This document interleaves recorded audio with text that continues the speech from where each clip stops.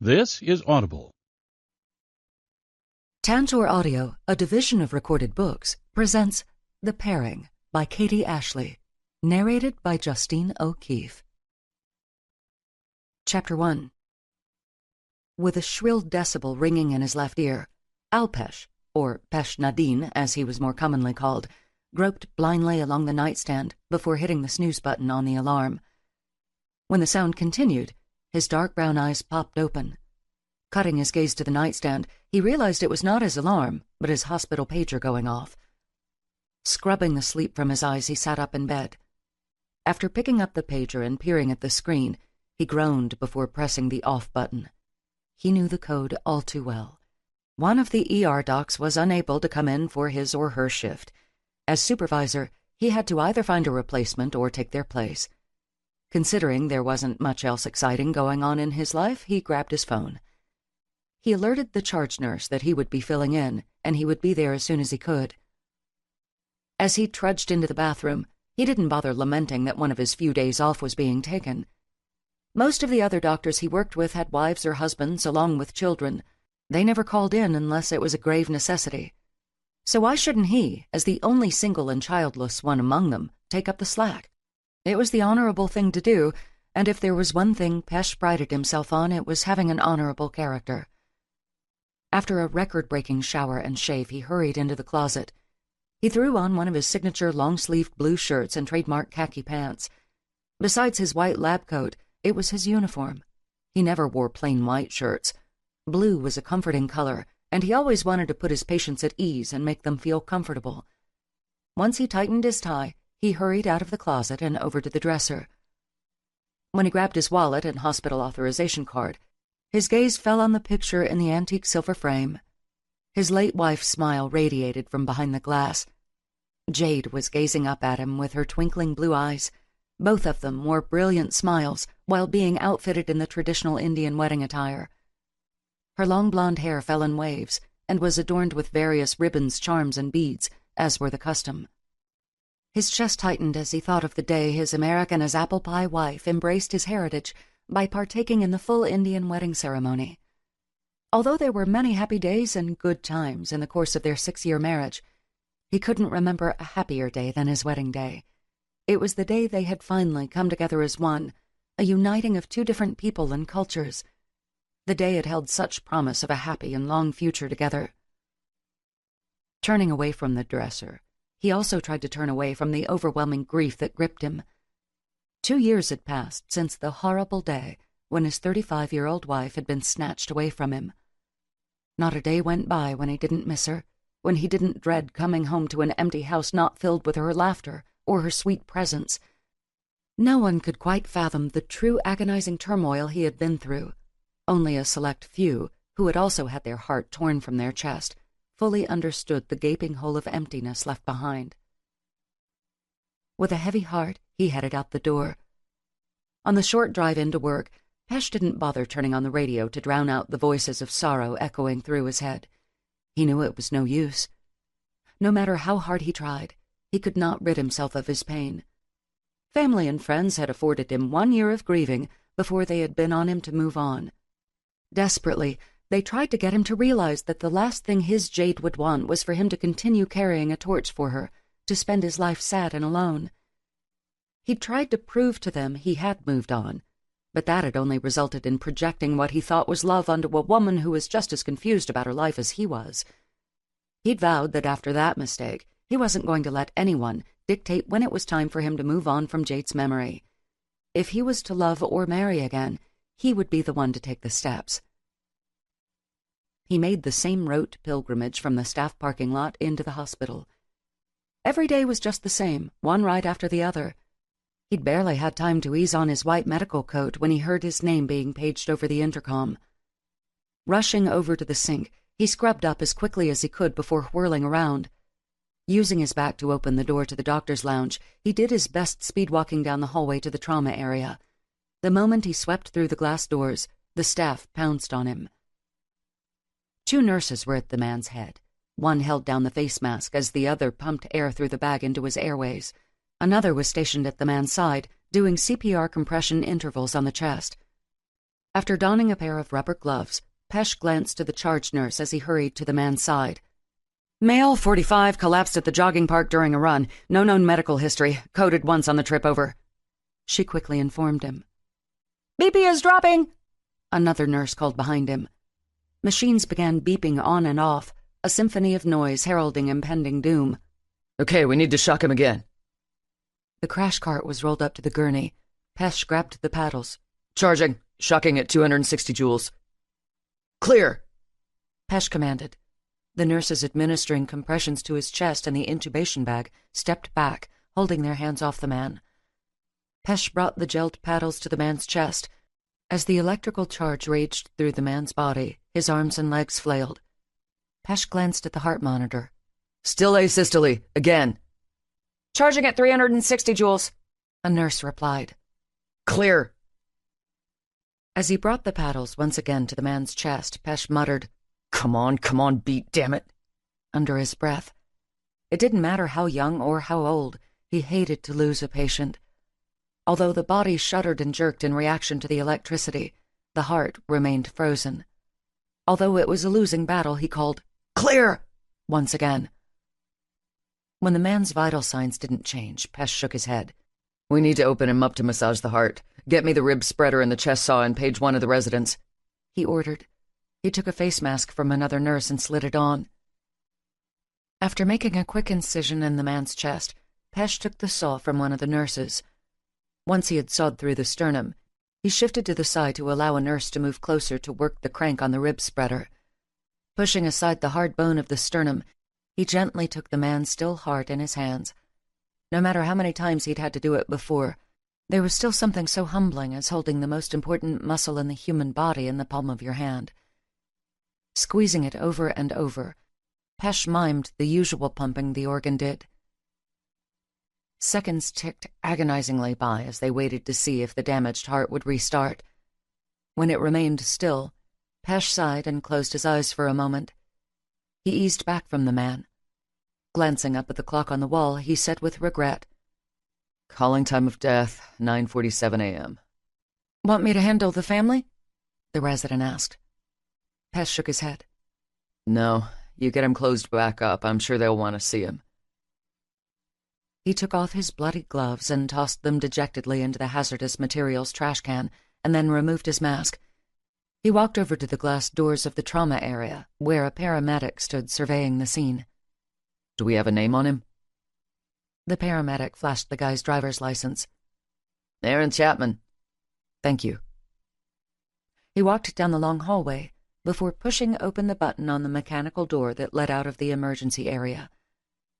In a room to the side of the waiting room, the man's wife and 2 teenage sons sat in hushed silence. As he opened the door, he said a silent prayer for strength. This was the most difficult aspect of his job. While he relished in the long hours of saving lives and diagnosing illnesses, this part drained him both emotionally and physically. Mrs. Chapman? The woman, who appeared to be in her late 30s or early 40s, rose from the chair she was sitting in. Yes? He held out his hand for her to shake. I'm Dr. Nadine. I was assigned to your husband's case. She bobbed her head and took a step forward. How is he? Your husband experienced a severe myocardial infarction. At her blank look, he replied, A heart attack. Oh my God! I can't believe it. He's had some high cholesterol, but he's been running every day. I was only 10 minutes from here dropping the boys off at school, and I told them I bet their dad had fallen and broken his ankle or something. Of course, I wondered why he wouldn't call instead of the hospital. Realizing she was rambling, her voice cut off. Her hand hovered over her throat. But he's okay now? Pesh shook his head. I'm very sorry, but the heart attack caused too much damage to the heart. We were never able to revive him after he was brought in. The woman's eyes widened to the size of dinner plates. No, no, no! Surely there is something you can do. I'm so very sorry. We did everything we could to save him, including multiple attempts of resuscitation, past what the paramedics originally did, but he did not respond to our attempts. The woman's wail pierced through to Pesh's soul. She collapsed back against her sons, who now had tears in their eyes. Stoic on the outside, Pesh stood by her side as she sobbed uncontrollably. Most doctors, when playing the Grim Reaper, would deliver the bad news and then retreat. Pesh believed that part of a patient's care also meant the care of their family. That's why he ignored his pager going off in his pocket. It was only when his name was paged over the intercom that he took a step forward. He placed a hand on the widow's shoulder. If you would like to be with him until the funeral home arrives, you can follow me. Yes, please, she murmured. With her sons flanking her, she followed Pesh out of the room and behind the mechanized doors. When they got to the exam room where her husband's body was, Pesh turned and once again touched her shoulder. I'm so very sorry for your loss. Thank you, her son mumbled when his mother was unable to speak. Instead, she rushed forward to bury her head against her husband's chest. Her body shook with her sobs. Pesh nodded and then finally turned away. With determined steps, he answered his page, some sort of consult on a diagnosis. After his input, this patient would pull through. It was the true embodiment of the dichotomy of his job. Once he finished, Pesh went over to the office area of the emergency room. He eased down onto a stool, placing his head in his hands. As he rubbed his eyes, he swore they were moist from overuse, not from the potential tears welling behind them. If there was one thing he was, it was a professional. Doctors had to be emotionally detached when they were doing their job, or they would lose their minds. But it wasn't staying detached in the moment that was the issue. It was the aftermath. The agonizing moments when the adrenaline stores depleted and his sagging body seemed to shoulder the hysteria, the panic, the grief, and the heartbreak of the family. He didn't know how long he remained like that, head in his hands, tuning out the noises humming around him. When he felt a tap on his shoulder, he jerked around. It was Christy, a charge nurse and one of his most trusted co-workers. She smiled warmly at him as if she knew the inner turmoil he was in. "Dr. Nadine, I hate to interrupt, but do you have a visitor?" "Oh?" Christy nodded. "Exam room D." "Thank you." When Pesh pushed open the door, he couldn't help the surprise that filled him. With her auburn hair pulled into a loose knot and her emerald eyes glittering with happiness, Emma Harrison Fitzgerald stood before him with her 6-month-old son balanced on her hip. "Hi, I hope I'm not interrupting you." A rush of pure love entered his chest at the sight of her. 9 months ago, he would have confused the feeling with amorous love, but now he knew the difference. He loved her only as a friend. "Hello to you, too. It's so good to see you." His brows furrowed as his mind wondered why she was here in the ER. "You're okay, aren't you?" "Oh, I'm perfectly well. It's just—" Pesh's gaze dropped to the strawberry blonde-haired boy sucking voraciously on a pacifier. "Noah's fine, isn't he?" Emma smiled. "He's perfect."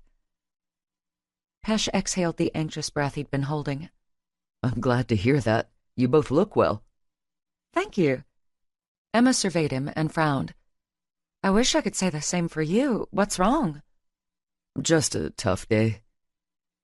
Even with Emma's expectant expression, he didn't want to elaborate. Gazing down at his hands, he finally responded, "I held a man's heart in my hands this morning." Emma's eyes widened and she sucked in a breath. "Oh, my God!" He shook his head with regret. "But no matter how hard I tried, I still couldn't save him." She reached out to rub his arm. "I'm so sorry." "Thank you," he murmured. Since he was ready to change the subject before his emotions overcame him again, he motioned for her to have a seat. "So, what brings you here?" "I have a favor to ask of you." His brows rose in surprise. "You do? Another flight for Aiden, perhaps?" Emma laughed.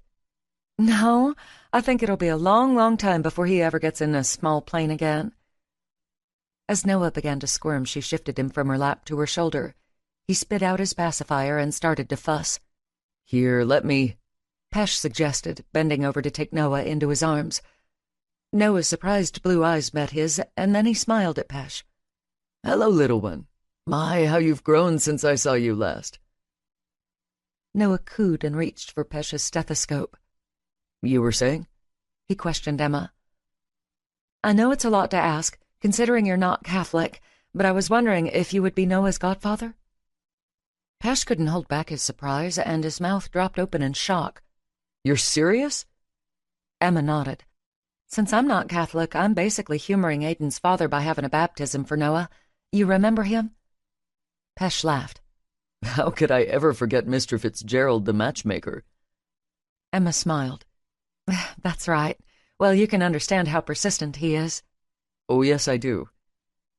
We're allowed one Catholic and one non-Catholic godparent. We've chosen Aiden's niece as godmother, and then I wanted you. But what about your good friend? Connor? Yes, him. Emma waved a dismissive hand. Besides the fact that Connor is a non-practicing Baptist, he's refused on the grounds he doesn't want to have any moral or religious responsibility for Noah. She grinned and shook her head. While he and Casey were obvious choices, let's just say they're looking forward to corrupting Noah rather than guiding him on a spiritual path. Pesh smiled. I see. Emma's auburn brows knitted together in worry. I hope you're not offended that I told you that. I don't want you to think that you were a second-best choice. When I thought of someone to protect and guide Noah, you were one of the first people to pop into my mind. Pesh worked to free his stethoscope from Noah's mouth. And what does Aiden say about this? He knew that although he and Aiden had come to some sort of friendship on the night of Noah's birth, he couldn't imagine, as possessive as Aiden was, that he would want a potential ex-flame of Emma's having a major part in his son's life. He's fine with it, Emma replied as she toyed with the strap of her purse. Emma? Pesh pressed. She threw up her hands as she met his gaze. Okay, so he wasn't thrilled with the idea at first. It took some convincing on my part, but he's totally on board now. As honored as I am, I would not cause contention between you two for anything in the world. And you won't, I promise. Emma reached out and took his hand.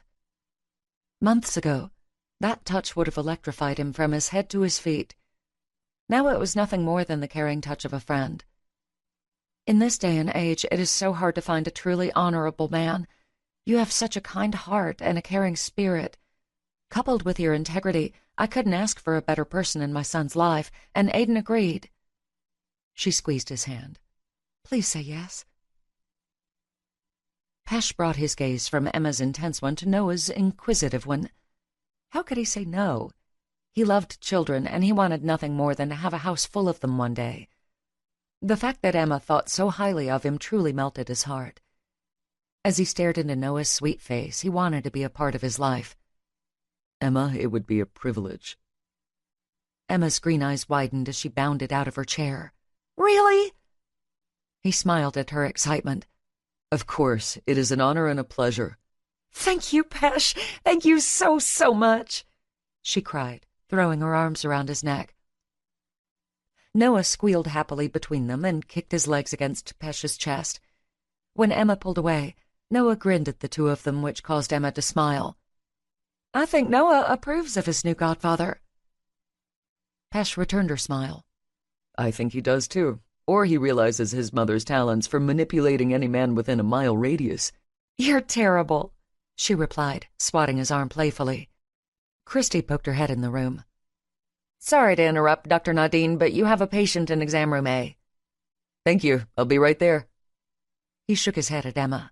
I'm sorry, but I have to go. No, it's fine. I understand. She reached for Noah and took him back into her arms. The baptism is in 2 weeks. I'll send you all the details. It'll be at Transfiguration in Marietta since it's closer to our house. Afterwards, we're going to have a big party. I'll make sure to clear my schedule. Wonderful. Pesh leaned over to kiss Noah's cheek.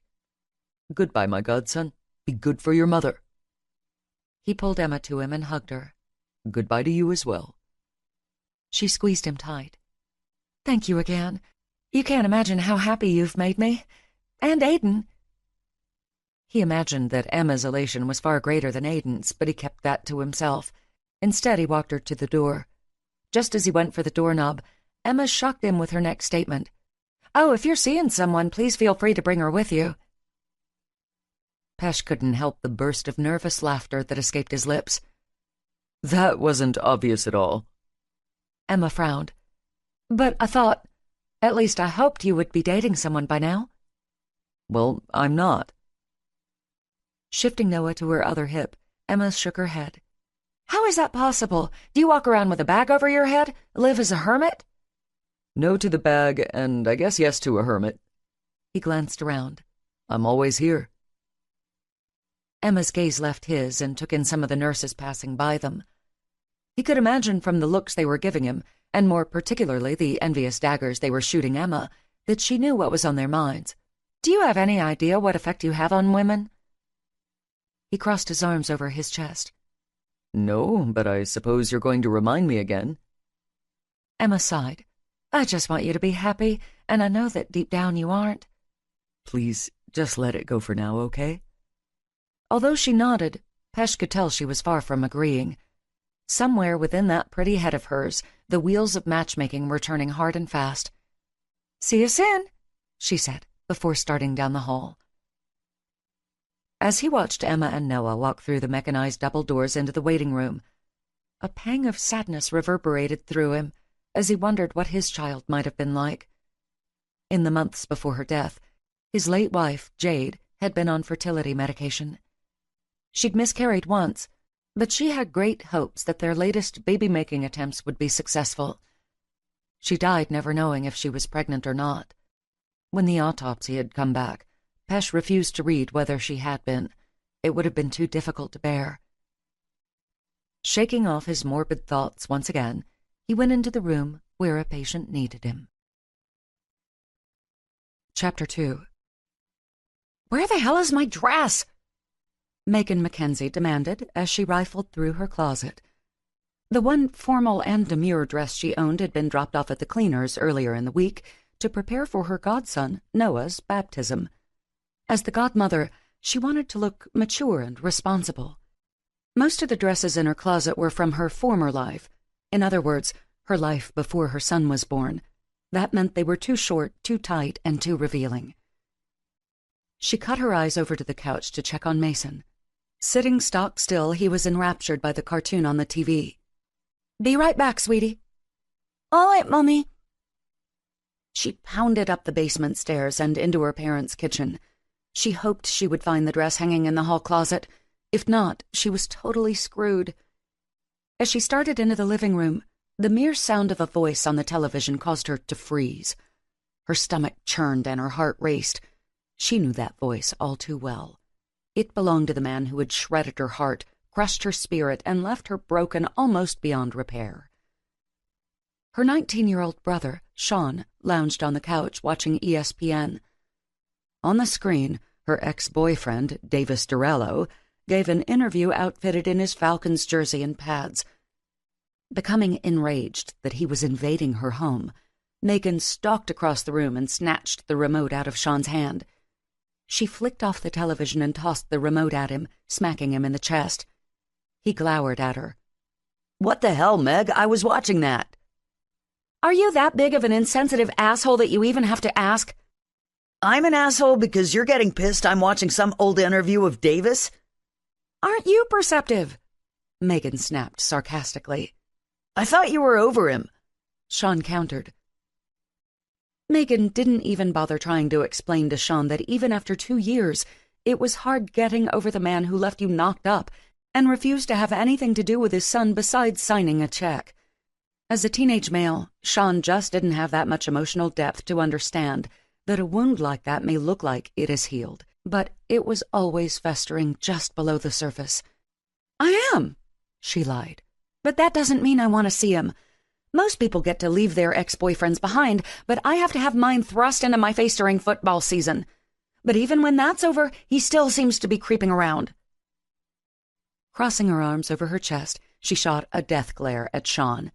"It would be nice if you cared enough about me not to want to watch him." "Can I help that your douchebag ex happens to play for the Falcons and ESPN is doing an interview?" "You don't have to be watching it in my presence." At her outburst, Sean held up his hands in defeat. "Sorry, I didn't know it got to you that bad. I'll turn the channel next time, okay?" "Fine," she muttered. Feeling slightly psychotic after her outburst, she kept her head down as she headed for the hall closet. Thankfully, her navy blue dress hung on the rack still in the plastic from the dry cleaners. When she turned around, she found her mother, outfitted in her finest pale pink suit. She eyed Megan's robe-clad form disdainfully. "Megan, we leave in half an hour. Why aren't you dressed yet?" Closing her eyes, Megan counted to 10 so she wouldn't bite her mother's head off. "I left my dress up here after I picked it up at the dry cleaners. I'll be ready on time, I promise." "Would you like me to get Mason dressed?" "I've already taken care of him. It's just me that needs to get her act together." Without another word, she brushed past her mother and went into the kitchen. Wearing his best suit and tie, her father stood at the bar, putting on his cufflinks. At his expectant look, she held up her hand. "I know we leave in half an hour. I'll be ready, I swear." She then threw open the basement door. Pounding down the steps, she tried calming down. She didn't know what it was about her parents' seemingly good intentions that grated on her last nerve. Of course, they hadn't bothered her as much when she had lived alone. Now that she was back under their roof, they seemed to forget she was 25, a mother, and not their little girl to boss around anymore. With clinicals looming to enable her to finish her nursing degree, she'd known she wouldn't be able to work full-time. Although she loved the freedom and independence of having her own apartment, there was no way she could afford it and daycare for Mason. So she'd packed up, tucked her tail between her legs, and moved back home to her parents' finished basement. It wasn't all bad. She had her own kitchen and bathroom, not to mention she and Mason still had their own rooms.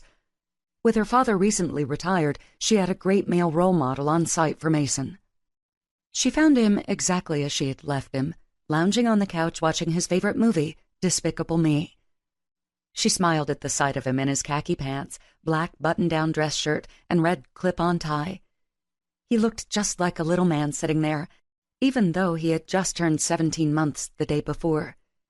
Usually he would be tearing around the living room playing with his toys, but just one look at a minion sent him practically catatonic. That had been Megan's plan when she got him dressed earlier. He'd seen the movie almost by mistake, considering he was a little young for the PG cartoon, but with older cousins, along with her brothers, Mason was often exposed to things that were older. She liked to think being surrounded by adults and older kids was one reason why he was such a good talker for his age. "Aren't you being a good boy?" she said. Mason barely acknowledged her. Instead, his baby blues remained focused on the television. Since the movie was almost over, Megan knew she better slip into the bedroom and finish getting ready. Each time she looked into Mason's face, she was grateful that he looked nothing like his father.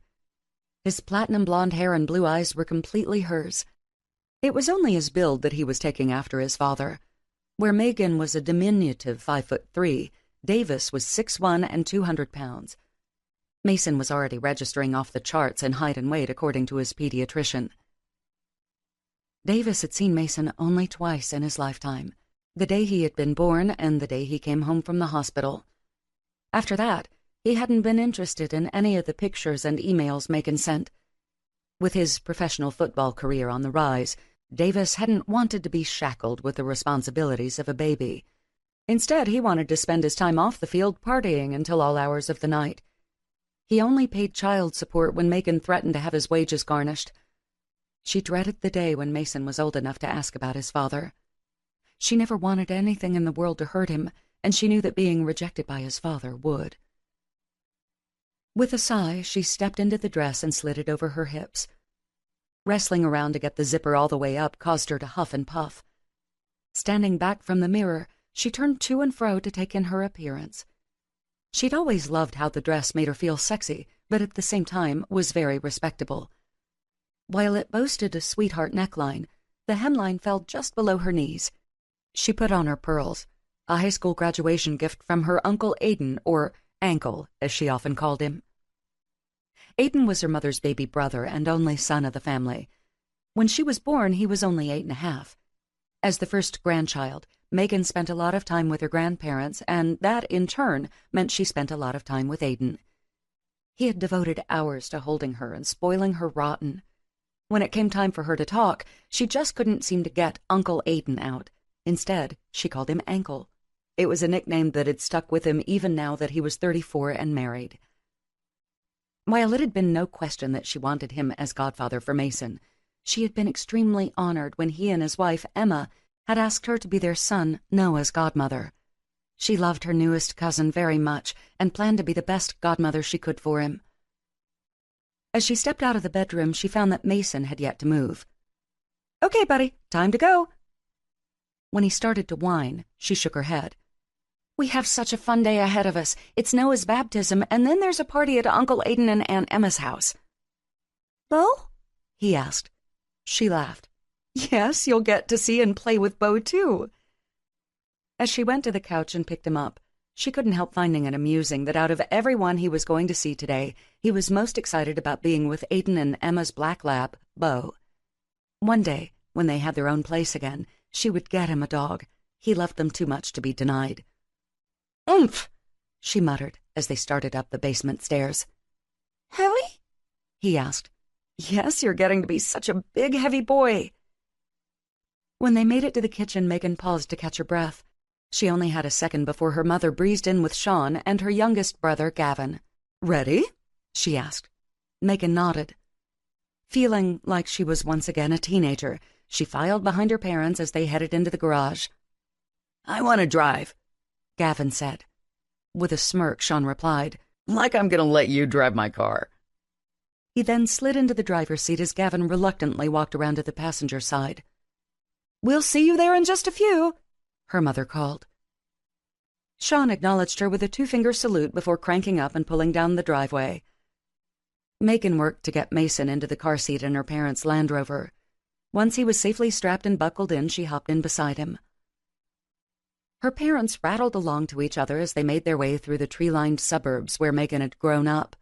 While some might look on her as having a mark against her character being an unwed mother, she had lived a relatively non-rebellious life. Even though she'd been a cheerleader and ran with the popular crowd in school, she rarely partied to excess. Instead, she had focused on getting good grades.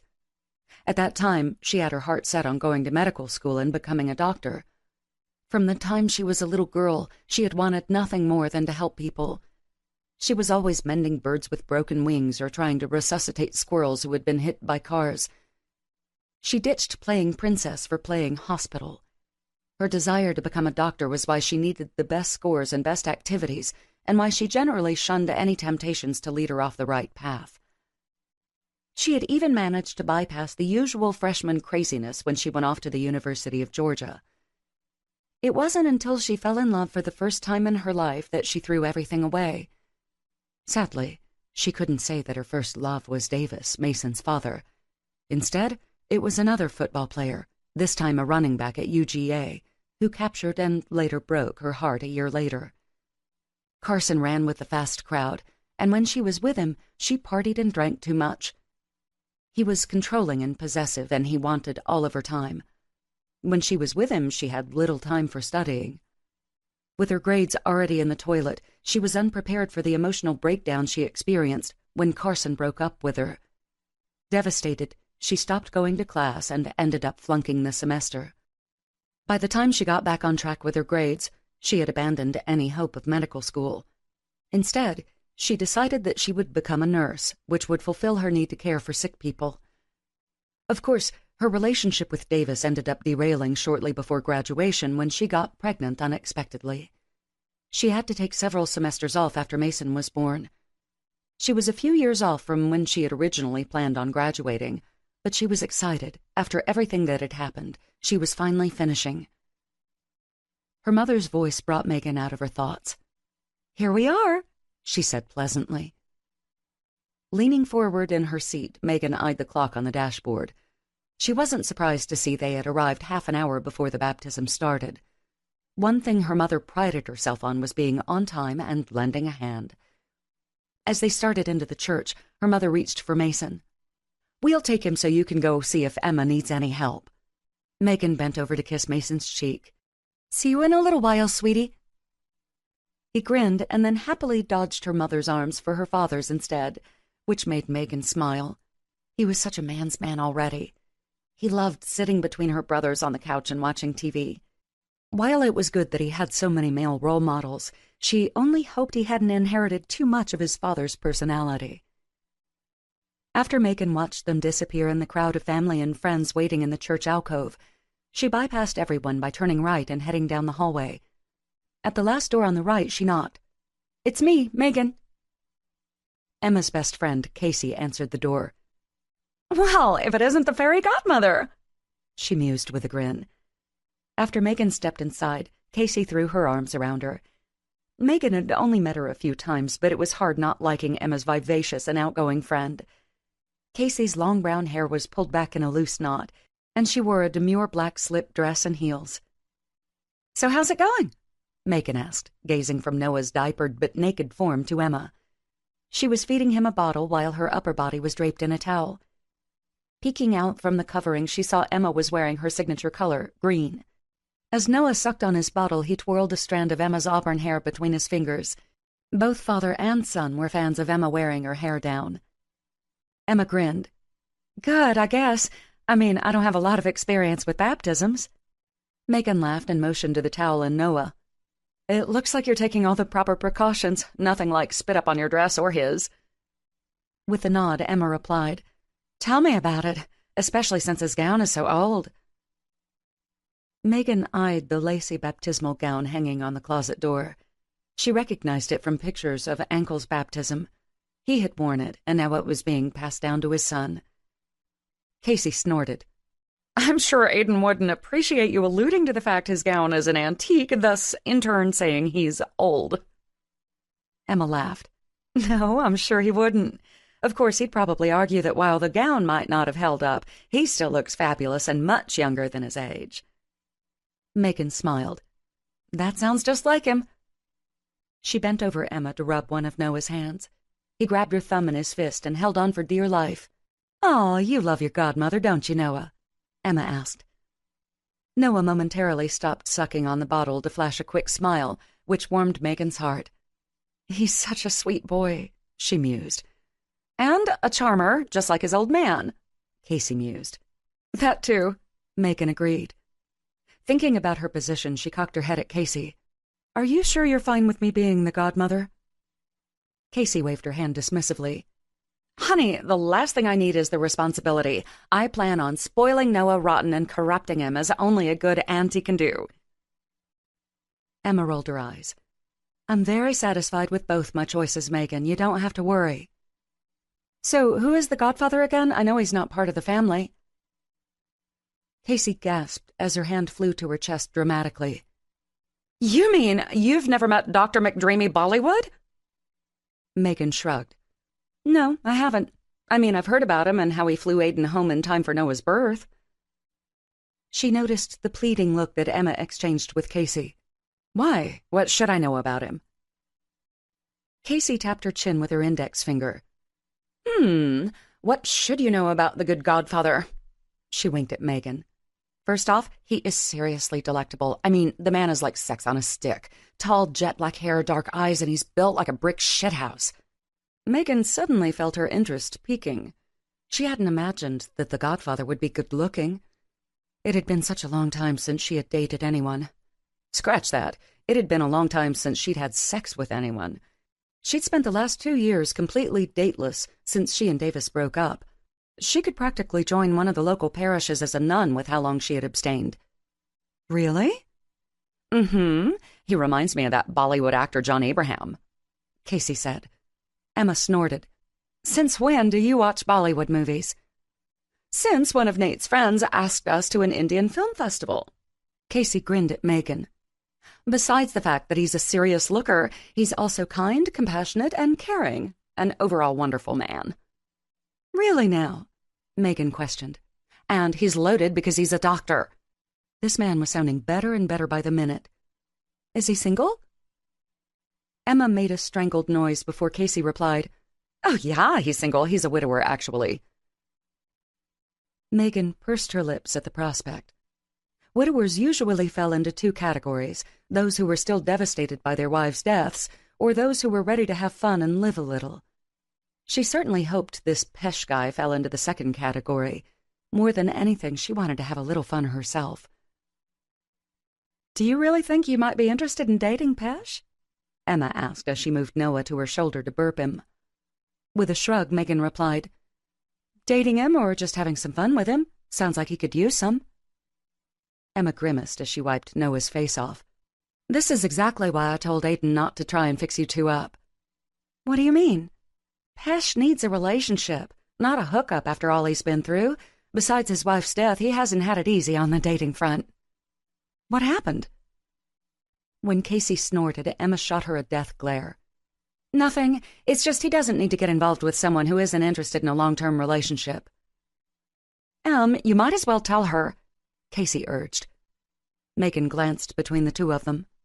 Tell me what? Fine, Emma huffed resignedly. She handed Noah to Casey. Make yourself useful by changing his diaper. As Casey got busy cleaning up Noah, Emma turned to Megan. When Aiden and I broke up. What you meant to say is after you left Aiden when he didn't show up for Noah's gender ultrasound because he was cheating on you? Casey interrupted, waving around the wet wipe in her hand. Emma closed her eyes for a moment before shaking her head. Yes, that's right. Thank you so very much for bringing up that aspect of our breakup today of all days. Casey gripped Noah's ankles and hoisted up his little butt to slide on the new diaper. You're welcome. Anyway, as you were saying? Megan pressed. Right, so it was when Aiden and I were broken up that I met Pesh. I was with your Papa Fitzgerald the day of his heart attack at the VFW, and Pesh was the doctor who treated him. So, you both struck up a friendship then? Megan asked. Emma grimaced. Not exactly. You see, Patrick wanted to force Aiden to really fight for me, and he felt the best way to do it would be for him to have some competition. Megan felt her eyes widening in surprise. Papa wanted Pesh to date you? Yeah. Did you? Emma was momentarily distracted by Casey blowing raspberries on Noah's stomach. A smile spread across her face as Noah kicked his legs and giggled at Casey. Want me to get him in his dress? Casey asked as she glanced up. If you don't mind. Bringing her hand to her hip, Megan huffed out an exasperated breath. Could you please focus for just a minute considering the bomb you just dropped on me? I'm sorry. I didn't want to tell you at all. I mean, whatever was between us is all in the past. Neither one of us really cared for each other like we thought we did. Did you... Megan said. At Emma's confused expression, she wiggled her eyebrows suggestively. Emma's face flushed. No, of course not. Casey eyed Emma as she took the baptism gown off the hanger. You did make out with him, though. One time, and he certainly didn't get to second base. Emma argued. With a wicked grin, Casey added, Pity. Wish you could inform us on what he has going on below the waist. Emma rolled her eyes. You're impossible. She snatched the gown away from Casey and then started wrestling Noah into the yards of fabric. It wasn't like we were in a relationship. We didn't really even go out together. He came to the house once to bring me dinner and check on me when I was on bed rest, and then he took me to the opera. That was it. Was there no chemistry between you two? Megan asked.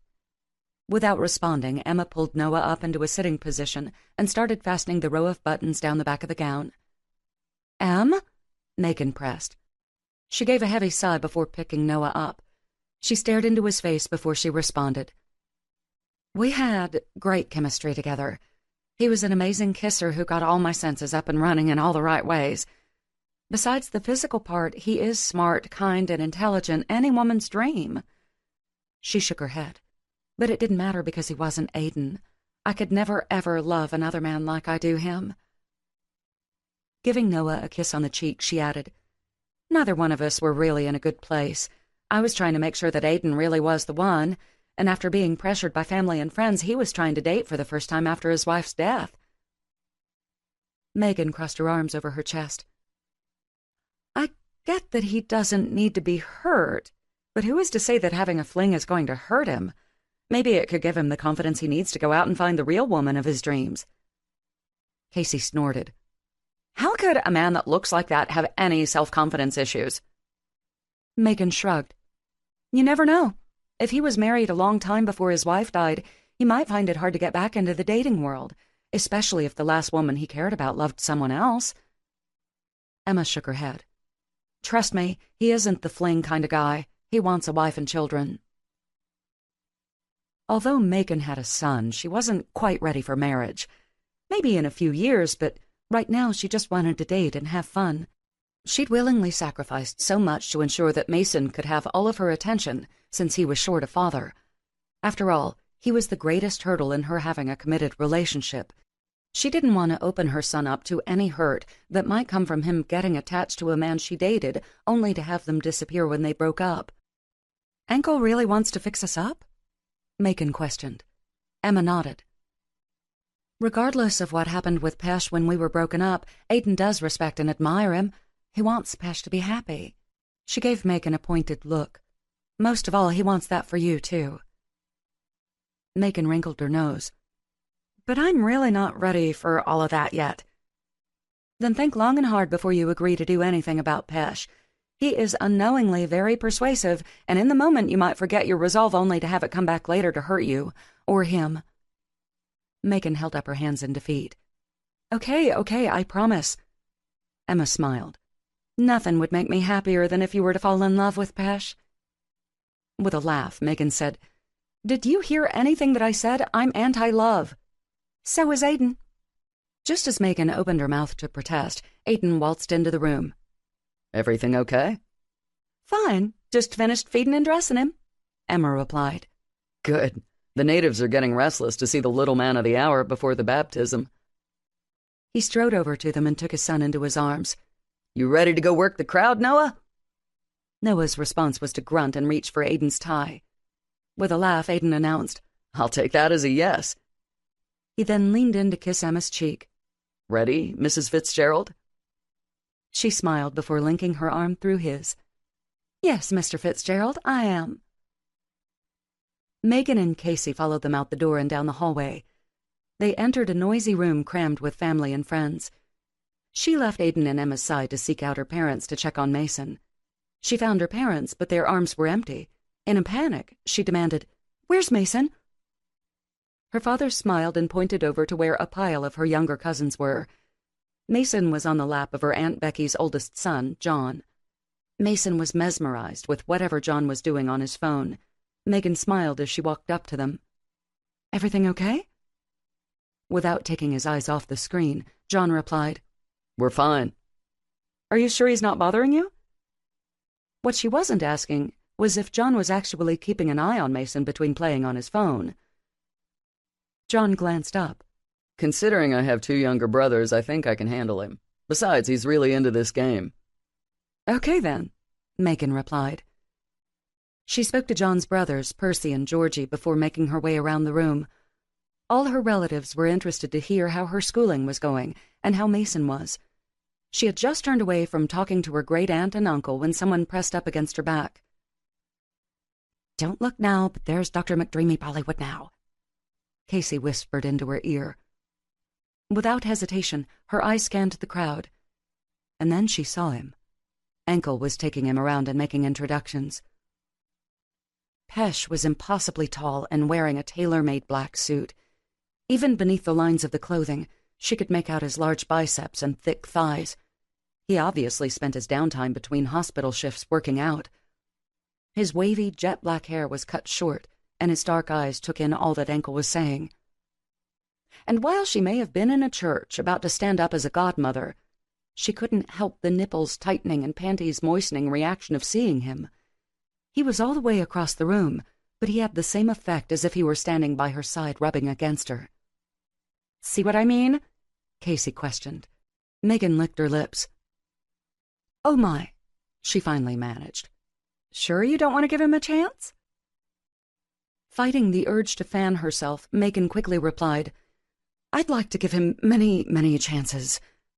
Chances at ripping off my clothes, chances at kissing and licking me all over my body, chances at allowing his hands, fingers, and the promising bulge in his pants to stroke me until I orgasm. Yep, many, many chances."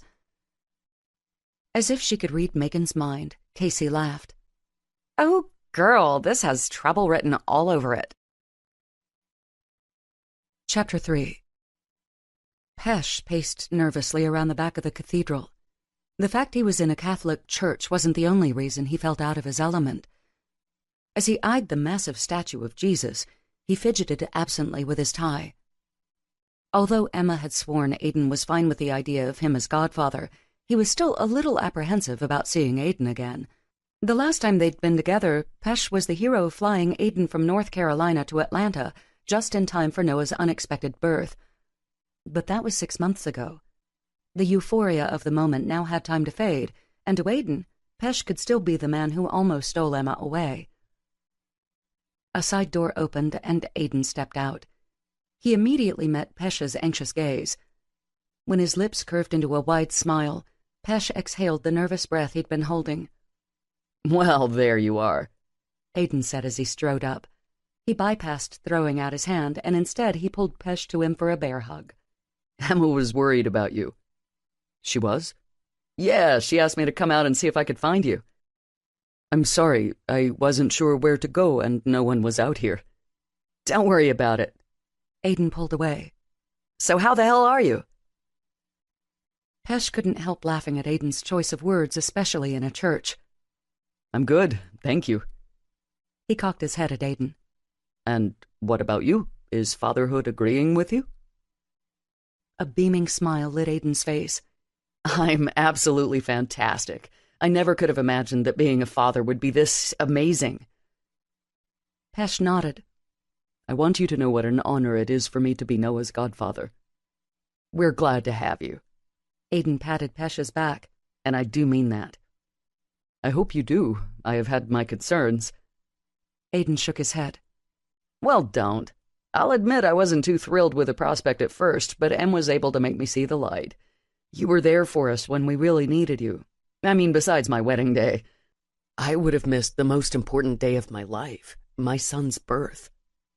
I can never thank you enough, so when it comes down to it, I don't think I could ask for a better godfather for my son." Aiden's words touched Pesh. "Thank you. That means a lot. You have my word that I will always do what is right by Noah." After giving him a hearty thump on the shoulder, Aiden said, "Come on back with me. I want to introduce you to everyone." "Do they—" Pesh wasn't sure how to ask if Aiden's family knew the story of how he and Emma truly knew each other. Aiden chuckled. "Let's just say that Pop's the only one who knows the truth. The others just think you met us when Pop had his heart attack." Pesh couldn't help the relieved breath that whooshed out of him.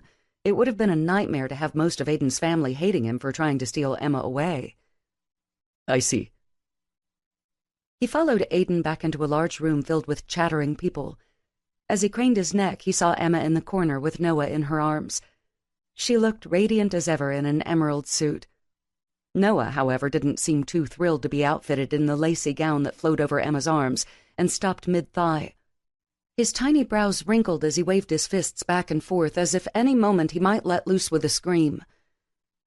Taking him by the elbow, Aiden guided him over to a group of men and women. Aiden introduced him to his 4 sisters and their husbands. Pesh smiled, nodded, and shook their hands before being bombarded by a horde of Aiden's nieces and nephews. "Now I want you to meet my niece, Megan. She's the godmother." "It would be my pleasure." Aiden surprised Pesh by leaning in and whispering in his ear, "I'm pretty sure over half of the people here are gunning for you two to get together. You know, a real romantic story to tell future kids about how you two met, being the godmother and godfather of this sweet and adorable kid." Pesh gulped. Why was everyone he knew hell-bent on setting him up?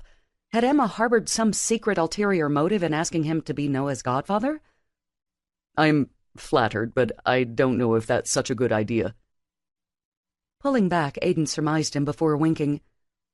"Normally I would agree, because she is, after all, my niece, my favorite one if I'm being honest. But as much as it pisses me off to admit it, you two would make a great couple." "We would?" "Hell yeah." Aiden swept his hand over his chin.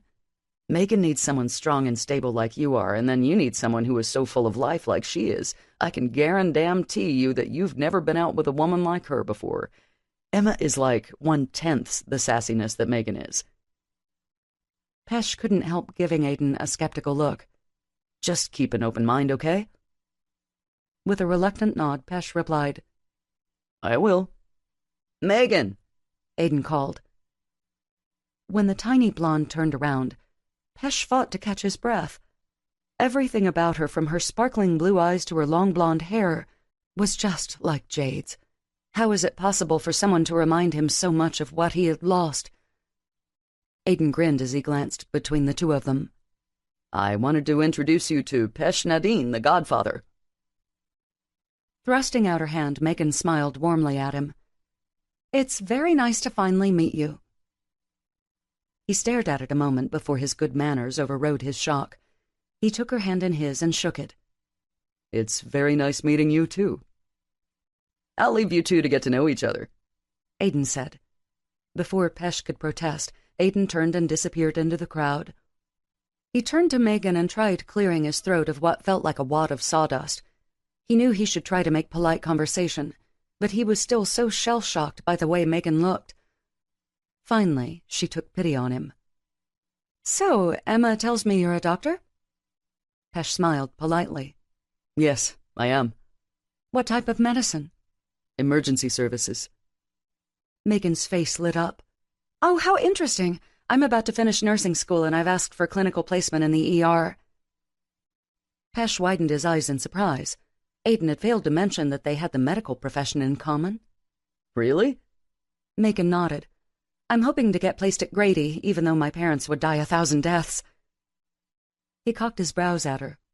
I assume they're afraid for your safety? Yes, they can't help worrying about the neighborhood. They sometimes forget I'm an adult rather than a child. What is it about Grady that attracts you? Besides the fact that it's nationally recognized for its ER? He smiled. Yes, besides the accolades. Megan tilted her head in thought. I guess it's the fact I really want to feel like I'm making a difference and saving lives. I feel like at Grady I would be seeing some of the worst cases imaginable, and in turn some people who really don't have a lot of hope. He was taken aback by her words and the passion with which she delivered them.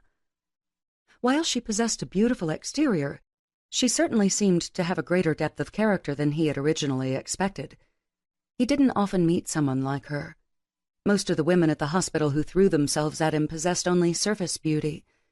He didn't have to be with them very long to perceive their true shallowness and self-centeredness. To them, he was a prize to be won.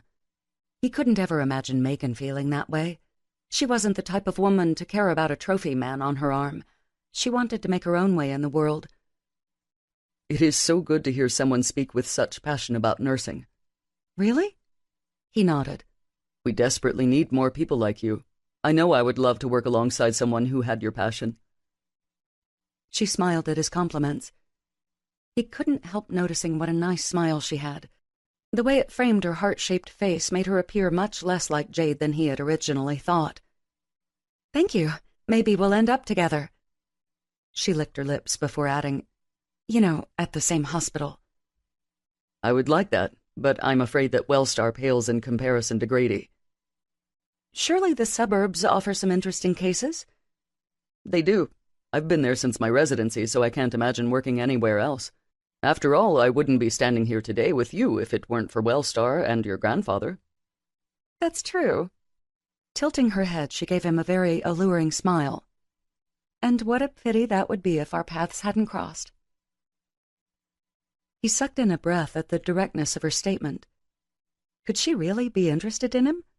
Sure, it was common knowledge that Aiden and others wanted them to get together, but he had imagined that she had not known their intentions. And while originally he had been turned off by Aiden's suggestion of fixing them up, he couldn't help but be intrigued now. There was something so refreshingly different about Megan, despite her physical similarities to Jade. "Mommy!" a small voice cried. Pesh glanced over Megan's shoulder where a fair-haired toddler came bounding over. He wrapped his arm around Megan's thigh. She gave him an apologetic look before bending over. "What's the matter, sweetie?"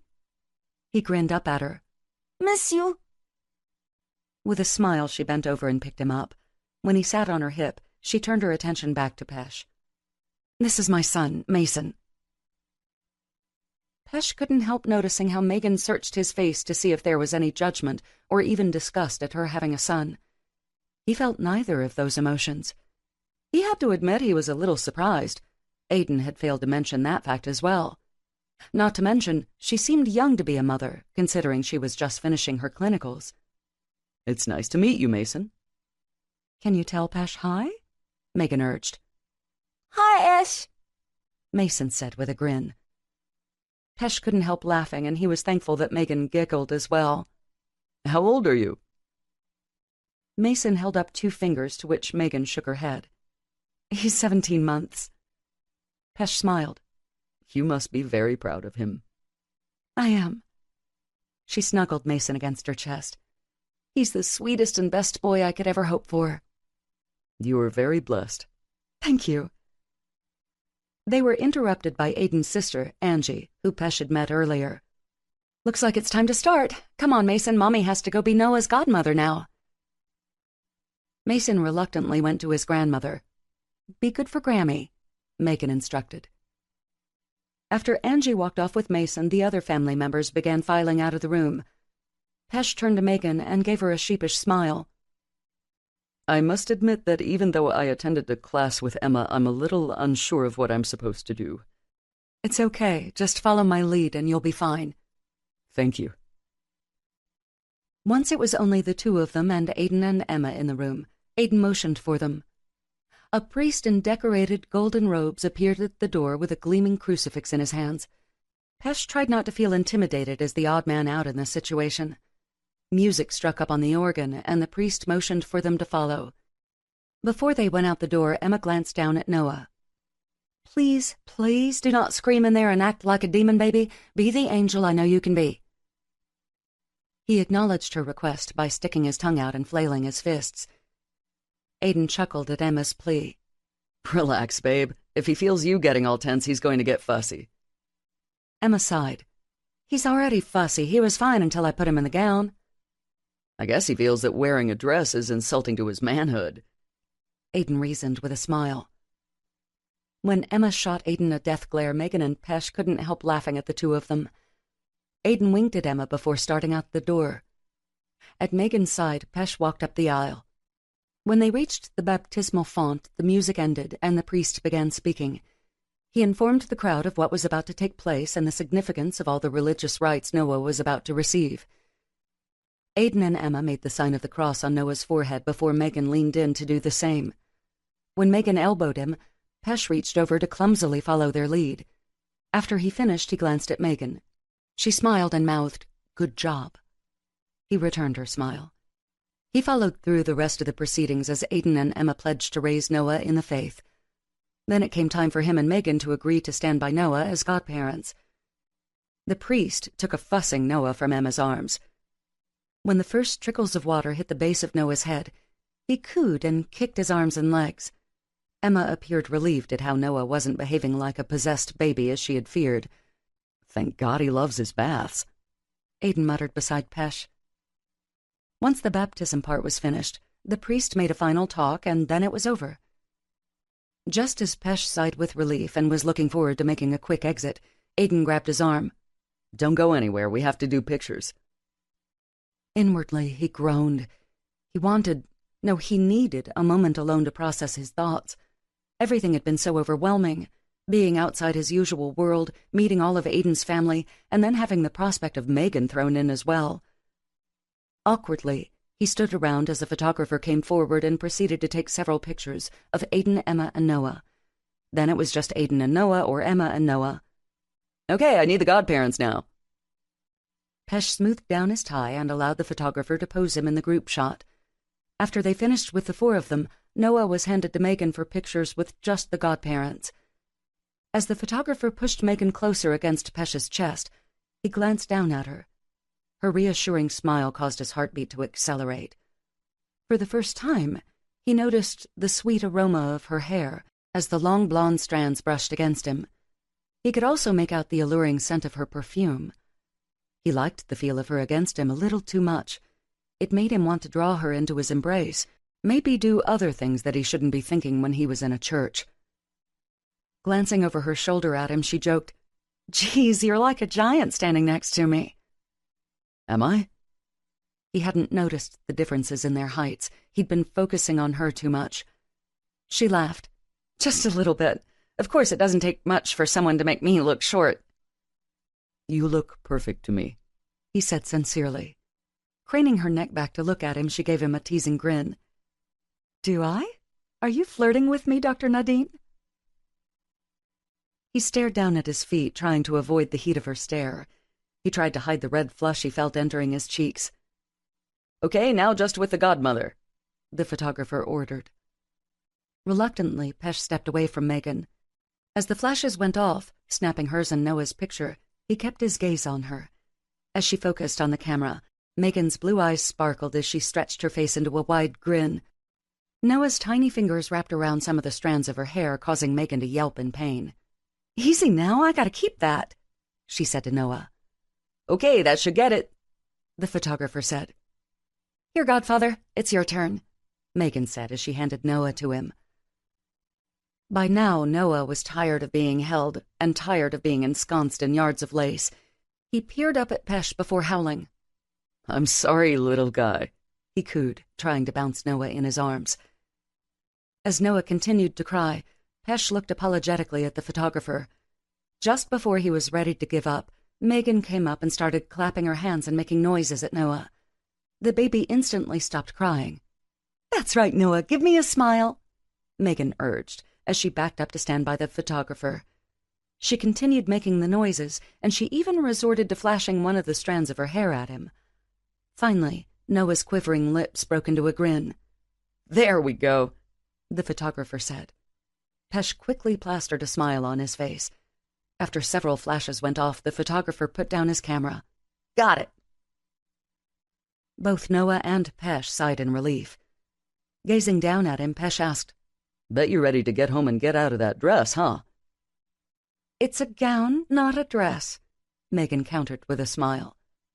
He laughed. "Regardless of what it's called, I don't think he likes it very much."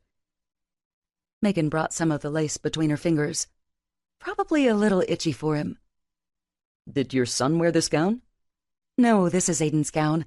Mason wore my mother's, which my brothers and I also wore." "I see." "In your culture, do they do anything special like this for a baby?" Pesh nodded. "We have the namakaran, or naming ceremony. It's sometimes held in a temple. And, like this, it's all about offering blessings to the child, family and friends coming together in support of the new baby." "I like it." They were momentarily interrupted by Aiden and Emma walking up. Noah immediately reached out for Emma. "Such a mama's boy," Aiden muttered, which earned him a glare from Emma. He merely winked at her in response before starting down the aisle. Pesh saw Megan's mother beckoning her with a wave. "Guess you need to go," he said. "But I'll see you at Aiden and Emma's, right?" she asked. He swallowed hard. Yes, I'll be there." "Good," she replied with an alluring smile. She gave him a small wave before walking off to join her parents. Shaking his head, he mumbled, "This is trouble." Chapter 4. When Megan arrived with her parents at Aiden and Emma's, she was surprised to see a catering truck outside in the driveway. Her surprise continued once she got inside the house. Gazing out into the backyard, she saw where tables were set up alongside the pool. The tables were adorned with blue and white tablecloths and glittering blue and white centerpieces. A low whistle behind her got Megan's attention.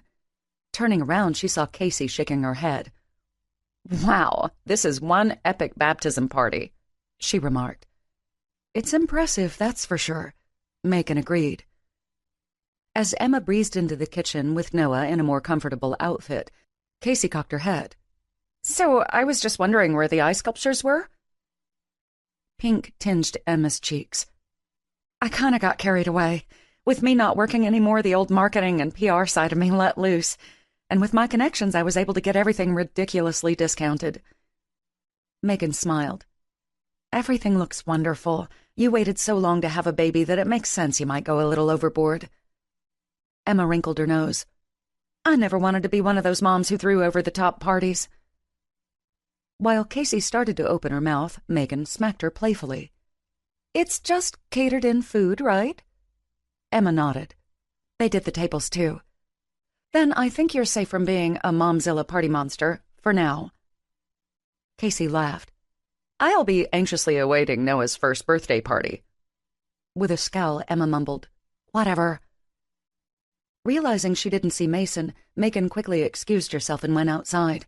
She didn't like the idea of him being close to the pool. Even with everyone around, it was still too dangerous for her liking. Just as her chest started to tighten, she saw him on her papa's lap. The two of them sat at one of the tables underneath the shade of a massive umbrella. Several of her other younger cousins sat around them, playing on their PSPs and other handheld devices. "Everything okay?" she asked. "We're fine, honey," Papa replied. "Let me know if he gets to be too much." Cocking his head, Papa demanded, "Are you trying to say I'm old or something?" "No, not at all. He's a handful even for me." He waved her away with a hand gnarled with age and time. "Go on and enjoy yourself. I'll keep an eye on Mason." She smiled and leaned down to kiss his weathered cheek. "Thanks, Papa." He returned her smile. "You know, while you're enjoying yourself, you might go spend a little time with the Godfather." Megan's eyes widened. Was he trying to set her up with Pesh like he had with Emma? He gave her a knowing look. "Be good for both of you." Okay, whatever, Papa," she murmured before she turned away. Although she hated to admit it, she had been looking forward to talking to Pesh again. She had tried to kid herself that she hadn't secretly been searching the crowd for him while she was taking in all of Emma's decorations. When she did finally catch sight of him, her traitorous heart skipped a beat. She didn't mind if her body gave a reaction, but it pissed her off that her heart was affected by him as well. He ditched his suit jacket along with his tie. With the first button of his shirt undone, she could see a tuft of dark chest hair. She bit her lip at the sight. She was a sucker for chest hair. Her eyes dipped down to take in how the sleeves of his white shirt had been rolled up to his elbows, giving just a glimpse of his defined biceps. Casey had been absolutely right. He was built like a brick shithouse. Megan wanted nothing more than to get better acquainted with his body, especially with fewer clothes on him. At the sound of Emma's voice behind her, she jumped. "Ready to eat?" Emma asked. Sure." Emma gave her a puzzled look before nodding in Pesh's direction. "Why don't you ask Pesh to join you at Aiden's and my table? He doesn't know a lot of people, and I would hate to have him end up with the kids." Megan quirked her brows in surprise. "Are you sure? Why wouldn't I be?" With a shrug, Megan replied, "I don't know. Maybe because you didn't like the idea of me getting to know him?" Emma shook her head. "I never said I didn't want you two to get to know each other. I said I didn't want you using him for a fling." Megan couldn't help rolling her eyes. "The day isn't over yet. I could still turn on my powers of seduction and lure Pesh into a night of seedy passion." Emma stared at her in shock before busting out laughing. "Seedy passion? Those words and Pesh will never, ever go together in the same sentence. Are you saying that you and Aiden have never had seedy passion?" "Aiden and Pesh are not in the same league of men. I love Aiden, but he's not necessarily a gentleman. Pesh is." "Yeah, but you're a lady," Megan protested. "Maybe in the street, but she's one hell of a freak in the bedroom," Aiden said behind them. Emma squealed before whirling around to smack him. "People could hear you," she admonished. As Aiden chuckled, Megan shook her head. "Forget other people. Me having to hear it was painful enough." Crossing his arms over his chest, Aiden said, "I came over here to ask if we were going to eat or not. People are getting restless. I had no idea I was going to interrupt such an interesting conversation. Of course, I don't think I want to know why the two of you are discussing Emma's and my sex life right now." Emma waved her hand dismissively. "We weren't. And yes, we're ready to eat. Let's round everyone up." As Emma walked off to call people to sit down, Aiden grinned at Megan before saying, "Total freak." Megan closed her eyes as if in pain. "Spare me, please?" "Just saying, because you never know if your gentleman might be a super freak, too." And with a wink, he walked off to join Emma, leaving Megan to ponder why everyone seemed so concerned with hers and Pesh's love lives. As the sunlight started fading, most of the party guests began to trickle out the door. By the time it was dark, it was only a few of Aiden and Emma's close friends left. Megan had let her parents take a sleepy Mason home, vowing she wanted to stay to help Emma clean up. The truth was, she wanted to spend as much time as she could with Pesh. Thankfully, she found herself sitting next to him at one of the poolside tables. Somehow they managed to end up by themselves after some of the other guests had left. Leaning forward in her chair, she asked, "Did you always want to be a doctor?" Pesh nodded. For my 5th birthday, my father bypassed the usual play doctor's kits by giving me a real medical bag with tools from the hospital. I examined everyone who would stand still long enough, including the 2 dogs. Megan laughed. I bet you were a cute little doctor. My mother has some embarrassing pictures, he replied with a smile. So your father was also a doctor? Yes, he had a general medicine practice for 40 years. He just recently retired. Did he pressure you to follow in his footsteps? He grinned. I'm starting to feel like I'm being interrogated.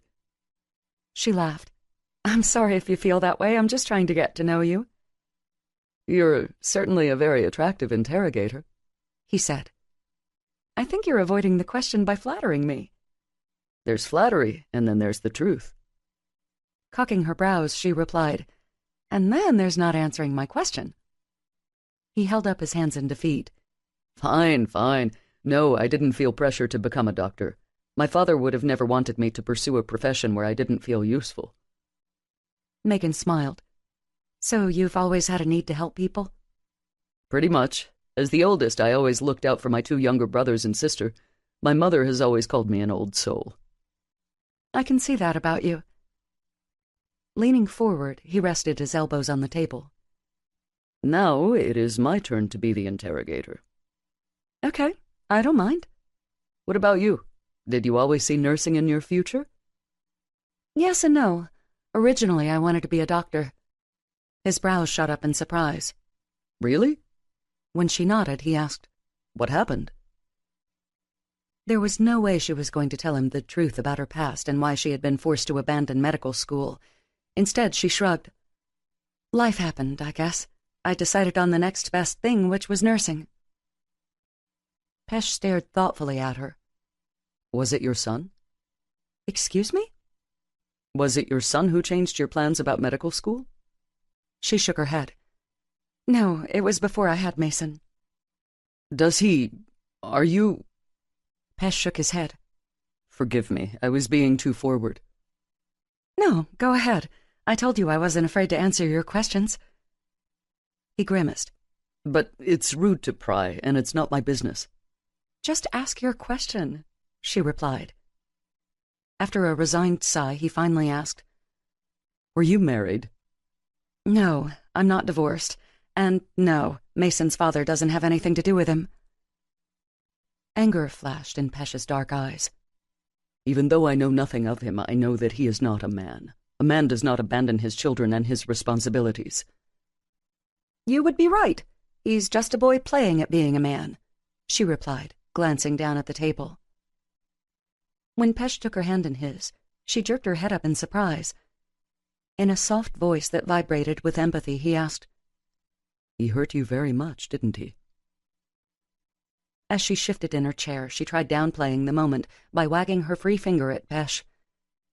Now you're really turning the heated questions on me, aren't you? He quickly released her hand. I apologize. She sighed. No, it's okay. She raked her fingers through her hair as she tried processing if she was really going to be honest with Pesh. Gazing into his eyes, she didn't detect any judgment or prying. There was only compassion. Yes, he hurt me. He continues to hurt me each time I look at Mason and realize what he's being denied. She jerked her chin over to where Aiden cradled a sleeping Noah in his arms. As the others talked and laughed around him, Aiden stared down at his son with such love in his eyes and adoration on his face that it cut a jagged hole in Megan's chest. Her chin trembled as she replied, I want that for my son. Pesh's dark eyes pooled with empathy as he once again took her hand in his. It isn't the same pain, but I do know how you feel. I experience it every time I see a husband and wife sharing a loving moment. It drives home what I do not have, what I have lost. Megan wiped her eyes with the back of her hand. Emma told me about your wife. I'm very sorry. Thank you, he murmured. Nibbling her bottom lip, Megan then hesitantly asked, What was she like? By his raised eyebrows, Pesh seemed surprised by her question. Megan hoped she hadn't stepped over a boundary in asking. He leaned back in his chair and drew in an agonized breath. She was my world. The sun, the moon, and the stars. He met her intense gaze, checking to see if she really wanted him to continue. After she gave a brief nod, he began to talk. He told her how they had met and all the little attributes that Jade possessed that made her special. As Megan listened to him speak with such reverence and love about his late wife, she couldn't help feeling just a little bit jealous. She'd never had a man possess such intense feelings for her. She couldn't imagine ever being loved so completely by a man that not even death could lessen his feelings. What you had with Jade, what you still feel for her, it's really beautiful, she murmured when he finished. Pesh jerked a hand through his thick hair. It's interesting to hear you say that. I think most women are turned off by what they perceive as a man who can't let go of his dead wife. Megan shook her head. I don't think so. Who wouldn't be turned on by a man who feels so deeply that he didn't stop loving his wife just because she died? Pesh's eyes widened at her statement, and he sucked in a harsh breath. Most women don't want to share your heart, he challenged softly. Then they're obviously insecure. All of us have the ability to love people in infinite capacities. I love my son with all my heart and soul, but there will still be room for a man. Someday. He stared at her for a moment, unblinking and unmoving. I have to say that I find your reasoning absolutely fascinating. You do? Yes. The intensity of his gaze caused her to laugh nervously. I don't think a man has ever called me fascinating. That's a pity. Before she could try changing the subject, Aiden came by their table with Noah in his arms. After I put him down, I'm going to make some drinks. Emma wants one of her margaritas. You game? He asked Megan.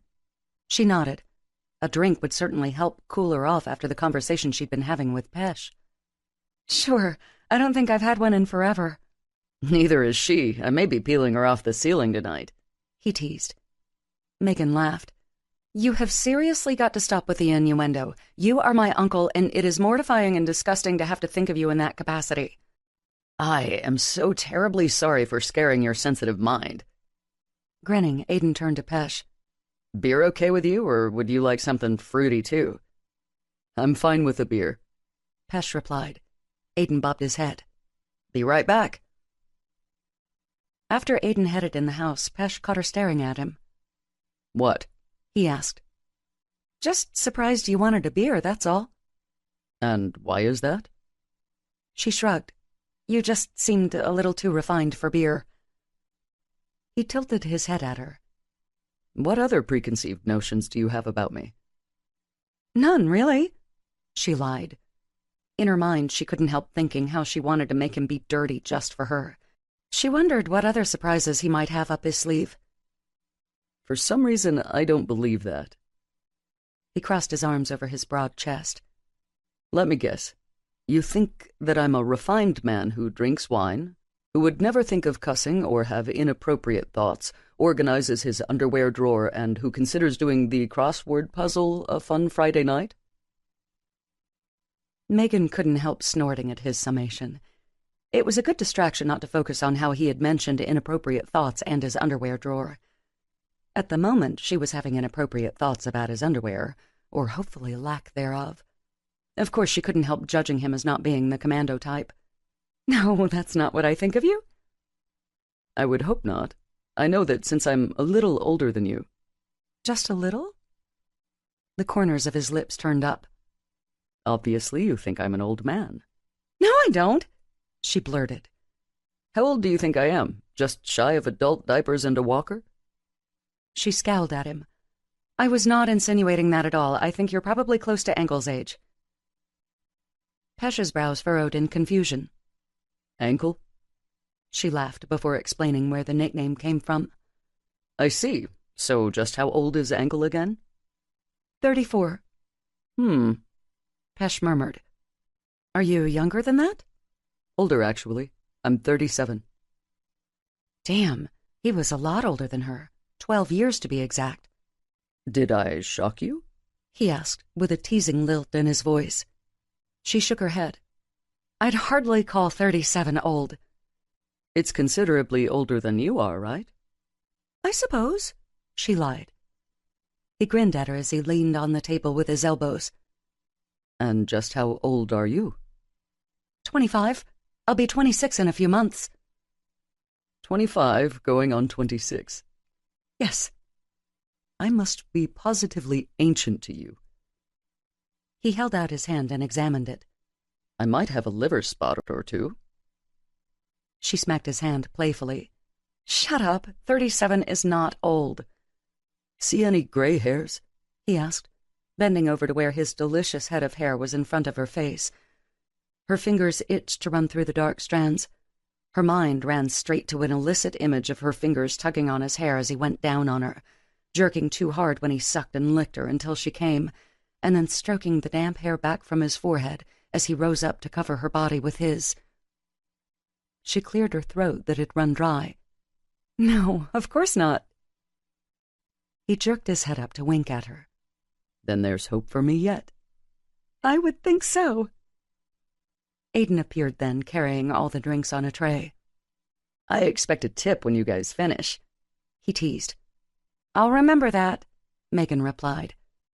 After jerking his chin toward the table next to him, Aiden said, Why don't you guys come over here with us? She felt the urge to slap him. She was enjoying having Pesh to herself. Sure, okay, she said, reluctantly rising out of her chair. When they changed tables, she was glad to see Pesh take the empty chair beside her, rather than across from her. Once she got settled in, she wasn't lamenting her seat change too much. Between Casey and Emma's other best friend, Connor, the table was kept in raucous laughter. It was good being with a group of friends. After she had gotten pregnant, she didn't have much in common with her sorority sisters anymore. Then, when she became a mom, she rarely saw anyone from her old group. Her life moved in an entirely different orbit than theirs now. The conversation and laughter flowed as easily as the drinks.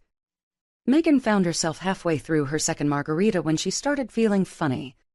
A flush filled her cheeks at the same time she felt clammy. As Aiden came back with another beer, she asked, Did you put something different in this one? Yeah, we ran out of the tequila I got for the party, so I gave my favorite niece a good dose of Sierra Silver. What? Megan demanded. Aiden's brows furrowed behind his tipped-back beer bottle. Once he swallowed, he asked, Does it taste bad? Megan pinched her eyes shut. The room was beginning to spin around her a little.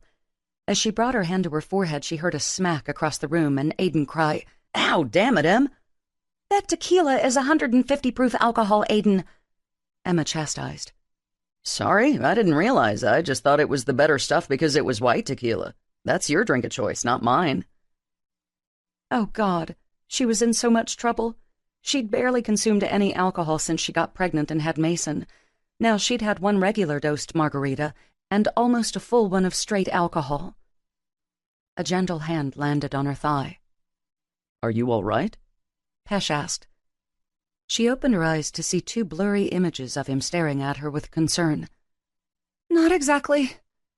Would you like me to take you home? Yes, please, while I can still walk. As she rose out of her chair, she swayed a little in her heels. After taking 2 steps, Aiden's apologetic face appeared before her. I'm sorry, Maggie. It's not your fault, and I'll be fine. She wagged her finger at him. But when I get shit for coming home drunk, I'm so telling Mom it was your fault. He smiled. I'll gladly take the blame and fear Angie's wrath. He leaned in to hug her. Thanks for today. You know, for being Noah's godmother. You're welcome. Thanks for me asking you.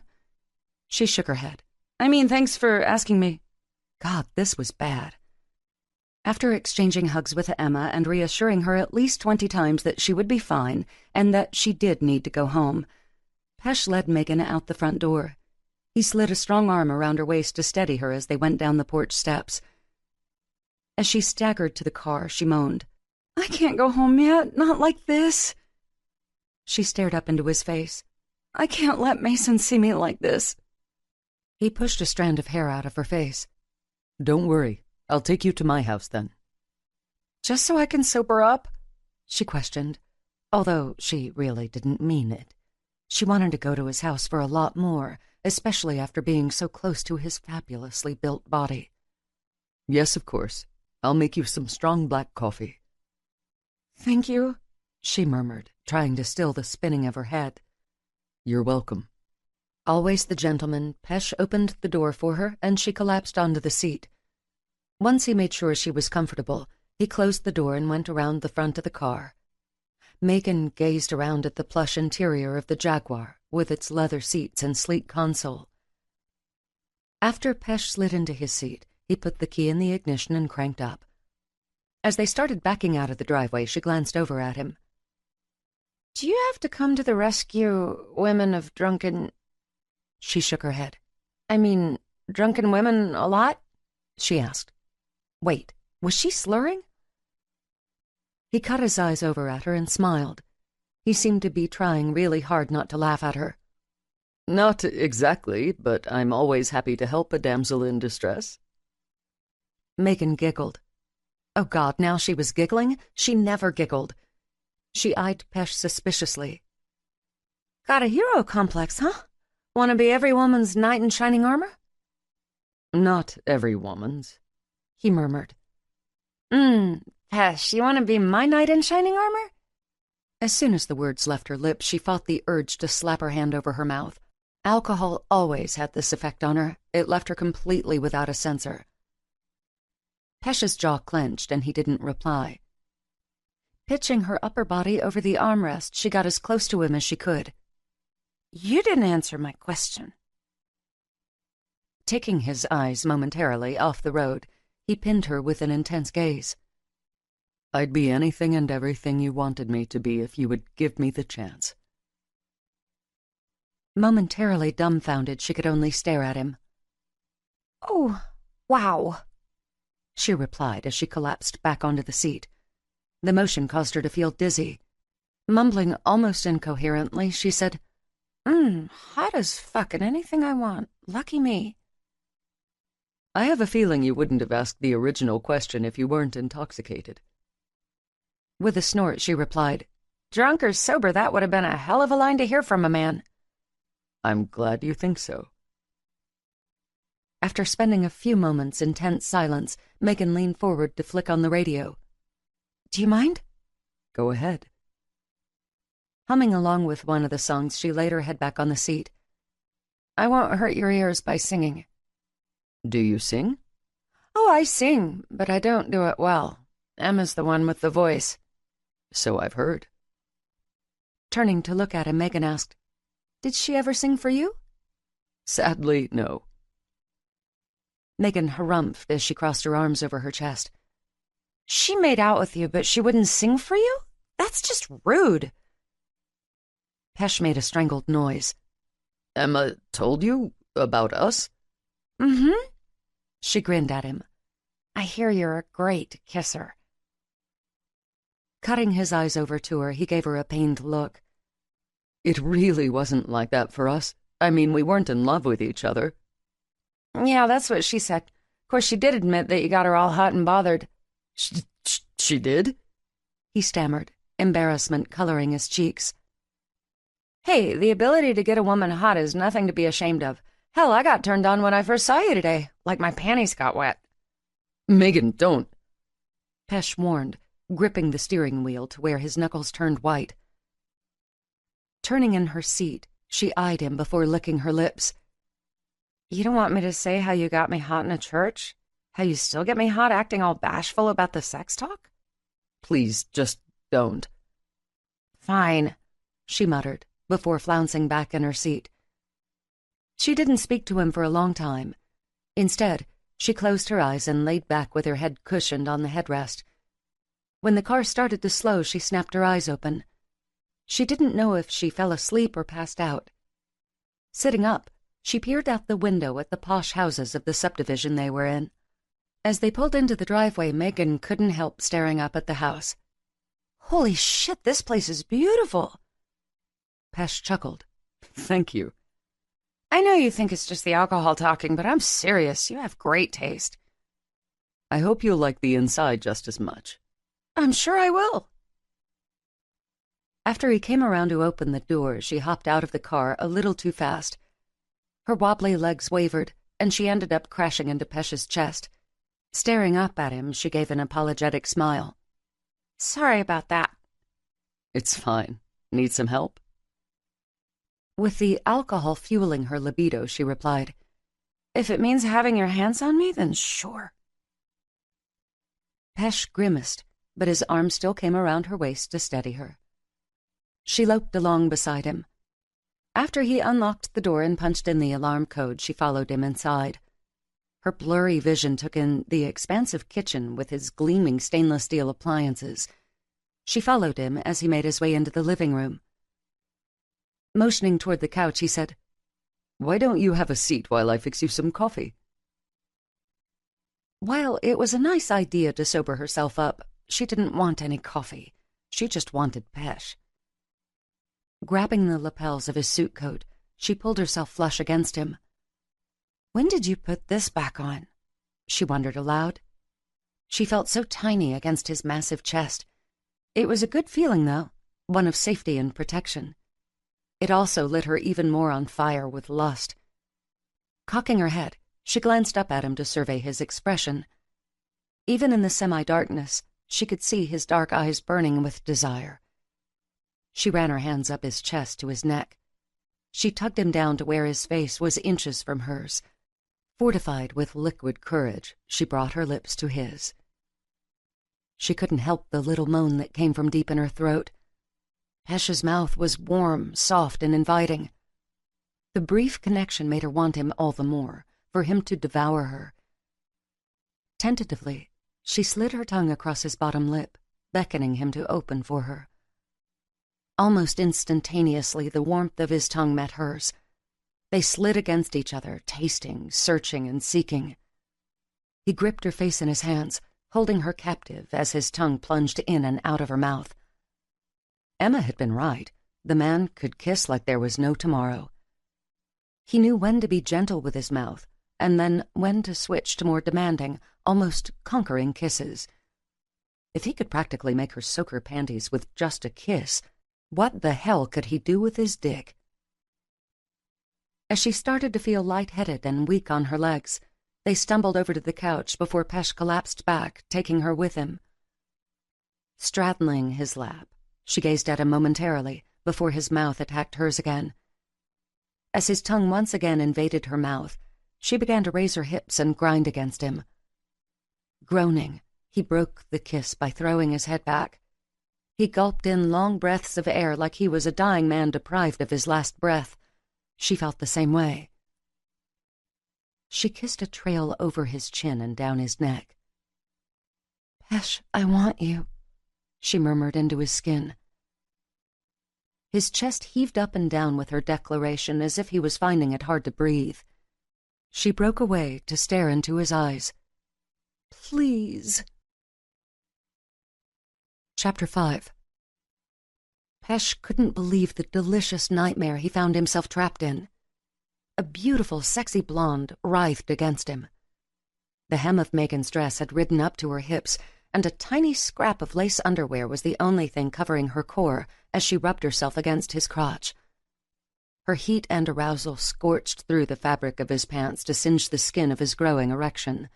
He wanted nothing more than to flip her on her back, tear away the underwear, and plunge himself deep inside her. It had been so long since he had been within the tight walls of a woman. While his conscience railed against him for even entertaining the thought, his body was on board. "Please," Megan whimpered as she continued to rise and fall over his erection. We shouldn't." She ran her hands up his chest before wrapping them around his neck. "But I could make you feel good." "I'm sure you could." "And I know you could make me feel good, too. I'm already drenched just kissing you." Her fingers raked through his hair, tugging desperately on the strands. "I need this, and you need this." His body was completely on board with how much he needed her. If she pressed any closer to him, she was going to set him off and make him do something he hadn't since he was a teenager, which was come in his pants. But his once hazy mind was starting to refocus and overpower the desire pumping through his body. He could not and would not take her when she was drunk. It was completely against his character. He'd never taken advantage of a woman, and he never would. He gazed into her hooded eyes. But it would be so very wrong. Her lip trembled. "Don't you want me?" Yes, without a doubt. "Then why won't you have sex with me?" Because you're inebriated. She rolled her eyes in a huff. "You're so proper, aren't you? A proper gentleman." He cupped her face in his hands. If not taking advantage of you in your state of intoxication makes me a gentleman, then I suppose I am. What kind of man would I be to take you now only to have you wake up with regret and remorse? The kind of man who wants to get laid. Her hand dipped between them to grasp his erection, causing him to hiss. "I feel you against me. I know you want this as much as I do." Although the devil on his shoulder raged at him, he quickly removed Megan's hand. Believe me when I say I won't have sex with you like this. I would never disrespect you so much as to not make love to you like you deserve. She blinked a few times, as if she was having a hard time processing his words.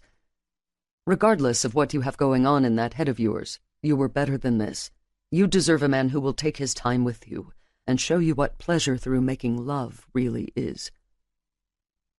"I've never had that," she whispered regretfully. He gave her a sad smile. I didn't think you had. He brushed the hair out of her face and cupped her cheek. If I take you, I'll be making love to you. I'll have you begging and pleading, but you'll be coming so many times you'll lose count. You'll understand the difference between a quick tumble and the all-consuming power of a physical connection fueled by an emotional one. She rapidly blinked her blue eyes in disbelief while her cheeks flushed. "Oh, God, did you actually just say that?" I did. He gave her a teasing smile. And you'll be calling out my name more than his. She began before she quickly clamped her lips shut. Her eyes widened before she scrambled off his lap. Before he could question her on what she was doing, she threw up all over the front of her dress. When she wavered on her feet like she was going to collapse, Pesh tumbled off the couch, reaching out for her. Grabbing both of her shoulders, he steadied her. She glanced down at her dress before gazing back at him. Pesh's heart ached at the sight of tears pooling in her eyes. Are you all right? Her chin trembled before big, fat tears slid down her cheeks. "Oh, God," she whispered. Please, don't cry. This is so embarrassing," she hiccuped. It's okay. You don't have to be embarrassed. Moaning, she covered her face with her hands. "First I made a fool out of myself coming on to you, and now I've puked in front of you like some sorority girl who can't handle her liquor." Stop beating yourself up. Come, let's get you cleaned up. He slid an arm around her waist to steady her on their way down the hall to the bedroom. She continued to weep softly as they made their way into the bathroom. Using his free hand, he flicked on the light. Can you stand in the shower? With a weak nod, she replied, "I think so." If not, there's a ledge you can sit on. Let me turn on the water for you, and I'll get you a towel. He propped her up against the counter before striding over to the shower.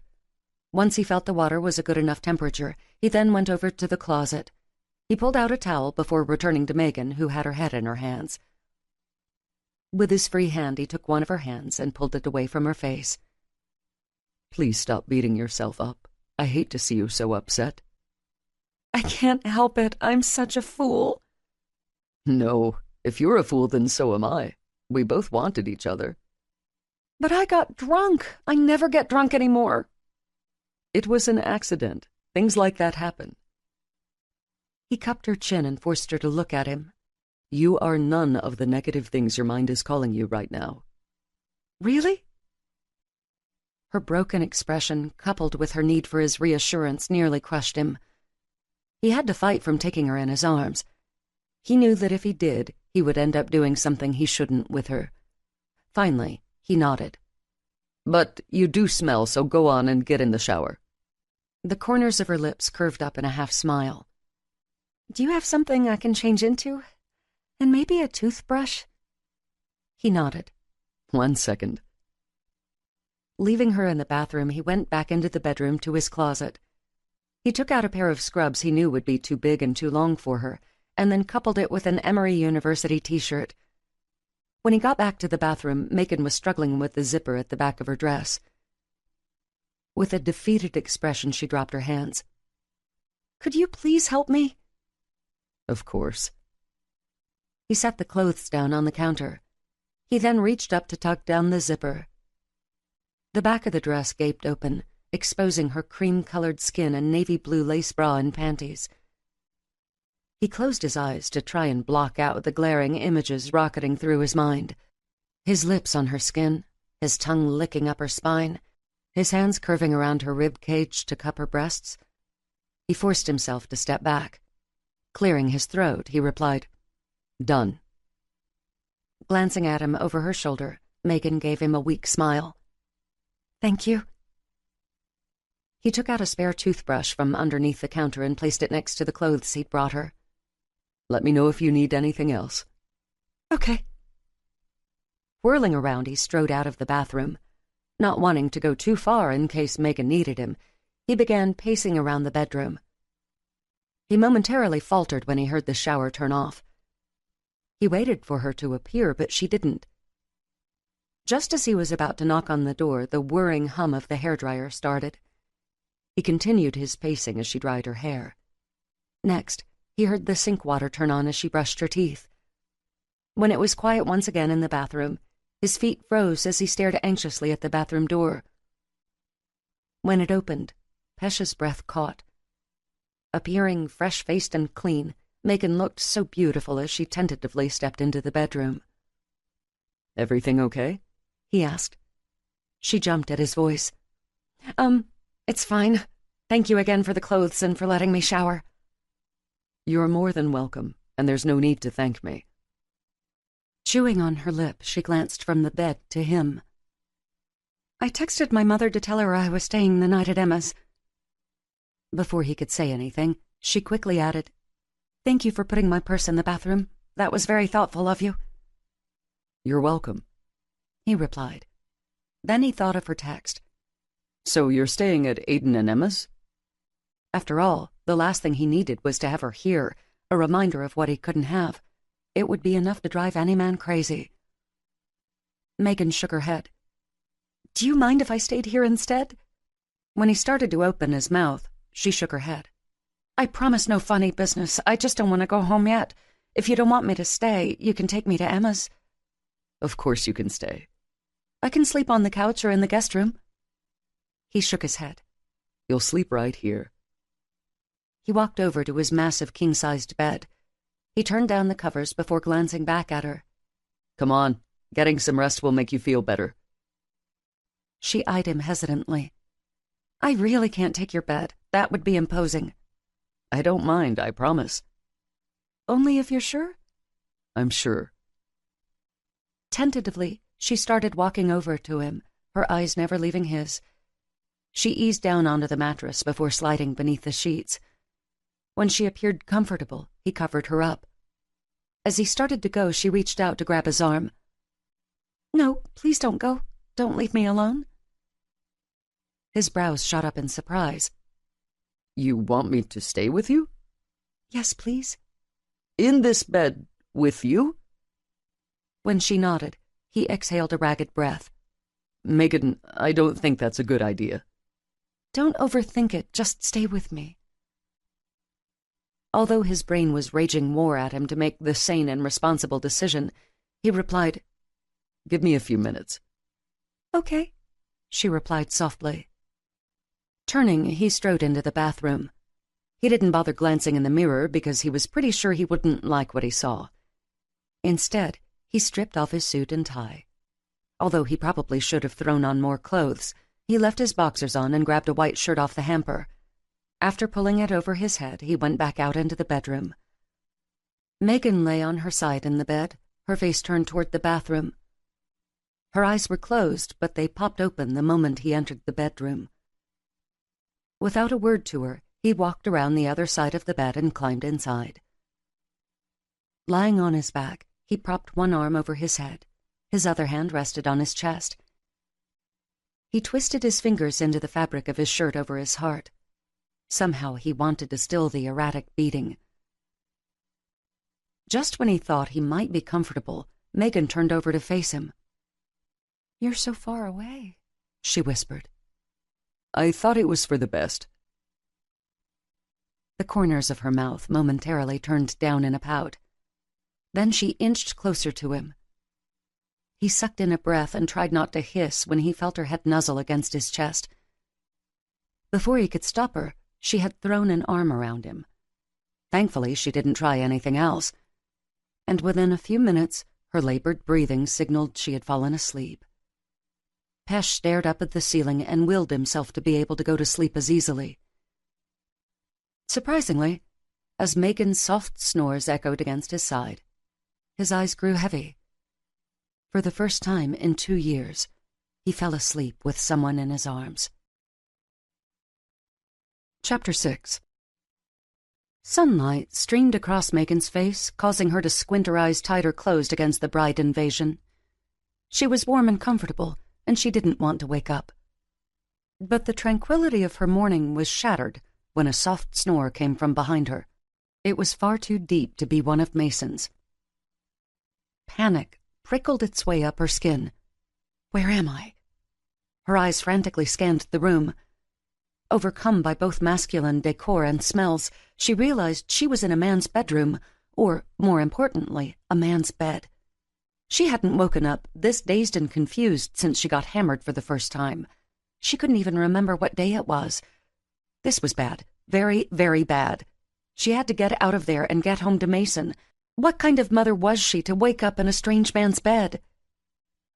As she tried to roll over, she found herself entrapped by a strong arm wrapped around her waist.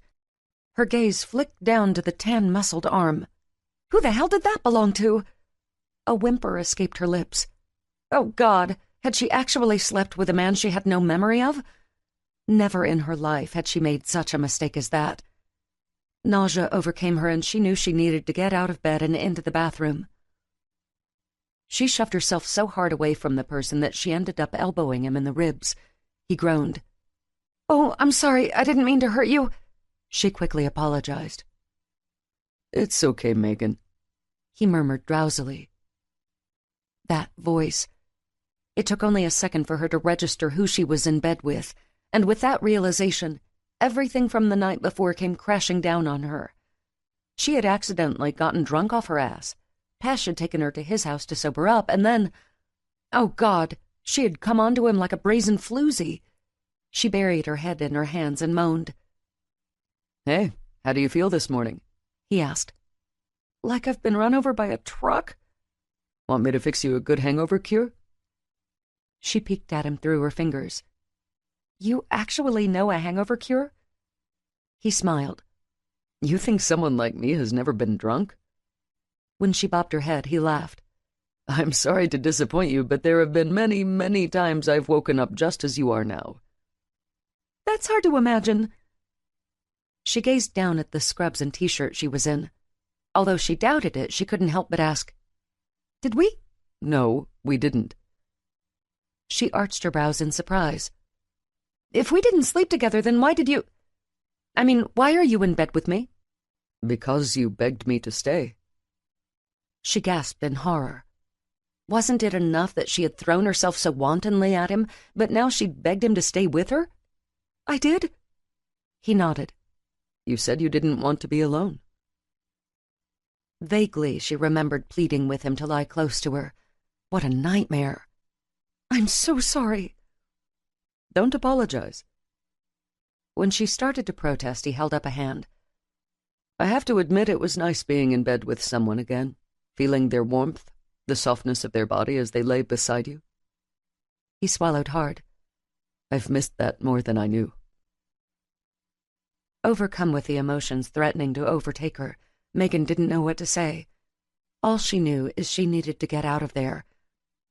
I need to get home, or to Emma's. I can't let my parents think I stayed out all night with a man I just met. I understand. I wouldn't dream of compromising your reputation.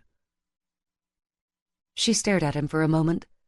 Sometimes the way he spoke made it seem like he was from a different world or time period.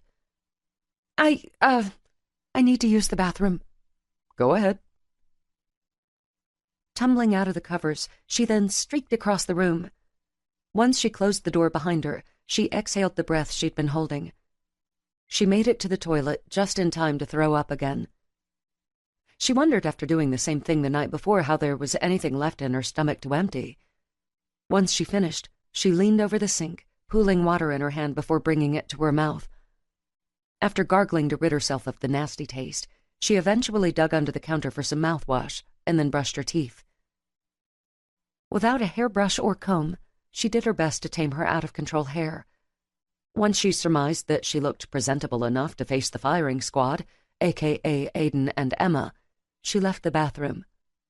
Pesh had thrown on some clothes and stood in the middle of the room. He raised his brows expectantly at her.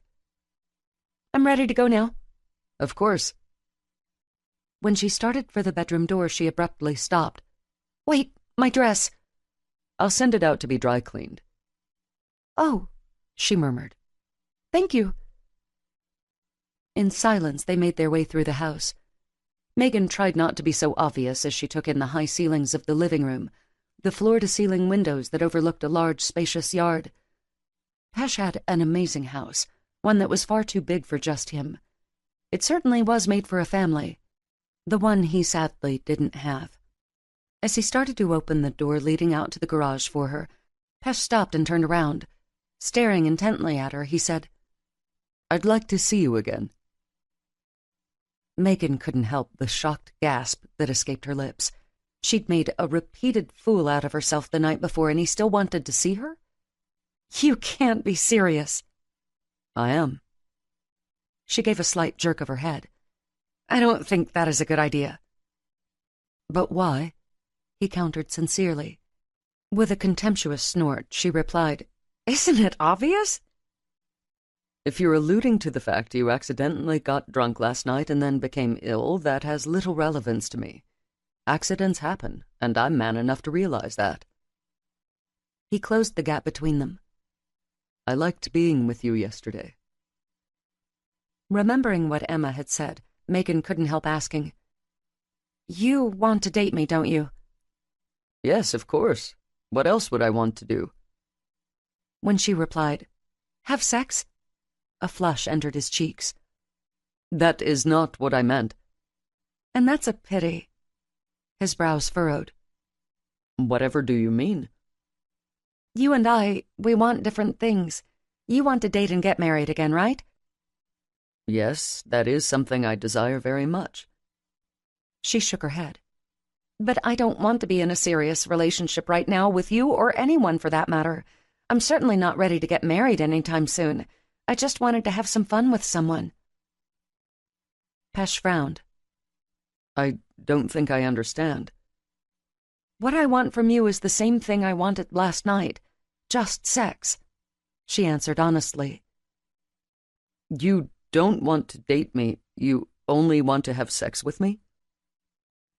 If the situation hadn't been so dire, Megan might have laughed at the horrified expression on Pesh's face. He appeared absolutely floored that she could ever think of only using him as a sex toy. Finally, when she gathered herself together, she shook her head. "I'm sorry, but that's the way I feel." She braced herself for some sort of wrath out of him or even a lecture. What he did was even more surprising. He gave her a sad smile. "And I'm sorry you feel that way, because I would have really enjoyed getting to know you better." Without another word, he opened the door. Always the gentleman, he waited for her to go through first. Tucking her head to her chest, she bypassed him to walk to the car. Once again, he appeared to open the car door for her. "Thank you," she murmured. He nodded before walking around the front of the car. Without another word to her, Pesh cranked up and then began backing down the driveway. The ride to Aiden and Emma's was only 20 minutes, but it seemed to take an eternity. The painful silence hung heavy around her. Pesh didn't look at her. Instead, he kept his gaze firmly on the road ahead of them. When he pulled into Aiden and Emma's driveway, Megan felt her stomach clench. She wished there was some way to make things right between them, but she had a feeling she had gone too far and said too much. As he put the car in park, he turned to look at her. "Thank you for the ride," she said. "You're welcome. It was my pleasure." "Most of all, I want to thank you for taking care of me last night. You truly went above and beyond. I can never thank you enough." "You don't have to thank me. I'm glad I was able to help you." Nibbling on her bottom lip, she finally allowed herself to say what she was holding back on. "I wish things could be different," she said softly. When she dared herself to look at him, she found him staring intently at her. "I'm sorry, too. Take care of yourself, okay?" She bobbed her head. "The same to you." With trembling hands, she fumbled for the door handle. When she was finally able to open the door, she stumbled out onto the pavement. As she made her way up the driveway, she could feel Pesh's eyes on her. The car remained parked as she climbed the porch steps and rang the doorbell. She hoped that Noah was already up and she wasn't waking the household. Aiden threw open the door. "Megan? What the hell?" he asked. His question and concern caused her to burst into tears. "Why are you crying?" Aiden demanded. "It's a long story." He glanced from her out the door to Pesh's car. His expression darkened. "Did Pesh hurt you?" "No, of course not." "If he's made you cry, I don't care whether he's Noah's godfather or not. I'll punch his lights out." She grabbed his arm. "Stop it, Ankle! It's not him, it's me! It's all my fault, okay?" He stared at her in surprise. "What happened?" "Give me some coffee and a chance to calm down, and then I'll tell you everything." Although his expression was skeptical, Aiden nodded and then started to close the door. Megan stole one last glance of Pesh as his car started reversing down the driveway. She hoped for her sake and his it was the last time she would have to see him. Chapter 7. 2 months later. Megan nervously tapped her thumbs on the steering wheel of her car. Her clinical placement had come through, and she was now on her way to make her introductions to her preceptor, the nurse who would supervise her.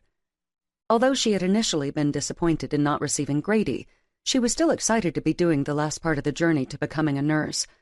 She was also grateful she hadn't received the night shift that some of her fellow nursing students had. She would have rarely been able to see Mason if she had to sleep during the day and work at night.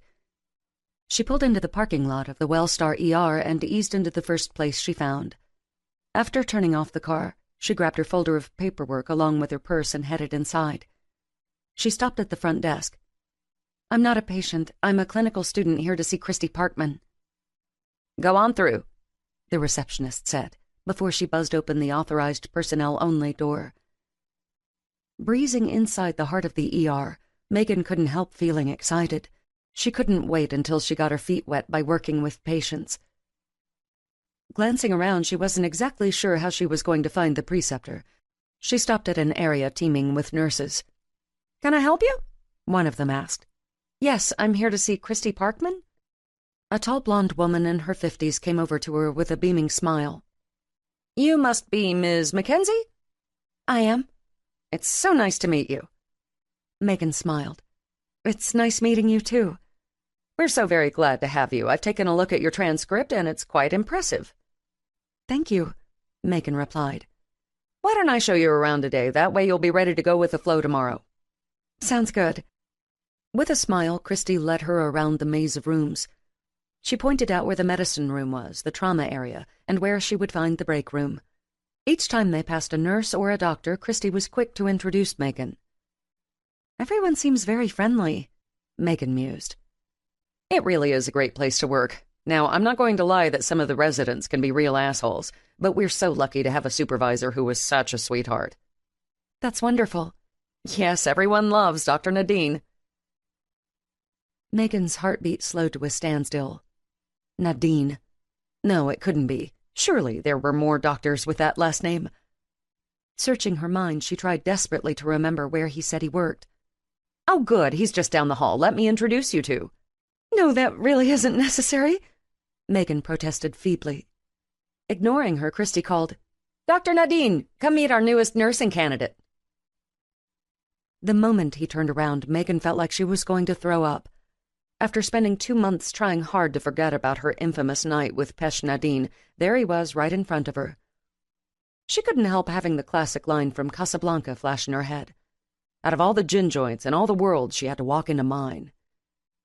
She certainly felt that way about all the hospitals she could have possibly been assigned to. She had to be assigned to his. The shock and surprise registered on his face as well. He was quick to mask it by smiling warmly at her. "Hello again, Megan."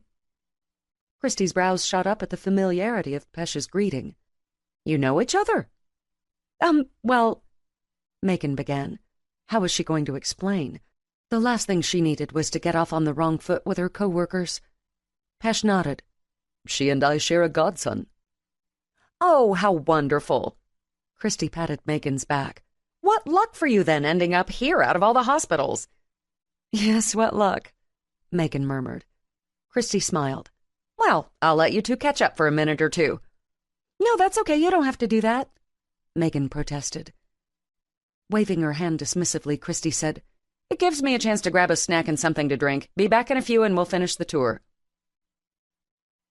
Megan fought the urge to run after Christy as she walked off. Instead, she turned back to Pesh, who was staring expectantly at her. "You don't exactly look happy to see me," Pesh said. She shook her head wildly. "How could I be? The man who I completely made an ass out of myself in front of is at the hospital where I'm doing my clinicals. That doesn't exactly make my day." "For the last time, you have nothing to be embarrassed about." "Sorry, but that does not make me feel any better," she grumbled. "What can I do to put you at ease about working with me?" Rubbing her now aching head, she replied, "I don't know. If I thought it wouldn't make me look bad, I'd request a transfer." "I offend you that much?" Pesh asked. As she gazed up at him, his expression was wounded. No, you don't offend me. It's just that—" She chewed mercilessly on her bottom lip before she continued.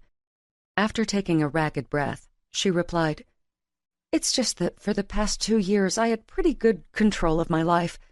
The night I was with you, I let all that control crumble.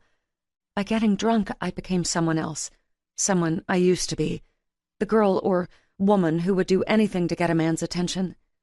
I don't like that person very much, and I don't ever want to go back there. Seeing you just makes me remember all of that." Megan couldn't help being surprised by how honest she'd been able to be with him. Pesh remained silent for a moment. His dark eyes bore into hers. "I am sorry that you reflect so negatively on the night we were together. For me, it was not marred by drinking or you getting sick. I enjoyed spending time with you and getting to know you." He swallowed hard. "I enjoyed waking up with you. I would give anything for you to be able to look at me without having to feel bad about yourself." "You really enjoyed being with me that night?" He nodded. "When I told you I wanted to see you again, I was serious." She sighed. "That's very sweet of you, but I haven't changed my mind about dating." "You haven't?" With a shake of her head, she replied, "I have too much going on in my life right now to get involved with someone. It wouldn't be fair to them, to you, especially since we still want very different things from each other." "I see," he replied. Megan noticed the sadness that darkened his expression. "I'm sorry," she murmured. "You have nothing to regret. Any grief I'm experiencing is once again my fault." He gave her a rueful smile. "I seem to keep falling for women who aren't meant for me." She sucked in a harsh breath at his words. "Falling?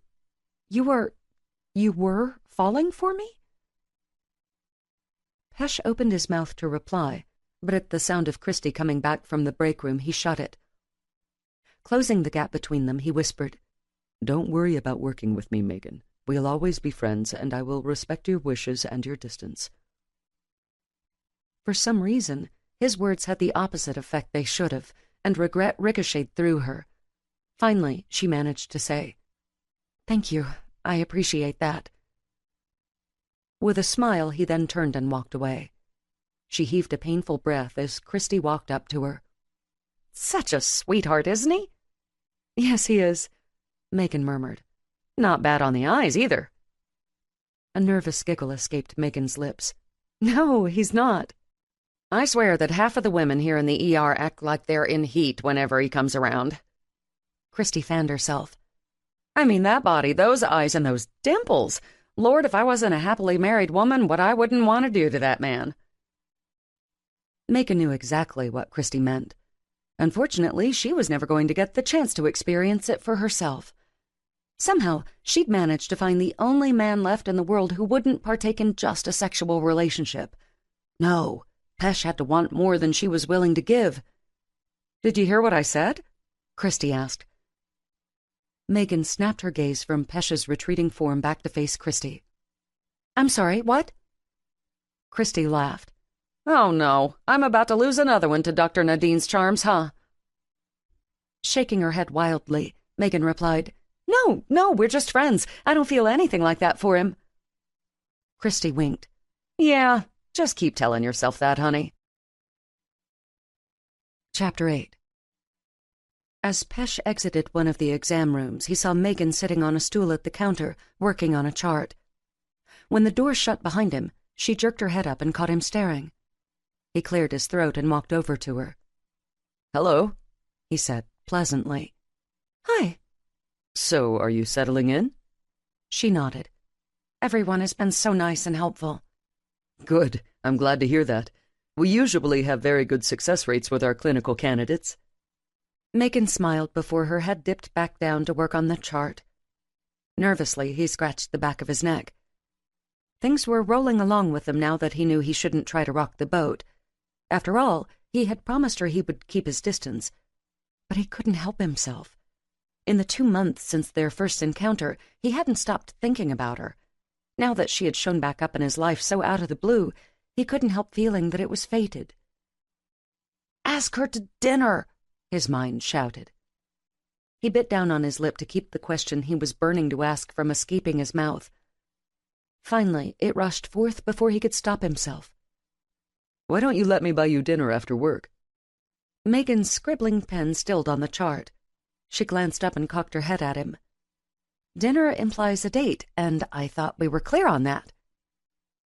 He gave her a nervous smile. Well, I was only offering some less palatable cafeteria food. I hardly think that constitutes a date. In my realm of dating consciousness, any time you sit down at a table while eating and drinking together, it is a date. Crossing his arms over his chest, he countered, If that were true, it would mean you were dating your father and brother every time you sat down together. I know your family is close, but I don't believe they're that close. Megan's brows rose. Oh, is the good doctor cracking jokes now? Perhaps. The corners of Megan's lips turned up.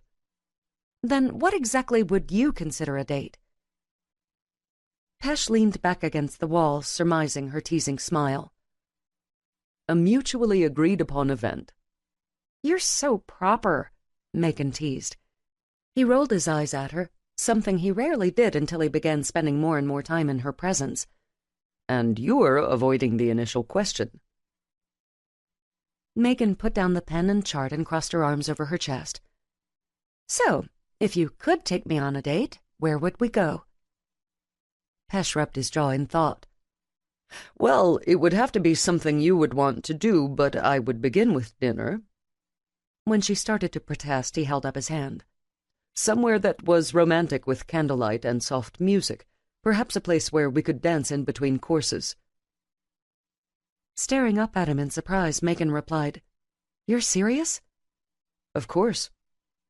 She slowly shook her head back and forth. Okay, go on. Once we finished wine and dessert, I would then want to take you somewhere you've never been. Like your bedroom? Megan interjected with a smirk. I do believe you've already been there before. The teasing faded from Megan's expression, and a flush entered her cheeks. May I continue? Yeah, she murmured. I would want to be with you to experience something you never have before. An art gallery, an opera, a musical. Anything that would bring wonderment and excitement to your face. He gave her a small smile, and it would mean all the more that I was getting to share it with you. He watched with almost mild amusement as she processed his words. Most likely she had never had a man speak to her the way he was, and it was certainly affecting her. Feeling like it was time to go in for the kill, he asked once again, "So, will you have dinner with me?" Pesh leaned forward expectantly as Megan opened her mouth. They were interrupted by the sound of Emma's voice. "Oh, thank God! I'm so glad you two were on." Her anxious tone was the only thing that could have torn Pesh's attention away from Megan. He glanced from Emma to Aiden, who was grimacing and rubbing his head. "What happened?" Emma replied, "He fell and hit his head." At the same time, Aiden grunted, "Nothing." Megan stepped forward and went over to Aiden. She gasped as she surveyed him. "Ankle, your pupils are huge!" Pesh took his penlight out of his coat pocket and went to Aiden. As he flashed the light into Aiden's eyes, he grimaced. "Yeah, they are. What exactly happened?" He made sure to direct his question to Emma, since she appeared to be the only one being honest. "We were at my OB's for our first ultrasound." Pesh's eyes widened. "Ultrasound? You were pregnant?" "Again?" Megan questioned by his side. The concern for Aiden on Emma's face washed away and was replaced with a beaming smile. "Yes, I'm 8 weeks. Why didn't you say something at dinner Sunday?" Megan asked. "Well, I only found out 2 weeks ago, and we wanted to wait to tell everyone until we had the first ultrasound." Megan's blonde brows creased. "So what does the ultrasound have to do with Ankle hitting his head?" Emma pursed her lips and cut her gaze over to Aiden. "Would you like to tell them?" When he shook his head and then winced, Emma sighed. "When they hooked me up to the fetal monitor, they thought they heard 2 heartbeats. At the word twins, Aiden passed out and hit his head on the counter and the floor." While Pesh quickly turned a laugh into a cough, Megan wasn't so tactful. She burst out laughing. "You seriously passed out during the ultrasound?" Aiden scowled at her. "In my defense, it wasn't quite the ultrasound yet." At Megan's continued laughter, he shrugged. "It was pretty mind-blowing news." "Oh, Ankle, honestly." Aiden turned to Pesh. "So am I gonna stand around all day getting shit, or are you gonna examine me?" Pesh nodded. "Of course. Your pupils are definitely a matter of concern." Glancing at Emma, Aiden said, "Just wait for me here." "Okay." Pesh motioned for Aiden to go into the first examining room. As soon as the door closed behind him, Aiden lunged for him, grabbing the lapels of his white coat. "I need a vasectomy, today!" Pesh fought the urge to laugh at the absurdity of the situation as well as Aiden's desperation. "Okay, let's get you to sit down. You've obviously been through a lot of trauma in the last hour." Aiden plopped onto the examining table. He buried his head in his hands and groaned. "What a fucking nightmare of a day!" "Does your head hurt?" Pesh asked. "A little." "Any nausea?" "Maybe." Pesh furrowed his brows. "What do you mean, maybe?" Aiden raised his head. "If you're asking if I'm nauseated now, the answer would be no, I'm not. But on the other hand, if you're asking if I get nauseous thinking about the fact that Emma could have been pregnant with twins and I would have had 3 kids under 2 and in diapers," Aiden shuddered. "then yeah, I get really fucking nauseous and the room starts to spin a little." Easing down on his stool, he rolled over to Aiden. "Take a deep breath for me, okay?" Aiden's chest expanded as he inhaled and exhaled. "Again," Pesh instructed. After a few cleansing breaths, Pesh cocked his head at Aiden. "Better?" "Yeah, a little," Aiden croaked. He jerked his hand through his hair. "Are you going to get me a referral for a vasectomy?" Pesh held up his hand. "I'm confused. If you know that Emma isn't having twins, why do you want to have a vasectomy?" "Because twins run on both sides of our families. Pop was a twin, and Emma's uncles are twins. It's like we have a genetic bullseye hovering over us. We can barely be in the same room without conceiving, so it's just inevitable that she'll get pregnant again, and then I'll have 4 kids, maybe even 5. Aiden swallowed hard as some of the color drained from his face. "I can't be a baby-making machine." Actually, most recent studies still conclude that identical twins can happen to anyone, whereas fraternal twins are the result of the mother producing 2 eggs in a single cycle. This tendency to create multiple eggs is passed from mother to child. Given that Emma doesn't have a non-identical twin, you are fairly safe." Aiden tilted his head, his expression one of confusion. "So you're saying I don't have to worry about that?" "Without knowing Emma's full genetic history, I couldn't say, but it sounds like a no, at least for fraternal twins." After processing Pesh's words, Aiden shook his head. "Like it really matters about the twins. We're still way too fertile together. I need to stop this before it gets out of hand." "And what does Emma think about all of this?" A red flush entered Aiden's cheeks. Well, I haven't actually mentioned it to her." "You don't think your wife needs to know about such a life-altering decision?" "Well, of course I'd tell her before I went in for the surgery." As Pesh crossed his arms over his chest, he couldn't help wondering just how hard Aiden had been hit in the head. "You cannot seriously be sitting there saying that." Aiden stared at Pesh for a moment before he groaned. "Oh, man, I'm being a giant selfish tool about this, aren't I?" Pesh smiled. "Pretty much." Aiden rubbed his hand over his eyes. "It's just, being a father is fucking scary sometimes. I worry about Noah constantly, and now there's another baby in the mix. Plus, another baby means more time taken away from Emma." He gave a weak smile. "I love her so much. Sometimes I just can't get enough of her, and I don't want to share." "I think that's a perfectly normal feeling." Aiden shook his head. "It makes me sound like a selfish bastard. I mean, who is jealous of their kid for taking their wife's time?" "A lot of men. So, stop beating yourself up over what you're feeling. Most of all, don't bottle it up. Talk to Emma." Aiden's blue eyes widened as he shook his head furiously back and forth. "Oh, hell no. I don't want her thinking badly of me." "She won't. Emma always appreciates honesty." "About me being jealous of her time with our kids? I'm pretty sure she would not want me being honest about that." "What has Emma always said is the most important thing in a relationship?" "Trust." Pesh nodded. "So how are you building her trust by lying to her about your feelings?" Aiden's blonde brows furrowed. "So I should just tell her I'm afraid of losing her and that I want us to maximize our time together?" "I would think so. I don't think any woman could get angry hearing her husband say how much he loves her and wants to be with her." Aiden appeared thoughtful. "I guess you're right." Pesh smiled as he patted Aiden's shoulder reassuringly. "You're doing a wonderful job being a father. I'm sure you'll do just as well with a second and maybe even a third child." At the mention of a third child, Aiden swallowed hard, his Adam's apple bobbing up and down. "I don't mind a third kid, just not now. Maybe in a couple of years." He glanced up and smiled at Pesh. "But thanks for the vote of confidence on me being a father." "I just call it as I see it." "I appreciate that. How about I check on your head now?" Aiden nodded. "Okay." Pesh started feeling for unusual lumps and bumps on Aiden's head.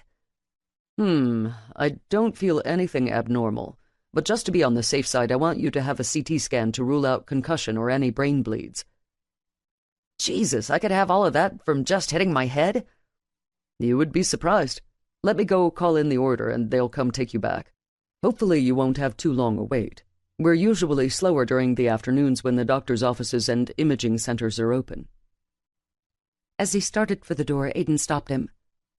"Hey, man, with all the craziness, I almost forgot to ask, how is Megan doing with her placement?" Pesh didn't have to think twice before responding. "She is going to make an incredible nurse." Aiden grinned. "I'm glad to hear it. Not that I ever doubted her abilities. It's just good to hear her praises sung by a doctor." Popping Pesh on the chest teasingly with his hand, Aiden asked, "How's it going between you and Megan?" Pesh almost laughed out loud at Aiden's forthrightness. It was not in his nature to be so blunt, and after Megan turning him down yet again, he wasn't really sure how to answer. "I truly respect and admire Megan." He considered that the most diplomatic way to answer her uncle's enquiry. Despite feeling glad that he obviously had earned his friend's respect, he wouldn't say anything untoward about Megan in front of him. It is her business who she did or didn't date. "That's not what I meant." "I didn't imagine it was." Aiden eyed him before saying, Look, I know you got off to a rocky start, but it's not hopeless. Are you planning on asking her out? You're not letting this go, are you? Nope, not a chance. Pesh shoved his hands into his lab coat. I have asked Megan to accompany me on a date, but at this point we are at a stalemate. But I am not planning on giving up any time soon. Does that satisfy your inquisition? Aiden laughed, but then his brows furrowed. What do you mean? You two looked pretty cozy and comfortable together when we walked up.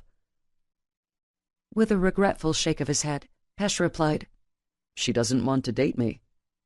I call bullshit. I may have been bonked in the head, but no one could deny the way she was looking at you. Maybe if you... Although it was against his character, he let his anger override his better judgment. She wants me for sex, but not for a relationship, okay? Aiden's mouth gaped open. You mean she's acting like a dude?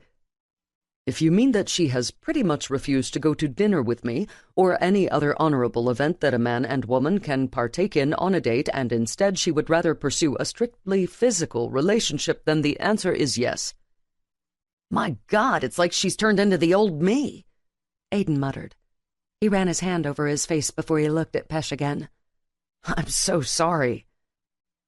With a shrug, Pesh replied, She's still very young. I suppose in her eyes she's been deprived of fun the last 2 years. This is a way for her to make up for that, regardless if we agree or understand it. Well, I still call bullshit on the whole thing. He gave Pesh a long, hard stare. You have to keep trying, no matter what. I didn't say I was giving up, did I? No, but I know from personal experience how hard it is to keep trying when it feels like you aren't winning. What occurred with you and Emma is totally different than with Megan and me. You still have to try. Aiden hopped off the examining table and wobbled for a moment on unsteady legs.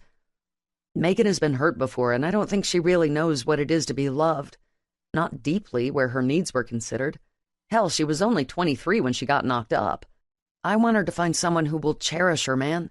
I want my girl cared for. He patted Pesh's shoulder. I think that someone could be you. We'll see. When Aiden started to argue, Pesh shook his head. Time to see about your head. Whatever, Aiden mumbled. When Pesh opened the door for Aiden, Emma and Megan stared expectantly at them. So what's the verdict? Megan asked. I think he's going to be just fine, but to be on the safe side, I've ordered him a CT scan. Emma's eyes widened in fear. You think he has some brain injury from the fall? She asked in a panicky voice. Pesh smiled to try and put her at ease. I don't think there's anything wrong besides a slight bump on the head, but I want to make sure there is nothing wrong with him. Okay, then, Emma replied. An orderly appeared with a wheelchair to escort Aiden to his scan. Before he sat down, Aiden leaned over to kiss Emma. I'm fine, babe. Stop worrying. It isn't good for you or the baby. She gave him a weak smile. I'll try hard not to. He winked at her before collapsing down in the wheelchair. Nothing can keep me down. You should know that by now. Megan snorted. At least we know the bump didn't do anything to your ego. Of course not, Emma agreed. Christy poked her head out of one of the examining rooms. Dr. Nadine, I need you. He nodded before turning to Megan. Why don't you show Emma to one of the family waiting rooms? Sure, Megan replied. Emma reached up to hug him. Thanks for taking care of Aiden. It was my pleasure. He gave them a final wave before disappearing into the waiting patient's room. But after talking to Aiden, he definitely had a little more determined bounce in his step. Chapter 9. 2 days later, when Megan came in for a later shift, she found the emergency room in a state of chaos. Whoa, what happened? She asked Christy after she clocked in and put away her things. Christy rolled her eyes. Every month or so we seem to have a day where everything is madness from start to finish. You can never anticipate it, you kind of just have to go with the flow. She grinned at Megan. So get ready to be on your toes today. Megan laughed. Okay, sounds good. As they started working their way through patients, things continued to escalate into overwhelming territory for Megan. Christy seemed to be experiencing the same feeling since the tops of her cheeks had a shine of perspiration beads on them. The moment they finished with one patient and disinfected the room, another patient was waiting to enter it. Megan followed behind Christy as she went to poke her head into the registration area. "Hey, Janet, could you not call anyone else back? We're getting swamped." Janet shook her head. "It's just as crazy out in the waiting room, like we're almost overflowing." Christy rolled her eyes. "Fabulous. It's probably another full moon, which makes things absolutely insane." She turned back to Megan. "Listen, since we're so swamped, can you take the man in Exam B?" Megan couldn't help her eyes from widening. "Really? On my own?" Christy smiled before patting Megan's hand. "I've seen you in action the last week. I have faith in you." "Okay, if you're sure. I'm positive." Megan couldn't contain her smile. "Thank you." Taking her iPad, she flipped open the registration details on the patient awaiting her. When she pushed open the door, she eyed the man on the examining table. "Good evening, Mr. Robertson. I'm Megan. What—" Before she could even get out the standard "what seems to be the problem" question, the man started shaking his head furiously. No, I won't let you examine me. I want a doctor, a male doctor, you understand? "Sir, I understand, but I have to follow protocol, which is to ascertain your issues before the doctor comes in. I see on the chart that you're experiencing some abdominal swelling?" He refused to meet her eye. Instead, he gazed over at the wall before holding up one finger to her. I meant what I said. I demand to see a male doctor. "Yes, but we're very backed up this afternoon. I'm not sure how long it will be before you are able to see a doctor, least of all a male doctor." When it appeared the man's resolve was fading a little, Megan took a tentative step forward. "Please, if you would just let me take a look at your abdomen." It is in my stomach, he mumbled. "Then what is it?" When he didn't respond, she sighed with frustration. "Mr. Robertson, you cannot ignore abdominal swelling. It can stem from many issues and have many repercussions." He shifted uncomfortably on the table. Just when she thought she was making headway with him, he threw his head back and began screaming at the top of his lungs, "Get me a male doctor!" Megan rolled her eyes. The first time she had the chance to see a patient on her own, and he had to be a stark, raving lunatic. Refusing to give in to him or accept defeat, she stalked over to him. She was going to examine his sexist ass if it was the last thing she did. "Keep screaming and I'll call security," she warned, before snatching the sheet off him. His screams cut off to a shriek as he clawed for the sheet, but the damage was done. She had seen more than enough. "Oh, my God," she murmured.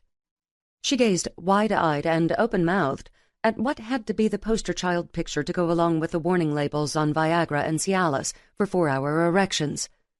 "That thing's going to have to be aspirated." "Excuse me?" he demanded. She cocked her head at him. "The excessive blood in your penis?" He nodded.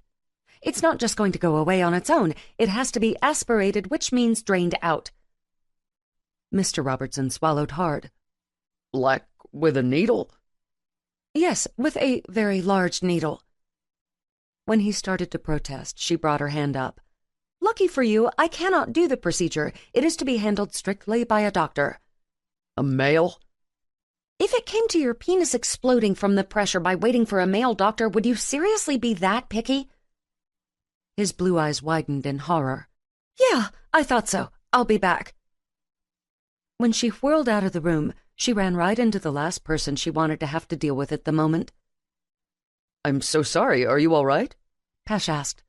"I'm fine." He smiled down at her. Doing some patient evaluations on your own? That's wonderful. Well, yes and no. His brows knitted in concern.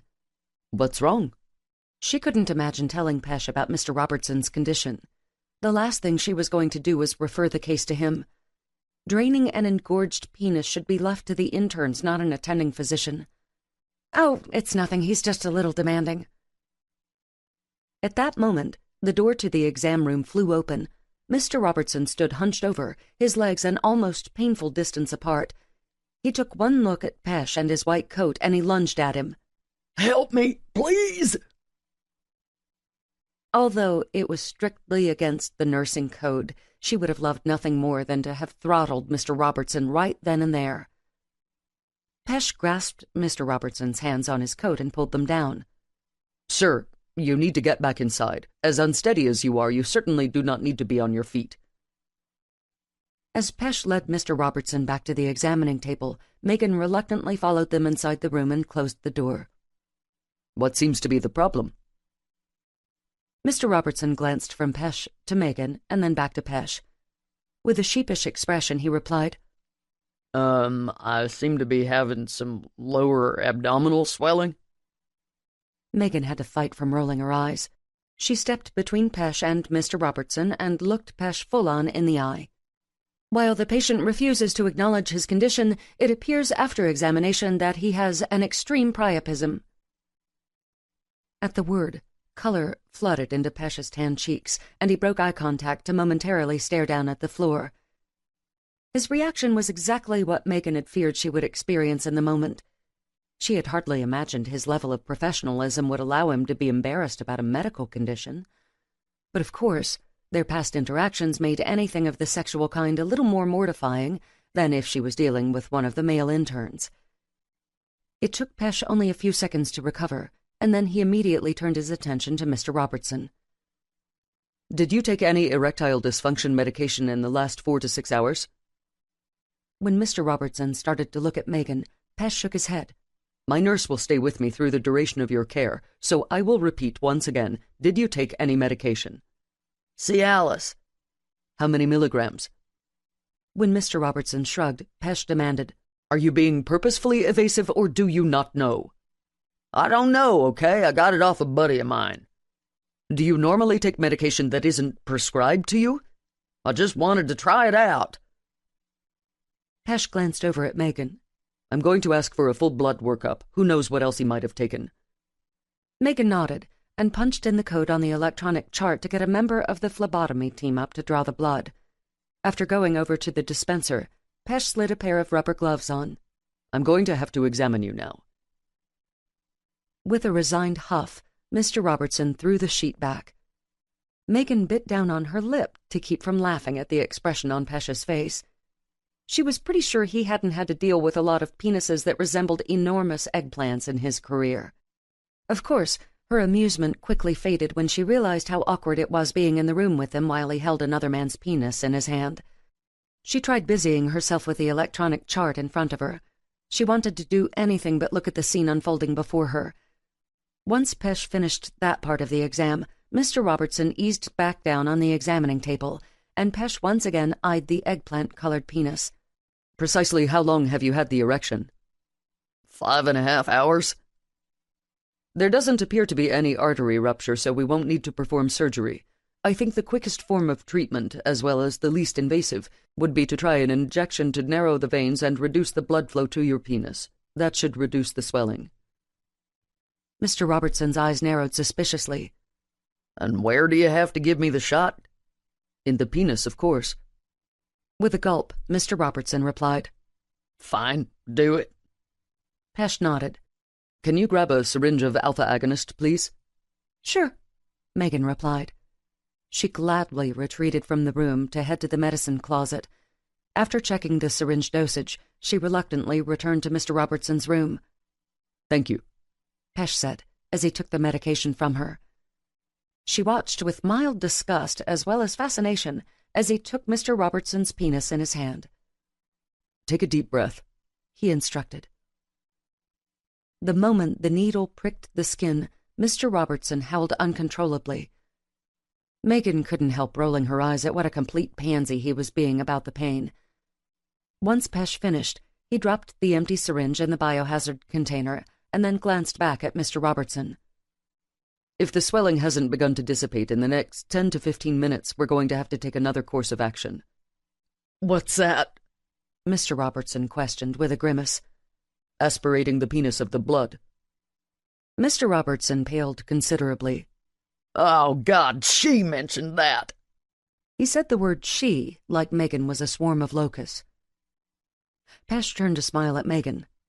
"Then she made a good call." He then eyed his pager that was going off. "Keep an eye on him. I'll be back in 15. "Okay, I will." Time ticked by agonizingly slow as she worked on charts and kept an eye on Mr. Robertson. Every few minutes he was lifting up the sheet to eye his erection. Each time he grimaced, Megan imagined that the shot wasn't working and the swelling hadn't gone down. When Pesh entered the room again, he glanced from her to Mr. Robertson. "So, how are we doing?" She shook her head. "No change." "I see." He went over to a drawer and searched through it before producing a very large syringe with a very thick needle. "I'm sorry, Mr. Robertson, but it looks like this is our only choice." Mr. Robertson seemed speechless for the first time all night. "Ms. Mackenzie, can I get you to assist me?" Pesh asked. "Of course." "I need you to help restrain him. I need him to be as still as possible." Megan fought the urge to roll her eyes at his suggestion. Mr. Robertson had to outweigh her by 100 pounds, not to mention that when pain got your adrenaline pumping, you were even stronger. But she did as she was told. As Pesh brought the needle to Mr. Robertson's penis, she gripped her hands tight into his shoulders. When the needle pierced the skin, it took everything within her to keep him on the table. Gritting her teeth, she held her ground. Finally, when the last of the blood had been withdrawn, she was able to loosen her grip. Pesh tossed the syringe into the biohazard container and then turned around. "I advise you to take some ibuprofen for both the pain and for the anti-inflammatory benefits. I would also do a round or two of using an ice pack on your crotch. It would be my strongest advice that you never take any more erectile dysfunction medication until you actually need it." "Whatever," Mr. Robertson croaked, collapsing back onto the table. "Give him about 30 minutes, and then he needs to head on home. We'll need the exam room," Pesh instructed. "Okay, I will." He gave her a quick smile before exiting the room. After 30 minutes, she saw Mr. Robertson to the door of the ER. As he staggered into the waiting room, she shook her head. "Megan?" Christy called. "Yes? Go ahead and take your dinner break now." "Are you sure? I mean, I can work through it since we're so busy." Christy shook her head. "We're fine. Besides, you're going to need all your strength. Things are probably going to get even crazier after the sun goes down." Megan tried not to appear horrified at the prospect. Instead, she ducked into the break room to grab her purse. When she came out, Pesh was waiting for her. "Where are you going?" "Oh, it's my dinner break." Pesh gave an impish smile. "How fortunate. It's mine as well." Realizing what he was intending, she slowly shook her head back and forth. "No dates." After crossing his arms over his chest, Pesh asked, "And how would it be a date if we happened to go into the cafeteria at the same time and sit at the same table?" "You're pushing it, and you know it." "After what we both just endured, how can you deny me the pleasure of buying your dinner?" A teasing twinkle flashed in his dark eyes, one she wasn't used to seeing on him. For some reason, she found it completely irresistible. "Besides, how can I possibly have romance on my mind when I just held another man's penis in my hands?" Her eyes widened in shock at his words. Did you actually just say that?" "Yes, I believe I did." She shook her head. "I can't believe you sometimes."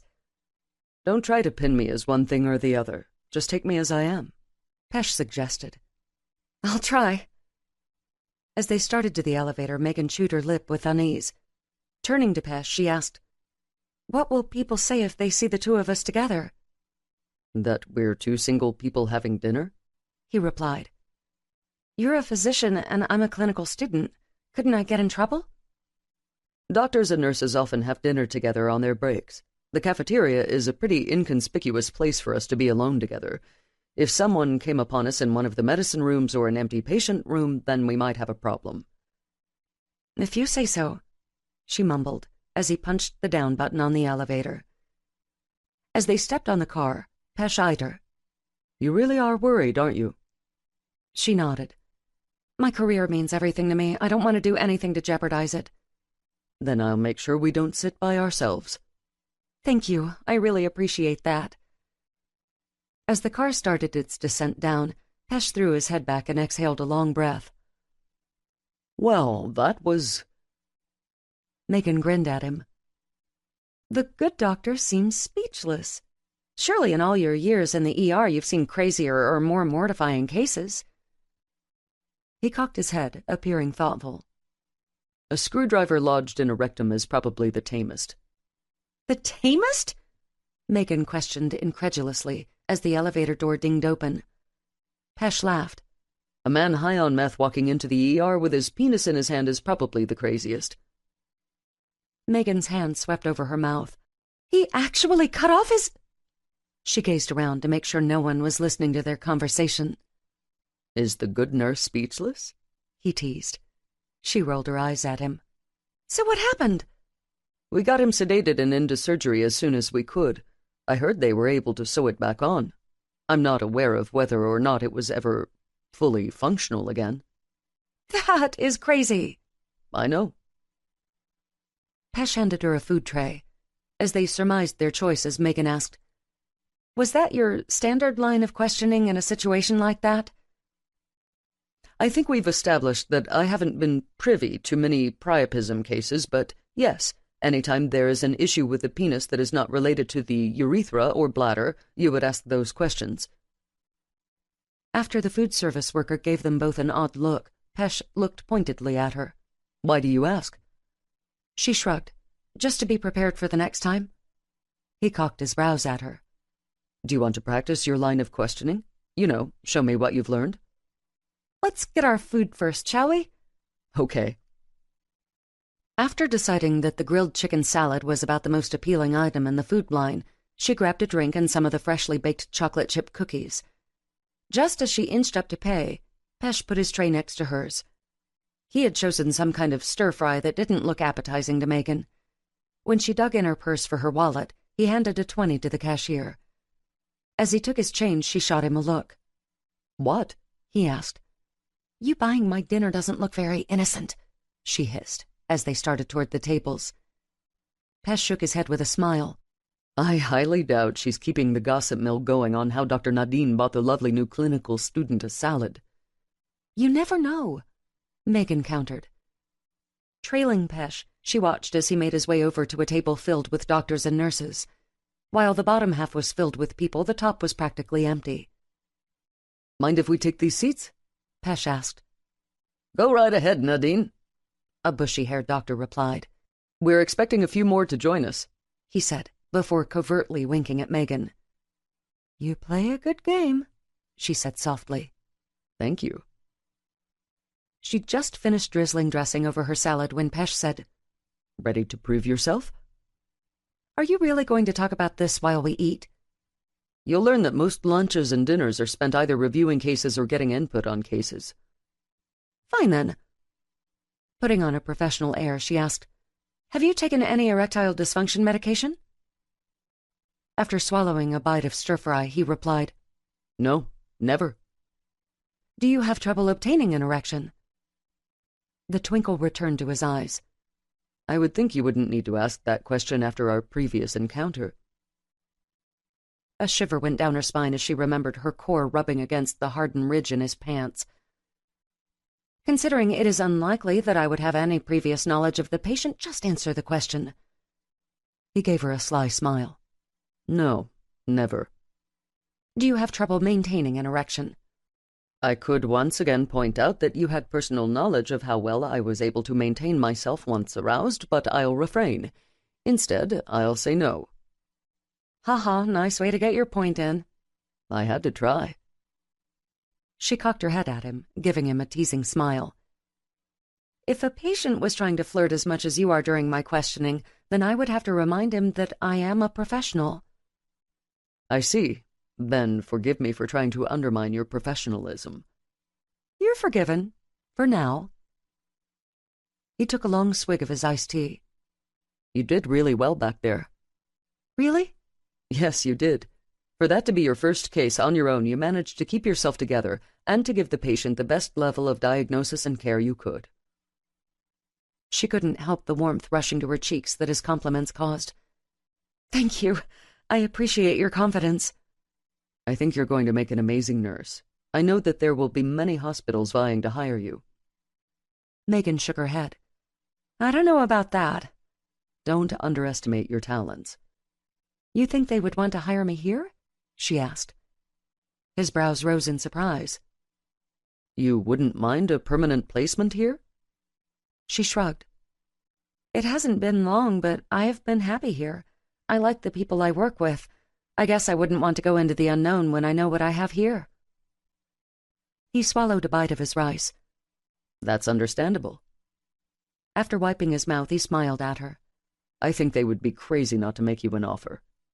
I hope so.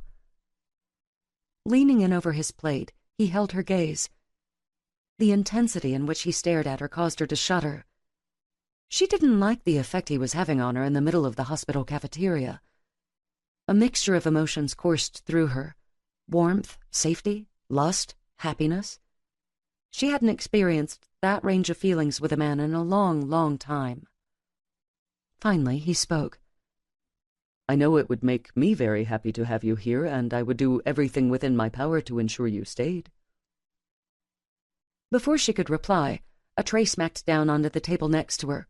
One of the residents, a young male named Dr. Morris, grinned at the two of them. So, I hear you two just handled a priapism case. Yeah, we did, Megan replied. She didn't dare look back at Pesh to gauge his reaction on being interrupted. Dr. Morris groaned. Oh, come on, give me the juicy details. I haven't gotten to see one of those yet. The best groin swelling I've had is when some idiot tried to pierce his balls and they got infected. When Megan wrinkled her nose, Pesh's laughter surprised her. Her gaze flew to him, and he winked. I told you that the conversations we had over dinner were not exactly appetizing.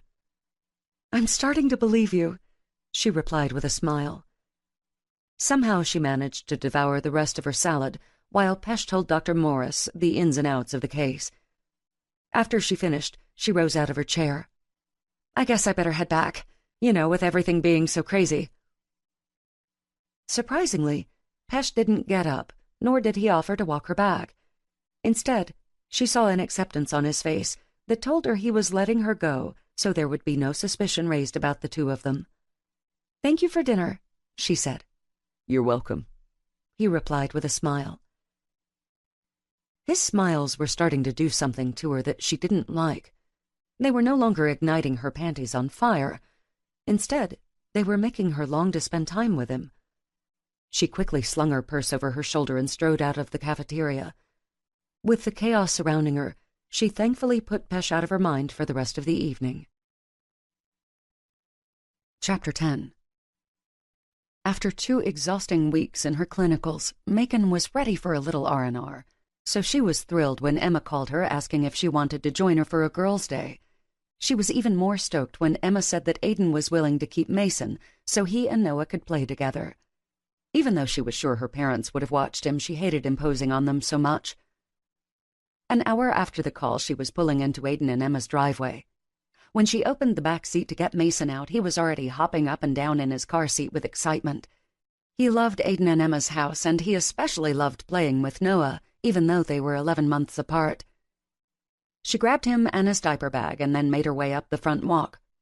Emma answered the door with Noah on her hip. Hey, I'm so excited you could make it. Megan grinned. You should know by now I have no life except for Mason and work. I feel the same way sometimes, Emma replied as Megan stepped through the doorway. As she walked through the foyer and down the hall to the kitchen, Mason squirmed to get down. Once she set him on his feet, he ran into the living room. That's where Aiden was lounging on the couch with Bo on the floor next to him. Bo! Mason cried. He leaned in to hug the massive lab. Megan never had to worry about Bo and Mason. He was truly a gentle giant when it came to infants and kids. Bo thumped his tail heartily at the attention. Aiden glanced up from the TV and smiled. Hey, how are you? She grinned as she reached down to kiss his cheek. Good, thanks. And you? Great. Looking forward to having a man's day with the boys. Megan laughed. Yeah, with 2 kids under 2, let's see how much fun you'll have. Aiden shrugged. It's good practice for me when the new baby gets here. Baby or babies? She teased. With his eyes widening, he quickly replied, Baby, singular. That was confirmed, thank God. Cocking her head, she teasingly asked, And when is the ultrasound to confirm the youngest Fitzgerald granddaughter is on her way? Aiden huffed exasperatedly. Not for a few more months, smartass. She brought her hand to her chest in mock outrage. It was just a question. Yeah, and considering you've had a kid yourself, I'm sure you know all too well at what month the gender ultrasound is. Megan grinned. I just think it's cool that I'll be the oldest granddaughter and she'll be the youngest. With a pained expression, Aiden groaned. Whatever. She ruffled his still unkempt bed hair playfully. Relax, Uncle. You're going to be an amazing father to that little girl. She'll undoubtedly have you wrapped around her finger before she's even out of the womb. A man like me, or I guess I should say a man like I used to be, does not want to bring forth daughters into the world. Payback is a bitch, she mused. Don't I know it? He grumbled. Emma came into the living room then. She handed Noah to Aiden along with a bottle. You sure you'll be all right today? I'll be fine. We'll be fine, won't we, Mason? Mason glanced up from lumbering around the room on Beau's back. Yeah. See? Stop worrying. He gave Emma a very pointed look before adding, A promise is a promise, after all. She flushed a little at his words, but then gave him a shy smile. When he winked playfully at her, Megan couldn't help feeling her chest tighten at the exchange. Seeing her once man-whore uncle, now a loving, devoted husband and father, was always surprisingly unnerving. But deep down, it was how much she truly wanted what Aiden and Emma had. Love, companionship, and devotion within marriage, while having someone else to parent with you.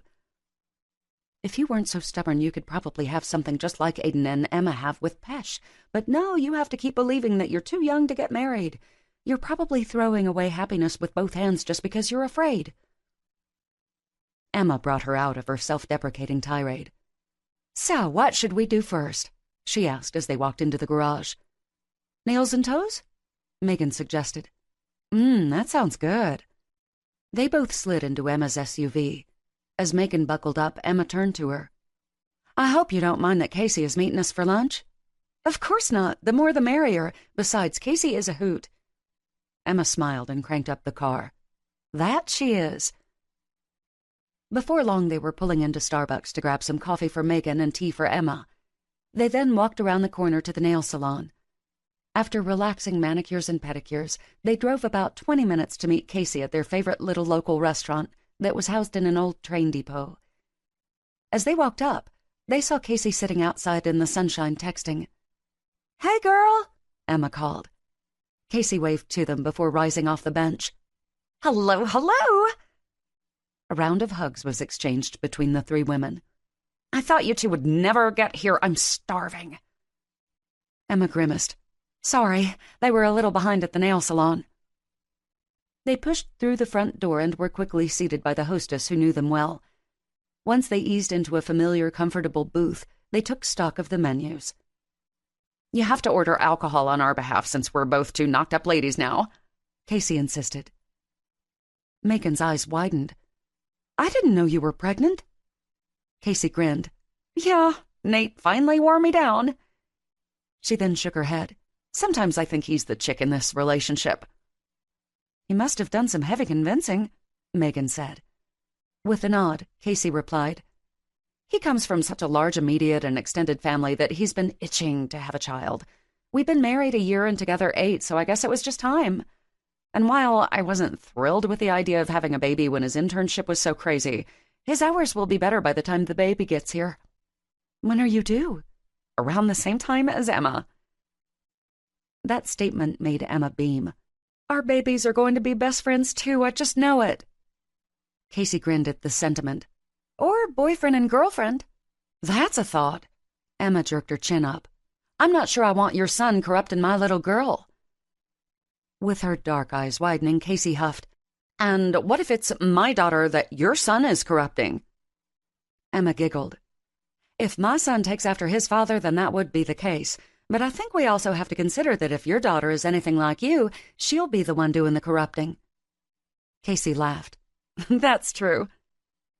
Guess I should keep Mason clear of her too, huh? Megan asked with a smile. Probably, Emma replied. After the waitress appeared to take their drink and food orders, Casey pinned Megan with an intense stare. So, she began, quirking her brow at Megan. I hear you're doing clinicals under Dr. McDreamy Bollywood. Megan couldn't help but laugh. If you mean I'm doing them under Dr. Nadine, then the answer is yes. Emma nibbled on her bottom lip before speaking. Have things been awkward considering what happened the night of Noah's baptism? Before Megan could reply, Casey's eyes bulged. Whoa, hold the phone. Something happened between you two? Megan felt heat rising in her cheeks. It was almost too mortifying to repeat, but finally she filled Casey in on each and every embarrassing detail that had happened. Man, he's so freaking honorable, isn't he? Casey mused. Yeah, he is, Megan replied glumly. Emma shook her head. There's nothing wrong with his honor. It's what attracted me to him in the first place. There are so few gentlemen left on the planet. Before she could stop herself, Megan blurted, But I didn't want a gentleman. I wanted to get laid. Casey grinned. Don't we all? Emma rolled her eyes. Just when I think your pregnancy hormones haven't made you even more sex-crazed, you go and say something like that, she grumbled. Megan twirled the straw in her Diet Coke thoughtfully. What's bizarre is even though he should have been completely and totally turned off by what happened that night, he's still interested in me. I mean, the man is gorgeous and has half the women in the hospital panting over him, and he still wants me. Then what's the problem? Emma asked. He's interested in dating, not sex. Emma's brows furrowed.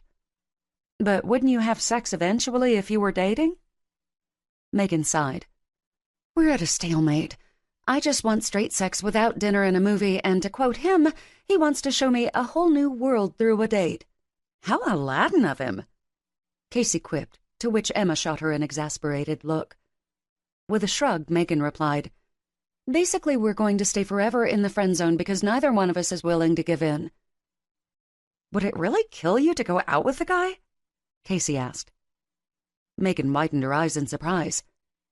You mean you, of all people, are actually advocating me giving in to him? She jerked her thumb over at Emma. I'd expect that out of her, but not you. Casey dabbed the corners of her lips with her napkin. It's just a date. I don't think he's going to drug you and drag you to a wedding chapel. I'd certainly hope not. So what's wrong with having an innocent dinner and maybe a movie? Casey asked. Because that's not fair to him. I'd just be leading him on, and I think we can all agree that he doesn't need that. Exactly, Emma agreed. Cocking her head, Casey eyed Megan thoughtfully. Deep down, you like him, don't you? Megan rolled her eyes. Of course I do. Everyone likes him. No, you really like him. You find yourself thinking about him more than you should, and you're kind of wishing you weren't such a stubborn ass about dating him, because even though you'd kill to know how well he uses his wang, you're even more intrigued about what being loved by him would be like. Dumbfounded, Megan could only stare at Casey. She'd certainly hit the nail on the head about her feelings. Finally, she sighed. Look, it's a no-win situation. I'm a nursing student. I can't get involved with a physician. It just wouldn't look good on my record. That's just one of the many reasons it wouldn't work between us. Fine, you just keep telling yourself that. Why don't we talk about something else? Megan suggested. Who's up for a movie after we hit the mall? Emma asked. Megan chewed her lip. Oh, I don't know if I should be gone that long. I don't want to take advantage of Ankle's kindness for watching Mason. Emma shook her head. He won't mind. He's happy to do it. As Megan raised her brows skeptically, Casey snorted. Let me guess. You bribed him sexually to get him to give up a perfectly good Saturday watching two kids who were under 2. A red flush entered Emma's cheeks. I don't know what you're talking about. Casey laughed. Oh, Em, you are so busted. Leaning forward, she put her elbows on the table and stared straight at Emma. So, what was it? Green lingerie? A blowjob? Maybe a blowjob while wearing green lingerie? Refusing to meet Casey's inquisitive gaze, Emma finally murmured, It was a blowjob in the shower this morning, okay? Casey snickered. I knew you had done something. That was fun. It was like solving a sexual game of Clue. It was Emma in the shower with a blowjob. Megan brought her hands up to cover her eyes. Hello? That's my uncle you're talking about? Sorry. I'll refrain from making any more comments about Aiden and Emma's sex life. "Thank you," Megan and Emma replied in unison. "Shopping and a movie, then?" Casey questioned. Megan reluctantly agreed. "I'll just blame you two if Ankle gets all pissy." Casey winked. "Just blame Emma, then he can take it out on her later, in the bedroom." "I seriously hate you," Emma grumbled. Thankfully, the food arrived then, and all sex-based conversation was forgotten, at least for the moment. Chapter 11. Brushing his hand across his sweaty brow, Pesh leaned back against the glass door of the trauma area.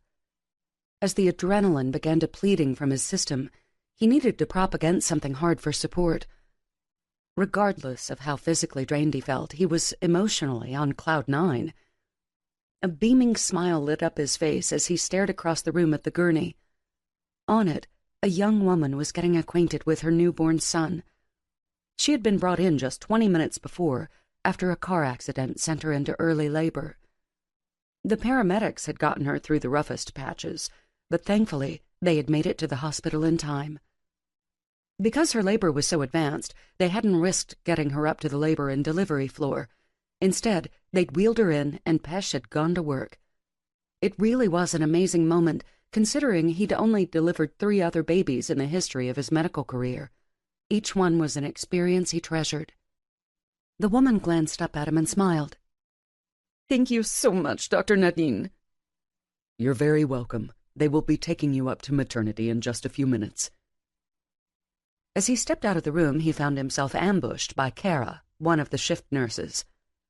"Hey there, how's the good doctor doing today?" The way she spoke was more of a purr, which was a pretty apt summation, since she basically acted like she was a cat in heat any time he was around. He cringed as she ran her hand up his arm. "I'm fine, thank you. How are you?" He questioned politely. "I'm better now that I've seen you," she replied. "Yes, well, I need to go see about my next case." Her heavily painted lips turned down in a pout. "Aren't you ever going to want to get a drink again?" Inwardly, he groaned. In a moment of weakness, when he was still reeling after what had happened with Megan, he had allowed her to talk him into getting a drink after work. Once turned into several times, and then he did the unthinkable. He had made out with her in his car under the faded lights of the bar's neon sign. Well, making out didn't quite sum up the fact that she had given him a blowjob. Although he had vowed to never let anything like that happen again, he found himself walking a fine line around her whenever they were at work. Sure, maybe. Things have been really busy." "I hope that you'll free up some time. I really need a night out with you again." Reaching around him, Kara did the unthinkable. She squeezed one of his ass cheeks. A gasp of shock behind him caused him to whirl around. Of all the people in the world that could have been standing there, it had to be Megan. Pesh quickly jerked out from Kara's reach. Megan's eyes bulged at the two of them before she quickly looked away. With her head ducked, she started past them. The last thing in the world he needed was for something to be awkward between them. Without another word to Kara, Pesh turned and fell in step beside Megan. "What are you doing?" she asked. He shrugged. "Nothing, just walking with you. Is that a problem?" Glancing over her shoulder at Kara, Megan said, "It looked like you were a little busy back there." With a grimace, he said, "The conversation and the contact were unwanted by me." Megan stared up at him. "Why am I not surprised by that?" He eyed her curiously. "Just what do you mean?" "You are not the type of man who does public displays of affection, or, I should say, lust." "Haven't we already established that you shouldn't try to typecast me? I don't fit into any of the preconceived holes you have tried to put me in." "There is only one hole that you remain firmly lodged in, and that is being a gentleman when it comes to women and sex."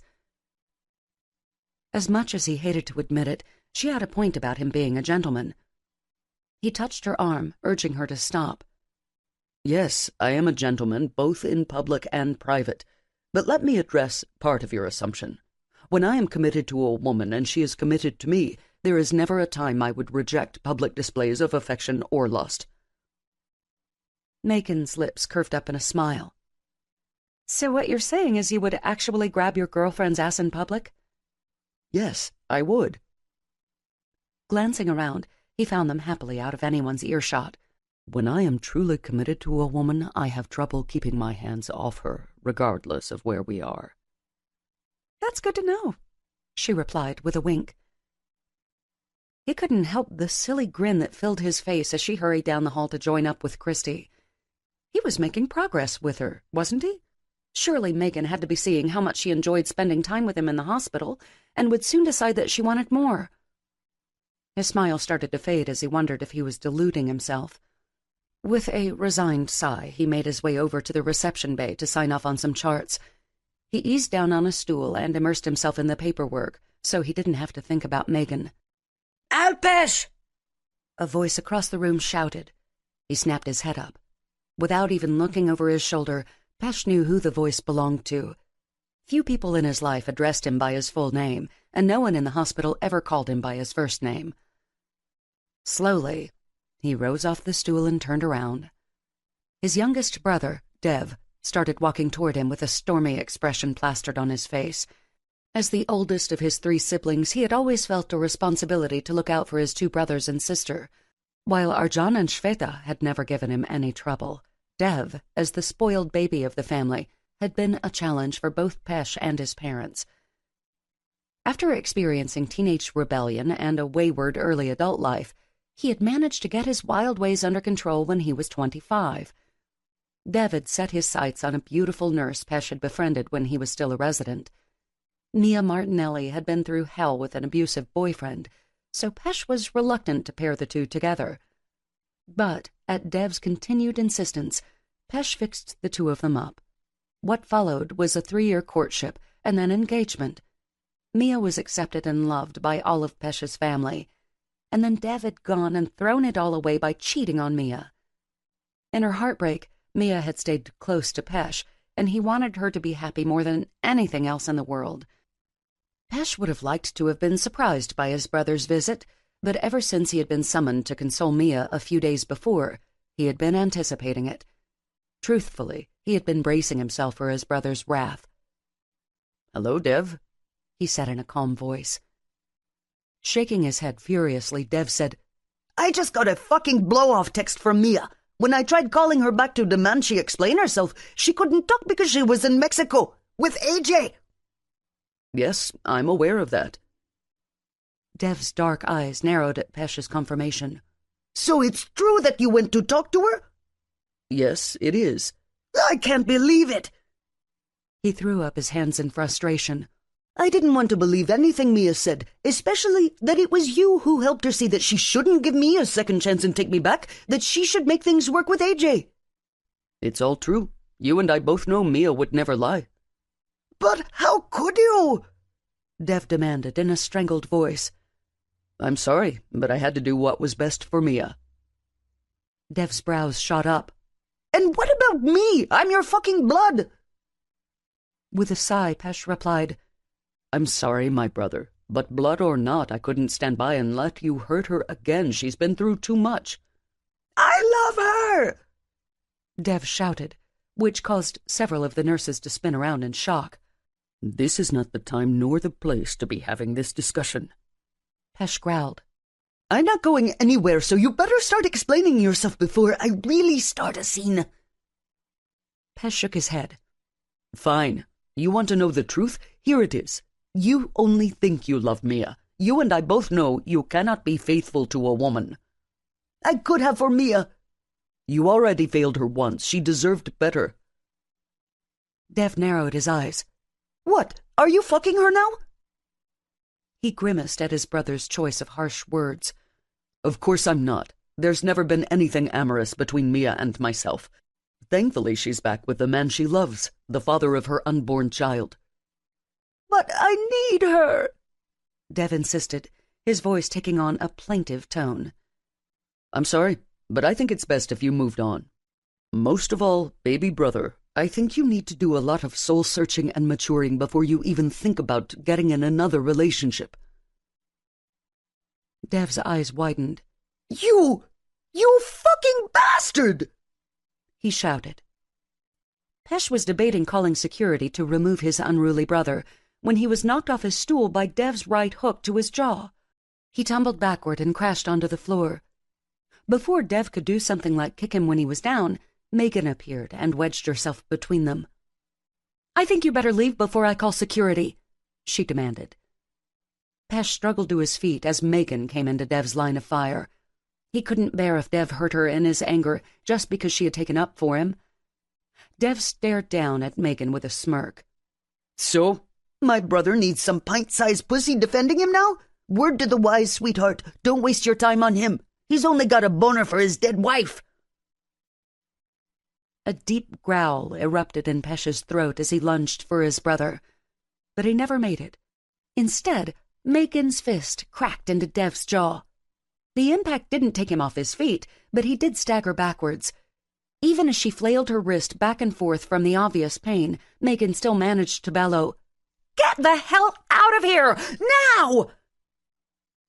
Dev stared at her in shock as he rubbed his jaw. "Crazy bitch," he muttered before stalking off. When Megan turned to him, her glowering expression faded to one of concern. "You're bleeding!" she cried, rushing for him. His hand came up to grip his cheek. Surprise flooded him when he felt wetness. Dev must have hit him harder than he thought. He slid his jaw back and forth, causing him to grimace at the popping sound. "Come here," Megan said, grabbing his hand. She started leading him over to one of the examining rooms, but he jerked back. "I don't need all this fuss." Megan shook her head. "We need to get you cleaned up." Resignedly, he followed her into the room. For the first time in a long time, he found himself on the opposite line of care. He eased down onto the examining table. "Really, Megan, this isn't necessary." As she busied herself taking out gauze, cotton balls, and antiseptic, she replied, "Quit your bitchin'." She glanced over her shoulder at him. At what must have been his incredulous expression at her word choice, she grinned. "That's right. Just shut up and let me take care of you." "When you put it like that, how can I not?" he teased. Her laughter warmed his heart. Deep down, he was pleased to find her so attentive to him. She obviously really cared about him if she insisted on cleaning him up. Or was she just attentive because she was a great nurse? But then there was the fact she punched Dev for insulting him. Of course, that was also mortifying. Did that mean she questioned his manhood since he didn't go toe-to-toe with his brother? God, what she must think of him now. As he allowed Megan to treat his cuts, his thoughts turned to Dev's last verbal punch. He grimaced about Dev's alluding to the fact he was in love with a ghost. Was that what stopped Megan from believing his attraction to her? Was she really hiding her commitment phobia behind a belief that he was still completely in love with his wife? His feelings gave him away when Megan asked, "Are you hurting?" "No, I'm fine." When she gave him a skeptical look, he replied, "It's more the fact that I'm angry than I am physically hurt." "So what exactly was all that about?" she asked as she dabbed some antiseptic along his jawline. He winced when the medication hit the broken skin. "My brother is angry with me." Megan snorted. "No shit." She held the cotton ball frozen as she eyed him curiously. "What I'm wondering is what got him so fired up that he would stomp into a hospital, call you out, and then punch you. You are the last person on earth I would imagine being in a fight." "The reason is so cliché," he murmured. "Enlighten me," she urged. "He's a petulant child who didn't get his way. He's lashing out at me because he thinks it's all my fault." "I heard the name Mia. Was it all about a woman?" "Yes, that's why I called it cliché." He sucked in a harsh breath before filling Megan in about what all had transpired between him, Dev, and Mia. "Wow," she murmured when he finished. "I suppose that is all one can say about the situation." "You were awfully kind to take care of her like you did. I mean, with both her abusive ex-boyfriend and Dev." He shrugged. "What else was I supposed to do? I cared for her, and I wanted to see her happy." At the look that flashed in Megan's eyes, he quickly added, "There was no amorous love between us. I was happily married at the time, and she desperately needed someone to be strong for her." Megan cupped his unhurt cheek in her hand. You really are the most decent man I've ever known." "I don't know about that," he murmured. "You truly are." She shook her head. "No wonder women are so crazy about you. It's one thing for you to be so good-looking and a smart doctor, but then when you add in the fact of how sweet, caring, and compassionate you are, it's like you're a triple threat." She turned to throw the cotton ball into the trash can. His heartbeat thrummed louder and louder at her words, while he sat unblinking and unmoving. Part of him wanted to rail at her for not seeing him like all the other women did. If she truly saw what others did, then she would want to date him, wouldn't she? Why couldn't she see how good he could be for her? When Megan met his tense gaze, she jerked back and momentarily faltered by dropping the piece of gauze in her hand. She quickly deposited the soiled one in the trash and then got another one. "So, this Mia chick, she's run off with some drummer, huh?" she asked, clearly trying to change the subject and lighten the mood in the room. "Not just any drummer, a famous one at that." "Really? What band?" Pesh cocked his head as he tried remembering. "Something Train." Megan gasped. "Not Runaway Train!" He snapped his fingers. "That's it." Clasping her hand to her chest, Megan's eyes widened. "You know someone who knows A.J. Rasandis?" Pesh laughed. "I suppose I do, if you consider that's Mia's fiancé." "That is so wild. I love that band." "I'll see if I can get you an autograph." With a squeal, Megan said, "Really? That would be amazing." "Anything for the woman who is willing to risk her life for me." Megan laughed. "It was nothing." "What about your hand?" "I'm not going to lie. It hurts. I kind of forgot what punching someone felt like." Pesh couldn't help his brows from rising in surprise. "Have you done a lot of fighting?" She grinned. "Not exactly MMA material, am I?" When he merely shook his head, she replied, "I may have thrown a few punches in my early college partying days when a guy overstepped his bounds." With a smile, Pesh said, "Good for you."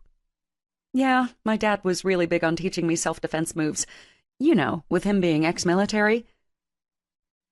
Pesh couldn't help liking Megan's strength and spunk. He hadn't known a lot of women like her. In his world, women were bred to be demure and obedient. Even though Jade wasn't Indian, she would have never dreamed of throwing a punch to defend him against Dev.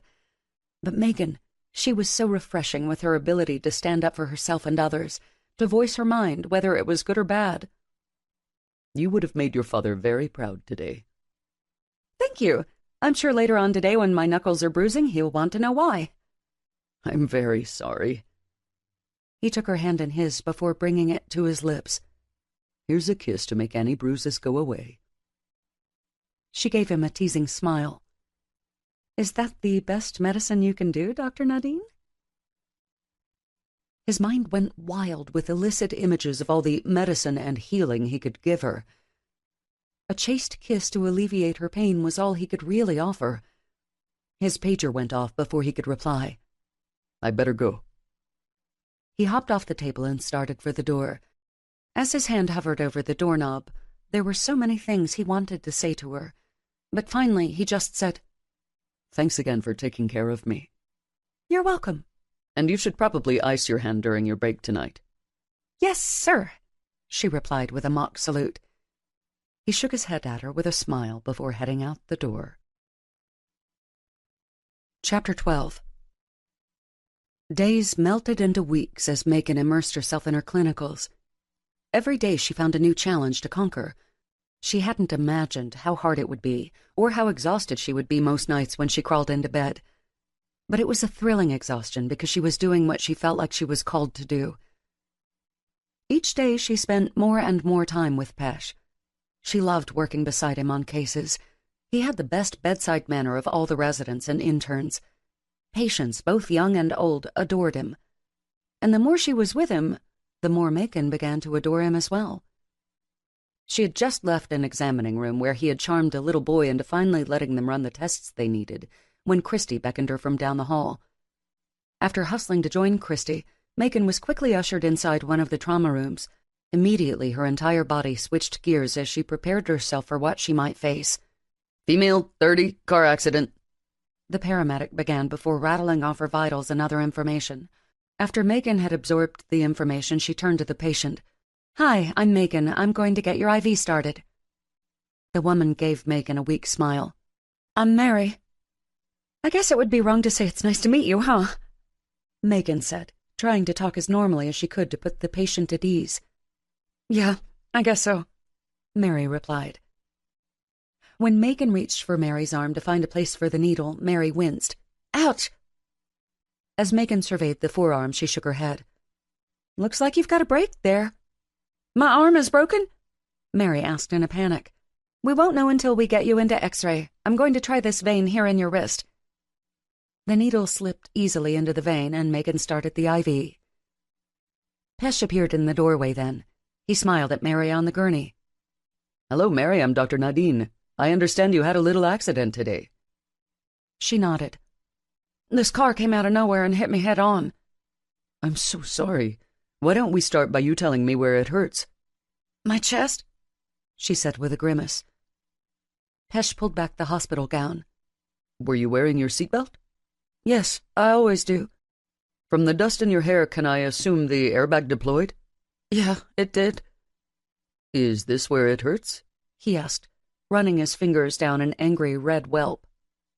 It started at her neck and crossed over her chest. Some of it was hidden by the many leads coming from the heart monitor. Yeah. It looks like the seatbelt and the airbag did a number on you. Mary winced. I thought they were supposed to help you, not hurt you. Pesh smiled. Trust me, you're much better off with a little burn than if you hadn't been wearing it. After eyeing the monitors Mary was hooked up to, he turned to Megan. Blood pressure is low. Let's administer some blood products to raise it. Megan nodded. After checking Mary's chart for her blood type, she grabbed a bag of blood from the coolers. Trading places with Pesh, she started another IV in the crook of Mary's right elbow. Besides your chest, are you hurting anywhere else? Pesh asked, after he finished listening to her heart and lungs. My stomach? Megan's breath hitched.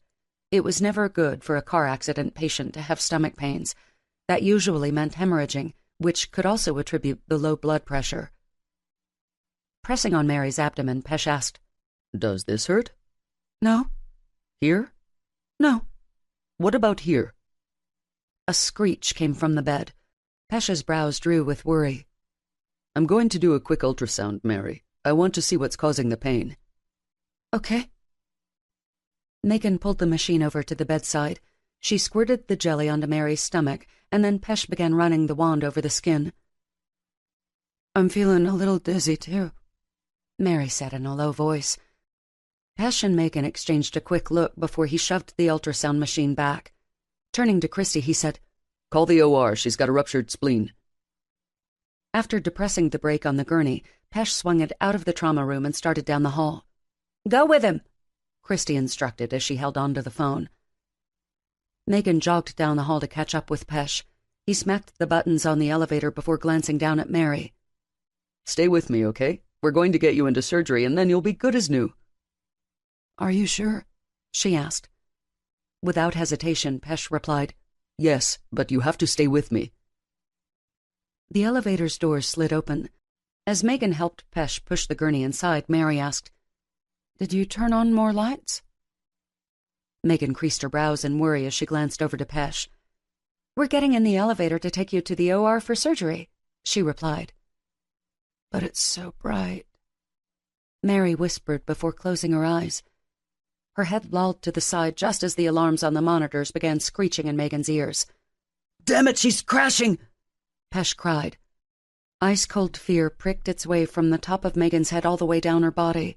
A patient was crashing in the elevator without the crash cart. What the hell were they supposed to do? Lower the gurney, Pesh ordered. Megan's jerky hands fumbled with the lever. Once it was flat, Pesh brought his hands to Mary's chest and began compressions. Without having to be told, Megan leaned down, pinched Mary's nose, and began breathing into her mouth. They worked in perfect synchronization. Stay with me, Mary, Pesh barked as his hands pumped in a manic pace up and down on Mary's chest. Glancing up from her breathing, Megan eyed the monitors. No pulse. When Pesh didn't respond, she continued doing breathing cycles. At the taste of something warm meeting her lips, she jerked back. Blood oozed out of Mary's mouth. There's more damage than the spleen. She's bleeding from the mouth. Pesh didn't even acknowledge her comment. The seatbelt and airbag could have caused an aortic tear as well. There's nothing we can do. Instead, he kept right on with his compressions. The elevator doors opened, and Megan met the expectant faces of the surgical team. When one doctor stepped forward, she shook her head. She's gone. Pesh growled across from her. No, she isn't. We have to keep trying. Get a cart in here. The doctor eyed the stats on the monitors. I don't think it will help. Jerking his head up from Mary, Pesh snarled, Get the fucking cart! As one of the nurses scrambled away, two others pulled the gurney from the elevator. Megan stood back, feeling helpless as to what to do. Once the cart arrived, Pesh ripped open Mary's gown. Charging 260 joules. He rubbed the paddles together. Clear! Mary's chest jolted off the gurney with the force of the electricity. Megan didn't need to look at the monitors. The heart stayed in a flat line. Charging 360 joules. Megan closed her eyes when Pesh administered the second shock. Damn it, Jade, don't do this! Try for me! Megan couldn't hold back the gasp that escaped her at Pesh calling Mary by his late wife's name. Before Pesh could do another charge, one of the surgeons stepped forward. After he removed his mask, he put his hand on Pesh's back. Calling time of death. Defeated, Pesh dropped his head. Slowly, he eased back from the gurney. A nurse took the paddles from him and put them back on the cart. I'll go notify the family, Pesh murmured. The surgeon shook his head and stared pointedly at Megan. Get a resident to do that, Nadine. You go take a breather, buddy. They deserve to speak to the doctor who was with her when she died. You don't need to do this. Pesh slung away from the surgeon and started for the elevator.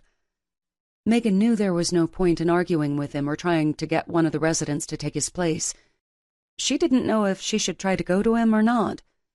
She regretted her decision when he turned to face her in the elevator.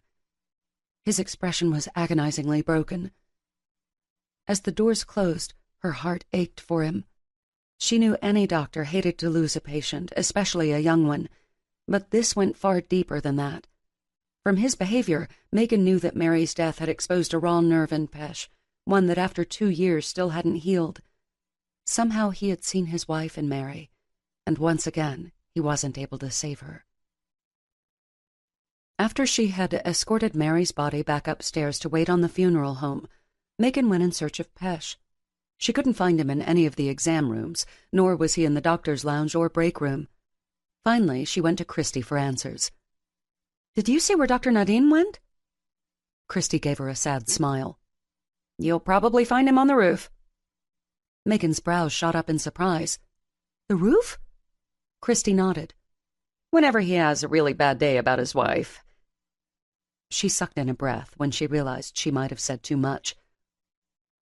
At the thought of Pesh's grief, Megan's chest tightened in agony.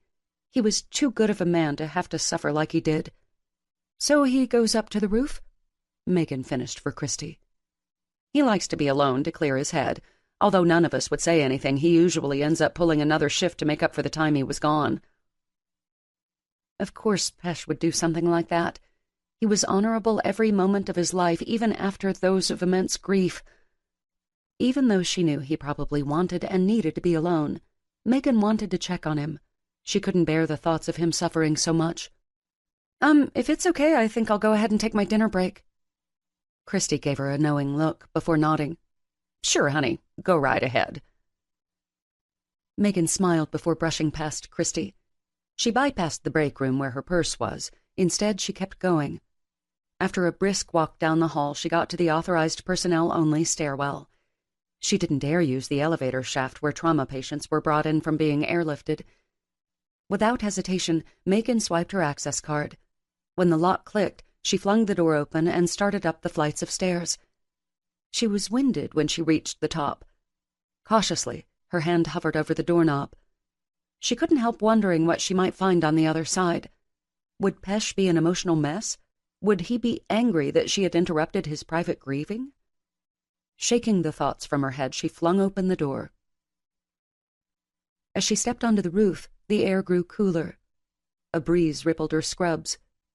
Her gaze spun around frantically until she found him. Pesh stood at the edge of the roof. His usual ramrod-straight posture was slumped, his broad shoulders drawn in. Although she couldn't see his face, his gaze seemed fixed straight ahead into the night sky. To add insult to injury, clouds blotted out the stars, cloaking everything in darkness. Tentatively, she started over to him. "Hey," she said softly. He whirled around in surprise. Her heart clenched at the sight of the tears sparkling in his eyes. Even in the darkness, she could see a blood-red flush entering his cheeks. His hands quickly came up to swipe away the moisture from his eyes. "Hello?" he finally replied in a hoarse whisper. They stood in awkward silence, staring each other down. Finally, Megan took a step forward to close the gap between them. "How did you know I was up here?" he asked. "Christy told me." Unable to stop herself, she reached out to touch his arm. "I'm so sorry, Pesh." "It isn't necessary." She shook her head. "Yes, it is. You're in pain. You've been in pain. I can't help but feel sorry for what you're going through." His usually warm eyes took on a cold look. "You were in that elevator, too. You have every right to be emotional. Maybe you should be more concerned with why you aren't weeping." "Don't," she murmured. "Don't what?" "Don't try to mask your pain by being someone you're not or by pointing fingers at others. That isn't you, and you can't fool me." With a ragged sigh, Pesh jerked his hand through his dark, wavy hair. "I'm sorry. That was completely uncalled for." "It's okay." "No, it's—" She silenced him by bringing her hand up to cover his lips. When she pulled her hand away, he sighed. "Talk to me," Megan pleaded. The clouds above them opened up, causing a slight drizzle to fall. "The death of a patient is never easy. Any doctor of worth, or nurse for that matter, must possess compassion. Then it is inevitable that the same compassion you possess will come back to haunt you. It may even cripple you. When death comes, you can't help feeling for the life that has been lost and for the family members left behind." His voice choked off, and Megan drew herself even closer to him. She knew that his last statement held personal meaning for him. "What exactly happened to your wife?" she questioned softly. Pesh's eyes closed. Jade had an undiagnosed clotting condition. She was adopted, so she didn't know anything really about her family history. She'd always been in perfect health. She rarely even went to the doctor with the sniffles. And after we'd been married for 3 years, we decided it was time to have a baby. When Pesh remained silent, Megan tentatively asked, "Did she die in childbirth?" He shook his head. "No, we never got that far. We tried for over a year to get pregnant on our own, and it didn't happen. So we were recommended to a fertility clinic. Once the IUI process didn't work, we started IVF." A ragged sigh came from deep in his chest. "The whole process was physically trying and then emotionally gutting for both of us, but especially for Jade." He met her gaze. "She blamed herself since the testing revealed that everything was fine with me. Although we were labeled as non-specific infertility, she felt that it was all her fault." "Bless her heart," Megan murmured, as her heart went out to a woman she'd never met. Getting pregnant had been so easy for her. Although Mason wasn't necessarily expected, he had never been unwanted in her eyes. But she knew what infertility did to a woman when she saw it ravage her father's sister. Although her aunt was now the happy and doting mother of 2 adopted girls, she knew the emotional toll not getting pregnant had taken. Megan herself had once been the recipient of her aunt's childless pain when she had announced her pregnancy with Mason. Still without answers as to how Jade had died, Megan pressed Pesh for more.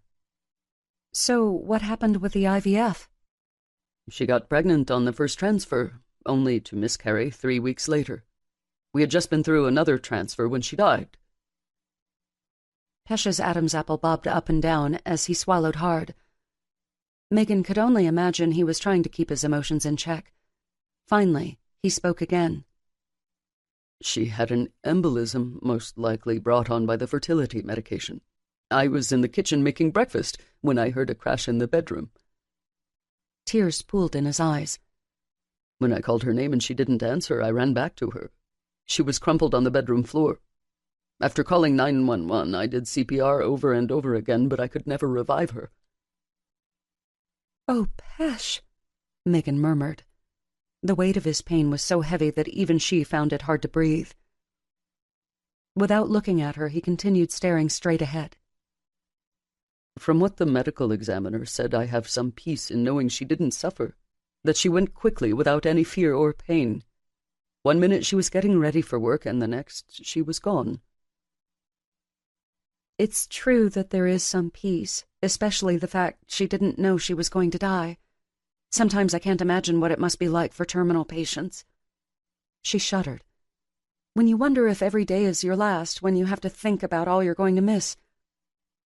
Yes, that is true, he said in a hushed whisper.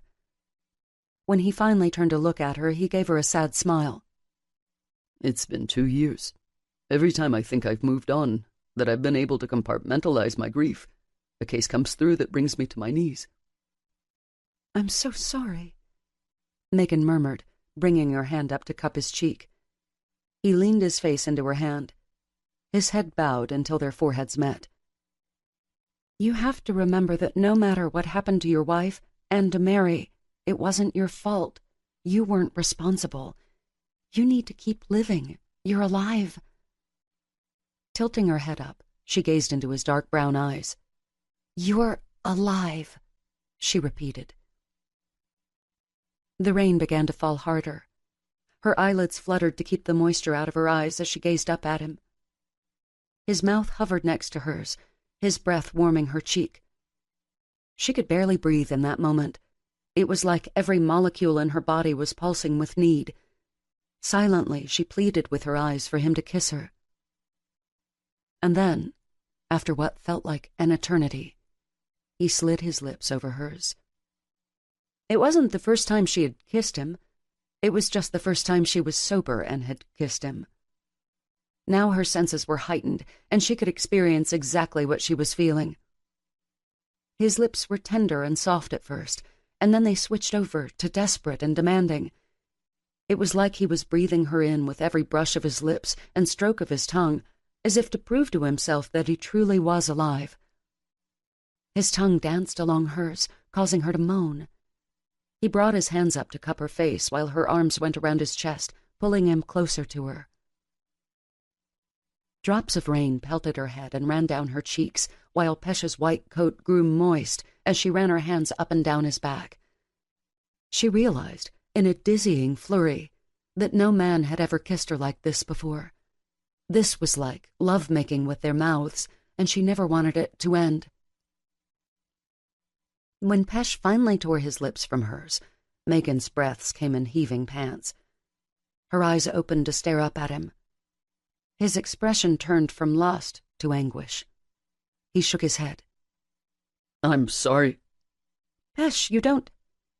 He held up his hand. Please, just go. He turned away from her, wrapping his arms around his chest. Torn, Megan didn't know if she should argue with him and stay or leave. Please, he whispered. With her heart still beating wildly from their passionate lip lock, she turned and fled. As she pounded back down the stairs, her emotions yo-yoed to where she felt like a watch that had been wound too tight. After bursting back through the door, Christy met her in the hallway. Her eyes widened at Megan's appearance. I went outside on my dinner break and it started raining. Megan lied. Next time you'll have to remember your umbrella, Christy replied. Megan nodded. Yeah, I will. Why don't you go to the break room? There's a hairdryer under the sink. When you finish drying off, I could really use you in the supply closet doing inventory. Seems like we always almost run out of everything at once. Sure, I can do that. As Megan turned to go down the hallway, Christy reached out and grabbed her arm. Is he okay? Megan bit down on her lip to keep a hysterical laugh from escaping. Was Pesh okay? Was she okay? Who the hell knew? 1 minute he'd been weeping about his wife and losing a patient, and the next he'd been liquid passion dripping on her lips. Regardless of his emotional whiplash, she'd experienced the same.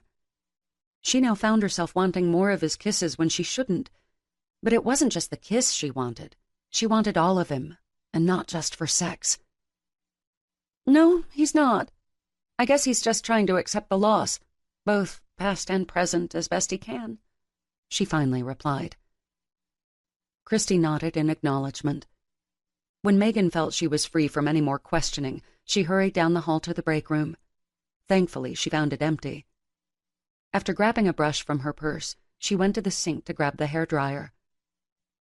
Gazing at her reflection in the mirror, she looked a bedraggled mess.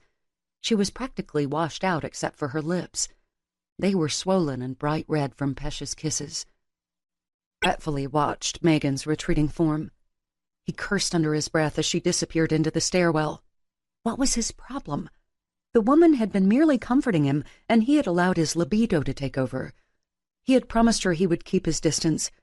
Regardless of the flirting and easy banter between them, he had kept things professional.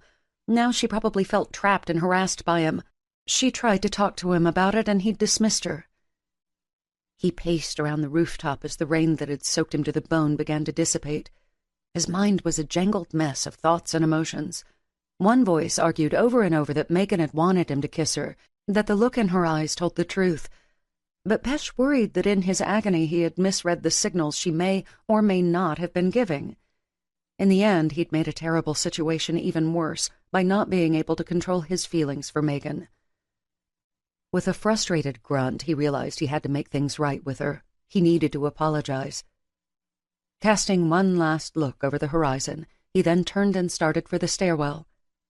After pounding downstairs, he searched the hallway for any signs of Megan. When he spotted Christy, he was surprised not to see Megan with her. "Where's Megan?" he asked. "Oh, since we're kind of slow tonight, I asked her to go to work in the storage closet. We're behind on inventory and cataloging." "I see." Christy eyed him up and down before shaking her head. "You're drenched." "It's raining outside." "So I've heard," she said knowingly. "What does that mean?" he asked. She waved her hand. "Nothing. Why don't you do us both a favor and get out of those wet clothes? The last thing we need is you coming down with something." Pesh knew it was fruitless to argue with her. Instead, he tucked his tail between his legs and made his way to the doctor's lounge. He took a clean pair of pants and shirt out of his locker.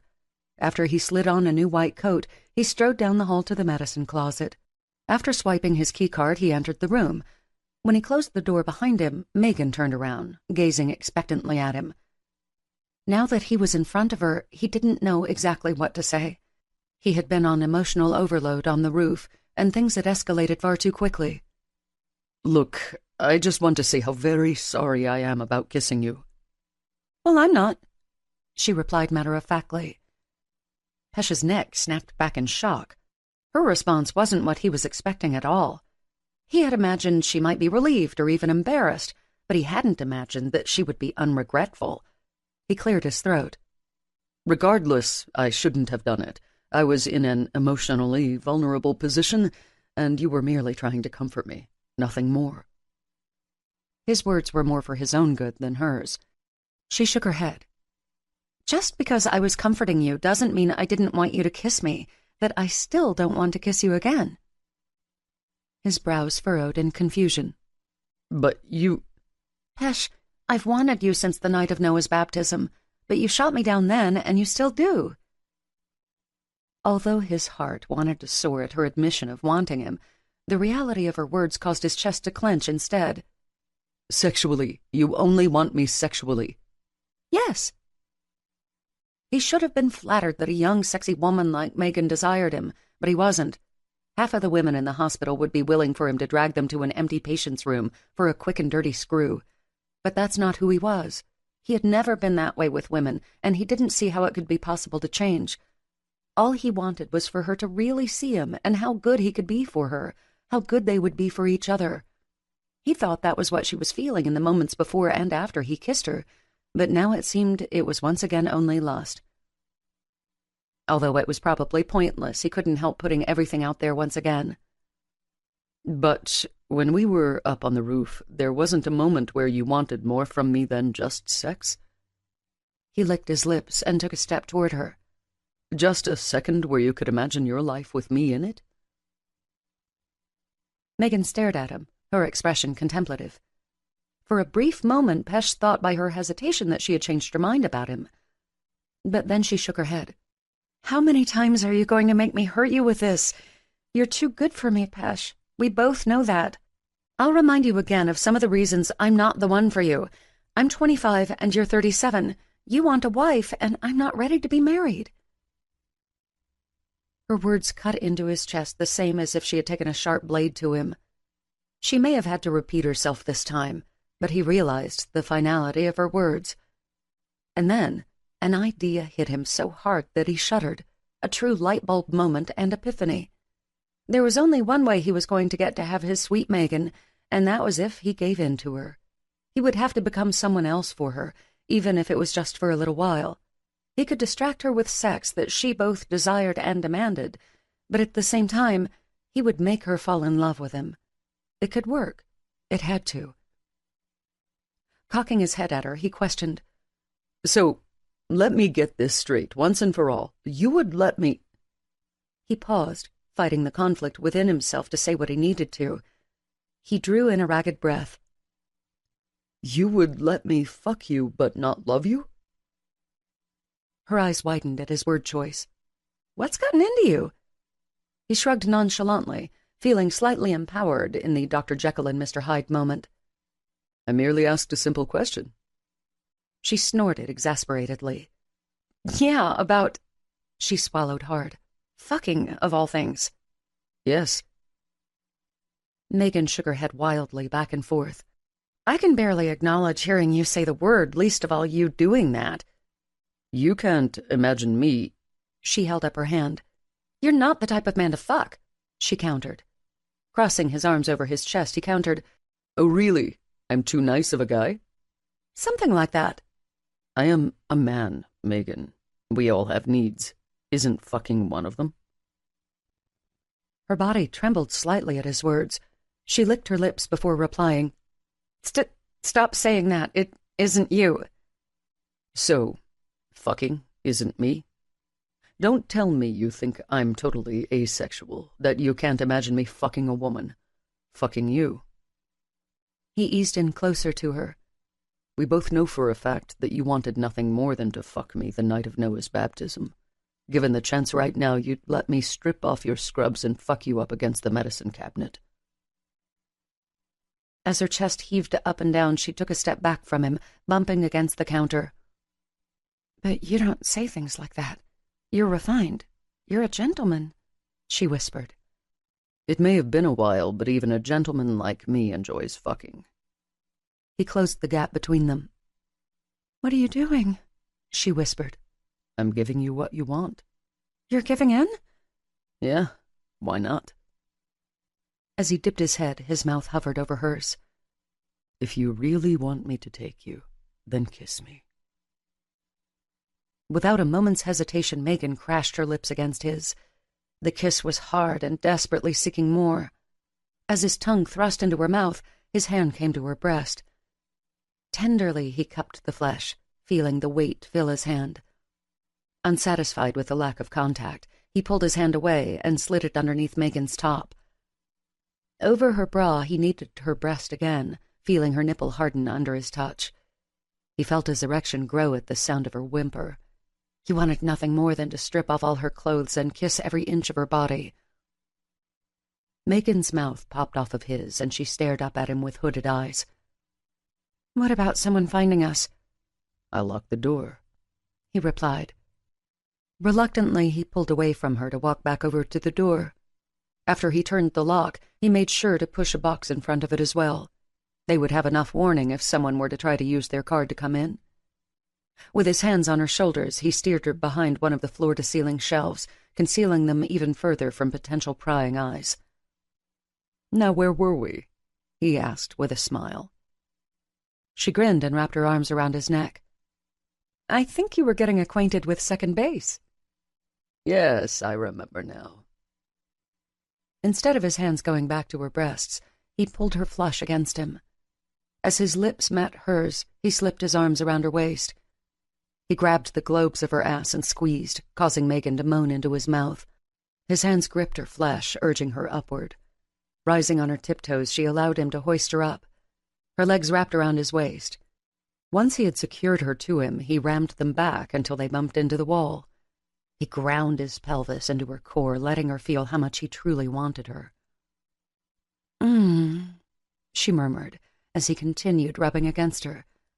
One of her hands abandoned his shoulder and slid down his back to squeeze his ass. His fingers jerked her hair back, pulling his lips from his. He gazed into her heavy-lidded eyes before his mouth dipped to her neck. His tongue slid up her jugular, feeling her racing pulse. "So you'll let me inside your body, but not your heart?" he demanded. "Yes, please, Pesh." Now that he had her right where he wanted her, it was time to put his plan into motion. "If I give you an orgasm, you'll have to go on a date with me." Her eyes widened through her panting. "You can't be serious." "Oh, but I am. Give and take, Megan. I give you what you want." He paused in his thrusts to let his fingers dip into the waistband of her scrubs. Through the thin scrap of her thong, his hand caressed her, causing her to whimper. "Which is to explode in bliss." As he continued stroking her, she hissed in a breath as she glared at him. "You want me pretty bad, don't you, Megan?" he asked as his fingertips felt of her growing moisture. Her fingernails dug into his shoulders. "Yes, God, yes, I do." "So let me give you this pleasure. I want nothing more than to see you come apart." He licked his lips. "Then you'll let me take you out." Her eyelids fluttered and she bit down on her lip. He could tell she was internally raging war with herself about what to do. As his fingers sped up their tempo against her clit, her head fell back against the wall. "You don't play fair," she groaned. He momentarily eased his hand off of her. "I don't want to play games with you at all, but you leave me no choice." He lowered his head to kiss her again. "All I want is you," he murmured. "Fine, fine." "Fine what?" he questioned as he looked her in the eye. "Make me come and I'll go out on a date with you." He smiled before easing her back onto her feet. When he sank to his knees before her, Megan's brows furrowed in confusion. He then gripped the waistband of her scrubs. He eased them down along with her panties, never taking his eyes off hers. When he had them down to her ankles, he rose back up. Grabbing her by the waist, he shifted her to the side where she bumped into the counter. He gripped her hips once again and raised her up to where her butt rested on the cool formica. He slid her pants and thong over her shoes, letting them drop onto the floor below him. He was so far gone with desire that he didn't stop to think about how long it had been since he had gone down on a woman. He pushed the voices out of his head when they reminded him of how Jade had teasingly called his tongue a master of orgasms. Instead, he focused on the beautiful, panting woman before him as she widened her legs invitingly for him. When he slid his tongue slowly up Megan's wet slit, they both shuddered. He took one of her legs and propped her foot on his shoulder so he could get better access to her, while he pushed her other thigh further open. Her pink, glistening center was laid out beautifully before him. As his tongue flicked and teased her swollen clit, Megan threw her head back and moaned. His lips closed over her clit, sucking it hard. Her hips began to rock back and forth. He knew it wasn't going to take him long to make her come. She was too ready for this. It had been a long time for her as well. He resisted using his fingers. Instead, he spread her apart and then thrust his tongue rhythmically inside her. Megan's cries grew louder to where he brought his hand up and clamped it over her lips. The last thing they needed was someone banging on the door. As he felt her walls tensing, she reached out to twist her fingers in his hair. He welcomed the pain as she went over the edge, convulsing and screaming against his hand. When Megan's walls finished clenching and pulsing, Pesh removed his tongue from inside her. He placed butterfly kisses against her core and then on the insides of her thighs. When he finally glanced up, he found Megan staring at him, a combustive mix of emotions swirling in her blue eyes. That was... Smiling, he rose up from the floor. His hands gently came to her waist. He was just about to pull her down when she stopped him. "Don't.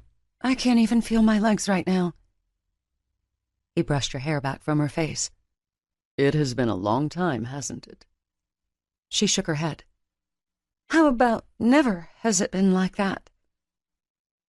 He couldn't help staring at her incredulously. What do you mean?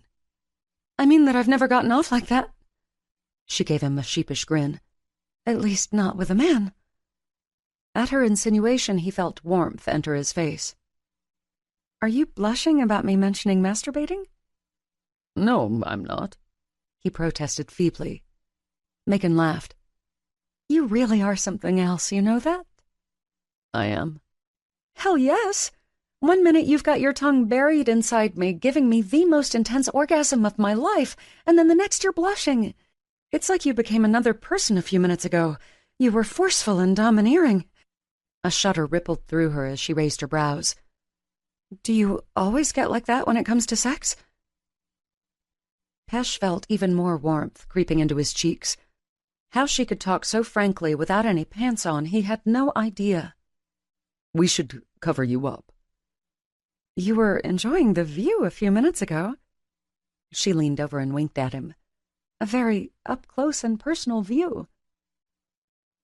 He rubbed his hands over his face. Honestly, I don't know what came over me. I came in here to tell you I was sorry and that you wouldn't have to worry about me coming on to you again. And then all hell had broken loose. It was like he had been fried with the electrical current from the paddles on the crash cart. He'd decided to become another person to win her, and damned if he had. Almost too easily for his liking. What had he said to her in the heat of the moment? He stared intently at her. All I could think of was how much I wanted you and what it would take to have you. "You really wanted me that much?" she asked, her brows rising in surprise. Yes, I did. With a coy smile, she scooted to the edge of the counter. She wrapped her legs around his waist and drew him closer to her. "What about you?" she asked, as her hand cupped his erection through his pants. His hips bucked involuntarily, and he closed his eyes, trying to steady himself. This wasn't about me, he murmured. "I can't let you go back on the floor with a hard-on." She licked up the side of his face, causing him to shudder. "I owe you at least a happy ending after those multiple orgasms you just gave me." His closed eyes popped open. Multiple, did you say? She giggled. "Yeah." Then that means you owe me multiple dates, right? Megan reached around to smack his ass. "You're a bad boy trying to trick me." I'm sorry. I play dirty when I have to. Without another word, Megan unbuttoned and unzipped him. She eased his pants and boxer shorts off his hips. When his erection was freed, she glanced between them. Pretty impressive." He started to laugh at her remark, but when she gripped him in her hand, he gasped. All coherent thoughts flew out of his mind as she stroked his length up and down, alternating from smooth slides to hard tugs. "Would you rather it was my mouth on you than my hand?"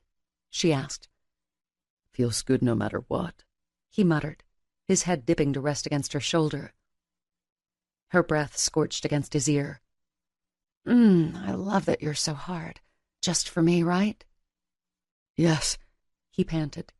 Just for you. Only you. Flicking her tongue out, she encircled his lobe and the shell of his ear. "Can you imagine what it would be like to bury yourself deep inside me?" Her words were having too much of an effect on him. The dirty talk, coupled with the way she had her hand on him, caused him to tighten up. He tried to pull away, but she kept hold of him. And then he was coming undone. When he finally came back to himself, he opened his eyes to see that he'd come on Megan's exposed thighs. I'm sorry, he said. "It's okay. It was worth it to see your O-face." She smiled dreamily at him. "God, you were beautiful." Since he'd never had a woman tell him that, he couldn't help flushing. He pulled away from her to search for something to clean her up with. Finally, he found a roll of paper towels. When he returned to her, he gently wiped himself off her skin. After he finished, he helped her down off the counter. "I'll go out first. I need to clean up. And so do you." He gave a brief nod. He was having trouble processing all the emotions swirling through his mind. "So, when is it?" she asked. "When is what?" he asked dumbly. He was still far too obliterated by a simple handjob to be processing coherent thoughts. "Our date?" He had almost forgotten what he had asked of her. Out of the heat of the moment, he felt guilty for what he had done.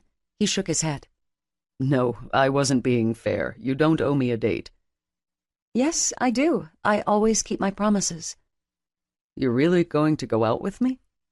She grinned. "Of course I am." His heartbeat sped up. "Are you off this Saturday?" "Yes." "You don't have plans?" "No, I don't." "And you can get someone to watch your son?" "Yes," she replied with a smile. "Okay, then let's do it Saturday." "Do what exactly?" "The date." She laughed. "Yes, but what are we doing?" "It's a surprise." Tilting her head, she eyed him suspiciously. "I'm not sure I like the sound of that." "I promise you'll like it." "What should I wear for this surprise date?" Already the wheels had been turning in his head. Since it might be his only chance, he knew he wanted to make the date as special as he could. "Wear something dressy. We might be going somewhere that requires more formal wear than jeans." "Okay, I think I can do that." At the sound of his pager, he grimaced. "Guess I'll be the one leaving first." Without hesitating, he bowed his head to kiss her. Just like before, the feel of her mouth against his lit him on fire. Reluctantly, he pulled away. "Go wash up first." Her breath warmed his cheek before she glanced up into his eyes. "I can taste myself on you." He closed his eyes as a shudder went through his body. "You're trying to kill me." She flashed him a wicked grin. "Sorry, it's the truth." "Behave yourself," he replied, before he headed to the door. Chapter 14. With less than 10 minutes before Pesh was set to arrive for their date, Megan found herself a neurotic mess still holed in the bathroom. She'd changed outfits at least 3 times before deciding on a black and white lace dress that came just to her knees. It had actually come out of the back of her closet, one of the tamer remnants of her wilder days. Pesh had told her to wear something dressy, and it did fall into the dressy category, although it was probably a little sexier than she would have liked. While she'd pulled her long hair back into a loose knot at the back of her neck, she was now rethinking her strategy. If she'd left her hair down, it would cover more of the exposed skin that the spaghetti straps and neck of the dress showed. Glancing at her phone one more time, she cringed. "Fuck it," she muttered, before spritzing on some perfume. After the fragrant cloud faded, she headed out of the bathroom. She grabbed her purse and headed upstairs. When she came into the kitchen, a loud catcalling whistle pierced her ear. She scowled at Sean. "Seriously?" He shrugged. "You look hot, sis." Gavin, who stood beside Sean at the counter, nodded. "We've never seen you in anything but scrubs." Megan couldn't help smiling at her brothers. "Thank you." Wagging his brows, Gavin asked, "Got a hot date, huh?" "Not exactly," she replied as she went to grab her purse. "Yeah, right," he mumbled under his breath. After slinging her purse on her shoulder, she whirled around to pin him with her stare. "And what's that supposed to mean?" "It means that chicks don't get dressed up like that for nothing. You obviously want to impress this guy, so it's obviously a hot date." "Since when did you become the love guru?" she questioned. Sean grinned as he elbowed Gavin. "She's getting riled, man. Being irrational about little things usually means love." Megan opened her mouth to lay into her brothers, but then found herself speechless. So she closed it back up. Without another word to her brothers, she went into the living room. She found her dad lounging in his chair with Mason snuggled to his side. When her dad looked up, he did a double take. "Don't you look beautiful, sweetheart?" he said. She bent down and kissed his cheek. "Thanks, Daddy." Mason tore his gaze away from the television to look at her. Mommy, bye-bye? This was one question she hadn't anticipated explaining. Yes, Mommy is going to go see a friend today, and you're going to stay here with Grammy and Granddad. His tiny brows furrowed. Mace no go? Guilt rocketed through her. How could she spend one of her few off days away from her son? The doorbell rang, and she was forced out of her self-loathing to answer the door. Taking a deep breath, she opened it. Her heart did a funny little flip-flop at the sight of Pesh on the porch. It wasn't just how handsome he looked in his khaki pants, red button-down polo shirt, and black blazer. It was also the fact he held a dozen red roses in his hand. "Hi," she said shyly after they had stared at each other for a few seconds. He smiled. "Hello." "Would you like to come in?" As he nodded, she stepped aside to give him room to come in the door. He turned back to her and held out the roses. "These are for you." After the words left his lips, he grimaced, as if what he had said offended him. "They're beautiful, thank you." "Bye-bye kiss, Mommy," Mason called from the living room. She smiled apologetically at Pesh. "I'm sorry, I'll just be 1 minute." "Take your time." She hurried across the foyer and into the living room. She deposited the roses onto one of the tables. "I'll be back tonight. You be a good boy, okay?" she said, when she got to her father's chair. She leaned over and kissed both of Mason's cheeks. "Give Mommy a kiss." He gave her a smacking kiss on the cheek. "Bye, my love," Megan said before turning and heading out of the room. She'd just reached Pesh's side when he glanced past her. "What?" she asked. "I think we have a potential stowaway," he replied with a smile. She whirled around to see Mason standing in the foyer. "What's wrong, baby?" "No go," he whimpered. She glanced up at Pesh. "I'm sorry. He usually is fine about me leaving him." She knelt down beside Mason.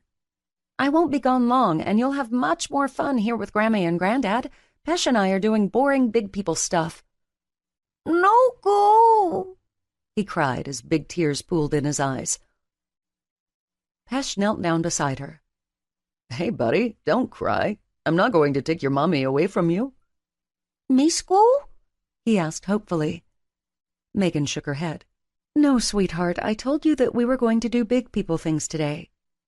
"That's true," Pesh said. Then he smiled at Mason. "But that doesn't mean we can't take a little detour first." Megan widened her eyes in surprise. "What do you mean?" "Why don't we take Mason to lunch at his favorite place?" "You don't mean that," Megan argued.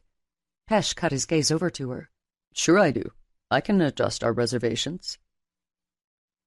She couldn't help staring at him in shock. How was it possible he was so willing to change his plans simply because Mason didn't want her to leave? She fought the urge to reach out and touch his shoulder to make sure he was real. He was far too good to be true at times. "Is that okay with you?" Pesh asked her. "Of course it's all right with me. I was worried about it not being okay with you." "I wouldn't have suggested it if I didn't mean it." He reached out and ruffled Mason's hair. "All right, buddy, where do you want to go for lunch?" "Cheese! Cheese!" he cried as he bobbed up and down. Megan groaned as Pesh's expression grew confused. "He wants to eat cheese?" he asked. "No, he wants to go to Chuck E. Cheese, every parent's worst nightmare." Pesh chuckled as he rose up from the floor. "All right, then. Chuck E. Cheese it is." "Go get your shoes," Megan instructed. As Mason raced back into the living room, Megan stood up. "You really don't have to do this." "Honestly, I don't mind. We can go have lunch with Mason, and then we can start our date. I'm sure he'll be worn out and ready for a nap when we get back, right?"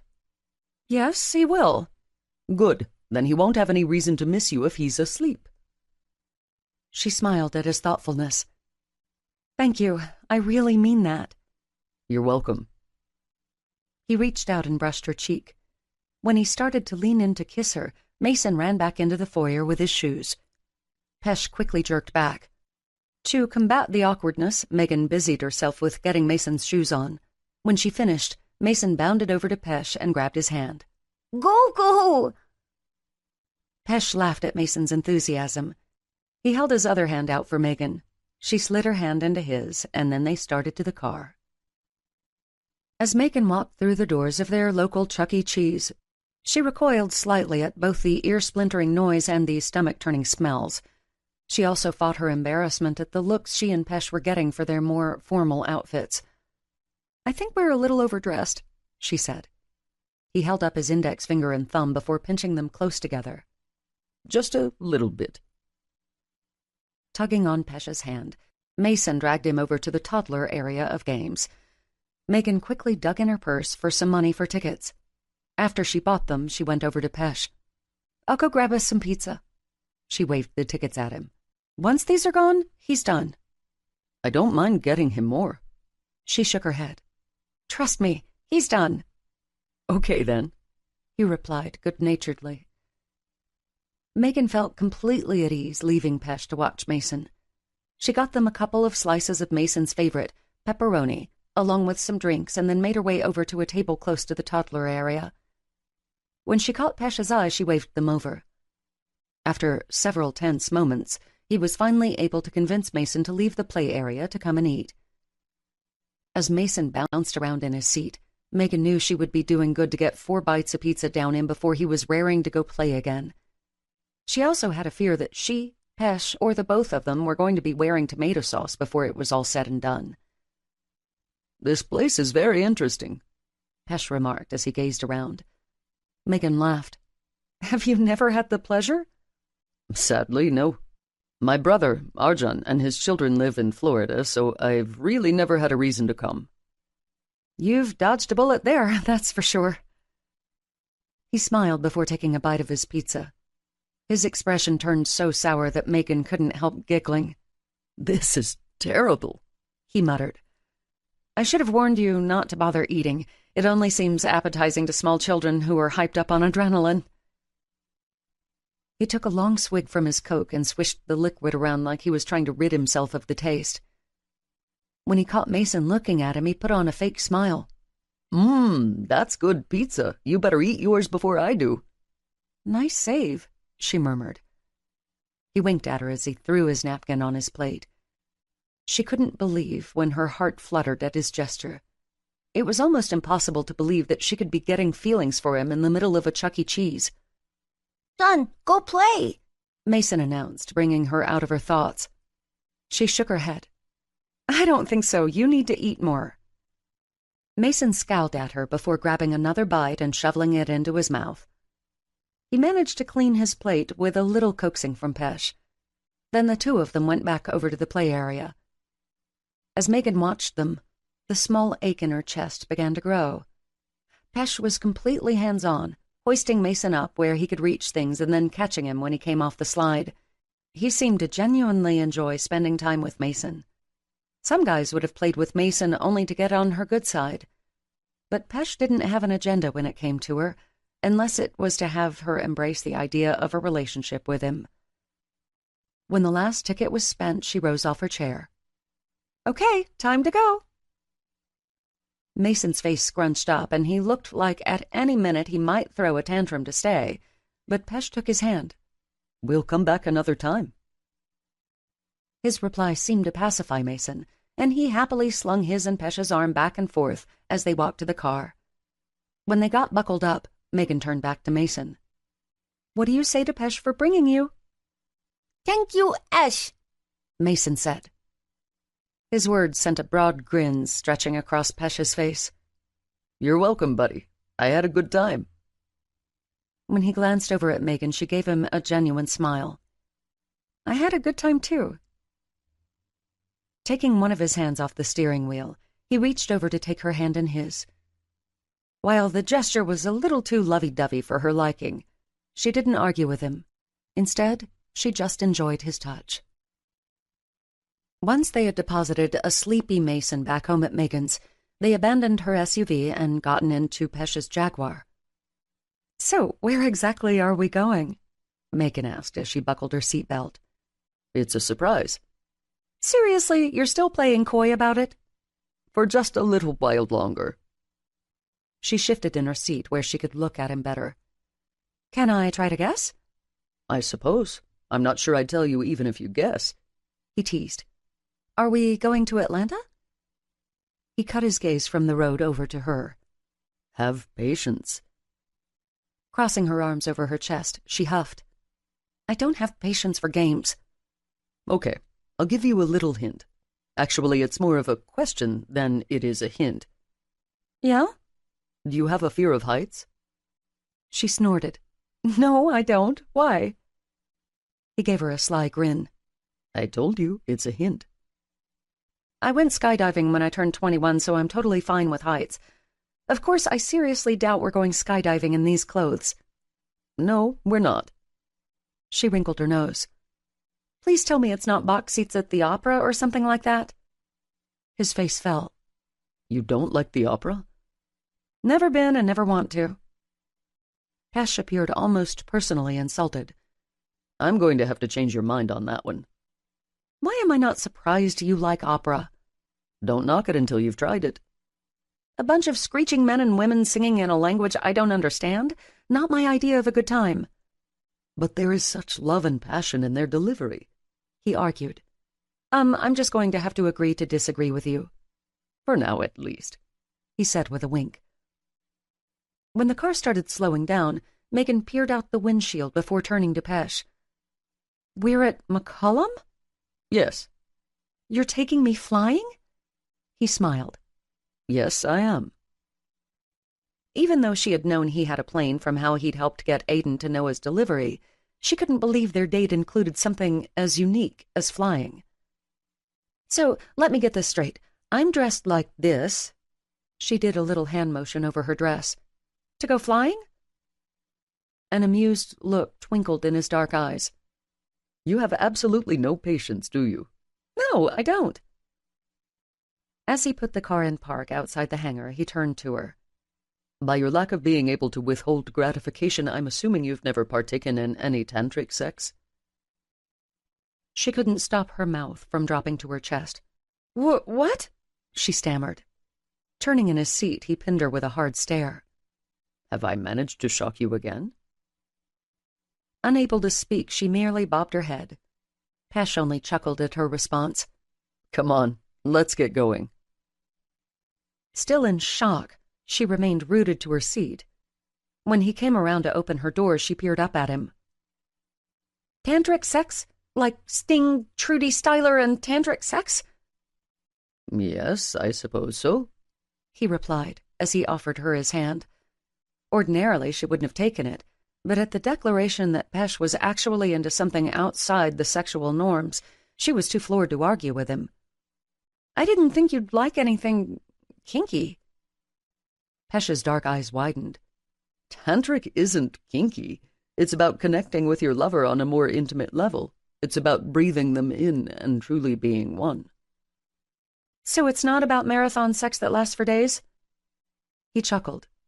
You've gotten the more salacious side confused with what it actually is.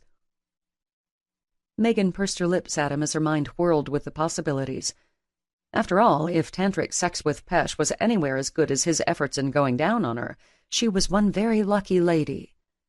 I guess you'll just have to educate me. They were interrupted by an air traffic controller with a headset. Hey, Dr. Nadine, how goes it? Good, thank you. Everything ready to go, Lewis? Pesh asked as he pumped the man's hand. Gassed up and checked out. We just need your flight plan. Pesh's gaze went to Megan before he said, We'll be flying into Savannah Hilton Head Airport. Great, thanks, Lewis replied before he started back inside the hangar. You're taking me to Savannah? She asked. For dinner and dancing. I had originally intended on more, but we got a later start. This is crazy. You're crazy. He gave her a puzzled look. You don't like Savannah? No, I love it. I just meant taking me 4 hours away for dinner. It's not that long by plane. Crossing her arms over her chest, she tilted her head at him. You couldn't just take me somewhere fancy in Atlanta? You have to fly me in your private plane to another city? He shrugged. Why not? Although it was probably unattractive, she couldn't help snorting with contempt. I'm probably going to sound a little like the line from Pretty Woman when she says she appreciates the seduction scene, but she's a sure thing. She patted her chest.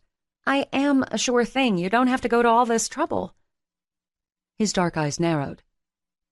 Your way of thinking is precisely why I'm doing what I am. What do you mean? You've only been with men who wanted a sure thing, men who didn't even bother trying to imagine a future with you past when they came at the end of the night. She sucked in a breath at his words. With his expression softening, he closed the gap between them. While you may only want sex from me, I want far more from you. I want your time, but I also want you to understand that you're worthy of something special, and if it takes planes and fancy meals to prove it to you, then I'm going to do it. After his argument, Megan sat frozen in dumbfounded silence. How was it possible that he knew so much about her? He was right about the fact that she settled for being the sure thing for the guys she dated in the past. She knew she didn't want to make those mistakes again, so why shouldn't she let him try to wine and dine her? Fine, take me to Savannah. He opened the passenger side door. Here you go. Make sure you buckle your seatbelt. She nodded before she dipped inside the plane. Pesh waited for her to adjust her dress before he closed the door. As he walked around the front of the plane, she got busy finding the seatbelt and buckling up. Once he climbed inside, he handed her a headset. This will help with the cabin noise. It's going to mess my hair up, she complained. He laughed. I never took you as the type of woman who worried about her hair. She grinned as he eased the headset on. Now you know, I worry about my hair, and you get your freak on in the bedroom. He rolled his eyes at her and turned in his seat. After placing his headset on, he started flipping switches and turning knobs. The propeller on the front of the plane started whirling. So what kind of plane is this? She asked over the noise. Holding up a finger, he spoke into the mic on the headset. Ground to tower, this is Cessna 172 requesting taxi for takeoff. Suddenly, the sound of the tower came over her headset. Clearance for taxi and takeoff, Cessna 172. Roger that. Pesh replied. The plane lurched forward and then started taxiing down the runway. I'm guessing a Cessna 172? Pesh smiled. Yes, it is. It's nice. I like it. I hope you'll be saying that again in a minute. Megan knew what he meant when the plane started gaining speed down the runway. Just like when she was on a commercial flight, it was on the ground 1 minute and then in the air the next. They soared into the blue sky while zipping through the white, fluffy clouds. Once they had gained enough altitude, Pesh eased off on the rudder and glanced over at her. You okay over there? She grinned. Are you kidding me? This is amazing. I'm glad to hear you like it. I didn't know if you were going to take after your Uncle Aiden. I hear you gave him drugs to make it. Pesh laughed. Yeah, I did. He slept most of the way there. Total wuss, she remarked with a smile. After adjusting one of the controls, Pesh said, Well, I have to admit that my late wife wasn't a fan either. She tolerated flying with me because she knew how much I loved it, but most of the time she'd take a pill to relax. So she didn't share your passion? No, she didn't. She always encouraged me to do what I loved. She never was one to make me choose between her or something else. She was that sacrificing. That was really amazing of her to be that giving. When Pesh remained silent, Megan knew it was time for a conversation change.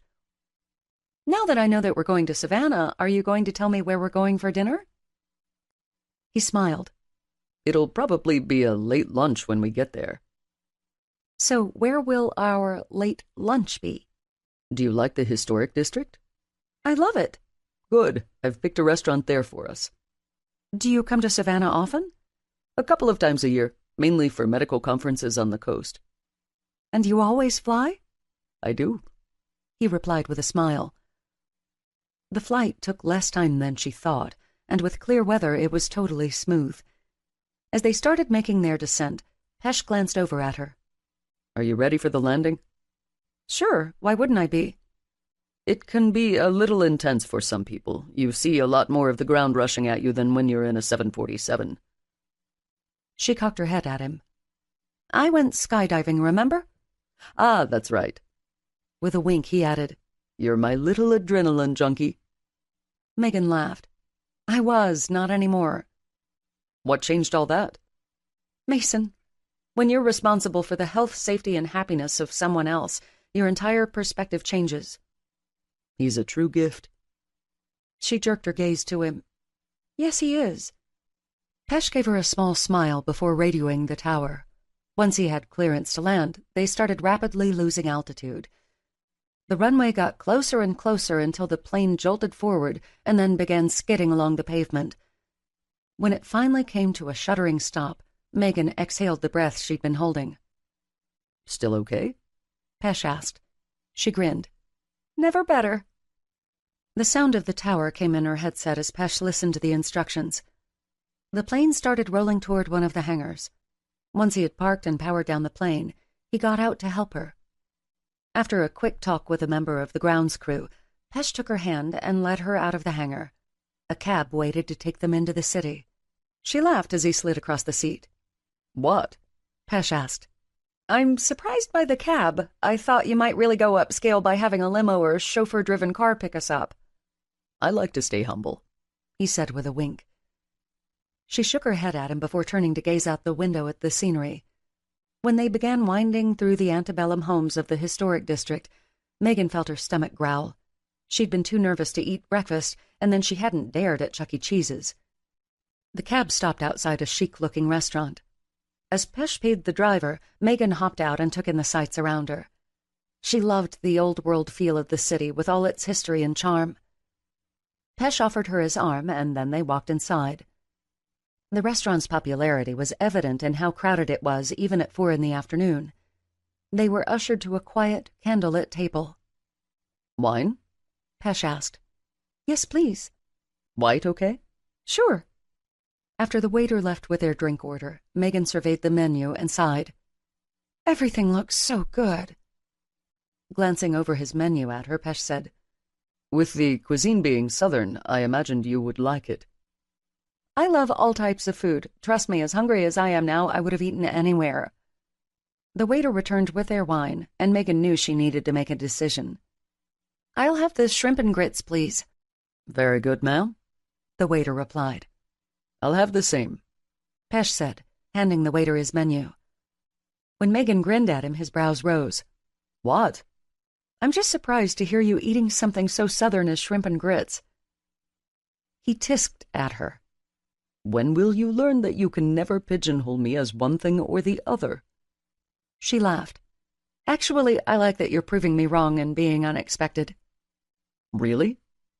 She nodded. Sometimes I feel like people try to do the same thing to me. People have their own assumptions about girls or women who get knocked up. I hope I constantly prove them wrong. I'm sure you do.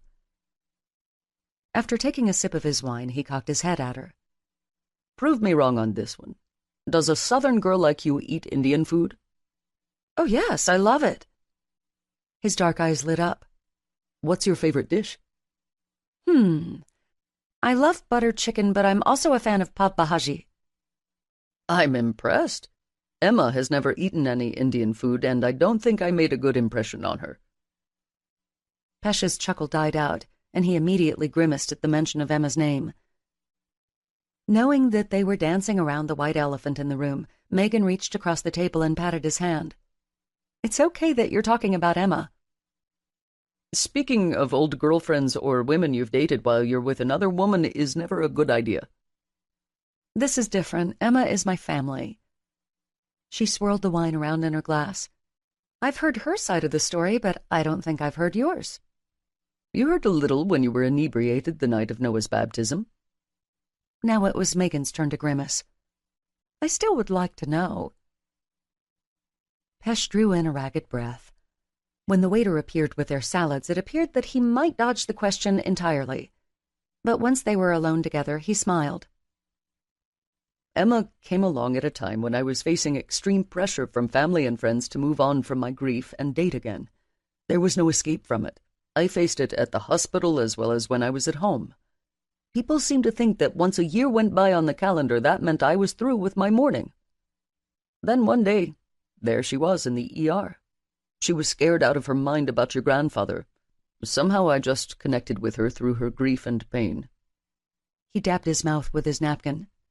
She reminded me so much of Jade that it was easy to try to imagine that what I was feeling for her was romantic. I hadn't been out in so long that I wanted to woo her, just like I wanted to you. And Aiden came between you? In a way, both he and Jade did. What do you mean? Pesh laughed. Let's just say during a very heated moment together, she was with Aiden and I was with Jade. Megan was surprised by his candor. I see. There was one item in the Pesh and Emma equation she had always wondered about. You didn't mind that she was pregnant? Shaking his head, Pesh replied, It just made her even more beautiful to me. I'd been through so much death that I guess I was drawn to her because she had life growing within her. That's really beautiful, Megan murmured. He gave her a mirthless laugh. One of my worst character faults is having a hero complex. I guess it's one of the reasons I became a doctor.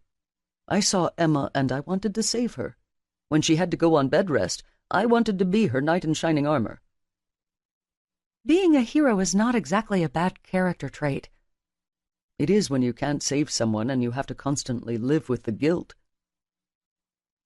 Megan's heart ached at the pain on his face. Sensing she needed to lighten the mood, she teased, I'm glad to hear you actually have a bad character trait. I mean, you seemed a little too perfect to me. A shadow of a smile played on his lips. Did I mention I'm a terrible slob? You? Never, she replied. Oh yes, if I didn't have a housekeeper, I'm pretty sure I might end up on World's Nastiest Houses. Megan laughed. I find that hard to believe. It's the truth. I also have no athletic ability whatsoever. After chewing thoughtfully on her bite of salad, Megan said, But you're built like a football player. I'm built because I go to the gym to work off stress, but if you put me on the field, I'd be a serious disappointment. She shook her head. That doesn't turn me off at all. I've had my fill of jocks. Oh? He questioned. Although he was trying to be nonchalant about it, she knew he wanted to hear the full story. Dating jocks for me is poison, and when I did date one, I made sure to date the ones at the top of their game. My first athlete's influence caused me to ruin my chances at medical school. That's horrible. Yes, it is. But what's worse is I didn't learn anything from my mistakes because I fell for another one. With a rueful smile, she added, At least I got Mason out of that one. Pesh laced his fingers together. Mason's father is a professional athlete? Yes, he plays football for the Falcons. You know, I'm friends with the team's sports medicine doctor. I could probably arrange something for him. Maybe a little icy hot in his cup. At the mischievous twinkle in Pesh's eyes, Megan burst out laughing. I cannot believe you, of all people, suggested such a thing. With a shrug, Pesh replied, It's a harmless prank. I realize that. It's just, I can't imagine someone like you would even think of doing something like that. When he started to open his mouth to argue, she held up her hand. I know, don't pigeonhole you. Exactly. Their main course arrived, and Megan couldn't help digging into the wonderful aromatic food. As they ate, the conversation came easily. That was one of the things she liked most about Pesh. He was so easy to talk to. Because he was older, refined, and a doctor, she could have felt intimidated by him. But he never made her feel that way. He always seemed fascinated by every single thing she had to say, which was quite a change from most of the guys she dated. They were usually half listening to her while glancing over her shoulder at the TV to get the latest score. After they finished, the waiter took their plates. Dessert? Megan asked as she downed the last of her wine. Pesh nodded his head toward the small dance floor.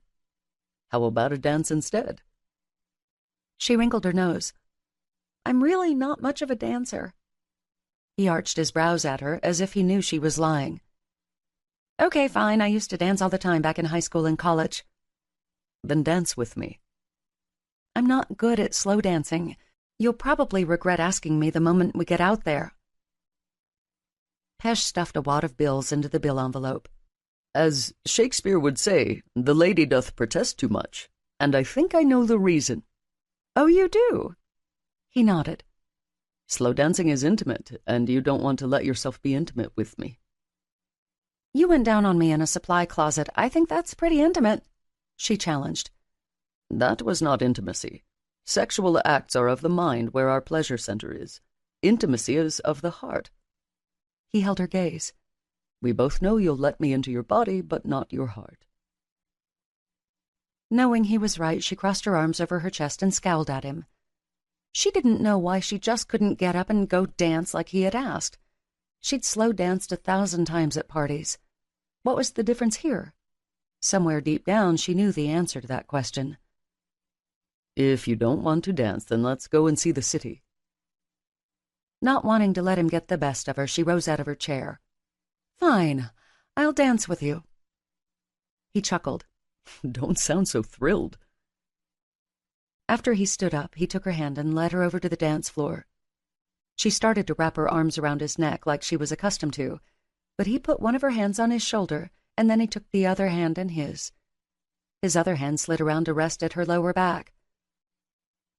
The band finished the jazzier beats of a song and then switched over to another. A lone piano pounded out the opening chords. The lead singer's sultry voice filled the air. Like a flower waiting to bloom. Megan immediately recognized the song as Nora Jones's Turn Me On. The electricity between them shifted, and as Megan stared up into Pesha's eyes, she saw desire and lust flaming in them. Her gaze dropped down to his full lips, and she couldn't help wanting him to kiss her.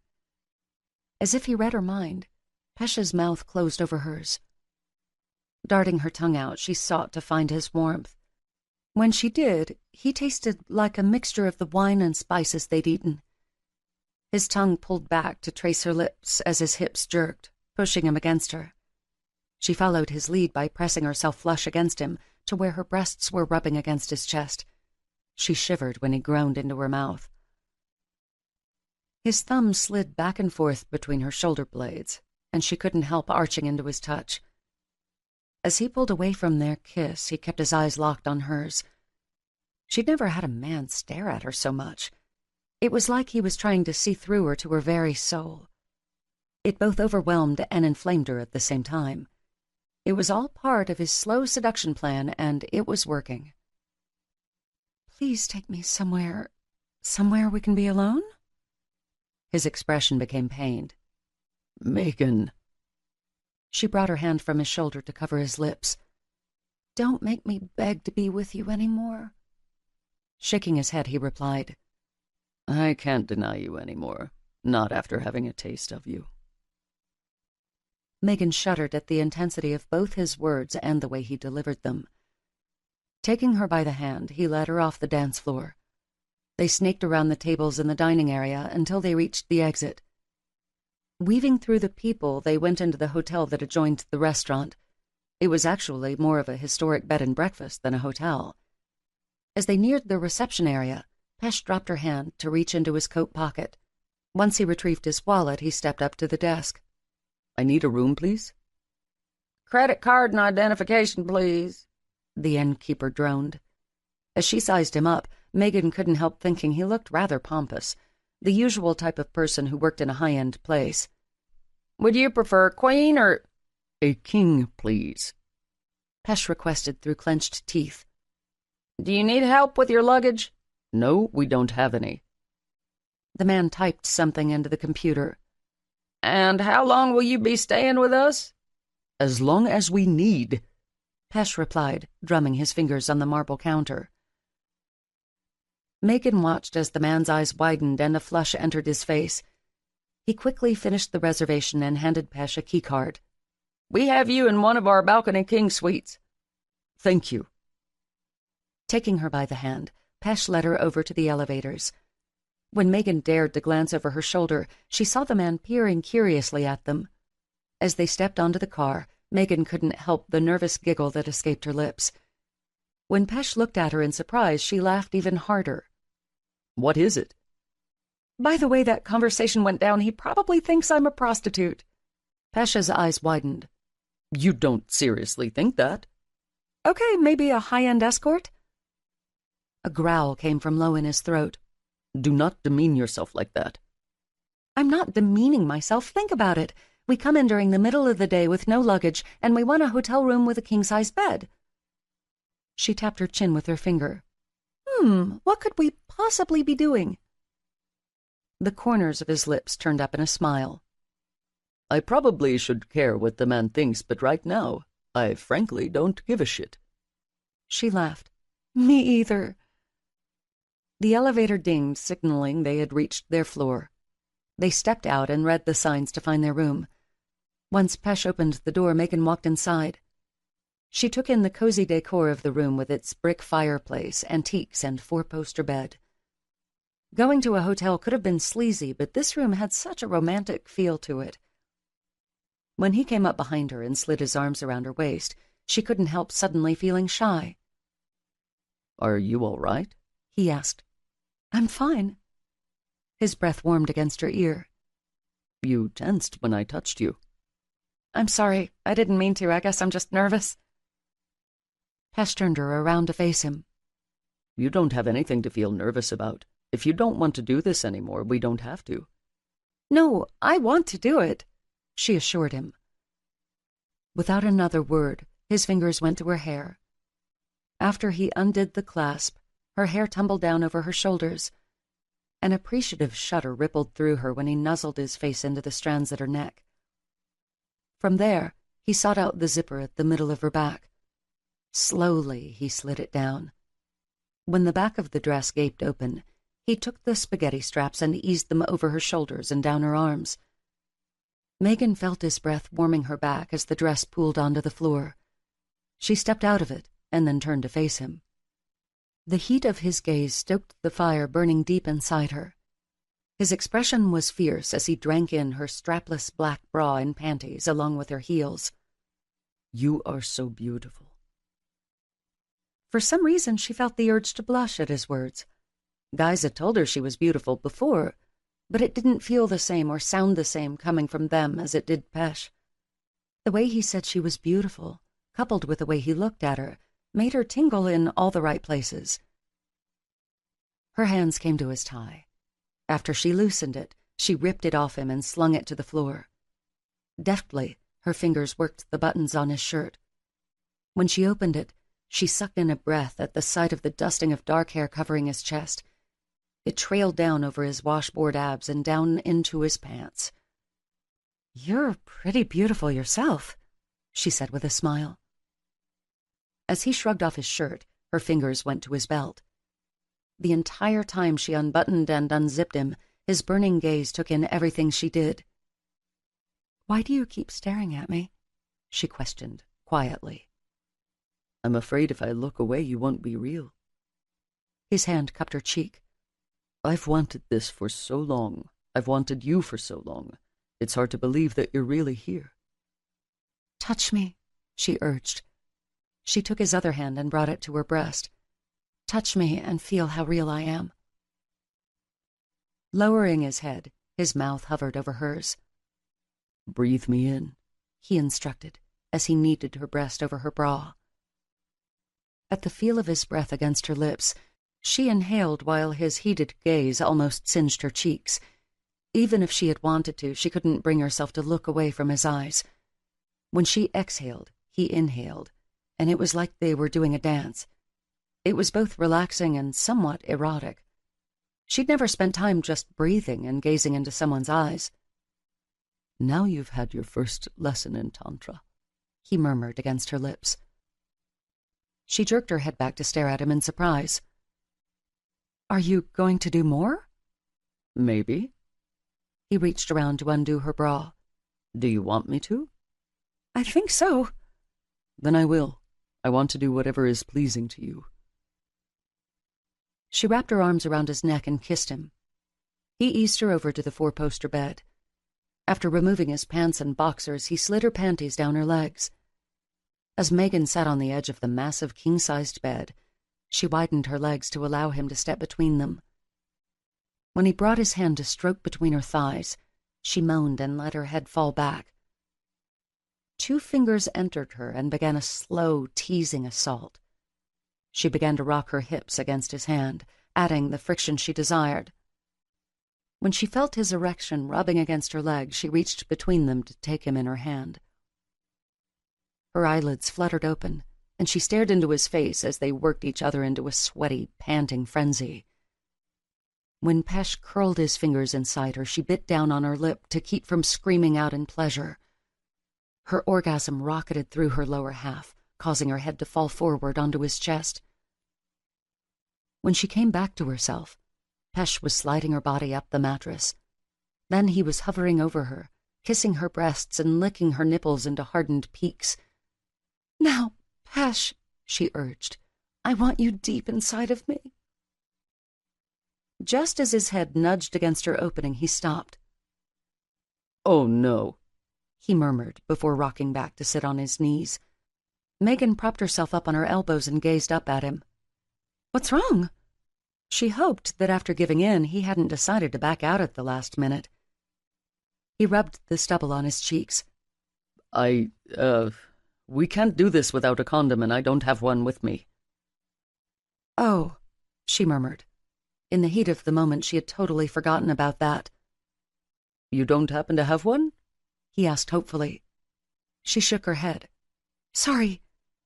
"It's me who ought to be sorry for putting you in a position like this without protection." When he started to pull away, she sat up to grab his shoulders, urging him to stop. "We can still do this. Neither one of us has been with anybody in at least 2 years. We've had tests for the hospital." "That's all well and good, but what about pregnancy? Are you on the pill?" "No." She chewed on her bottom lip momentarily. "Wait a minute," she murmured. In her mind, she began counting down the days since her last period. 20. 20 what? I'm on day 20, so we should be safe. I'll still pull out. If you say so, she replied. Gripping his biceps, she urged him to cover her again with his body. She loved the feel of his chest hairs rubbing against her nipples. Pesh widened her legs, and then he eased inside her, filling and stretching her walls. It had been so long that she couldn't help feeling a bit of a sting. Are you all right? I'm fine. He withdrew and flexed his hips, thrusting back inside her. This time they both moaned. Setting up a rhythm, he began rocking in and out of her. The pace was slow and sensual, and while he was hitting all the right spots, she wanted more. The entire time he moved in and out of her, he kept his eyes locked firmly on hers. His gaze was so dark with desire that she didn't dare look away. The longer she stared into his eyes, the more connected with him she felt. The old saying was that the eyes were windows to the soul, and she was getting a pretty good glimpse into his, and that scared the hell out of her. Wanting to make things less sensual, she gripped his biceps. Harder, she panted. Rising on his knees, he slid his forearms under the backs of her knees. This enabled him to pull her back against his pounding thrusts. While their connection at first had been so intimate, this was more about lust and desire. She reached up and clasped his face in her hands, bringing his head down to hers. Their mouths and tongues met in frenzied kisses. When he pulled out of her, Megan whimpered at the loss of feeling. He quickly flipped her over onto her stomach. Pulling on her hips, he raised her up onto her knees. When he re-entered her, Megan moaned. With each thrust, he went deeper and deeper. Her fingers fisted the sheets as he leaned over her back, kissing a trail down her spine. She didn't know how he was able to be so many places at once. While his mouth licked her back and teasingly left love bites, his hands were rubbing her thighs and then sliding under her to squeeze her breasts or tease her clit. He was giving her so much that she couldn't stay silent. She moaned, chanted his name, and cried out as the sounds of their wet skin slapped together. Finally, she couldn't take it anymore. Dropping her head, she screamed into the mattress as she found her release. Once her walls finished clenching, she felt Pesh withdraw from her. As he groaned, Megan felt warmth spurred onto her back and buttocks. After seeing him come before, she hated she couldn't see his face. He was so beautiful when he was finding release. Once he finished, she eased down onto her stomach and curled a pillow under her head. After a few seconds, Pesh lay down beside her. She turned her head and met his gaze. Exhausted and completely sexually satisfied for the first time in her life, all she could muster to say was, "Wow." A slow grin spread across his cheeks. You seem to say that a lot around me after orgasms. She laughed. "It's because you render me absolutely speechless with your talents." Thank you. I could say the same about you. His gaze left her face and trailed down her naked back. We need to get you cleaned up. Rolling her shoulder blades, she said, "I kinda like it. It makes me feel marked or something." He smiled shyly at her. I like the idea of marking you, making you mine. He wanted her to be his. She didn't know quite what to think about that statement. Did she want to be his? She certainly couldn't imagine belonging to anyone else. Besides the amazing physical chemistry they shared, she was starting to feel such a deep connection to him. Staring over at him, she couldn't help wondering what was going on in his mind. "We've really done it now, haven't we?" Yes, I do believe that was the universal it that we just did, he teased. She smacked his arm playfully. "That's not what I meant." I know, he murmured. "No matter what, this changes everything." For the better, I hope. I suppose. The truth was she'd never really had casual sex before. There was one time, her freshman year, that she hooked up with a guy at work. It was the first and only time she'd ever done anything so crazy. In that instance, the sex had been over before she'd known it, and without her coming even once. After that fiasco, she had never wanted a repeat performance with him or any other random guy, until she'd found herself in a sex slump after Mason's birth. But with Pesh, the sex had been... She shivered as the remaining echoes washed over her. Before sleeping with Pesh, she could count the number of past sexual partners on one hand, as well as the times she had had even remotely good sex. For Megan, her experience with Pesh was seriously earth-shattering and life-altering. She couldn't imagine just walking away now. Pesh sat up and edged to the side of the bed. He held out his hand to her. Come on, let's shower. If you insist. She slid over to him before throwing a leg over the side of the mattress. Although she should have felt a little bashful about being naked in front of him, she felt surprisingly comfortable. When she got into the bathroom, she raised her brows in surprise. "A clawfoot tub?" she questioned. Pesh laughed. All the old charm but modern conveniences. He pointed to the detachable shower head. "Nice." He turned on the water and waited for it to heat up. Once he decided it was warm enough, he took her by the hand and helped her inside. She turned her back to the spray, letting the water clean her up. Pesh didn't seem to think that was enough, because after he soaped up his hands, he began to wash off her back and ass. As his magic hands massaged in slow strokes, she couldn't resist asking the question that was plaguing her. "Did I feel different?" His hands stilled on her lower back. What do you mean? Glancing at him over her shoulder, she replied, "That was the first time I've had sex since I gave birth to Mason. I just wondered if I felt different. You know, inside." His face came to nuzzle her neck. You felt amazing. "Not any different?" Did you hear me complaining? "No, but I just worried." You have nothing to worry about, my love. His hand skimmed over her rib cage to cup her breast. As her nipple hardened beneath his fingers, she sucked in a pleased breath. I want nothing more than to be back inside you as soon as I can. "Then why don't you?" she challenged. Fine then. Put your hands on the tile, he ordered. "Yes, sir," she teased, before placing her palms on the cool, wet tile. Pesh slid the gleaming silver shower head between her legs, causing her to gasp at the contact. Then he flicked his wrist to the side, sending the jets of water pounding into her clit. She moaned and threw her head back against his drenched chest. Slowly, he started moving the shower head to where it would rub against her. Each time she moved back, the water hit her in just the right spot. She arched her hips as the pressure began to build.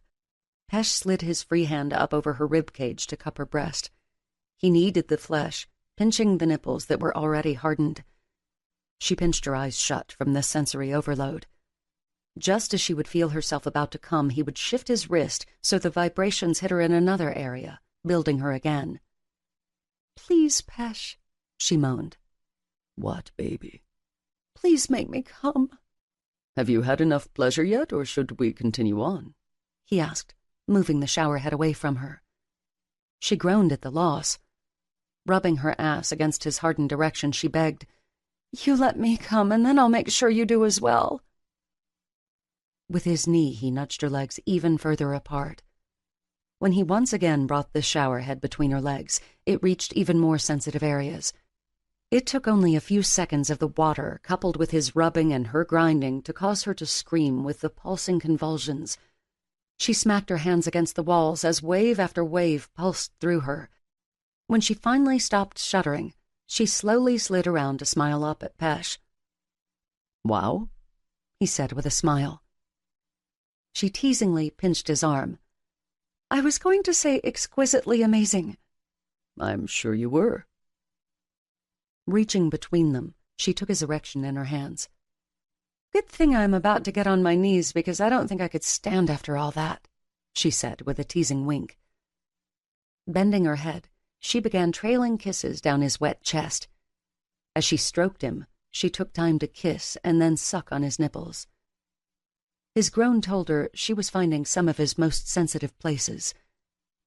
After teasing his nipples to erect points, she continued on down his delicious washboard abs and through the dark hair that crowned his erection.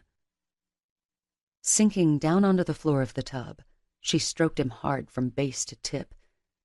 When his chest began to heave, she leaned over to slide him into her mouth. "Megan," he groaned, his fingers coming to tangle in the wet strands of her hair. She took him as far back as she could before sliding him out. Her tongue flicked over the sensitive head before she suctioned it. When she released him again, she began long licks up his length. Then she once again slid him in her mouth and began bobbing her head up and down his length. His groans began to echo throughout the bathroom. "Oh, Megan," Pesh murmured. His grip on her hair tightened as he flexed his hips to go even deeper into her mouth. When he started tightening up, he tried to pull away, but she gripped his thighs and held him in place. He cried out and then came in a rush into her mouth. She swallowed all of him before she glanced up to see him staring down at her with such adoration in his face. "Thank you." As he fell free from her mouth, she smiled. "You're welcome." He helped her up off the tub floor. "We better hurry up before we use all the hot water in these old pipes." "I think you would probably do a good job keeping me warm." He smiled. "I feel the same way about you." Although they were tempted for another round, Megan knew Pesh didn't want to chance it without any condoms. Instead, she tore herself away from him when they finished their shower. She blew her hair dry while he got dressed. Once she finished, he helped her slide back into her dress. Then they left their suite without even turning down the bed. When they got downstairs, Megan inwardly groaned that the same man was at the reception desk. She knew from his expression that he recognized them as well. As Pesh handed him the key card, Megan decided to make the most of the situation. She rubbed Pesh's arm. "Thanks again, Mr. Nadine. Make sure to call me again next time you're in Savannah. I love big spenders like you," she purred. While the man's eyes bulged, Pesh stared at Megan like she had grown another head. His mouth opened and closed like a fish out of water, but no words of admonishment came out. When he finally recovered, he tersely replied, "I'll try to remember that, Miss Mackenzie." Truly playing her part, Megan turned on her heels and started walking across the lobby. She didn't get far before Pesh was at her side. After shoving the hotel bill into his suit pocket, he slid his arm around her waist, drawing her close against him. "You are in so much trouble," he growled into her ear. She giggled as they walked out of the hotel. Are you going to punish me by taking me over your knee and spanking me?" "I just might," he replied. Tilting her head, she eyed him in the streetlights. "You can't seriously expect me to believe that you of all people are into BDSM?" No, I'm not. She snorted. Once again, that doesn't surprise me. When he stopped walking right in the middle of the crowded street, she stared up at him in surprise. A good spanking, some handcuffs, and a blindfold all have possibilities. As far as all that other stuff? His thumb came up to trail slowly across her bottom lip. If one truly knows how to fuck, you don't need any accessories and embellishments. She licked her lips as a little shiver went down her spine. And you certainly know what you're doing. You just got me wet right here in the middle of the street. His jaw clenched as he took her by the arm. Don't say anything else like that. I need to get you home. To your bed? She asked. I wish, but you need to go home to your family. Megan didn't argue with him because she knew he was right. She had a son to think about. Regardless of how tempting it was, she just couldn't go on some pleasure binge when she was a mother. But there was a part of Megan that didn't want the bubble to burst by leaving Pesh and going home to her regular life. She wanted nothing more than to go back to his place. Sex with Pesh had been phenomenal, and despite being a little sore from underuse, she certainly felt ready for more. Sex, that was. Pesh grabbed them a taxi and they made the drive back to the airport. Even though they didn't speak, Megan didn't feel awkward around him after what they had done. He sat as close to her as he could with her hand clasped in his. Once they got back to the plane, she felt exhaustion begin to set in. Leaning back against the headrest, she closed her eyes as Pesh went about getting them ready to take off. She only opened her eyes again when she felt them start racing down the runway. When they got into the air, she couldn't help sitting on the edge of her seat and peering out the windows at the city lights. It's so beautiful in the dark. Sometimes I think I favor flying at night. You do? He nodded. For some reason it seems much more tranquil. There's a vulnerability to it as well. In the day, everything is within your sight distance, but in the dark you have to rely on your instruments and instincts. I'd love to learn how to fly. You would? She nodded. I've always thought it would be something amazing to learn. Then I'll teach you. She turned to him in surprise. Really? Sure, why not? With a shrug, she replied, You're a busy man, and I don't know how fast a learner I would be. He smiled. For you, I would make time. As she stared at him, across the small interior of the plane, she knew she was ready to make more time for him as well. Where it would lead them, she couldn't wait to see. Chapter 15. As the cornflower blue horizon spread out for miles and miles before her, Megan couldn't help fighting the urge to pinch herself. She was actually up in Pesh's plane during her first flight lesson. From the moment they had taken off, she had been overwhelmed by such a surreal feeling. It must have been something about being in control of the plane as it rocketed down the runway and then took off into the sky. Of course, she wasn't really in control of the plane. Pesh was able to take over at any moment from his spot in the co-pilot seat. That made her feel a little better, considering she had so little flying experience, and the manual she had read at least twice didn't prepare you for everything. Now, as they coasted along the city skyline, she kept both hands firmly gripping the steering wheel, or yoke, as it was called in small plane terminology, as they passed through wispy strands of white clouds. When Pesh had first offered to give her flying lessons, Megan didn't know if she should believe him or not. Looking back, she wasn't sure why she ever doubted him, considering he was always a man of his word. And now, just 2 weeks after their first date in Savannah, they were back up in the air flying around Atlanta on a Thursday afternoon. It had been quite a week together of having dinner after work or them picking up something on the way to her house. Although the first day back at work proved both difficult and awkward, as they tried to appear as though nothing had changed. But the fact was everything had changed, and it wasn't just because they had become physical. As much as Megan tried to fight her growing feelings for Pesh, it was virtually impossible. A man like him made it too hard for any woman not to fall in love with him, and as much as she didn't want to acknowledge it, she could see herself falling for him. Of course, he was also full of surprises. Like on Monday, when he had asked her to see if there was an extra heart monitor in one of the empty patient rooms on the first floor. She had obediently gone to check. When she found the heart monitor, she also found him. The gentleman she had once known became somewhat of a sex fiend when he locked the door and disappeared with her behind the curtain. A midday sex session in an empty hospital bed made for quite an experience, especially when the brake on the bed released and they literally banged into the walls.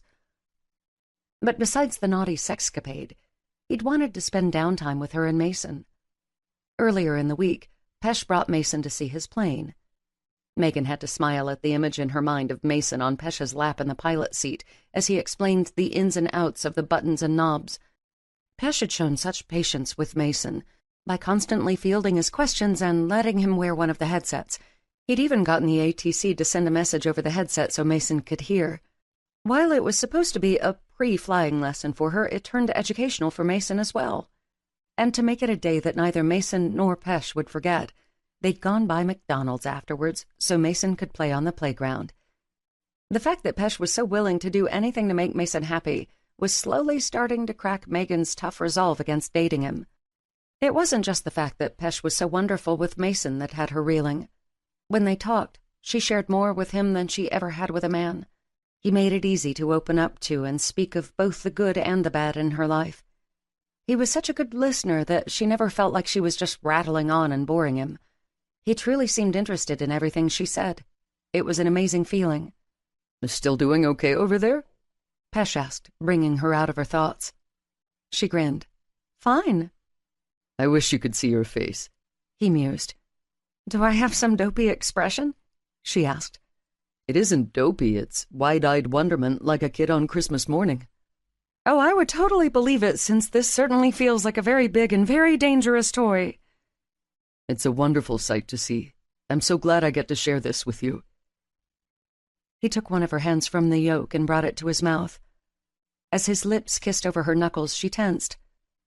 I need my hand back. I don't feel like I have a good grip on the steering wheel like you said I should, she protested. Pesh sighed and released her hand. How I regret telling you that tip now, he lamented. She smiled. That's not fair to try and distract me. I need to focus so we don't crash. All right, I'll keep my hands to myself. For now. A shudder went through her at his words. At that moment, if there was any way possible to actually fly the plane and bang him, she would have tried. Shaking her head, she tried ridding herself of her inappropriate thoughts. What's that? She asked, pointing at a dark blip far down the horizon. Pesh leaned forward in his seat, peering out the windshield. Looks like a storm cloud moving in. We should head back then. He chuckled. I don't think it's going to affect us. Yeah, well, I don't like the thought of trying to fly in a storm. Then we'll head back. Which way should I turn the plane? Let's take a right, Pesh replied. Megan bobbed her head and then turned the yoke at the same time she pressed on the right rudder pedal with her foot. Good. Keep it coming. We're almost turned around. Once they were facing the opposite direction, Pesh said, Now let's bring up the speed. She did as she was told and waited for him to give her any further instructions. We're good to go now. We're about 10 minutes out from McCollum. You need to let the ATC know we're coming in. Okay, I can do that. Do you have plans for this evening? Not that I know of. Would you like to have dinner with me? She nibbled on her bottom lip to keep from laughing at his formalness. I suppose so. Do I get dessert afterwards? His body tensed beside her. Are you implying that I'm dessert, or that after we finish dinner I should get you dessert? Megan laughed. No, I want you for dessert. Then you can have me. Always. Glancing over at him, she said, I might have to ask for a to-go box since I'm assuming we'll have Mason with us. I don't mind. I enjoy spending time with him. Megan couldn't keep the smile off her face at Pesh's words. He really likes being with you, too. I've never seen him warm up to a stranger as much as he has to you.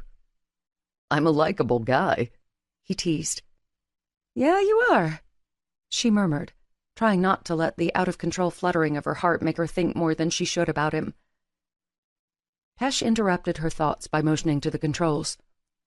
Go ahead and start doing your landing checks. Megan vaguely remembered what knobs and meters she had looked at before they took off. Once she got through the landing checks with Pesh's help, they were getting closer to McCollum. Now radio ATC. Okay? Megan replied, nibbling on her lip. After clearing his throat, Megan glanced over at Pesh. He motioned to the yoke. "Oh, duh," she replied. With her thumb, she pressed the push-to-talk button. "This is Cessna 172 coming in for landing." Before she could ask Pesh if she had done it right, he relayed a different message over his push-to-talk. The ATC's response crackled over her headset. Cessna 172, this is ground control confirming you are clear to land. Now push on the yoke to start the descent, Pesh instructed. After she did what she was told, her eyes locked on the speedometer. "Should we be picking up this much speed?" "Yes and no," Pesh replied. "What the hell does that mean?" she asked, jerking her wild gaze to his. He chuckled. "See the black knob there labeled throttle?" "Yeah?" "Look at it this way. You know when you're in a car and you're going downhill, you pick up speed?" Megan nodded. "It's the same thing in a plane, but if you pull on the throttle knob, it reduces the engine power, so there won't be an increase in speed." With her fingers grasping the black knob, Megan asked, "How hard do I need to pull on it?" "Try pulling back halfway." After pulling on the knob, Megan eyed the speed. "We're slowing down." "Good. Are we at 90 knots? Megan glanced down. "Yeah." "Okay then, lower the nose just a little bit. That will give us a glide path or a controlled descent." Megan eased on the steering wheel until the nose of the plane dipped below the horizon. "Now put the landing gear in the down position," Pesh instructed. "Is that the button with the little tire on it?" "Yep, that's the one." Megan pressed it. "Got it." Using the steering wheel, roll the wings a little to the right so we're lined back up with the runway.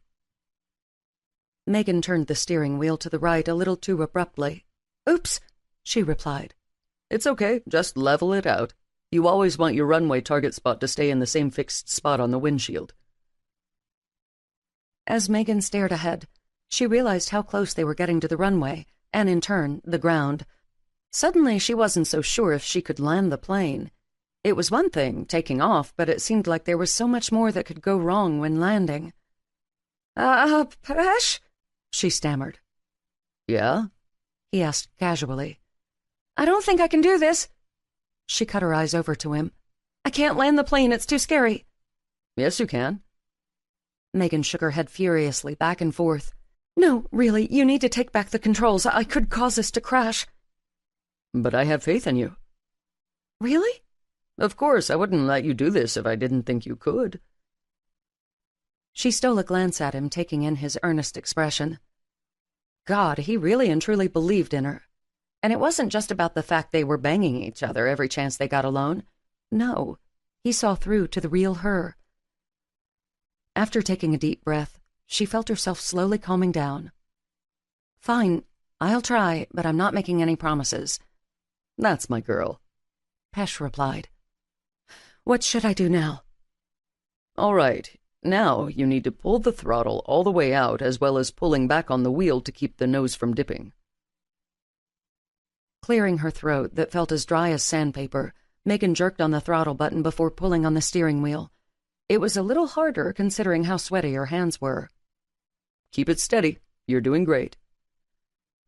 As they came closer and closer to the runway, Megan fought the urge to close her eyes, but she realized that would not be the right thing to do. Instead, she braced herself for the impact. The moment the wheels hit the asphalt, she shrieked and clutched at the steering wheel. "Don't fight the bounce. We're fine. You're fine." They skidded along the pavement. "Okay, now we ease up on the wheel and push on the tops of both pedals to apply the brakes." Without thinking, Megan stomped her feet, causing the plane to screech. "Easy," Pesh said. She let her feet off the brakes and they began to coast. "Now you're going to bring it back into the hangar." "Oh, hell no, I would end up mowing out the side of the building or another plane," Megan cried. Pesh's amused chuckle died quickly at the death glare she shot him. "Megan, you'll do fine. You just landed a plane. I think you can handle pulling into a hangar." She scowled at him. "Fine, but when you have to file a huge insurance claim, I'm going to say I told you so." "We'll see," he replied. She could tell he was fighting back a smile the way he kept biting down on his lip. "All right, take a right here," he said. pointing to where the runway split. She turned the wheel to the right and began easing her foot down on the brake when she saw the hangars come into view. "Which one is yours?" "I share the third one. Luckily for you, it's pretty much a straight shot in. Just watch out for my dad's plane." Megan jerked her horrified gaze over to his. "I could be taking out your dad's plane?" Pesh shook his head. "You're not going to take out anyone's plane, Megan. I have faith in you." She gripped the steering wheel until her knuckles turned white. After taking a deep breath and giving herself a mental pep talk, she started slowly easing the plane inside the hangar. Even though she was far away from the back wall, she hit the brakes. "Is this okay?" "Looks good to me. Now you want to pull on the red knob." "The one that says mixture?" "Yeah, that's the one. It will kill the engine." When Megan pulled on the knob, the plane shuddered into silence. She couldn't help sitting absolutely frozen for a few moments, processing everything that had happened. Pesh's hand reached out to rub her shoulder. "You okay over there?" he asked. Turning her head, she smiled. "I think so." "You were starting to worry me for a minute." "I think I was worrying myself." Pesh's warm laugh made her tingle in parts it shouldn't. With the adrenaline depleting from her system, she knew exactly what she wanted to do. Or maybe the more appropriate word was who she wanted to do. Frantically, she unbuttoned her seatbelt and dove over into his lap. "Megan, what in the hell are you doing?" he demanded. Her response to his question was to kiss him. Greedily, her mouth devoured his lips. As her tongue thrust into his mouth, her hand went between them to cup his growing erection. He groaned while she worked him over his pants. When she rose up on her knees to get a better grip of him, she banged her head against the ceiling of the plane. Shit! "Are you all right?" he asked, bringing his hands up to cover her now aching head. "I'm fine." He snickered. "The last thing you need is a concussion. How would we explain that one?" Megan giggled. "Maybe turbulence during the flight?" "You're the one creating turbulence," he replied, a wicked gleam in his eyes. "How are we going to do this?" she asked. "Back seat," he replied. With a nod, she began climbing over him into the small 2 seats in the back. As Pesh unbuckled his seatbelt, Megan's fingers furiously worked to get her jeans unzipped and unbuttoned. She was easing them down her thighs when his body came over hers. She once again claimed his mouth as Pesh worked to get his own pants down. "Pocket, condom," he murmured against her lips. She nodded and then reached her hand down to dig out the foil wrapper. During high school, she had gotten used to having sex in cars, but this was taking it to a whole new level. Somehow, without being able to see him in the small confines of the plane's back seat, she rolled the condom down Pesh's length. When she felt his hardness pressing against her core, she widened her legs as far as she could in the cramped quarters. With one quick thrust, he was buried deep inside her. She gripped his shoulders, pushing against him to keep from knocking back in the seat. Considering where they were, there was no time for soft and sweet. Instead, the sounds in the air were of skin slapping together as Pesh's movements were frantic against her. She loved every delicious minute of it, and it wasn't too long before she felt herself going over the edge. Her nails raked over his back as she screamed his name. With her walls milking Pesh's erection, he came with a shout, crushing her body with his. Just when she thought she couldn't breathe, he jerked back. "Are you okay?" "I'm fine," she replied. She cupped his cheek. "Really good now, thanks to you." He gave her the shy smile of his that warmed her all over. "I'm glad to hear that." Dr. Nadine?" Someone called outside the plane. "Oh, shit," he muttered as he slid out of her body.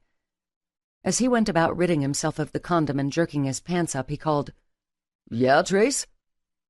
"I was just concerned about you considering you landed a few minutes ago and hadn't deplaned, and then there was a lot of knocking going on inside the plane." Megan's hand flew over her mouth as she started giggling uncontrollably. It probably didn't help that as Trace was talking, she had noticed that the windows of the plane were fogged up. "I appreciate your concern, Trace. I was just checking on some post-flight issues. I'll be out in just a moment." As Pesh finished and climbed into the front seat, Megan hurried to get her jeans up. Once she had them buttoned and zipped, she smoothed down her hair that had to look like she had just been fucked against an airplane seat. She slid into the passenger seat to find that Pesh had opened the driver's side and was talking to Trace. Trace's gaze left Pesh's and came to hers. It took only a few seconds for him to put two and two together of what had actually been going on. He slowly started backing away from the plane. "Yeah, well, you two have a nice day then," he said.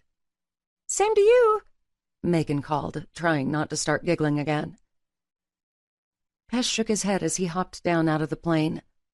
"Come on, let's go before we get in any more trouble." "But getting in trouble is so much fun," Megan protested as she opened her door.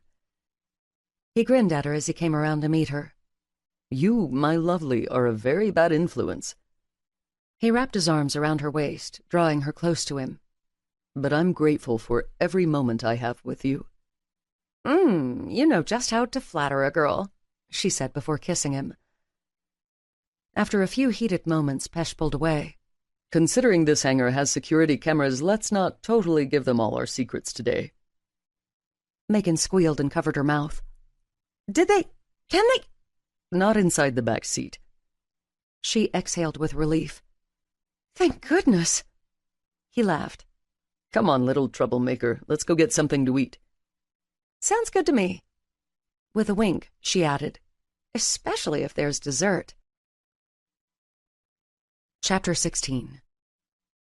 A few days after her flying adventure and partial induction in the Mile High Club, Megan had started to take a few scripts to the pharmacy when she was yanked by the arm and dragged into an examining room. "What the—" she began as the door was slammed behind her. Instead of Pesh before her, it was Christy. "I need to have a word with you."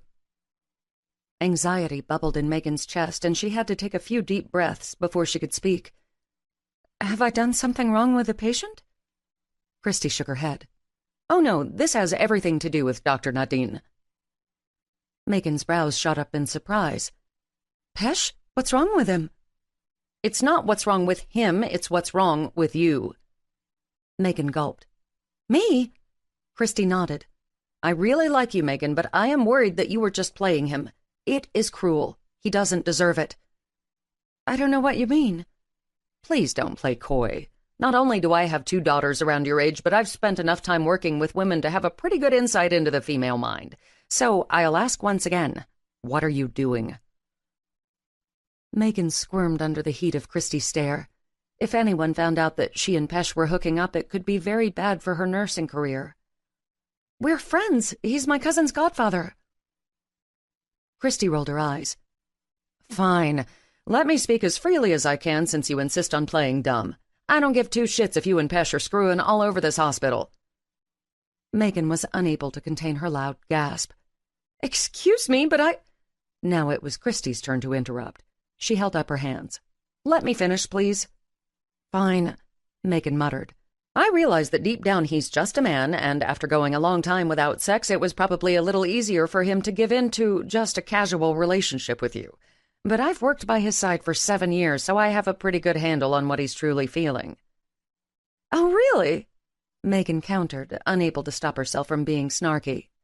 "Yes, I do. That man loves you with every fiber of his being." Those words caused Megan's steely resolve to fade. She couldn't help staggering a bit on her feet. She knew that Pesh liked her. I mean, any fool could see that, but love? He does? "Oh, yeah, he does. He's been holding a candle for you since the moment you walked in here. I saw it the first day I introduced you to. I don't know what has happened since that day, but I know something has changed for you too." "It's true that I care about him. He's the most amazing man I've ever known." "Then what the hell is the problem?" "I wish I could tell you, but I don't even know myself." Megan moaned as tears stung her eyes. "Damn it, stupid PMS hormones." "Oh, honey, you do actually care about him, don't you?" "Yes," she whispered. "And you're a wreck about what you're feeling for him, aren't you?" Christy asked. Megan couldn't hold back the sobs any longer. They rolled through her, causing her to bend at the waist under the burden. Christy stepped forward, wrapping her arms around Megan. Even though she knew she should try to fight her emotions considering she was at work, she decided to let herself go and get it all out. When she finally had a hold of herself, she raised her head, wiping what she imagined were the hideous black mascara streaks off her face. "I'm so sorry. That was so unprofessional of me." Christy gave her a sad smile. "Would you stop that, please? This isn't an evaluation. Besides, I'm the one who pulled you in here and provoked you. You always keep your emotions in check out on the floor." "The truth is, I do care for Pesh. How could I not? I'm just not sure I'm the right woman for him." "But if he loves you, how could you think you're not the right one?" Megan blurted out all the reasons she'd previously given Pesh about her age and her lack of wanting a committed relationship. When she finally finished unburdening herself of all her doubts and fears, she glanced up at Christy. There was no judgment in her eyes, or anger for that matter. Instead, she merely patted Megan's cheek. "Oh, honey, you've got to tune all those negative voices out and go with your heart." Megan shook her head. "But what if I don't know what my heart is telling me to do?" "You will. Just give it time." Christy patted her back. "Why don't you go get cleaned up and then take your lunch break?" "No, I need to make up for the time I've missed." "You're fine." She motioned to the door. "Go on. See if Dr. Nadine is on his way to lunch so you can join him." "But I shouldn't. It wouldn't look right if we were alone together." Christy chuckled. "Alone together in a crowded hospital cafeteria? I don't think that's possible." Megan nibbled on her bottom lip and fought the urge to argue with Christy.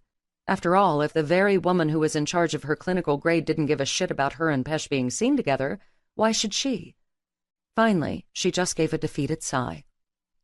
"Okay, I'll go see." "Good girl. And you be listening to your heart now, okay?" "I'll try. I promise." Although she spoke the words with such conviction of character, Megan was afraid it was going to be harder than she thought. Chapter 17.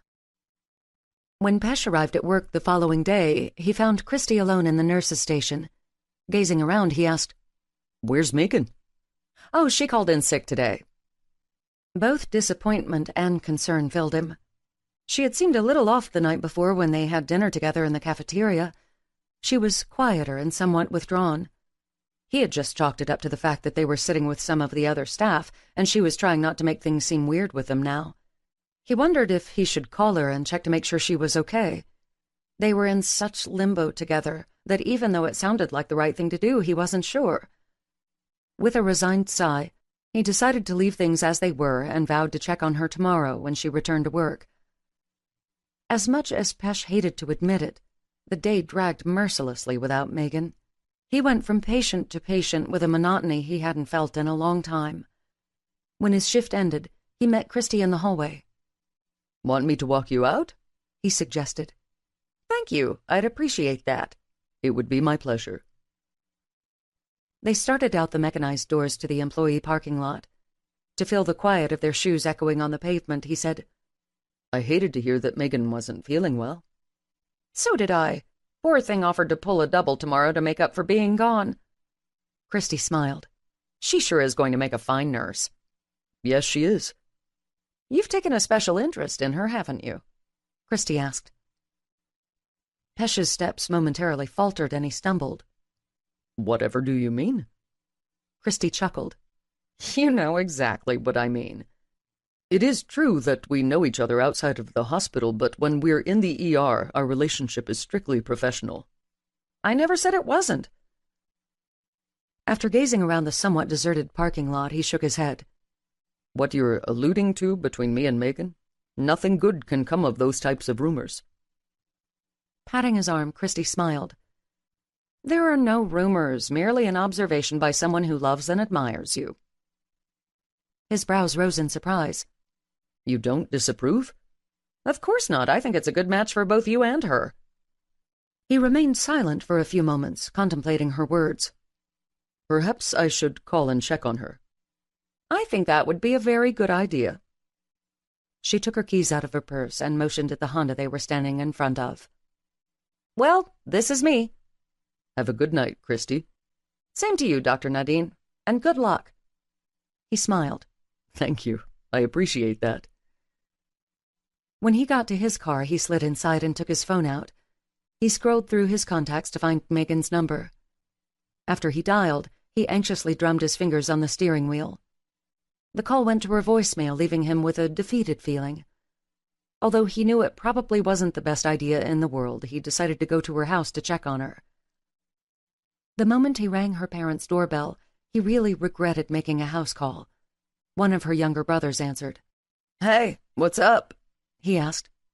"Hello, I'm Dr. Nadine. I work with Megan." Snapping his fingers, he pointed at Pesh. "Wait, I know you. Aren't you Noah's godfather?" Pesh smiled.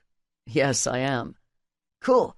Listen, man, Megan's downstairs. If you go around the side of the house, she has her own door." "I see. Thank you, then." "No problem." When the door closed, Pesh debated going straight to his car. But he knew it would look even worse if her brother told her he had been there and then he had left without seeing her. Heaving a frustrated breath, he headed off the porch. He followed the sidewalk around the house to where it sloped down the hill. At the side door, he knocked loudly. When the door flew open, Megan stared at him in a mixture of both surprise and horror. "What are you doing here?" she demanded. Pesh shoved his hands in his pockets. "You called in sick today. I was worried." "I'm fine." He fought the urge to say that by her disheveled appearance and dark circles under her eyes, she most certainly didn't seem fine. "I tried calling you, but you didn't answer. Christy and I were worried about you." Her expression softened a little. "I'm sorry, I must have forgotten to charge my phone." "Can I get you something to eat? Some soup, maybe?" "Really, I'm fine." "But you look so pale. Will you let me do an exam? You know the flu is—" "I don't have the flu." "How can you be sure if you haven't been checked? Did you get the flu shot at the hospital? Sometimes it can give you a mild case." She shook her head and smiled. "I don't have the flu. Since you're going to keep on and on, I'm going to go ahead and tell you. I have really horrendous cramps until my period. Usually, I can manage them with birth control, but when I started clinicals and stopped working, I couldn't afford the birth control without health insurance, and it wasn't like I was having sex anyway." While he appreciated her honesty, he was also slightly mortified. "Oh, I see." "I'm sorry to have embarrassed you," Megan said. He waved his hand dismissively. "Listen, when you return to work tomorrow, there will be a script for your birth control. I don't like the idea of you in pain, so I don't want this to happen next month." "But the money," she protested. He shook his head. "It will be discounted through the hospital pharmacy." "Thank you, Pesh. That's a very decent thing for you to do." A blonde head peeked around Megan. "Hi, Ash. You play?" He smiled at Mason. "I came to check on your mommy." Mason tilted his chin to look up at Megan. Her tummy hurts. She don't play. You play? Well... He wanted nothing more than to spend time with Mason, and in the same token, with Megan as well. But he was also walking such a fine line with her that he didn't want to come on too strong and scare her off. "I'm not sure your mommy feels up to company." Megan smiled. "If you really don't mind staying, we'd love to have you." "Are you certain?" "Sure." "Okay, then." Mason grabbed his hand and led him through the door. Pesh took in the cozy decor of the basement apartment. In one chair, Megan's textbooks and papers were strewn around, while on the floor it looked like a tornado had blown through the living room with all the toys lying around. When he met her gaze, she flushed. "Sorry it's such a mess." "It's fine." "Are you hungry?" she asked. "No, I'm good." He lied as his stomach rumbled. Megan cocked her head and shot him a look. "Sit down and let me fix you something." "Not with you feeling unwell." "Although I wish I could cook you something, I think I'm up to reheating some of the pizza we ordered today, or there are some homemade enchiladas I made last night," she replied as she opened the fridge. "Enchiladas would be lovely." She smiled and took out a casserole dish. "You hungry, Mace?" Mm-hmm," he murmured, barely looking up at his mother from one of his toys. After spooning out 2 heaping plates full, along with some rice, she put it in the microwave. She then motioned for him to have a seat at the table. "You don't need to wait on me." "Just shut up and let me take care of you for 2 seconds." Her words reminded him of when she had cleaned his wounds after Dev's punch. No matter what the situation, she was always ready to be there for him and take care of him. The microwave beeped and brought him out of his thoughts. Mason hurried over to the table and sat down beside Pesh in his booster seat. When Megan put down the steaming plates, he reached for her hand and kissed it. "Thank you." A funny look passed in her eyes before she smiled. "You're welcome." "Won't you sit with us?" he asked. "Actually, I would love to take a warm bath, to see if it would help relax my muscles." Pesh smiled. "I'll be happy to keep an eye on Mason while you do that." "You don't mind?" "Of course not." "Thanks, I really appreciate it." She kissed the top of Mason's head and then kissed his cheek. She turned to start into the bedroom before whirling back around. He lowered his fork at the expression on her face. Placing her hands on his cheeks, she leaned in and laid a big one on him. He couldn't hide his surprise. When she pulled away, she grinned at his speechlessness. "I won't be long," she said. Once the bedroom door closed behind her, Pesh gazed over at Mason. "What do you want to do when we finish eating?" Minions. He mumbled through a mouthful of food. Pesh furrowed his brows in confusion. "What's Minions?" Hopping down off his chair, Mason ran over to the TV. When he returned, he had a DVD box in his hand. He pointed to some yellow blobs on the cover. Minions. "Ah, I see you want to watch this." Mason bobbed his head. "Is it your favorite?" Pesh asked. Uh-huh. Mason replied. "Then I guess we better eat fast so we can watch it." At Mason's beaming grin, Pesh felt a little tug in his chest. Even though he shouldn't, he already had strong feelings for the little boy. From almost the moment they'd met, Mason had let Pesh into his world. The sound of a fork clattering on a plate brought Pesh out of his thoughts. Done! Mason exclaimed, hopping out of his chair. Although Pesh wasn't finished, Mason grabbed his hand and led him from the table. Instead of arguing with him, Pesh just let himself be dragged over to the TV. Once he got the movie on, they settled down on the couch. He couldn't fight the warmth that spread through his chest when Mason snuggled close to his side. Instead, he just embraced the feeling and let happiness override the doubt that screamed in his mind. Under the strong, warm jets of the jacuzzi tub, Megan's pain started to fade. Of course, as much as she tried to relax, it was too hard, considering that Pesh was in her living room. She couldn't believe that he had shown up out of the blue to check on her. Just when she thought he couldn't be any kinder or more attentive, he did something like that. Tilting her neck on the foam headrest, she thought about her talk with Christy the day before. She hated to admit it, but she knew she had a choice to make. She either had to let go of Pesh, or she had to make things official with him. They couldn't just keep dating and hooking up. Or was it just hooking up? With a frustrated groan, she shifted in the tub, sloshing the water around. Closing her eyes, she tried to search her heart for how she truly felt. No man had ever made her feel like she felt with Pesh, and that could be said both inside and out of the bedroom. Gazing down at her pruning fingers, she knew it was time to get out of the tub. She could stay there for days and still not have the answer she so desperately sought. After she toweled off and wrapped herself in her terry cloth robe, she went out into the bedroom. As she threw on a fresh pair of pajama pants and a t-shirt, she noticed it was awfully quiet in the living room. Wondering what Mason and Pesh could be doing, she ducked out of the bedroom. The sight across from her on the couch made her chest clench with emotion. Reaching up, she clutched her t-shirt over her heart, trying to still some of the ache that burned there. With the strains of Despicable Me playing in the background, Pesh lay on his back with Mason on top of him. Her son's face was snuggled into Pesh's chest, and he was sound asleep. They both were. Pesh's face was tilted down, his nose pressed into the strands of Mason's hair. Before she could harden herself to the emotions coursing through her, tears stung her eyes. In that moment, she allowed herself to fantasize that this was truly her life. She had a loving husband who adored her, and her son had an attentive and doting father. What more could she ask for in life? In those moments of weakness, She wondered why she had been fighting Pesh so hard about a relationship.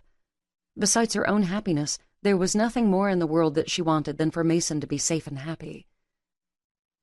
As she came crashing back to reality, she saw things clearly for the first time in a long time. Pesh had been so worried about her that he'd driven over just to check on her. She'd never had a boyfriend who cared about her that much, and no matter how hard she searched in the future, she was probably never going to find another man like Pesh. There were so many things about him that she liked, maybe even loved. He made her want to get up in the mornings so she could see him at work. She found herself anxiously checking her phone to see if she had a text from him. She loved spending time with him. But it was more than just the feelings that Pesh felt for her or that she felt for him. It was the fact that he cared so much about her son. They were a package deal for any future man, and he had willingly embraced that fact without complaint. On shaky legs, she walked over to the couch.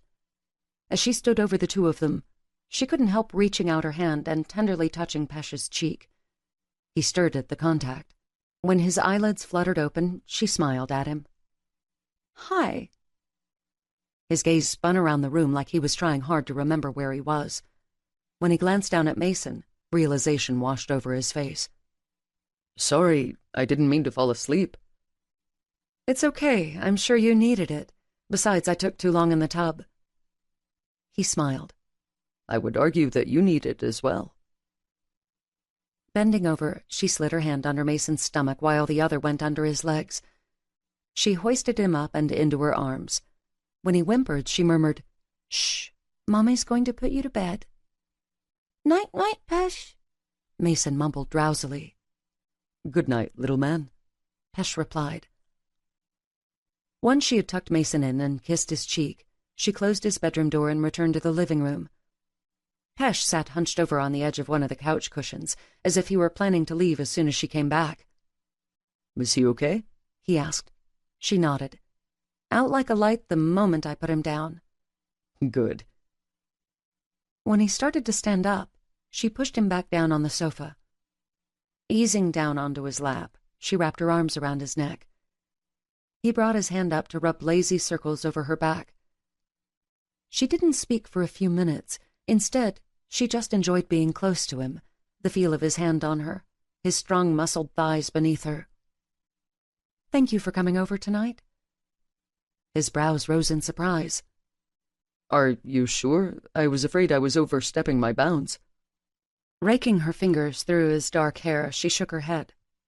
"I think we need to talk about our boundaries." "Oh?" She nodded. "You coming over here tonight made me realize something very important. What we've been doing has been fun, and I've enjoyed every minute of it, but now—" Pesh's dark eyes snapped shut, and the expression on his face shifted, as if he were in pain. "Please, you don't have to say this. I'll just go." "But I don't want you to go," she argued. "Then what are you trying to say?" "That I need you in my life and I want more." His brows shot up. "More? As in more of us together?" "Yes." He sucked in a breath. "You want us to be an official couple?" She smiled. "Yes, I do.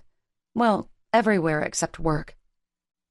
"I can't believe it," he murmured. "This isn't exactly the reaction I thought you would have," she teased. "Oh, I'm happy. Trust me, I'm just shocked, that's all." She brought her lips to his and gave him a tender kiss. Against his lips, she murmured, "Can you ever forgive me for being so stubborn and so stupid?" "I can try, but I suppose you're going to have to work very hard to make it up to me." "Am I?" He nodded. "Yes, very hard." "Why do I have the funny feeling that your idea of me making it up to you is entirely different than mine?" "No more orgasms for dates, just dates." "I can handle that." A wicked gleam flashed in Pesh's eyes. "The first date will be to the Fox to see an opera." She groaned. "You don't play fair." He ran his hands up her sides, causing her to shiver. "I would have to argue that you haven't been playing fair all along. Now it's my turn." "Are you going to punish me?" she questioned in a whisper. Mm-hmm. There will be lots of dates and lots of time spent together. He quirked a brow at her. A true hell on earth. She couldn't help giggling. I'll be a good girl and take it. I'm glad to hear it. As they lapsed into silence, Megan's fingers wound through the hair at the base of his neck. Do you want to stay the night with me? Pesh's brows furrowed as if silently questioning her proposal. But you... No sex, just sleeping. You think that's a good idea with Mason? We're a couple now. He's going to be seeing a lot of you. Pesh smiled. Yes, he is. Staring into his eyes, she asked, So you'll stay? It would be a pleasure. Without another word, she rose off his lap. After he got up off the sofa, she took him by the hand and led him to her bedroom. As she sat on the edge of the mattress, she watched as Pesh stripped down to his boxer shorts. When he was finished, he walked slowly over to her. I'm sorry we can't do anything else. He brushed the hair out of her face and cupped her cheeks. I don't mind. I'm happy just to be with you. In her heart, she was happy as well, and not just about him staying the night, but for how everything between them had worked out. So am I, she murmured, before lying back on the bed. So am I. Chapter 18. For Megan, the next few weeks flew by. She didn't know if it was because she was so busy at work, or if it was because she was so happy being with Pesh. She liked to think it was the latter. Or maybe it was that she was busy being with Pesh. On her off days and his, they spent every second together. Most often he came to her house. They made dinner together, or they went out. Although her parents didn't entirely approve, he slept over as well. What they didn't know is that some nights nothing illicit even happened between them. Exhausted from the day's events, they merely enjoyed lying in each other's arms. As she came out of a patient's room, she glanced up to see Pesh standing across the hall talking to another doctor. For just a moment his gaze met hers, and although no one else could have possibly noticed it, she saw the longing and the affection. She gave him a brief nod before walking on to the nurse's station. Since they had become a couple, their time at work had become almost a game of wills to pretend there was nothing going on between them.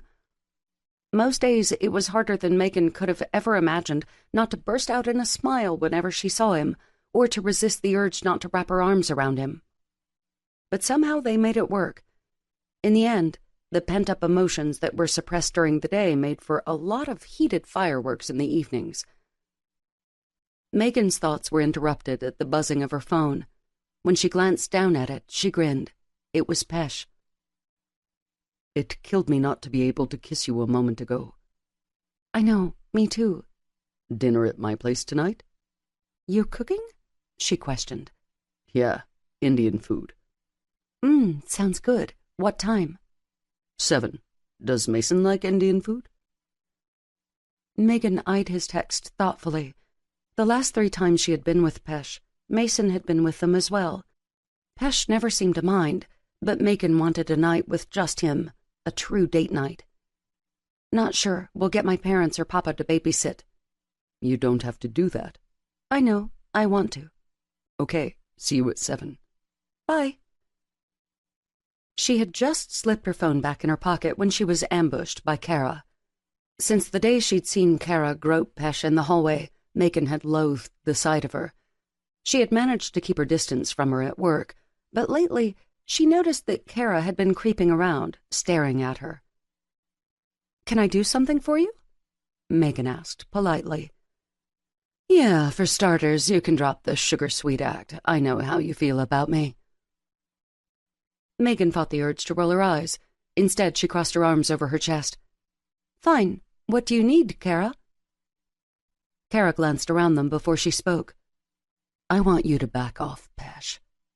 Excuse me? Narrowing her eyes, Kara said, I know you're into him. I can see it in the way you look at him. It's in the way he looks at you, too. And I don't like it. Well, I'm terribly sorry that you don't, but Frankly, I don't see how any of that is any of your business. Oh, he is very much my business, considering we've been together. Okay, whatever, Megan replied, feeling slightly shattered by Kara's proclamation. In the rational side of her mind, she knew there was no way Pesh could be involved with Kara.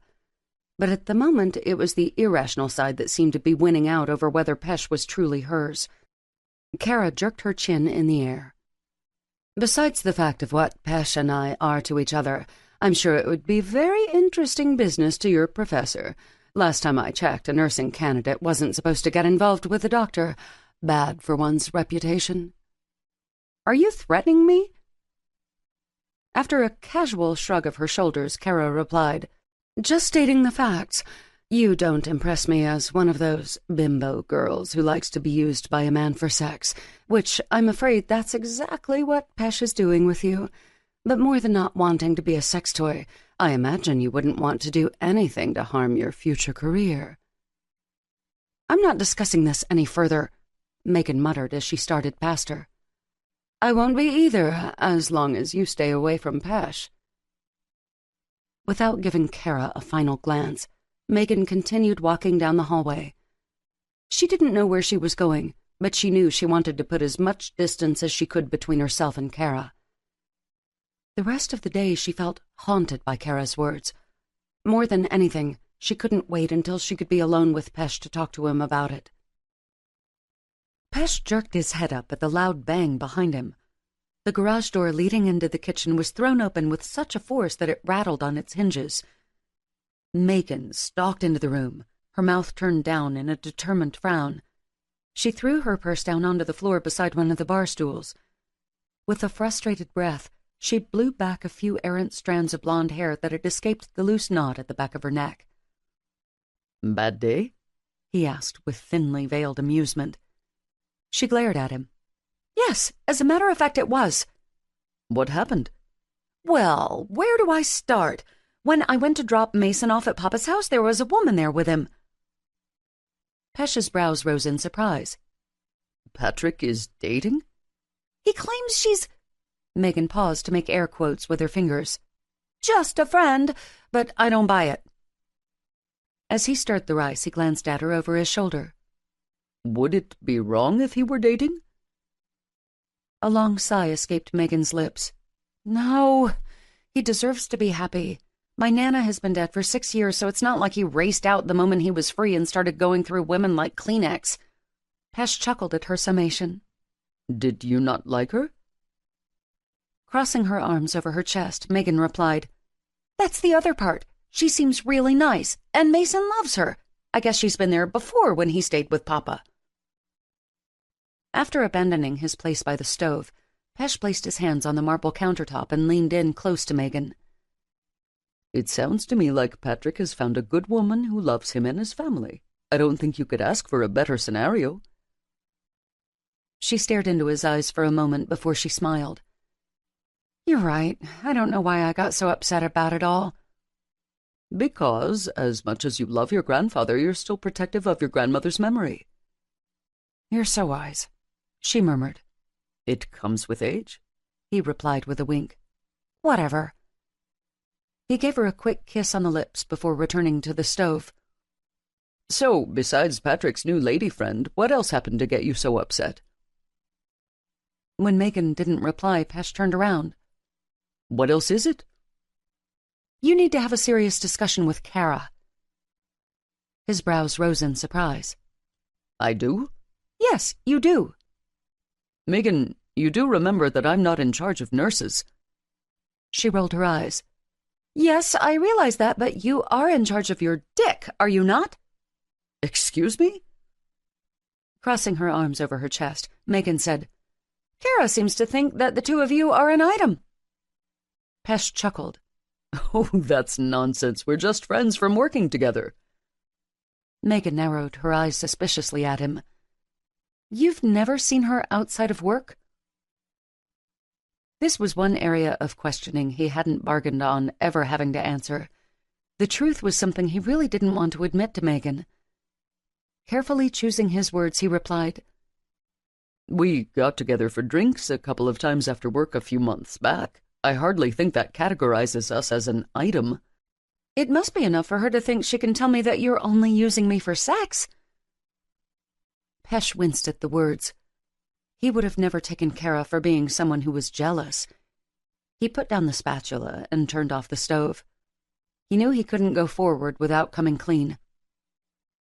Megan, I haven't been honest with you. What do you mean? She asked. I told you that Kara and I had only had drinks a couple of times, but that isn't the whole truth. Megan's eyes widened. What are you saying? Defeated, his shoulders drooped a little. After the night of Noah's baptism, I couldn't get you off my mind. I wanted to prove to myself that I wasn't so enamored by you. So, after having a couple of drinks one night, Kara and I went to my car and fooled around. You got drunk? He gave a mirthless laugh. That is what is most shocking to you in what I just told you? Did you think I would be mad at you for messing around with some woman when we weren't dating? Yes, he answered honestly. Megan shook her head. What you did then was your business. I mean, I'm not thrilled to hear that you fooled around with her, especially since you wouldn't sleep with me when I asked you to. But don't you see the difference? I cared for you, and I cared nothing for her. We were barely in the car 15 minutes, if that tells you anything. The corners of her lips tugged up in a small smile. I really don't need the details of how much you didn't enjoy yourself. He ducked his head. I'm sorry. I shouldn't have said that. But at the same time, I'm glad to hear that you won't be going back for a repeat performance.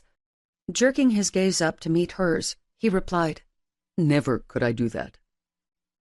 And you really were trying to get me off your mind? Yes, I was. In a warped way, that's very romantic, she teased. I'm glad you think so, he mumbled. Look, it's not the fact that she said you were using me for sex that has me so upset. It's not? She threatened me. Pesh's eyes narrowed. Physically?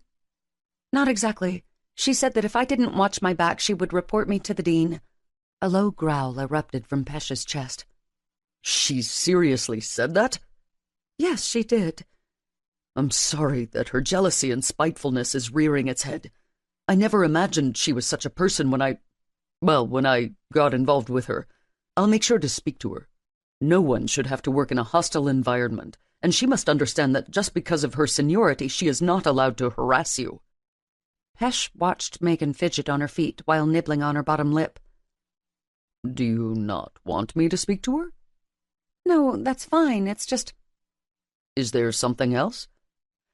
You know how much I like you. I mean, the very fact I agreed to date you shows how much I'm committed to you. Pesh crossed his arms over his chest.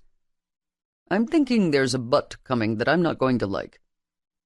Megan sighed. But, at the same time, whatever it is that is happening between us... She swallowed hard. I've worked really hard in school, Pesh. I don't want anything on my record that could hurt my chances of getting a job. If she was the crying type, he would have sworn her eyes shimmered with tears. He came around the counter to pull her into his arms. Hey, now, don't you worry one bit about getting into trouble. Anyone who has seen you in action on the floor knows what a talented and gifted nurse you are. She sniffled.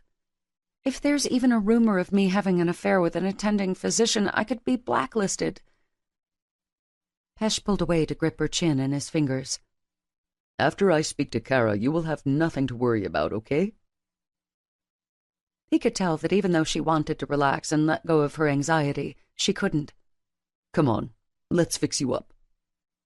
She wiped her eyes. What do you mean? With a wink, he went over to the cabinet and got down a wine glass.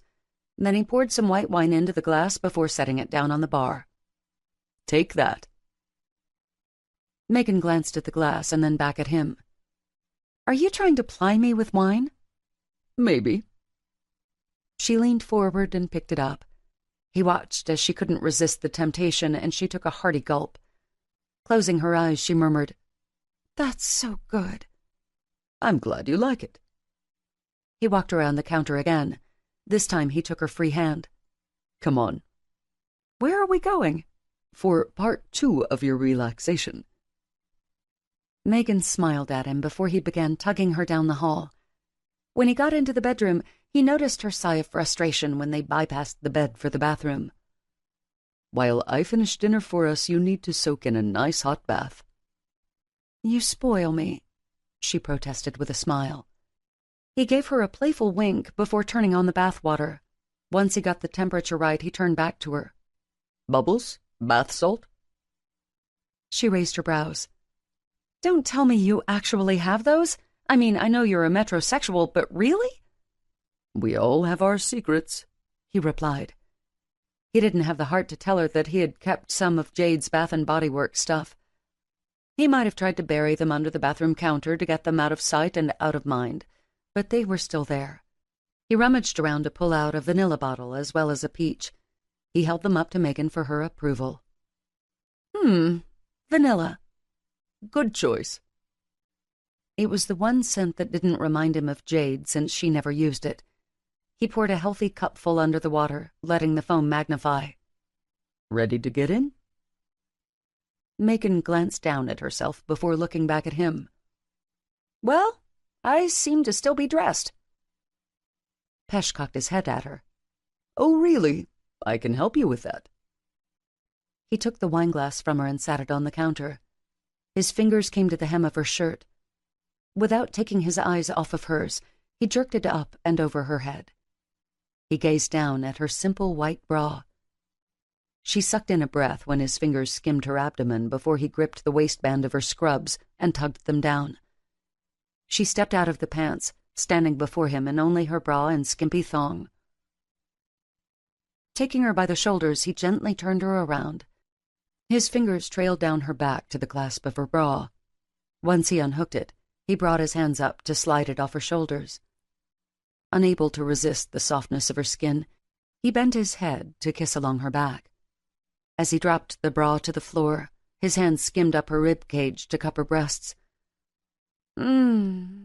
Megan murmured, letting her head fall back against his chest. I'm only supposed to be undressing you, he argued, as he let her breasts fall free of his hands. She immediately picked them up and brought them back to cup her flesh. I like the way you undress me. It's very relaxing. Rolling her puckered nipples between his fingers, he was rewarded with her gasp of pleasure. The water is getting cold, he warned. I'm getting so hot I can warm it up. He chuckled against her ear before taking his hands away from her. As she whined in protest, his fingers jerked her thong down over her thighs. She raised her feet to step out of the underwear. All right, get in. Tease, she muttered before walking over to the tub. He only got to admire her naked backside for a moment before she lowered herself into the tub and disappeared under the foam. Leaning back against the wall, she closed her eyes in bliss. This feels amazing. Good. But you know what would feel even better? What? Her eyes popped open and she smiled invitingly up at him. If you were in here with me. Really? Mm-hmm. I should be finishing dinner, he argued feebly. Megan eyed the growing bulge in his pants. I think you should be in here letting me finish you. He threw his head back and laughed. Fine. You drive a hard bargain, my lady. He quickly unbuttoned and took off his shirt. Then his fingers went to the button and zipper on his pants. He slid them and his boxers down and stepped out of them, leaving him naked. Megan didn't take her eyes off him the whole time. He shifted them in the water, bringing Megan up to straddle him, but she was facing away from him. What are you doing? She asked. He brought his hands to her shoulders and started massaging the tense muscles. Helping you relax. She ground herself against his erection. I was hoping a couple of orgasms would do that instead. He chuckled. Don't you believe in foreplay? Yes, but not when I'm this horny. Bending his head, he let his warm breath tickle her outer ear. You, my love, are never going to be a candidate for tantric sex. You will never allow yourself to enjoy delayed pleasure and release. I want to try, honest I do. But just not this evening, right? One of his hands abandoned her shoulder to slide down in between her legs. She gasped as his thumb rubbed against her clit. As he continued stroking her with his thumb, he pushed 2 fingers into her slick passage.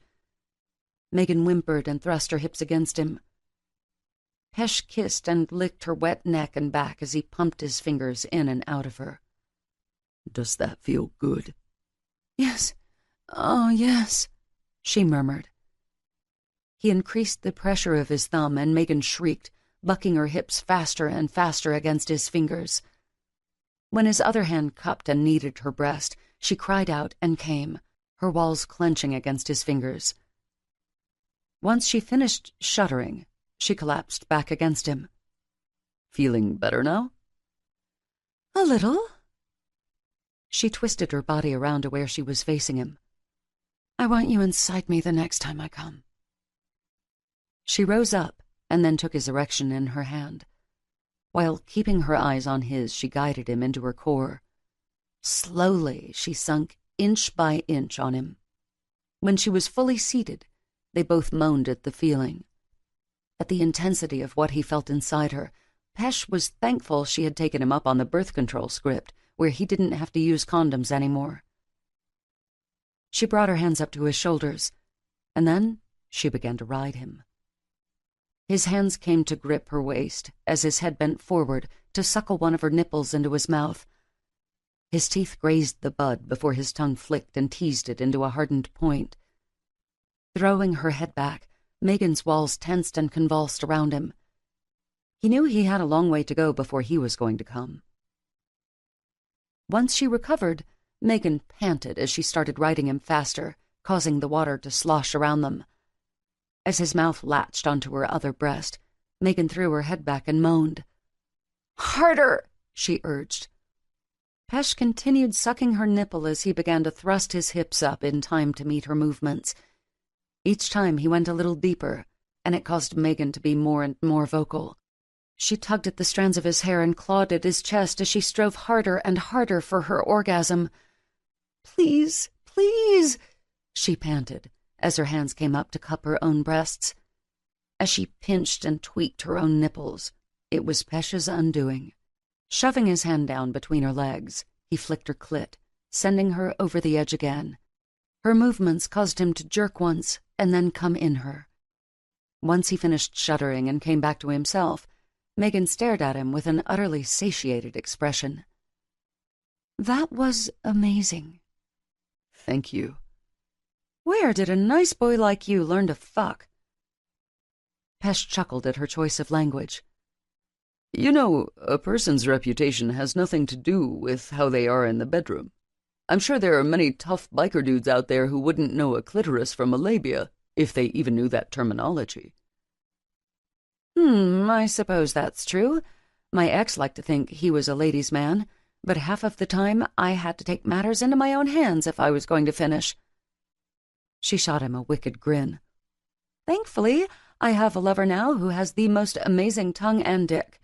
I never have to worry about coming now." "And don't you forget how amazing he is." Her expression turned solemn as she replied, "I could never forget his attributes both in and out of the bedroom." He smiled. "I'm glad to hear that." After he gave her a somewhat chaste kiss, he asked, "How about we test out my kitchen attributes now?" "It sounds good. I'm starving," she replied as she climbed out of the tub. Pesh followed her out, handing her one of his plush towels. After she finished drying off, he gave her a terry cloth robe to put on. She slid it on and tied the front together. "Wait here. I'll bring it to you." "Dinner in bed? That would be marvelous." He winked before heading out of the bedroom. He fixed 2 heaping platefuls of food. After putting the plates on a tray, he got 2 bottles of water out of the fridge. When he got back to the bedroom, he found her lounging back against the pillows with an expression of pure relaxation. After he set the tray down on the bed, he smiled. "I want to try something with you." "What is it?" she asked. He undid the ties on his robe, letting it fall open.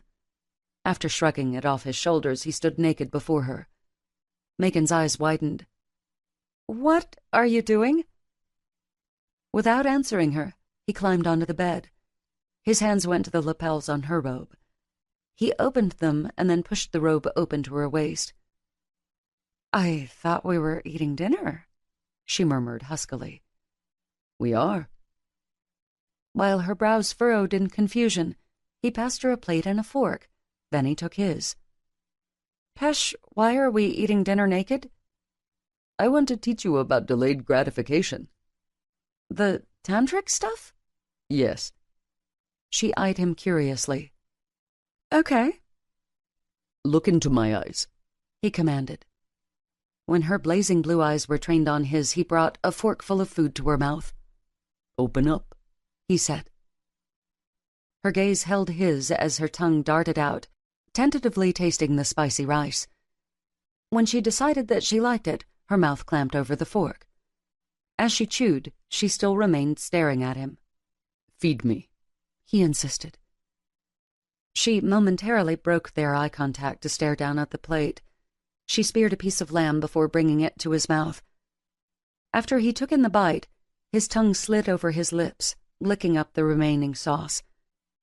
Something stirred in her at his action, a slight tremble. He brought a piece of lamb to her mouth, and she wrinkled her nose. "I don't like lamb." He nodded and then took the bite for himself. He then picked some of the vegetables and brought them to her.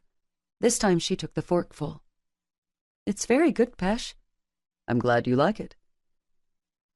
Each time she took the fork into her mouth, he couldn't help imagining that it was his cock instead. Sitting naked with her in such a close proximity had his juices beginning to flow. When she lowered her gaze to eye her plate for his next bite, she caught sight of his growing erection. Immediately she started to put her plate down, but he stopped her. "Not yet." "But you're hard, and I'm getting wet sitting here with you staring at me like you're already buried inside me." "That's the point, my love. How good do you think it's going to be when I finally do get inside you?" "Oh," she murmured. As she swept up a forkful of rice, she brought it to his mouth. "So how long do we do this?" she asked. "Until we clean our plates." She appeared both disappointed and frustrated at his response. To give her something else to focus on, he brought the fork to her mouth. She took from him, chewing methodically while staring into his eyes. Each time he fed her a bite, he tried conveying through his gaze what he was imagining doing to her. A bite of vegetables had him sucking her breast, his tongue flicking over her nipple. A forkful of rice had his face buried in her wet core as he licked her juices. As she chewed and swallowed, Pesh could tell desire was overtaking her. "Can I have some water?" she asked. With a nod, he brought one of the bottles to her lips. She drank in long gulps, her eyes never leaving his. When she finished swallowing, she gave him a grateful smile. Then, in a flash, she tackled him, causing his plate to flip over onto the sheets. "Megan!" he cried. She was too busy kicking out of her robe to care. At the sight of smeared vegetables and rice on the sheet next to him, he began to laugh. His chest shook so hard that he wanted to clutch his stomach, but Megan's body was in the way. As she gazed down at him, he pushed the long blonde strands of hair out of her face. "I don't believe we were finished eating," he chastised. She drew his bottom lip between her teeth, causing him to groan. At the same time, her wet core ground against his cock. "I guess you'll just have to punish me the next time," she replied. Cupping her buttocks, he sent a resounding smack against one of her cheeks. Her eyes widened. "Pesh Nadine, did you actually just spank my ass?" He grinned up at her before smacking the other cheek. I like this side of you," she murmured, before bringing her lips to his. As their tongues battled against each other, Pesh flipped Megan over onto her back. After spreading her legs, he buried himself deep inside her with one thrust. "Oh, God, that feels amazing," she cried. "See how much better it is when you wait?" he questioned, as he leisurely moved in and out of her. "Yes. It's so good. You're right." Although her body trembled, she wasn't close yet. He continued his pace of slow strokes within her. Then he took her legs and put them on his shoulders to where he could pump deeper inside her. She moaned at the feeling, her hands sliding up above her head to grip the sheets. Pesh ducked his head to bring his mouth to her breasts, alternating between each one. As he felt her begin to tense up, he increased the pressure of his tongue on her nipples, lightly grazing them with his teeth. And then she came apart beneath him, crying out and clasping her hands onto his shoulders. The sight of her was so alluring he couldn't hold back, and he came in a rush inside her. When he'd finished shuddering, he raised his head to gaze down at her. Her eyelids fluttered open, and then she smiled sheepishly up at him. "Sorry for being a tantric sex failure." He laughed. Baby, I don't care about that one bit. I like the fact you're aggressive when it comes to fucking. Her hands feathered over his back and down to his ass. As she squeezed his cheeks, he sucked in a breath. "You're very good at that." You think so? "Mm-hmm." How good are you at laundry? He asked, motioning to the leftover dinner that was now staining the sheets. She swatted his ass playfully. "I was planning on taking care of that." Why don't we get dressed and then sit down and really eat? "I think that sounds like a good idea."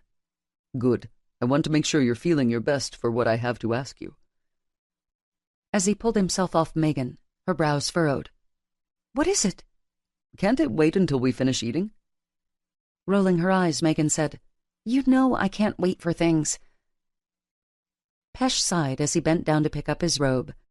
As he slid his arm through the hole, he met Megan's questioning gaze. I wanted to invite you to dinner at my sister's house this weekend.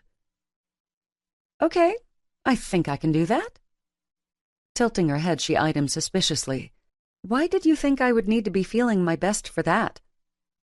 It won't just be my sister and her husband. All of my family will be there, including my parents. Megan's eyes widened. "You want to introduce me to your parents?" Yes, I would.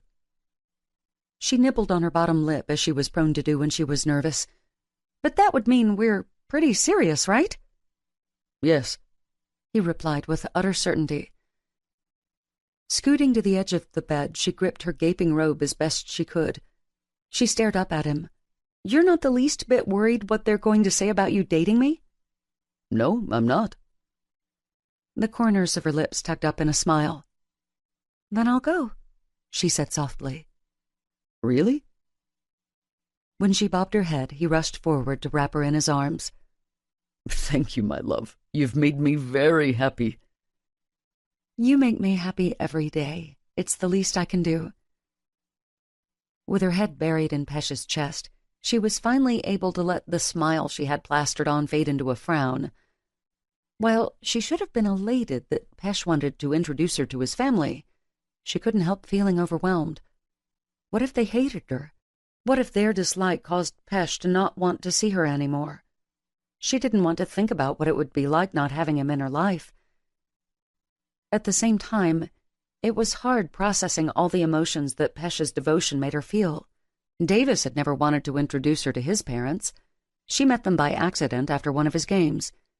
Now she had a man who wanted nothing more than to share all aspects of his life with her. It was hard to process.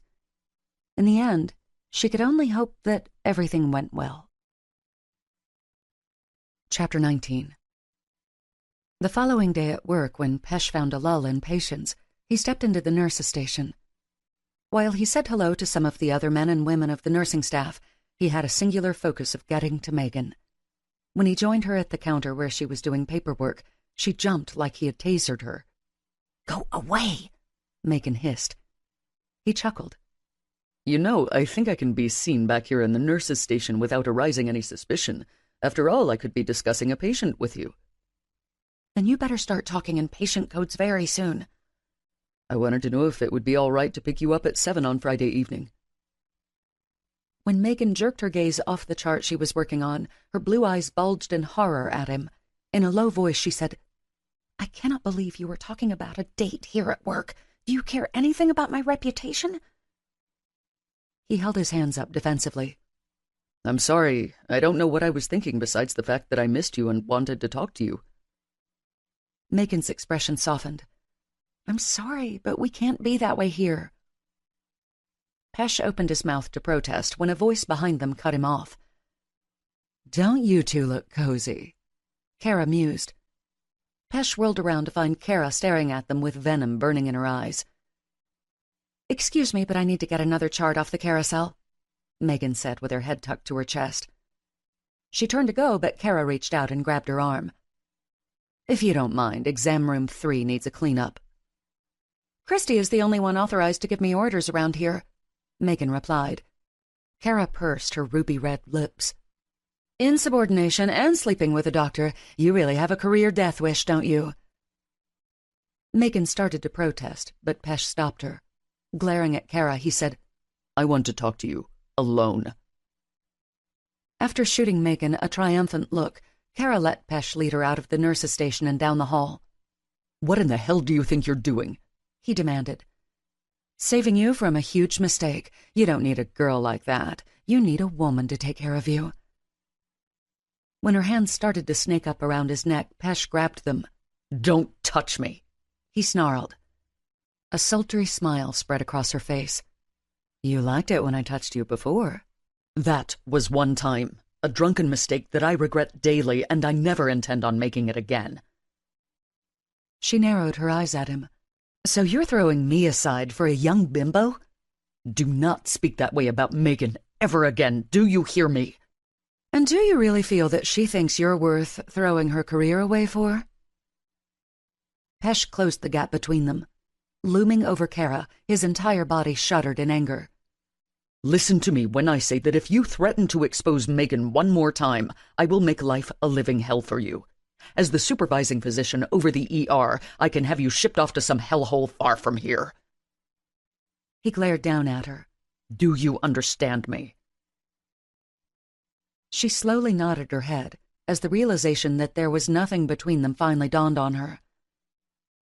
If you'll excuse me, I need to go clean my exam room. As she hurried past him, Pesh exhaled a breath of relief. He never used that tone of voice with women, or men for that matter, unless he was absolutely pushed to do so. But Kara's previous behavior and the way she'd acted today had forced him to become what he wasn't. At the feel of a hand on his back, he whirled around. Megan gave him a beaming smile. My hero! He laughed at her expression and words. You don't have to worry about her harassing you or me for that matter. I took care of things. I heard you. He grimaced. You did? She nodded. It was amazing. I'm glad you thought so.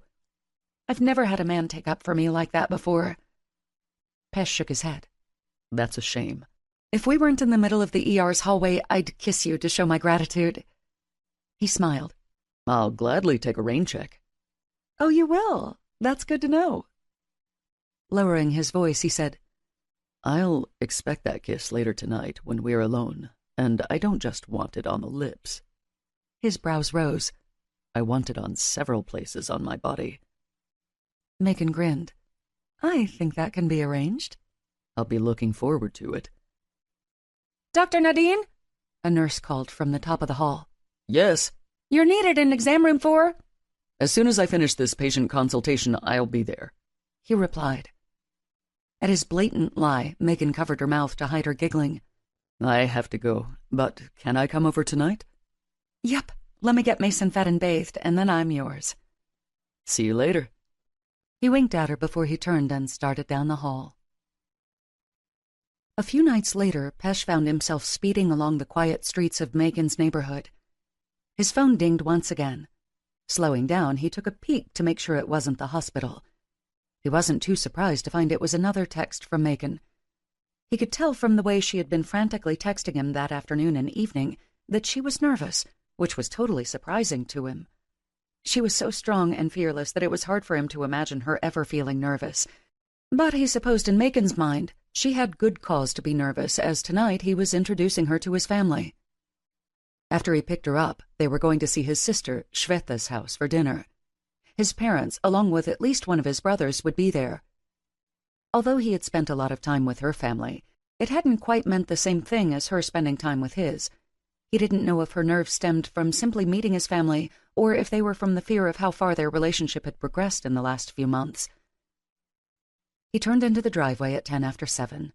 He didn't even get up the front porch steps before the door flew open and Megan rushed out. Her diminutive figure wobbled a little on the black high heels she was sporting. She wore black pants and a dressy red top that had a lot of beading. It reminded him of the kurta, a style that women from his culture wore. He wondered if she had chosen it for that reason. "You look beautiful," Pesh murmured, leaning in to kiss her tenderly. When she didn't warm to his touch, he gazed down at her. "What's wrong?" Rolling her eyes, she snapped, "Duh, I'm really nervous." "You're really that worried about my family's opinion of you?" She threw up her hands. "Of course I am. Your family is very important to you. I don't want—" She tore his gaze from his. "You don't want what?" he pressed. "I don't want to bring shame to you." He bit down on his lip to keep from laughing at her. He couldn't believe Megan was so concerned with his family's opinion. His heartbeat accelerated at the thought. It had to mean she really was falling in love with him. He brushed a silky strand of blonde hair out of her face. "Sweetheart, you're not the first American girl I've brought home with me." "Yes, I'm well aware of that. I'm also aware of the fact of how well your family loved and accepted Jade. It might not be the same way with me." She stared up at him. "I'm not like her, Pesh. I'm not meek and good-hearted." He shook his head. "That's not true. You are good-hearted. I see that part of you each and every day." Cupping her chin with his fingers, he brought her gaze to his. "You saw my brother, Dev. Through all of his missteps and antics, my parents still love him very much. So I promise you there is nothing you can do to where they won't like you or where you'll bring shame on me, okay?" She gave a reluctant nod. "Okay." Taking her by the hand, he led her off the porch. Once he'd gotten her in the car, he went around and slid into the driver's seat. When Pesh cranked up the car, Megan gasped in horror. "What?" he asked. She motioned to the clock on the dash. "Oh my God, we're going to be late. Can I make a worse first impression?" Pesh laughed. "Maybe I should tell you a few things etiquette-wise so tonight will go a little easier." "What does that have to do with us being late?" "Because it's considered good form to arrive 30 minutes late." "Seriously?" "Yes." "Huh, I didn't know that." "Well, how could you?" "I tried doing a little research. I even watched Monsoon Wedding," she said. Pesh laughed. "Did you now?" "Yeah, it was pretty good. I kind of hated that there weren't more dance numbers and songs." "Megan, I'm pretty sure none of my family is going to break out into song like in a Bollywood movie tonight," he said with amusement ringing in his voice. She rolled her eyes. "I didn't expect them to, smartass." He tisked at her. "So testy tonight." After exhaling a long breath, she gave him an apologetic smile. "I'm sorry I'm so bitchy." "You're not bitchy." "And you're lying." "Regardless of your out-of-control emotions, I know that my family is going to love you just as much as I do." The moment the words left his lips, he grimaced. There was the big L word. They hadn't actually exchanged it yet, and now he'd managed to screw up and say it before he could find the right time. "Oh, God, did you have to say that now? Like I'm not nervous enough." "I'm sorry," he murmured. Burying her head in her hands, she groaned. "This is... Look, you don't..." "I love you too!" she shouted from behind her hands. His hands jerked on the wheel and he sent the car careening onto the emergency lane. When he recovered and got the car back into the right lane, he dared himself to look over at her. She peeked at him through her fingers. "I love you, Pesh. I really fucking do." "Oh, Megan," he whispered. Pulling her hands away from her face, she gave him a genuine smile. "I love you more than any man I've ever known." "I love you more..." Suddenly, he found himself unable to continue. Did he love her more than he had Jade? He had spent years with Jade and had only months with Megan. If he did love Megan more, what did that say about his relationship with Jade? She reached over and took one of his hands in hers. "Hey, you don't have to say what I said. Our situations are completely different." He clenched and unclenched his jaw. No woman wants half a man's heart, he argued. But I know it isn't half your heart, and I wouldn't want you to stop loving me just because I died, so why would I expect you to do the same with Jade? It's not fair to you, he croaked. Life's not fair, baby. You have to get used to that one. She squeezed his hand. Besides, I know what I feel when I feel your love. There's no half about it. You love me with all your heart and soul. I do. I honestly do. Unfastening her seatbelt, she lunged over to kiss him. When she started to deepen the kiss, he had to pull away. Hey, now you gotta stop that or we're not going to make it to my parents. She giggled and then eased back down into her seat. She managed to behave herself the remaining 5 minutes. When he pulled into his parents' drive, he saw it was already crowded with cars. The sight of so many people set Megan off, and she began tapping her fingers nervously on her leg. Ready? He asked as he turned to her. As I'll ever be, she muttered. He shook his head as he got out of the car. Like always, he opened her car door and helped her out. As they started up the sidewalk, Megan was a flurry of movement. She smoothed down her hair and then she adjusted her top.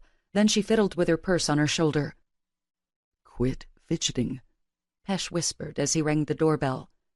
I can't help it, I'm nervous. He grinned down at her. Megan, they're going to love you, I promise. She shook her head. They're going to hate me because I'm not a submissive Indian woman. Wait until they hear I had a child out of wedlock. They'll be ready to disown you then. The door flew open, cutting off the rest of their conversation. Brother, it's so good to see you! His brother-in-law, Sanjay, cried. After he hugged Pesh, his gaze went to Megan. His eyes widened, and he gasped in surprise. Hello? Hi, Megan said. Sanjay gave Pesh a curious look. You didn't tell me you were bringing company. This is Megan. With a self-assured tone, he added, She's my girlfriend. Really? Well, what about that? Sanjay gave Megan a welcoming smile. We're so glad to have you. Thank you, Megan replied. As Sanjay turned to go into the living room, Megan smacked Pesh's arm. You didn't tell them you were bringing me? He shook his head. No, I like the element of surprise when it comes to my love life. Seriously? She sputtered. It's better this way, trust me. Before she could say anything else, Pesh started taking off his shoes. Wide-eyed, Megan watched him. Quickly, she stepped out of her heels and put them in the pile next to his. More etiquette you forgot to tell me? She hissed. He patted the small of her back. You're fine. As they came into the living room, Pesh felt Megan tense at his side. He supposed that it was overwhelming coming into a room packed full of strangers. His sister, Shweta, came forward first. Hello, brother. You're looking well this evening. Thank you, so are you. He hugged her tight. As he pulled away, he glanced down at her swollen belly. And how is the future prince doing? Shweta smiled and brought her hand to her abdomen. He's busy kicking me at the moment. When she spied Megan behind him, she gasped. And who is this? He drew in a breath and gazed around his family. Before I go through this with each and every one of you, I might as well get it out of the way. I want to introduce you to someone very special, my girlfriend, Megan. Deafening silence reverberated around the room after his statement. His mother and father exchanged a glance before staring back at Pesh. Megan tucked herself even closer to his side. Although public displays of affection between men and women were frowned upon in his culture, he wrapped his arm around her waist. Well, say something, he commanded. We're sorry, son, it's just you caught us off guard, his mother said. His father's bushy brows rose. So you're really dating, huh? Yes, I am. At his declaration, his father clapped his hands and grinned. That is most wonderful to hear. He came forward to embrace Megan. You are very welcome here. Thank you, she said. I'm Charlie. His father introduced. Megan, she replied with a small smile. Pesh peered past his father where his mother stood chewing her lip. He could tell she wasn't entirely happy that another blonde-haired, blue-eyed woman was standing beside her son. While Shweta and Arjan had both sought out Indian partners to marry, he and Dev were somewhat the black sheep, since they hadn't chosen to settle down with women within their culture. Finally, his mother's manners won out over anything else, and she stepped forward to shake Megan's hand. "I'm Lavani. It's nice to meet you." "Nice meeting you, too," Megan replied. The room then fell into an awkward silence. Pesh glanced around, willing someone to say something. His mother cleared her throat. "I'll go and finish up dinner." As she started into the kitchen, Shweta followed her, along with Arjan's wife. Since it was customary for women to be in the kitchen, Pesh found it to be only Megan left with the men. It didn't go without her notice, either. "Should I go and offer to help?" she questioned in a whisper. "Sure, that would be nice." Her expression told him that she really didn't want to leave his side, but she did anyway. Once she was out of earshot, Pesh found everyone's eyes on him. "What?" Charlie chuckled. "You even have to ask, my son?" "So ask your questions and get it over with before Megan comes back in here," he replied as he collapsed onto the couch. He faced a barrage of questions about where they met, how long they had been seeing each other, and how serious was it. He mustered as much patience as he could to answer them all. When he was finished, the men sat back in surprised silence. "I never thought I would see the day," his father mused. Sanjay shook his head. "Oh, I knew the day would come. I saw that when he was out with Emma." Charlie's brows furrowed. "Emma?" Pesh pinched his eyes shut and wished his brother-in-law didn't have such a good memory. "Just a friend." With a snort, Sanjay replied, "You certainly didn't look at her like she was a friend, even if she was pregnant." You were with a pregnant woman? Charlie asked. Alpesh, how could you? His mother demanded from the doorway. "How could I what?" Pesh asked. Lavani's expression was horror-stricken. Get a woman in the family way. Pesh rocketed off the couch. He glanced past his mother to where Megan stood. You're... He couldn't even form the words. Megan's face flushed blood red. No, of course I'm not.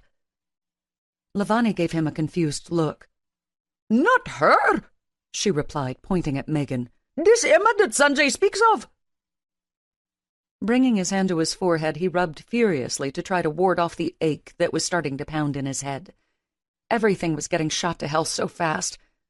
"First of all, Emma and I were never intimate. She was pregnant by the man she is now married to. Yes, I took her to the opera with Sanjay and Shweta, but there was nothing really between us."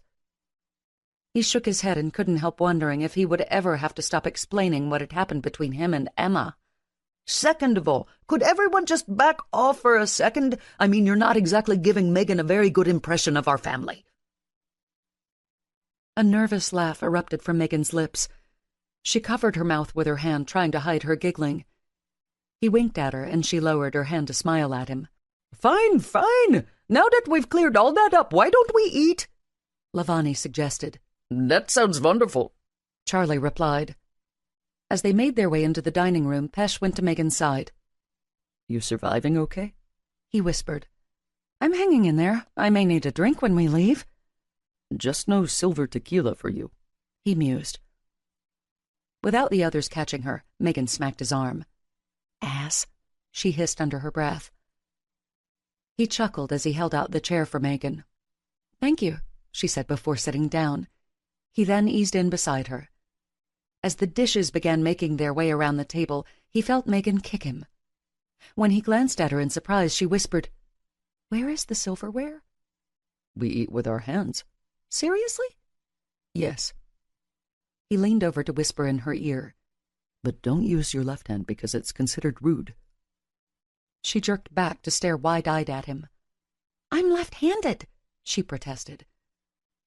He fought the urge to smile at her horror. He could tell that she would rather die than do something to embarrass him in front of his family. "You'll be fine. They won't expect as much out of you since you're American." Alpesh, whatever is it that you're whispering about? Lavani asked, narrowing her eyes at him. "I was just telling Megan what a wonderful cook you are. She loves Indian food, so I'm sure she's in for a treat." Pesh squeezed Megan's knee under the table. She cut her eyes over to him and smiled. Once the plates had been passed around and everyone served, they began to eat. The samosa is delicious," Megan complimented. "Thank you," Lavani replied with a beaming smile. As his mother turned her attention to Shweta, Pesh bowed his head and spoke in a low voice to Megan. "Once I tried bribing Bo with some samosa." She laughed. "You did? Why?" "I was at Aiden's house checking on Emma when she was on bed rest. I guess you could say he didn't like me invading his turf." "Would he not take it from you?" "Oh, he took it, ate it, and seemed to enjoy it, but I didn't make any friends that night." Megan grinned. "Good old Bo." Pesh raised his brows. "You're siding with the dog?" "In that scenario, yes, he was merely protecting Emma and Noah." "I see." Tilting her head at him, she added, "Besides, I don't like any scenario where you and Emma are anything more than friends." "I was there in a medical capacity," he argued. She wagged her finger at him. "You brought dinner with you. That fact alone shows you were there for more than just practicing medicine." When he quickly pushed her finger down, she gave him a look that was a cross between puzzled and infuriated. "Are you trying to silence me?" "No, I'm just helping you save face. We don't point. It's considered rude." Megan's eyes widened. "I've done something else wrong now?" "You're fine." She shook her head. "Next time, you better plan on giving me a crash course in Indian culture before you even think about bringing me around your family." Across the table from them, Shweta cleared her throat. When Pesh and Megan glanced at her, she smiled. "You're doing fine, Megan. Please don't worry about following all the rules of our culture. We certainly don't expect you to." Megan returned Shweta's smile. "Thank you. I would never dream of doing anything to offend you." "Of course you wouldn't," Charlie replied. Pesh didn't dare sneak a peek at his mother. After all, she was the one who upheld the traditions and customs of their heritage, while his father had tried to Americanize himself as much as possible, right down to changing his name. Charlie dabbed the corners of his mouth with his napkin. "I understand you have a son, Megan." She smiled. "Yes, Mason is almost 2. He's my entire world." "You should have brought him with you this evening. We would have loved to meet him," Shweta said. "Maybe next time. Of course, after you see how much energy he has, you might change your mind." As the table laughed, she glanced over at Pesh. "Mason truly adores Pesh, and Pesh is so good with him. His patience is infinite." Pesh smiled. "He's a good boy. I enjoy spending time with him." "So it's serious between you two?" Lavani asked. Well," Megan began before she was interrupted by the doorbell. Sanjay rose out of his chair. "That must be Dev." "How surprising that he's so late," Shweta mused with a smile. Pesh almost laughed at the horrified expression on Megan's face at the mention of Dev. "You didn't tell me he was going to be here," she hissed. "I wasn't sure if he was coming or not. But don't worry, things are fine between us now." Megan gave him a skeptical look as Dev walked into the dining room. "Hey, everybody," he said, throwing up a hand. At the sight of Megan sitting next to Pesh, Dev's eyes widened. Well, if it isn't Miss Right Hook," he mused with a smirk. "It's Miss Left Hook, actually," she corrected. Dev grinned. "Good to know. You've met Megan, Dev?" Lavani asked curiously. "We had the pleasure of meeting each other one day when I went by the hospital to see Alpesh." At Megan's sharp intake of breath, Dev winked at her. He then eased down across from them and began piling food on his plate. "So you guys work together and now you're dating, huh?" "Yes," Pesh replied. After taking a bite of his samosa, Dev motioned at them while he chewed. "Alpesh is sort of your boss, right?" Pesh could feel Megan's anger rising. "No, actually he isn't. I have a preceptor or head nurse who is my boss.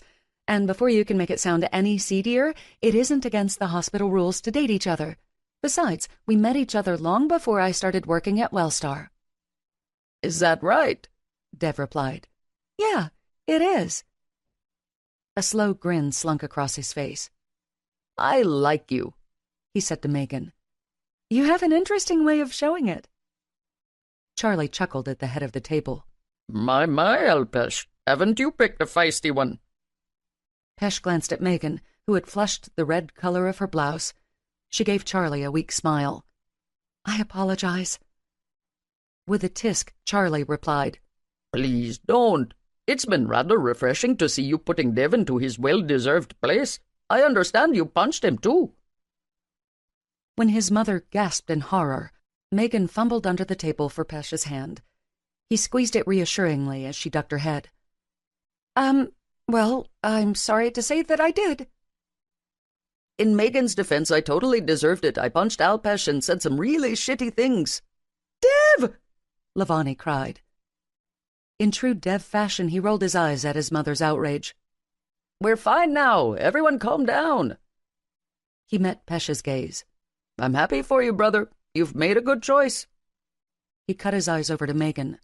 I hope you both will be very happy together. Pesh was taken aback by the sincerity in both Dev's words and his expression. Thank you. Megan nodded. Yes, thank you. Dev leaned back in his chair, clasping his hands behind his head. And now, to ensure that my news overshadows any excitement brought on by the two of you, I'd like to announce that I'm getting married next month. Lavani once again gasped in horror, but Dev wasn't finished. And I'm going to be a father. Pesh's mouth gaped open as the table erupted in absolute pandemonium. He wondered if his mother was going to pass out. Turning to Megan, he found her with her napkin over her mouth. From the way her shoulders were moving up and down, he could tell she was laughing. He leaned over to whisper in her ear. Guess we're off the hook, huh? She grinned. Yeah, I think we're good. I love you. I love you more. Chapter 20. Now that he and Megan were an official couple who had said the L word, Pesh no longer had days off where he had to wonder how to pass the time.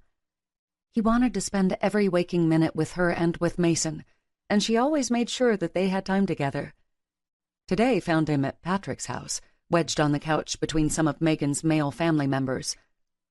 Just like at his parents', the women were all stationed in the kitchen, putting the finishing touches on Sunday lunch. As soon as Becky came in the living room and announced it was time to sit down, there was a stampede to the dining room. He followed slowly behind the others, searching for Megan, who he felt like was his lifeline in the crowd.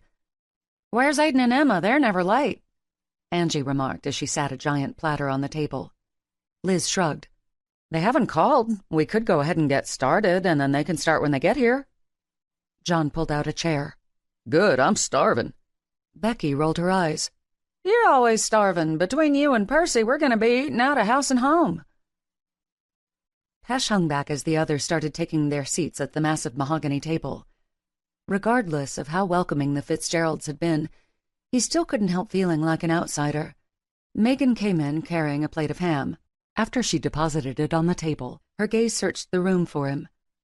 When she spotted him, she gave him the smile that always warmed his heart before crooking her finger at him. As he started to join her, Mason came running up. Get me, Ash, he urged, holding his hands up. Pesh grinned as he stooped over to pick Mason up.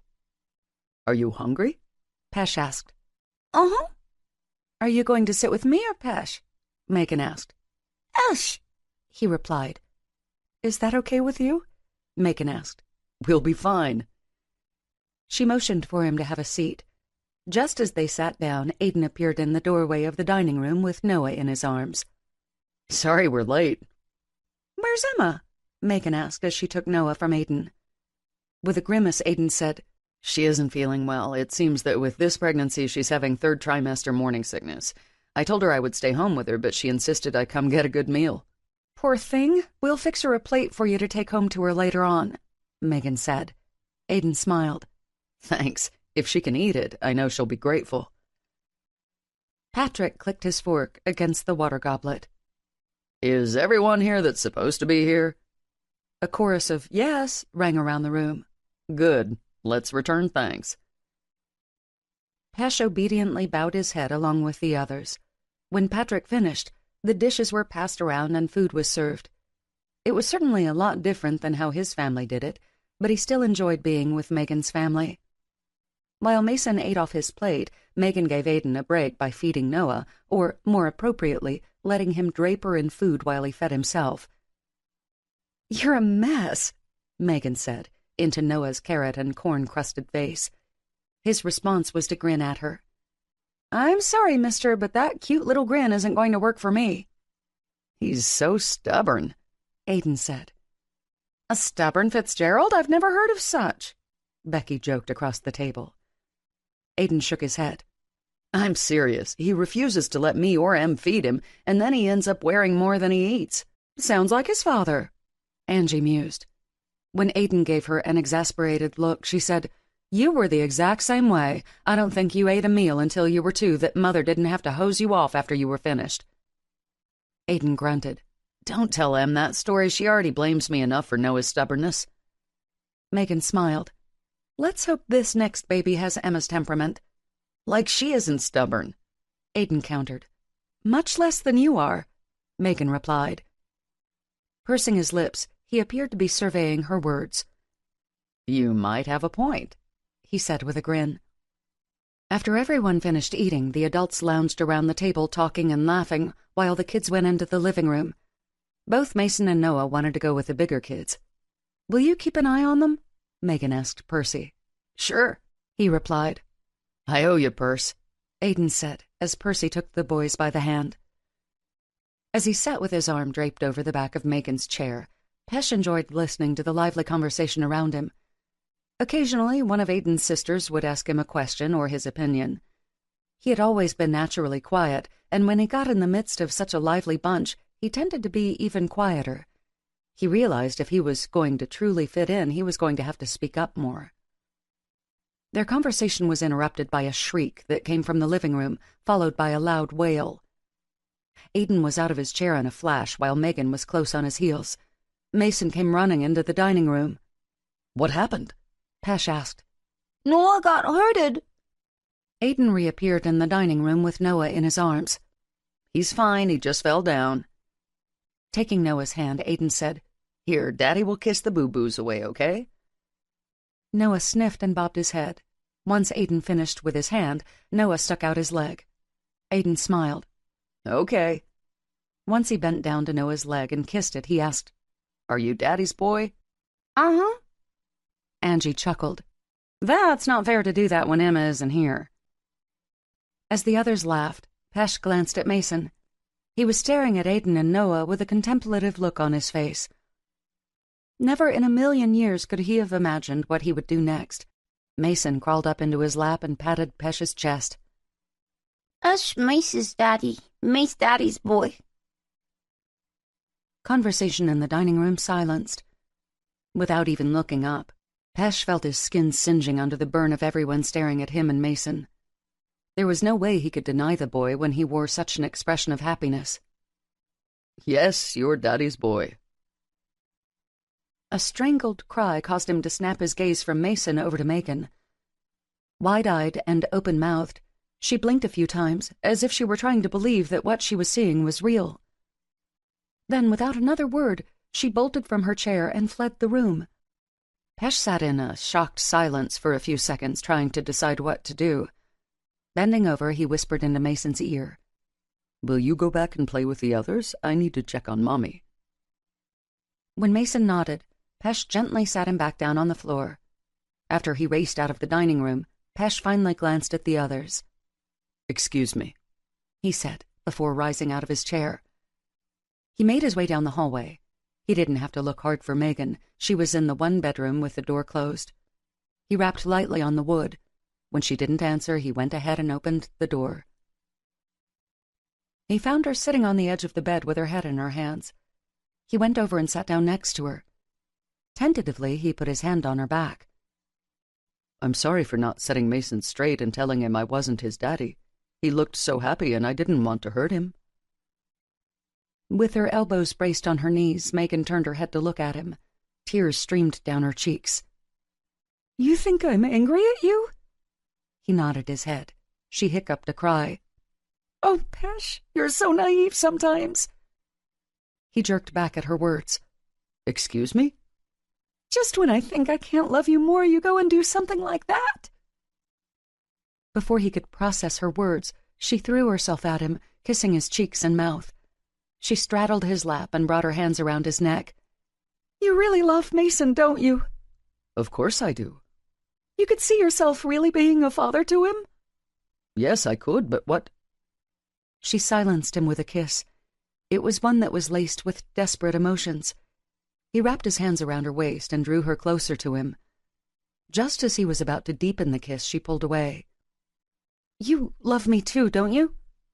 You should have no doubts on that one. "You love me enough to be a husband to me?" Her question caused him to suck in a harsh breath. He felt like he had been kicked in the gut. Yes, I could. I always have. She tilted her head at him and smiled. "Then marry me." Excuse me?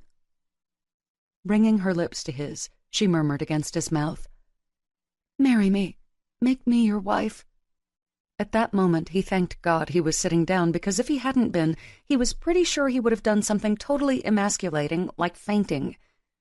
He also questioned both his hearing and his sanity. Had Megan just proposed to him? Surely he was hallucinating. Did you just ask me to marry you? He questioned lamely. Giggling, Megan nodded her head. "I wish you could see your face right now. I should be insulted." I'm sorry, it's just, you surprised me. She cupped his face in her hands. "I'm sorry I don't have a ring, and I didn't get down on one knee," she lovingly teased.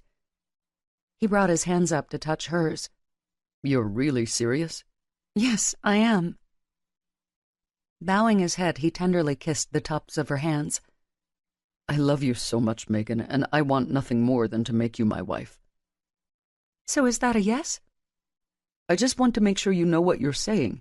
One minute you're in the dining room laughing with your family, and then the next you're in here weeping and then proposing to me. And let's not forget how adamant you have been the entire time I've known you about being too young to get married. Megan's lips turned down in a pout. "Can't a girl change her mind?" Yes, of course, but I just want to make sure this is really what you want. Tears sparkled in her blue eyes. "You are everything I could ever want in a man. You love me, you watch out for me, you want the best for me. While that would be enough to make me want to marry you, you love my son. You watch out for him and you want the best for him. I couldn't ever imagine loving someone more than I do you. I can't imagine wanting to be anyone else's wife but you." She sniffled. "I was so stupid for so long. I couldn't believe that someone like me could truly deserve someone like you. But you never gave up on me. If you give me the chance, I'll spend the rest of my life trying to make you happy." Pesh couldn't stop the racing of his heart. He was sure both his heart rate and blood pressure were off the charts at this moment. He cupped her cheeks. Nothing in the world would make me happier than for us to get married. "So we're engaged?" Yes, we are. When a smile lit up Megan's face, he shook his head. But not formally yet, not until I put a diamond on your hand. "But I don't need that to know I'm promised to you and that we're getting married." Maybe you don't, but I do. She rolled her eyes. "Fine, fine. I'll let you buy me a diamond. A great big one, okay?" He laughed. I promise to spend a fortune. "You know I would be happy to wear your ring even if it was a little chip." I know you would, but I want to spoil my beautiful future wife. She grinned. "Okay, I won't argue with you." Pesh brought his mouth to hers. As their lips moved against each other, he couldn't believe how lucky he was. Megan was his. She was really going to be his for the rest of his life. When she flicked her tongue against his, he groaned into her mouth. Considering they were at Patrick's with all of her family down the hall, he knew the last thing on his mind should have been flipping her over onto her back and pounding into her. But he didn't care. He wanted inside her body. He had finally made it into her heart, mind, and soul, and he once again wanted to be inside her perfection. When Megan pushed him onto his back, Pesh raised his brows at her. I think my future wife is getting ahead of herself. Usually the consummating comes after the wedding, not the engagement. He teased. "I think we've consummated enough over the last few months where it doesn't matter." I suppose you're right. As she ground her core against his growing erection, she said, "Looks like I'm not the only one with consummating on the mind." "You should know that has a mind of its own." She grinned down at him. "Well, right now I think we're both of the same mind." As she continued to grind against him, his hand swept to her breasts. He cupped and kneaded the flesh over her top. At the sound of the door opening, Pesh tried to pull away, but he didn't make it in time. "Oh, fucking hell!" Aiden's voice boomed from the doorway. Megan quickly scrambled off Pesh, and they both rose up, trying to straighten their clothes and hair. With a pained expression, Aiden said, "Seriously, this is my old bedroom." Pesh chuckled. "I'm sorry, but you of all people should understand that when the mood hits, you act on it." Megan smacked his arm playfully. "That is not exactly what happened." Holding up one of his hands, Aiden said, "Frankly, I don't really want to know what happened. I just came back here to make sure Megan was all right. Next time, I'll make sure someone else comes so I don't need eye bleach to wipe that out of my memory." "Ha ha, very funny," Megan grumbled as she got off the bed. "We were only celebrating," Pesh said. Aiden pinched his eyes shut. "I don't think I even want to know what you were celebrating." "Our engagement, pervert," Megan replied. Aiden's blue eyes widened. "Holy shit, you two were engaged?" Pesh smiled as he rose off the bed and took Megan's hand. "Yes, we are. Well, I mean, I need to go to her father and properly ask for her hand, and there's the fact she doesn't have a ring." Shaking his head in disbelief, Aiden said, Wow. I'm so happy for you two." "Thank you, and I do mean that. If it weren't for you and Emma, I never would have met Megan," Pesh said. Aiden grinned as he clapped Pesh on the back. "You're more than welcome, man. I'm just so glad you two finally realized how good you were for each other." He turned back to the door before motioning to them. "Come on, let's go tell the others. I think this calls for a celebration, but just not the kind that you two were partaking in." Megan shook her head. "We weren't going to tell anybody yet." Pesh nodded. "She doesn't even have a ring." Aiden snorted. "Do you think anyone out there is going to give two shits about whether or not you have a ring?" "We just want to do it the right way," Pesh replied. Holding up his hands in surrender, Aiden said, "All right, I'm not going to argue with you anymore, but I will say that there is no right way. Hell, look at me and Em. In the end, you have to go with the flow and appreciate the moments that are bigger than you could ever imagine." He then turned and strode out of the bedroom. Pesh stole a glance at Megan, who appeared to be processing Aiden's words. "Come on, we better get back out there before they send someone else," she finally said. With a smile, he took her hand and led her down the hall. When they got back to the dining room, everyone glanced expectantly at them. Even though he knew he shouldn't, Pesh blurted, "We're engaged." He didn't have time to worry about Megan's anger about him blabbing, because he realized she had said it at the same time he had. Cheers went up over the room, and he was hugged and kissed by Megan's aunts. When Megan's father, Paul, stood before him, Pesh felt like he'd been kicked in the groin. "Mr. Mackenzie, I apologize. I intended to come to you and ask for Megan's hand to show respect to you and your wife. I'm so sorry." Paul shook his head and smiled.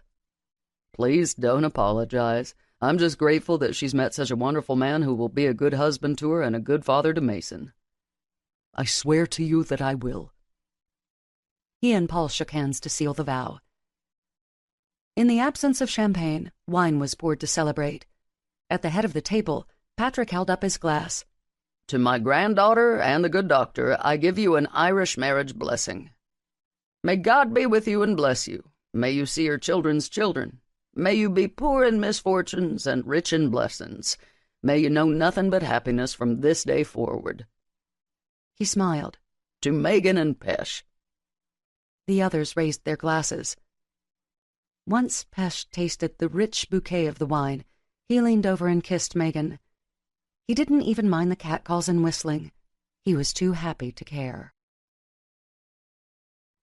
Chapter 21. Standing in front of the lighted hotel mirror, Megan surmised her appearance.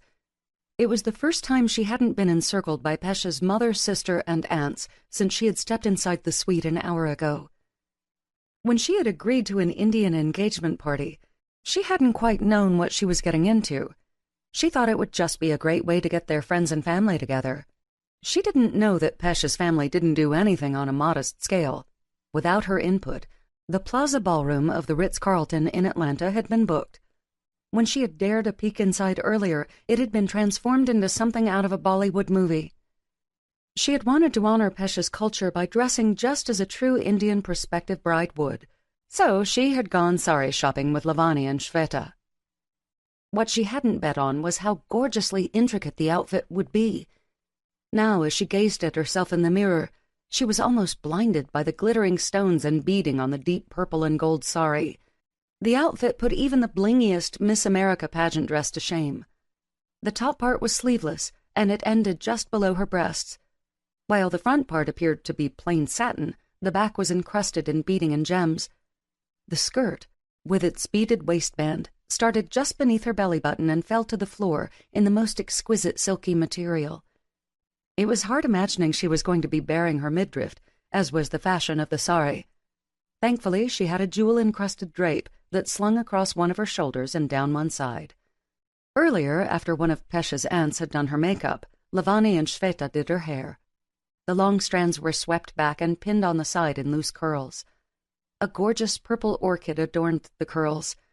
All that was missing from her ensemble was the jewelry that Pesh's family had requested that she wear. Apparently, it was all heirloom pieces and kept in a safe at a bank.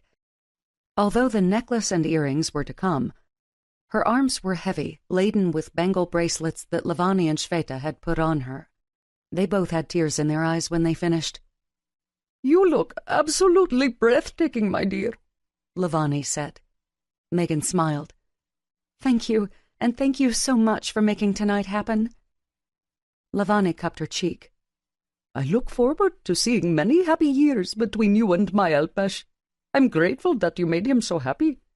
It has been so long since I had seen a light in his eyes, but when you came into his life, you brought back that light." At Lavani's words, Megan felt tears stinging her eyes. "Thank you," she murmured. When she felt like she could speak without crying, she brought her hands together as if she were praying and then bowed her head, as was the sign of respect in Pesh's culture. "I want you to know that before Pesh, I was in darkness too. He has become my light as well. I can assure you that I will spend the rest of my life honoring him and making him happy. I am very thankful for the amazing man you have raised." Lavani's dark eyes filled with tears, and she brought a handkerchief up to dab her eyes. "Thank you, my dear." Shweta stepped into the bathroom, her face lit up in a broad smile. "Alpesh is here." Gathering up the bottom of her skirt, Megan walked out of the bathroom and into the bedroom. Her heart stopped at the sight of him. She had never seen him in kurta pajama, as they were called. Basically, it was a long tunic-like shirt that came to his knees. Underneath, he wore loose cotton-like pants. But his top was made much like hers. It was gold in color and encrusted in gems and beading. She didn't want to begin to imagine how much it cost. When she brought her gaze back to his, she shivered under his heated stare. "You are a vision of absolute and total perfection," he said. Doing a little turn, the fabric of her sari twirled around her. "So you like it?" He smiled. "I love it." She laughed. "I feel a little like a poser, like you can put the Irish girl in a sari, but you can't take the Irish out of the girl kind of thing." "I wouldn't have you any other way," he said with a serious yet tender tone. "Thank you." Megan eyed the 2 velvet boxes in his hand. "Ooh, let me see the goodies." With a bark of a laugh, Pesh sat one of the boxes down on the table before he opened the other. Megan gasped as 2 enormous earrings glittered back at her. While there was a thick base, the rest flowed down in flourishing designs that would probably touch her shoulders when she put them on. They had a gold overlaying, but all the gems were diamonds and amethysts that would match her sari. "This is why your mother and Shweta wanted me to pick a purple sari?" she questioned. Pesh nodded. "They're breathtaking," she murmured. Wait until you see the necklace, he replied with a smile. Her shaky hands reached forward to take one of the earrings. She quickly worked the clasp and fastened it to her lobe. Then she did the other. While they were so heavy she felt like they might weigh her down, she glanced up at Pesh and smiled. "Thank you." "You're welcome, my love." He reached for the other box. Megan's eyes widened as the diamonds and deep amethysts sparkled in the light. He took the necklace out and unfastened the clasp. He moved behind her and then lifted the necklace over her head. She closed her eyes at the pleasurable sensation of feeling his closeness. "There. Now you're ready." Whirling around to face him, she brought her lips to his. "I love you." His thumb tenderly rubbed her cheek. "I love you too." From the doorway of the bedroom, Lavani tisked disapprovingly at them. "Pesh, stop mauling her, or you're going to mess up her makeup." Pesh chuckled. "I hardly think I was mauling her." She waved her hand dismissively. "Come now, it's time we went downstairs." After Pesh held out his arm for her, Megan slid hers through his. "Don't be nervous," he murmured into her ear. "I'm not," she lied. "Megan, I know you well enough by now that I know when you're nervous. You fidget and bite your lip." "Sorry," she muttered as they got onto the elevator. Considering it was packed with Pesh's family, Megan kept her mouth shut about her nerves. The last thing she wanted to do was come off wrong in front of them. When the doors opened, she drew in a couple of deep breaths to still her nerves. There was a whole lot of pomp and circumstance that she didn't quite understand about how they were all supposed to enter. She just tried not to mess up the part where she came in with her parents. Just like at a wedding reception, she and Pesh sat at a table at the head of the room. Of course, she hadn't quite prepared herself for the golden chairs that looked almost like thrones. Once everyone was assembled, Pesh's father got up to speak. "We are very grateful that you all could be with us this evening. I know that with Megan's friends and family, as well as some of our sons, there are a lot of you unacquainted with our culture. I will try to explain to you what the proceedings are." On the table in front of them were 2 flower wreaths that reminded her of the leis that you would see in Hawaii. They were in colors of white, gold, and purple. The wreaths crisscrossed over the black ring boxes. She knew from what Pesh had told her that they would be giving each other rings tonight to symbolize their future union. It all seemed pretty extreme to her for just an engagement party. It was almost like a wedding. "It's showtime," Pesh murmured in her ear before he stood up. She quickly followed his lead. He took one of the flower wreaths off the table and brought it over her head. He made sure to adjust her hair so it flowed over the flowers. When he was done, she did the same, although it was a little harder for her to reach up over his head. Then he took one of the platinum bands and put it on her trembling finger. "I love you so very much, Megan. There's not another woman in the world I could love like I do you," he whispered to reassure her. "I love you so much, too." She then slid the band on his hand. Once it was done, applause went out over the ballroom, and Pesh pulled her to him for a kiss. "Now what do we do?" she asked. He smiled at her. "We dance." After exhaling the breath she had been holding, Megan took Pesh's hand and let him lead her to the dance floor. A song she had never heard before in her life began to play from the DJ.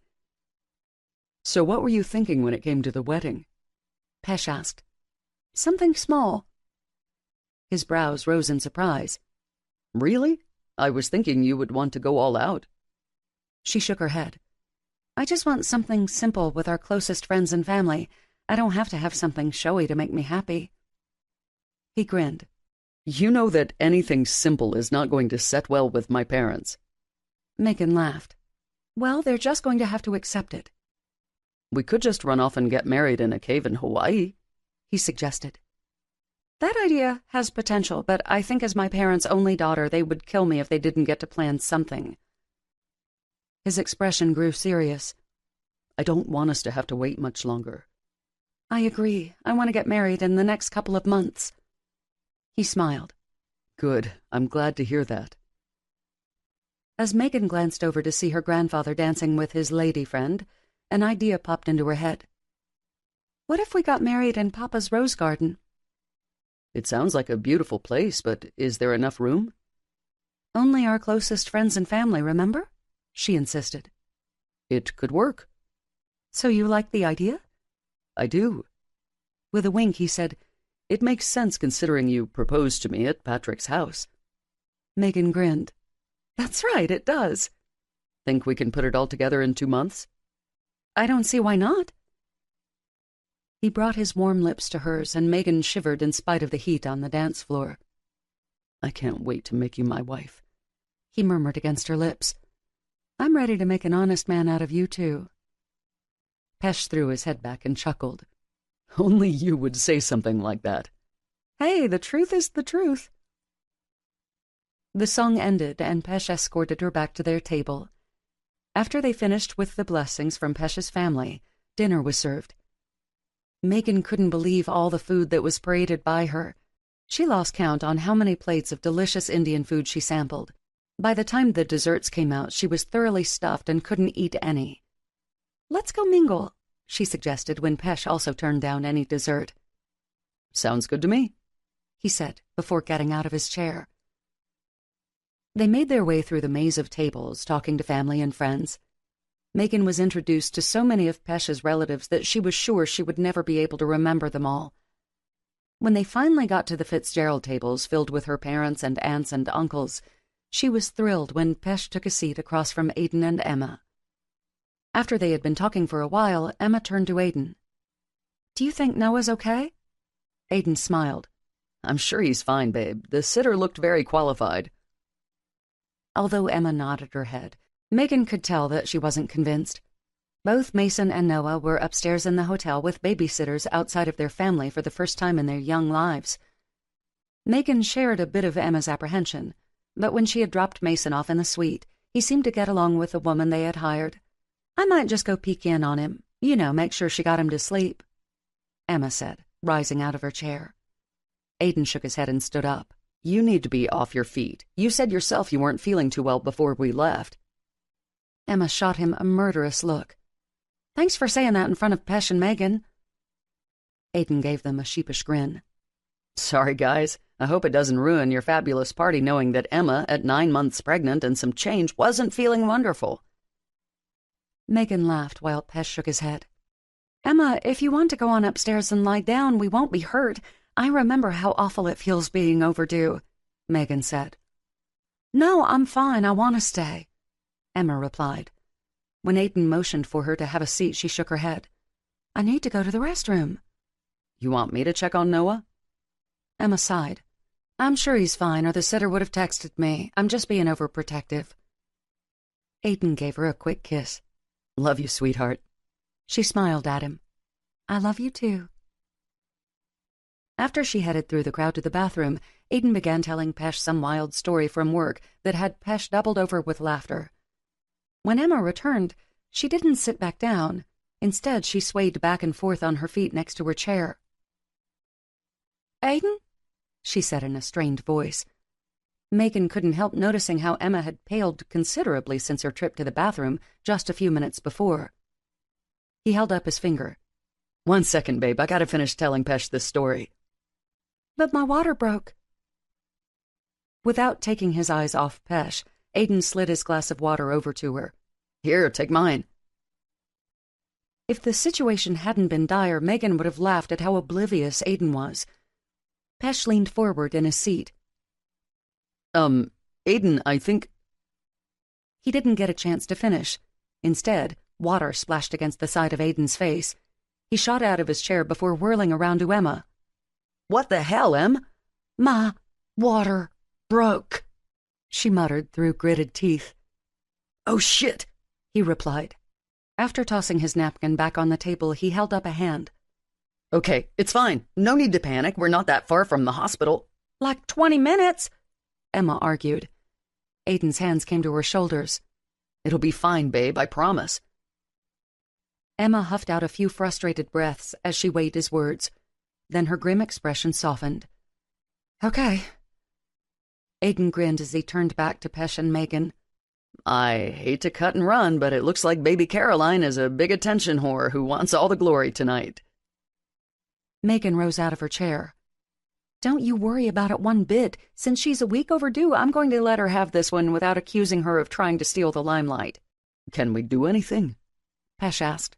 While Aiden shook his head, Emma said, Just make sure Noah is okay. Angie rose out of her chair. I'll go check on him right now. Emma smiled. Thanks. Aiden dug around in his pocket. When he produced a set of keys, he tossed them at Pesh. Since I came after work, Em and I are in separate cars. Whoever has Noah overnight will need our SUV to get him to the hospital tomorrow. Pesh nodded as Megan said, Good thinking. I'm not sure if Mom is taking him or Becky. At Emma's somewhat apprehensive look that there wasn't a strict plan in place for Noah, Megan said, It'll be fine, I promise. Okay, she said a little reluctantly. Sliding his arm around Emma's waist, Aiden said, Come on, sweetheart, we need to go. At the feel of Pesh's hand on her back, Megan glanced up at him. Exciting night for them, eh? Yes, it is. How about letting me take you for another spin on the dance floor? I'd love that. As an Indian love song flowed out from the speakers, Megan wrapped her arms around Pesh's neck. This time he didn't bother dancing more formally like he had in Savannah. Instead, he wrapped his arms around her waist and drew her flush against him. Closing her eyes, she rested her head on his broad chest, loving the gentle beat of his heart beneath his shirt. When the song finished, they didn't move. They just waited for the next one. Thankfully, it was another slow one. Halfway through, she felt a tug on the bottom of her drape. Glancing down, she saw Georgie peering up at her. What are you doing, sweetie? She asked. He glanced left and right before he spoke. Mommy told me not to tell anybody, but she needs you to come up to her hotel room. Okay, what for? Noah's going crazy wanting Aunt Emma, and she thinks you're the only one that might be able to get him to calm down. Ah, I see. When she turned back to Pesh, he smiled. You don't even need to apologize. Go see if you can help. She leaned up and gave him a smacking kiss on the lips. Thank you for being so amazing each and every moment of the day. His thumb brushed against her cheek. You're welcome, my love. Be back as soon as I can. I'm going to hold you to that. Taking Georgie's hand, she made her way off the dance floor and out of the ballroom. After getting on one of the elevators, they rode to the 6th floor. She let Georgie lead the way.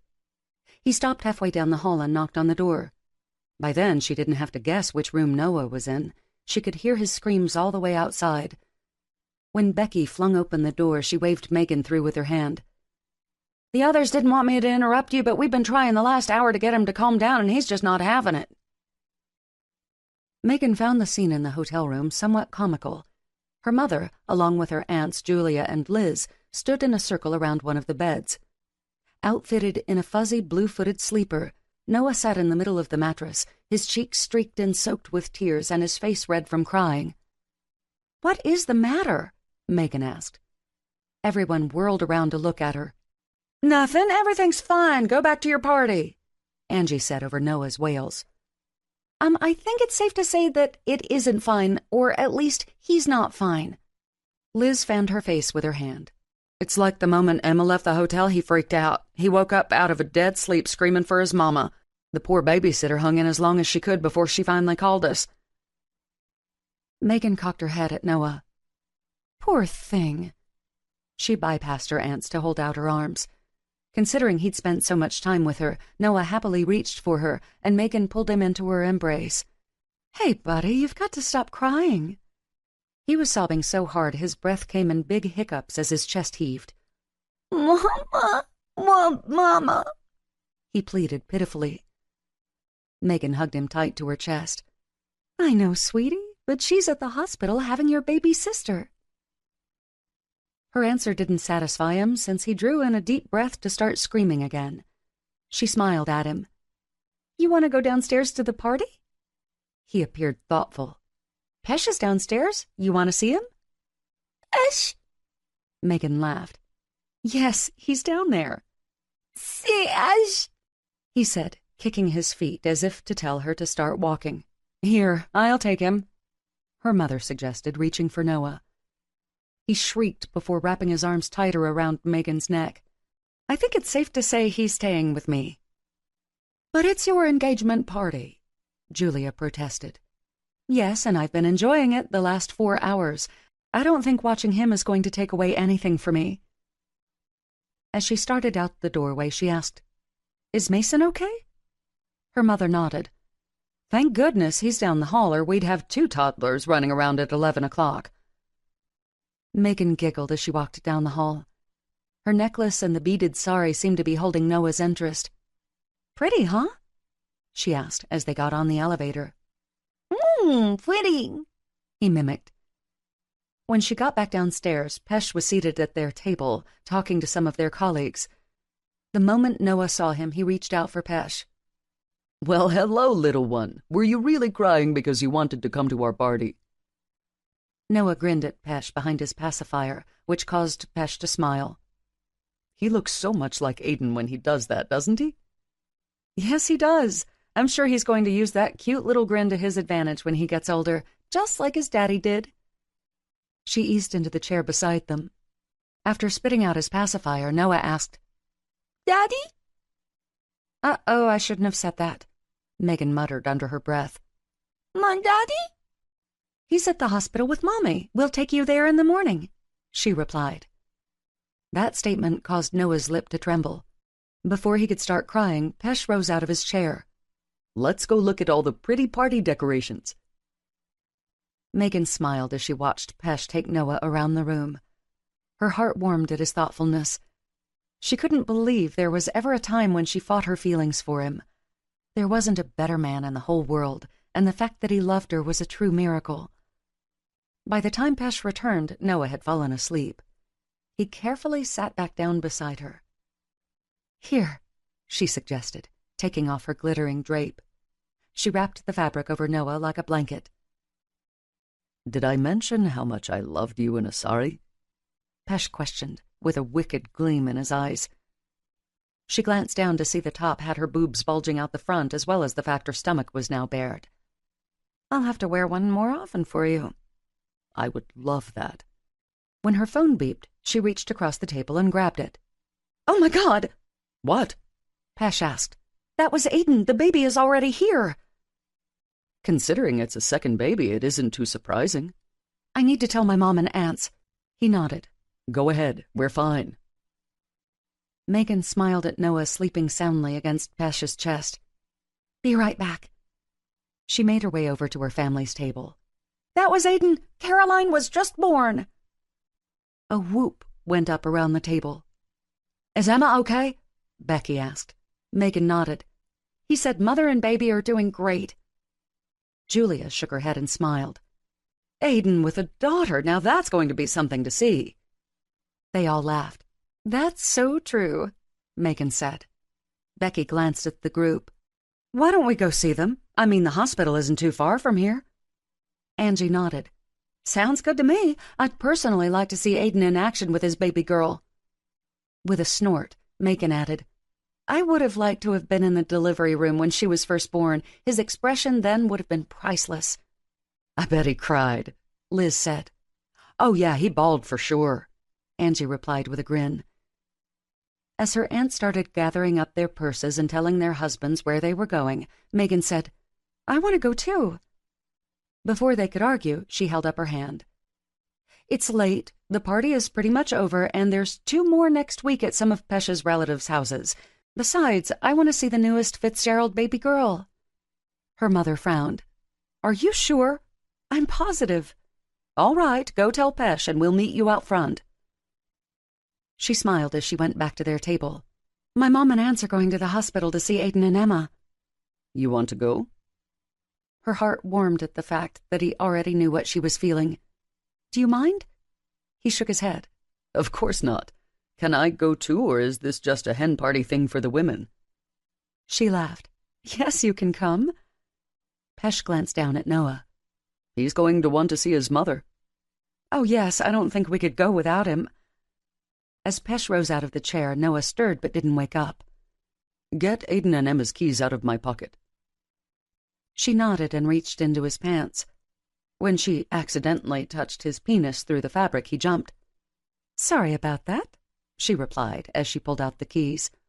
"No problem," he muttered through gritted teeth. They said a quick good night to Pesh's parents and other relatives who remained. Then they headed out to the lobby.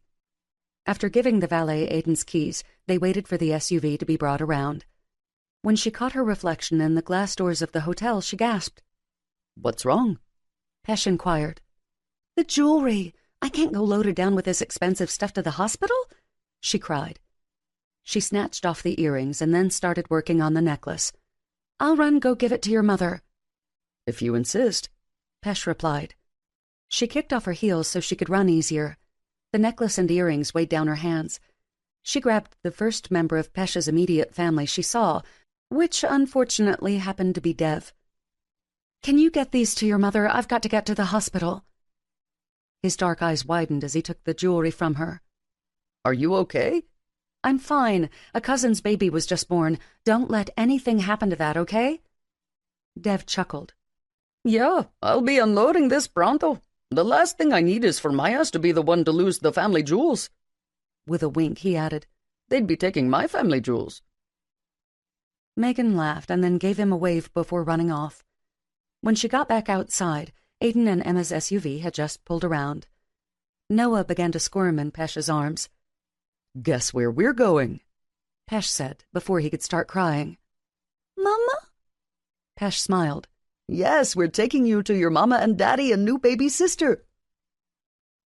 Noah's face lit up at the prospect, and he happily let them buckle him into his car seat. Following her mother's car, they made the drive in almost a caravan of relatives. When they got to the hospital, Pesh pulled up to let her out. "I'll go park and bring him in." "Okay, I'll see you guys up there." When she got up to the maternity floor, there was quite a group waiting for her, including Emma's best friend, Connor. "Did Casey not feel like coming tonight?" Megan asked as she hugged him. Casey was just a few weeks shy of her own due date with a little girl. He chuckled. "Oh, she's here all right. She's just in labor herself. It seems like Caroline and Olivia are going to be true best friends by being born almost the same day." Megan grinned. "That's wonderful news." Connor wrinkled his nose. "I think Casey will be appreciating it a little more when her epidural kicks in. She wasn't too happy the last time I went back to see her." "Oh, yes, I remember that feeling well." Megan's phone dinged, and she quickly read the text. "Aiden says we can come back now," she said to her aunts. The group made their way through the double doors and down the hall. When they reached Emma's room, Angie knocked on the door. Within a few seconds, Aiden appeared. "Hey, guys," he said with a beaming smile. "The nurse is actually checking on Em, but give me a second." He disappeared back behind the door, only to reappear within a few moments. This time, he held a tiny bundle wrapped in a pink blanket. "Here she is, Miss Caroline Elizabeth Fitzgerald." Collective oohs and ahs went up over the group as Aiden held Caroline out for them to see. She didn't seem too interested or impressed by them. She yawned and closed her eyes. "She's absolutely beautiful," Megan said. "She's something, all right," Aiden murmured. "There it is. I see a tear," Becky teased. Aiden rolled his eyes at his sister. "Let me guess, you had some kind of bet going about whether I cried or not?" Liz patted his back. "Something like that." Pesh appeared then. The moment Noah saw his father, he kicked to get down. Once he got his feet on the floor, he ran to Aiden, wrapping his arms around Aiden's leg. "Hey, buddy, you want to meet your sister?" Squatting down, Aiden held Caroline to where Noah could get a look at her. "Mama's tummy baby?" he questioned. Aiden laughed. "Yeah, this is your baby sister, Caroline." Noah eyed his sister with a slight frown as if he was trying to figure her out. Megan could only imagine what was going on in his head at the moment. He'd spent the last 16 months being the center of his parents' world, and now there was someone else to share the attention. When Caroline scrunched up her face and whimpered, Noah patted her arm. "Don't cry, baby." "Aw, he's going to be a good big brother," Angie remarked. Aiden chuckled. "Yeah, he'll be fine until Caroline needs Emma. Then he's going to be ready to sell her to the gypsies." A nurse exited Emma's room. "You can go in now." As she gazed around the crowd, she shook her head. "Well, some of you can go in." Rising up off the floor, Aiden took Noah's hand. Come on, buddy. Mama wants to see you. Noah didn't bother waiting on Aiden. He barreled through the door. Mama, Mama! He cried. Megan smiled as she watched him climb up on Emma's bed. There's my baby boy. Emma cried hoarsely, smothering both his cheeks in kisses. He snuggled up to Emma's side. Come on, Maggie. You and Pesh come in first, Aiden suggested. Megan didn't argue with him. Instead, she took Pesh's hand and followed Aiden inside. Emma glanced up and shook her head.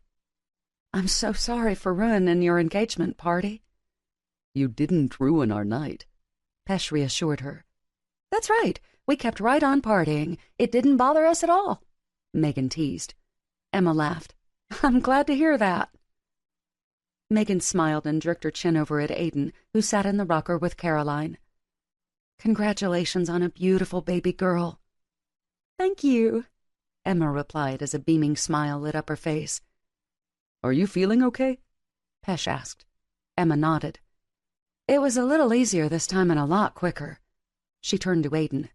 And this time I didn't have to worry that Aiden might not make it. Aiden chuckled. No, you just kept screaming at me to drive faster because you were not going to deliver Caroline on the side of the interstate. Emma's cheeks flushed. I guess I was a little panicked. Pesh took Megan's hand and squeezed it. We better go and let the others have a turn, he said.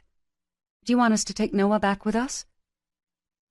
Considering he was plastered to his mother's side, Megan wasn't really looking forward to trying to take him. Emma gazed down at her son with love burning in her eyes. No, I think he can stay here with us a little longer. I might get Connor to take him home. I know he'll be here until Casey delivers. Are you sure you won't need your rest? Megan asked.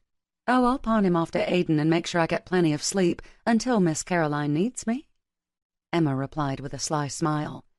Aiden didn't argue with her. He looked perfectly content to lose sleep if it meant being surrounded by his wife and children. After exchanging a few hugs and kisses, she and Pesh headed out into the hallway and let the next group in. As they walked down the hall hand in hand, Pesh turned to her and smiled. You know, I never thought I would see the day when I would be envious of Aiden again. What do you mean? He heaved a sigh. Seeing him with his children makes me envious. One day I hope that's you with my child in your arms. Oh, she murmured. Whether or not they would have children together had never really been discussed. It was almost a given that they would, so it didn't seem necessary to iron out when and how many. She wanted nothing more than to give Pesh a baby of his own. He was truly the father Mason had never had. Give me a year, she said softly. His brows furrowed in confusion. What? I'd like 1 year for us to be together as a married couple before we try to have children. That only makes me an even older father, he protested. You'll be fine. You're awfully spry for your old age. He laughed. I just don't want to be on a walker at his or her high school graduation. She smacked his arm playfully. 1 year is not going to make that much a difference. Fine. You win. We'll wait 1 year. As the elevator doors dinged open, they stepped inside. Gazing down at her, Pesh said, I couldn't have picked a more amazing mother for my future children. Yeah, I gotta agree that you did good, Nadine. Real good, she teased. He cupped her face in his hands and gave her a lingering kiss that silenced any more of her comebacks. When he pulled away, she smiled at him. Keep kissing me like that, and I might decide to wait even longer for a baby. You'll make me want you, your lips, and your dick all to myself for as long as possible. And here I thought my kisses might get you in the mood for baby-making. Pesh mused. Megan laughed. Either way, it's a win-win situation. So bring it on, Nadine. Bring it on. Chapter 22. 2 months later.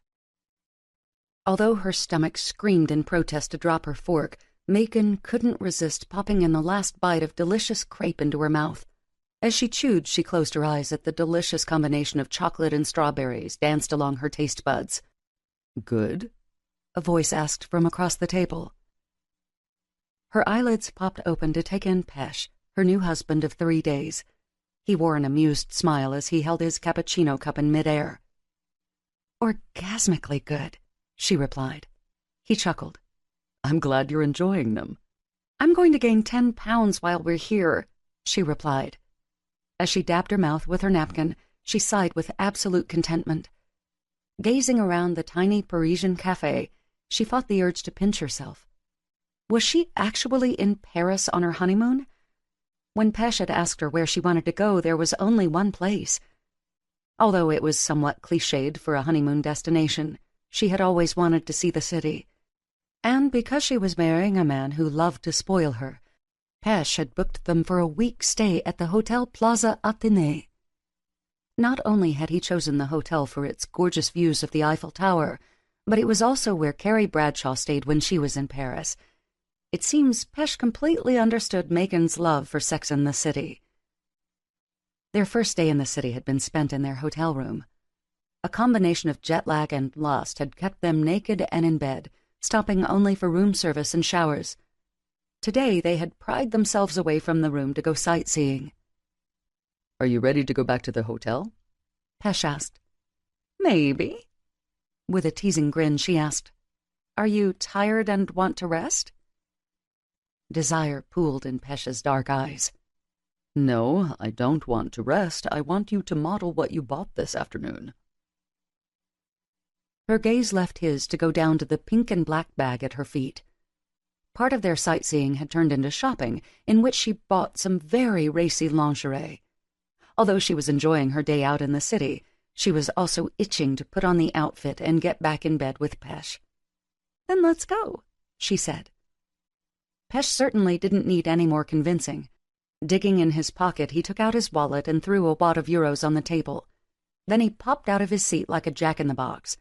She had to snatch up her purse and bag to keep up with him before he sprinted out the door and into the sunshine. As she passed the colorful flowers in bloom outside the cafe, they transported her back to her wedding. It had been a perfect, cloudless day when she stood with Pesh in the rose garden at her papa's house. To her, he had never looked more handsome than in his black tux that fit his built frame like a second skin. Since she was the master of party planning, Megan had enlisted Emma's help in getting the quickie wedding done. Even with newborn Caroline to tend to, Emma had gone above and beyond any expectations Megan had. Tears had stung her eyes when she first caught sight of the garden as she, on her father's arm, made her way from the house to the ceremony. White chairs draped with blue silk bunting lined the garden in rows, while a tent had been erected to the side of the makeshift altar. Next to the chairs, votive candles lit the way up the aisle that was adorned in multicolored rose petals. Emma, Casey, and two of her best friends from childhood stood at the altar in their cornflower blue bridesmaid dresses. Pesh, along with his brothers and Aidan, wore blue vests with their tuxes. A string quartet struck up the bridal march to herald her arrival. She would never, ever forget the feeling of walking up the aisle to Pesh. His loving gaze took her in, and she felt like the princess she had always wanted to be on her wedding day. Her dress was almost like what a Disney princess might wear. A long train, a full ball gown, a bodice encrusted with pearls and sequins, and then a glittering tiara holding her veil in place. The entire world seemed to evaporate when Pesh took her hand in his. He was her only focus. She barely heard the words the priest spoke or the lyrics of the song that Emma sang. She just stared at her soon-to-be husband, the man who made her believe in romance and true love. She was so lost in thoughts of her wedding day that she accidentally mowed into a woman. "Excuse me," she apologized. The woman scowled at her while cursing at Megan in French. Well, Megan imagined it was cursing since she didn't speak French. "Where is that head of yours?" Pesh asked with a smile. "Thinking of our wedding day," she replied. His smile grew broader at her response, and in the middle of a crowded street, he stopped to kiss her. While it was somewhat chaste and full of more love than lust, it did hold a promise of what was to come later on. He ended it far sooner than she would like. "Let's hurry," he replied. She giggled before breaking into a slight run towards the hotel. He followed her example. By the time they pushed through the revolving doors into the lobby, they were both breathless. Like two mischievous kids, they raced to the elevators.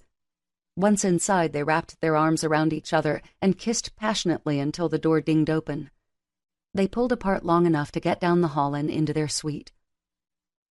When the door closed behind them, Pesh pulled her to him, bestowing a lingering kiss on her lips. As he ravaged her mouth, his tongue darted inside to tease along hers. When she felt his evident desire poking into her stomach, she broke the kiss. At his groan, she shook her head. "Not yet. I have to get dressed." "Next time," he muttered. Pushing out of his arms, she grinned up at him. "I'll be back in just a second. You get ready." "Okay, I'll be ready. That's a promise." She laughed and then practically skipped into the bathroom. Once she closed and locked the door, she sat the bag down and dug inside. After she decided what to wear, she laid them out on the counter and then started taking off her clothes. When she was naked, she reached for the lingerie. The tight bodice was solid black with pink ribbons that wove through, making intricate designs. It pushed her breasts up and over the cups, making her appear to have far more cleavage than she was blessed with. The black and pink panties were lace and practically see-through. On her legs, she slid black silk stockings that had pink bows at the tops of her thighs. As she fluffed out her hair, she couldn't help gazing in the mirror. She looked quite the sexpot, which she hoped pleased Pesh. Well, she knew it would please Pesh. The man was ravenous for her, something for which she was very thankful. Not quite the polite gentleman she had expected when she first met him, that was for sure. Megan opened the bathroom door. Across the room, Pesh stood gazing out the window, stripped down to his boxer shorts. When she cleared her throat, he jerked his head to stare at her. Slowly, she walked out of the bathroom. Her eyes stayed on him. A shiver rippled through her as he tracked her every move. When she finally stood before him, it took less than a second for him to pounce on her. His hands grabbed her by the waist, jerking her flush against him. His mouth bore down on hers in a frantic kiss as he ground his cock between her legs. Breathless, she pulled away to gaze up at him. "Does this mean you like the lingerie?" "Oh, hell yes, I do. I think we're going to have to go back and get you some more." She laughed. "More shopping? You won't hear me say no to that." Bending over, Pesh brought his arm under her knees and then lifted her up. She felt so light in his arms as he walked her over to the bed and gently deposited her on the mattress. As he loomed over her, her heartbeat sped up in anticipation of the sensual delicacies she was about to experience. Tugging on the straps of the bodice, he bared her breasts. His mouth hovered over her nipple, breathing warm air onto the cool tip. It puckered under his attention before his tongue darted out and flicked it. She murmured, her fingers tightening in his hair. Making slow circles around her nipple, Pesh continued his teasing assault. Arching her back, she gripped the strands of his hair tighter, willing him to take her whole nipple in his mouth. Finally, he obliged her, sucking the hardened peak into his mouth. While he gave oral attention to one breast, his hand palmed and stroked the other. As the heat and moisture built in her core, Megan began sawing her legs back and forth.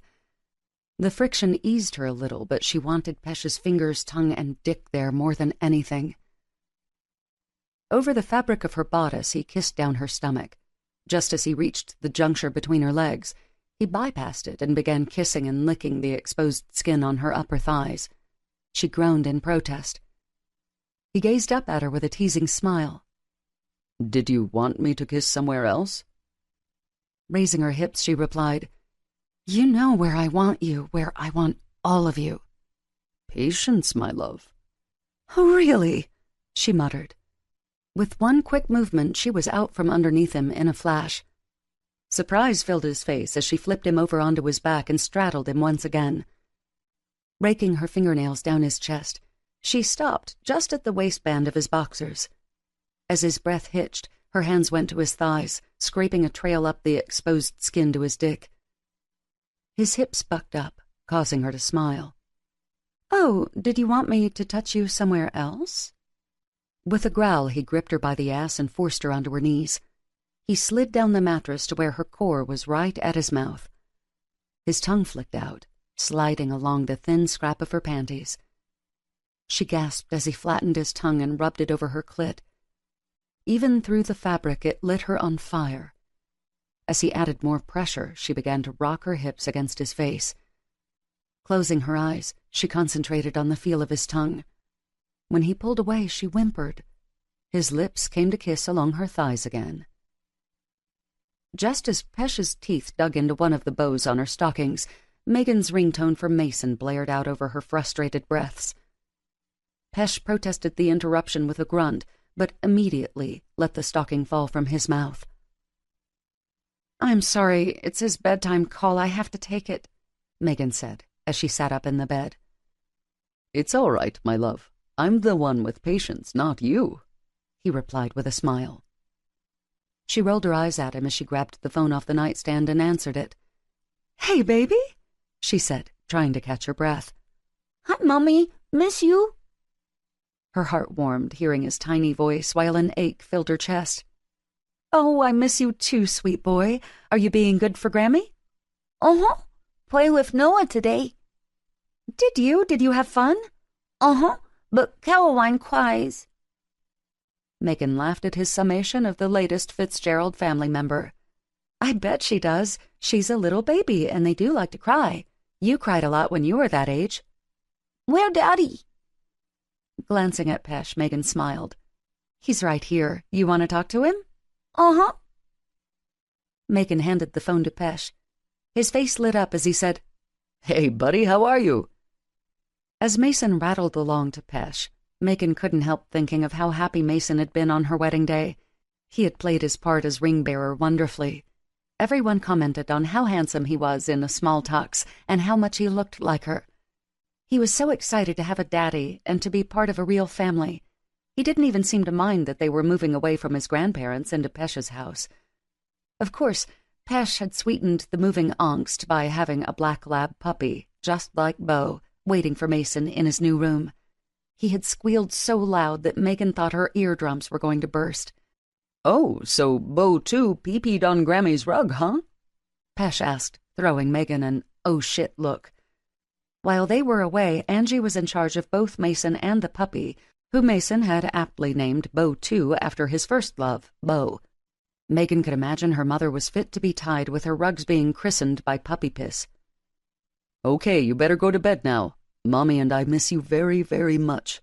We're bringing you lots of presents home." At Mason's reply, tears shimmered in Pesh's eyes. "I love you too, buddy," he replied in a choked voice. "Say goodnight to Mommy," he replied, thrusting the phone at Megan. A sheepish expression came over Pesh's face as he ground the moisture from his eyes with his fists. Megan took the phone. "Night-night, Mommy," Mason called. "Night-night, baby. You have sweet dreams, and I'll talk to you tomorrow." "Okay, love you." She smiled. "I love you too." After Megan hung up, she still cradled the phone to her ear as if by doing that she was able to have Mason a little closer.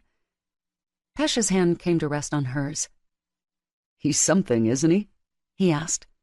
"Yes, he is," she murmured. "I know it makes me a complete pansy, but every time he tells me he loves me, I can't help but cry." Putting her phone back on the nightstand, Megan eased herself over onto Pesh's lap. "Don't you ever worry that I think you're a pansy because of what you feel for Mason. It makes me love you even more." Brushing her hand across his cheek, she added, "A man who isn't afraid of showing his emotions or his vulnerability is very sexy." "You think so?" I do." He smiled. "I'm glad to hear you say that." "Where were we?" Glancing down at his crotch, Pesh said, "I think we're starting over from my perspective." Megan's hand went to cup his now deflated erection. She rubbed him over the boxers before dipping her hand inside to grip him. Pesh hissed in a breath. His head fell back against the headboard as she started stroking his growing length. Sliding down his body, she brought her hand to his lap and took him into her mouth. Her tongue teasingly flicked across the tip. Pesh's hand came to tangle in her hair.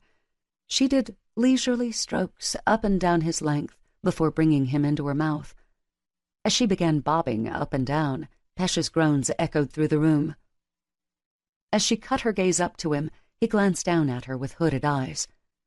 "So good, baby, so good," he murmured. When he started tensing up, she let him fall free of her mouth.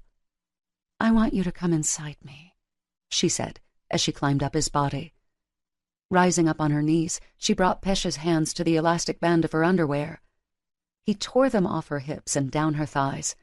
Somehow she managed to get them off and toss them to the floor beside the bed. Leaving on the bustier, she guided his erection to her core. Slowly, she eased down on him, inch by inch. When he was balls deep inside her, she sat back on his thighs. Raising her knees, she placed both her feet flat on the mattress. From this position, she was giving Pesh quite the view as she rose on and off of him. As the pressure began building inside her, the more frantic her movements became. Harder and harder she bounced, the sound of skin slapping along with grunts and panting echoing through the room. When Pesh's fingers came to tease her clit, she came undone, crying out and collapsing onto his chest. He continued raising his hips to pump into her until he came a few moments later. Brushing the hair out of her face, Pesh stared up at Megan with a satisfied expression. She brought her lips to his for a gentle kiss. "I love you, Mr. Nadine." Do you? She bobbed her head. "I love you and your talented fingers and Dick, all of who give me wonderful orgasms." He barked out a laugh. I've married such a naughty girl, haven't I? "Yes, you have." I wouldn't have you any other way, my love. Megan smiled as he slid free of her body. Easing her onto her side, Pesh spooned up behind her, nuzzling his face in her neck. Rest now, he said drowsily. "Yes, you need your rest. I'm going to want more of you in a little while." His chuckle made her tingle with love and lust. With the feel of his arm wrapped around her, Megan let her drooping eyes close and drifted off to a contented sleep. Chapter 23. 2 months later. As they sat outside the courtroom waiting to be called in, Megan adjusted Mason's blue and white striped tie for the 100th time. "Mommy, no," he pleaded. She snatched her hands away. "I'm sorry, sweetheart. I'll leave you alone." "Thank you," he replied, going back to his game on his tablet. The truth was, her nervous hands needed to be doing something. Sensing her need, Pesh reached over and took her hands in his. Relax, everything is going to be fine. Megan wanted to believe him, but she couldn't help feeling anxious. She wouldn't be able to calm down until the ink had dried on the paperwork. Her feet, encased in black heels, tapped anxiously on the floor. The clattering noise echoed around the atrium. As she glanced between Pesh and Mason, Megan had to smile. The two men in her life looked almost identical today in their navy suits and ties. Of course, Mason's was considerably smaller than Pesh's. When the door opened and a clerk poked her head out the door, Megan's heartbeat started thrumming faster and faster. "Megan Nadine?" She shot off the bench. "That's us! I'm Megan Nadine." The clerk smiled. "You guys can come in now." Taking a deep breath, Megan reached for Mason's hand. "This is it, baby." He grinned and then glanced up at Pesh. "You be my daddy now?" Pesh smiled. Yes, I'm going to be your daddy for real now. They walked through the massive doors of the courtroom. The judge, in his ominous black robe, gazed down at them from his bench. "Good morning," he said politely. Good morning," Megan stammered. "I understand that we're here today to petition for the adoption of the minor child Mason Patrick Mackenzie?" "Yes," Megan and Pesh replied. "First, we need to swear you all in," the judge said.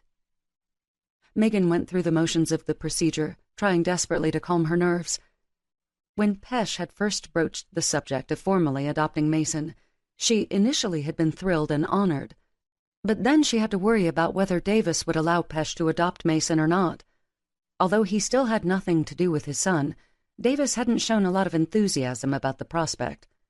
The closer they got to the adoption hearing, the more Megan worried that he would refuse. "Dr. Nadine, I understand that you wish to adopt the minor child of your wife?" Pesh nodded enthusiastically. Yes, Your Honor, I would. "I see that you and your wife have been married less than 2 months and that you've only known her a year." The judge adjusted his glasses that had slid down his pointy nose. "Do you think it wise to legally bind yourself to this child after such a short time?" Megan fought the urge to stalk up to the bench and smack the judge. Instead, she took deep breaths and tried to rein in her temper. She glanced over at Pesh, who merely smiled pleasantly at the judge. "Your Honor, I realize that on paper it might seem as though I am rushing into things. However, I've never been more certain of anything in my life as I am about my love for Megan and, in turn, my love for Mason. I've waited a long time to be a father, and I don't want to have to waste another second." "I see." The judge eyed the folder open before him. "I understand the biological father has had no contact with the child." "That's correct," Megan replied. "He has also waived his parental rights so that Dr. Nadine can adopt his son." Megan exhaled a relieved breath that Davis had signed the paperwork. "I'm glad to hear that, Your Honor." "Do you feel that your husband will make a good father for your son?" "I never would have dated, least of all married him, if I didn't believe that Pesh would be a good and loving father to Mason." "So the fact that he is a wealthy doctor had nothing to do with it?" "How dare you!" Megan cried. When Pesh grabbed her arm to silence her, she slung him away. "You've known us for 2 minutes and you're making assumptions about me, my husband, and my marriage? If this were about money, I could have used his father for child support, considering he is a wealthy NFL player. But I would have sacrificed everything to ensure that my son had a good father." "Mrs. Nadine, I will ask that you control yourself or I will have to hold you in contempt," the judge said sternly. Pesh wrapped his arm around her waist, drawing her against him. "Easy," he murmured. Although she hated to do it, she said, "I'm sorry, Your Honor." When he smiled at her, she gasped in surprise. "And I am sorry for rattling you, Mrs. Nadine. I often say or do unorthodox things to see the true nature of the people who come before me." "You mean you said that to get a reaction from me?" "Yes, I did, and you unwaveringly rose to my challenge. I can see that you are truly concerned with the well-being of your son." Still reeling from the judge's behavior, Megan mumbled, "Thank you." Peering down over the bench, the judge surmised Mason. "Son, do you know why you're here today?" "I got adopted," Mason replied. The judge smiled. "Yes, you are. Do you want Pesh to be your daddy?" "Uh-huh."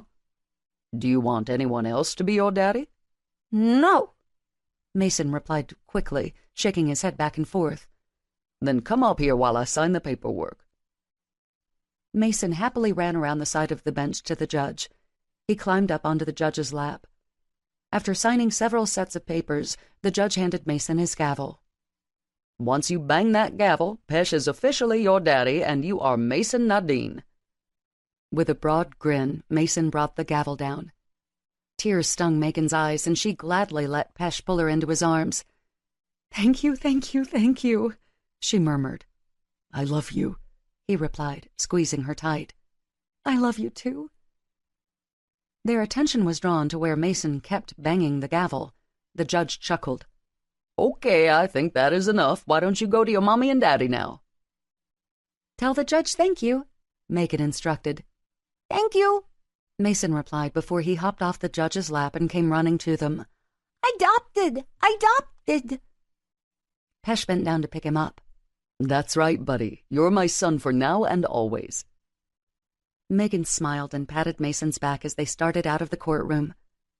"Come on, let's go to Papa's. We've got a big party for you there." Mason's face lit up. "Ice cream?" "Oh, yes, there's lots of ice cream just for you." "Yay!" he cried. When they drove up at Patrick's, Megan did a double-take at the sight of an inflatable bouncy castle out on the lawn. John, Percy, and Georgie were already making good use of it. "Emma, the party-planning monster has struck again," she mused. Pesh chuckled as he got out of the car.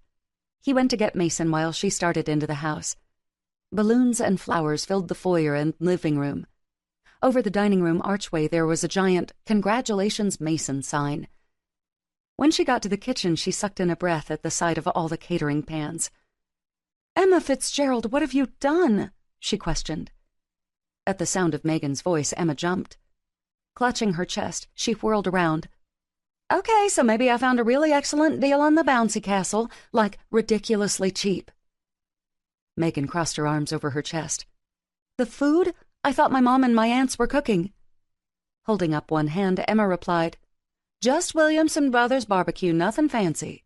Anything else I need to know about? Live band or celebrity busting out of a cake? Emma giggled. Nope, that's it. Megan watched Emma bustle around the kitchen, setting up the plates and cutlery.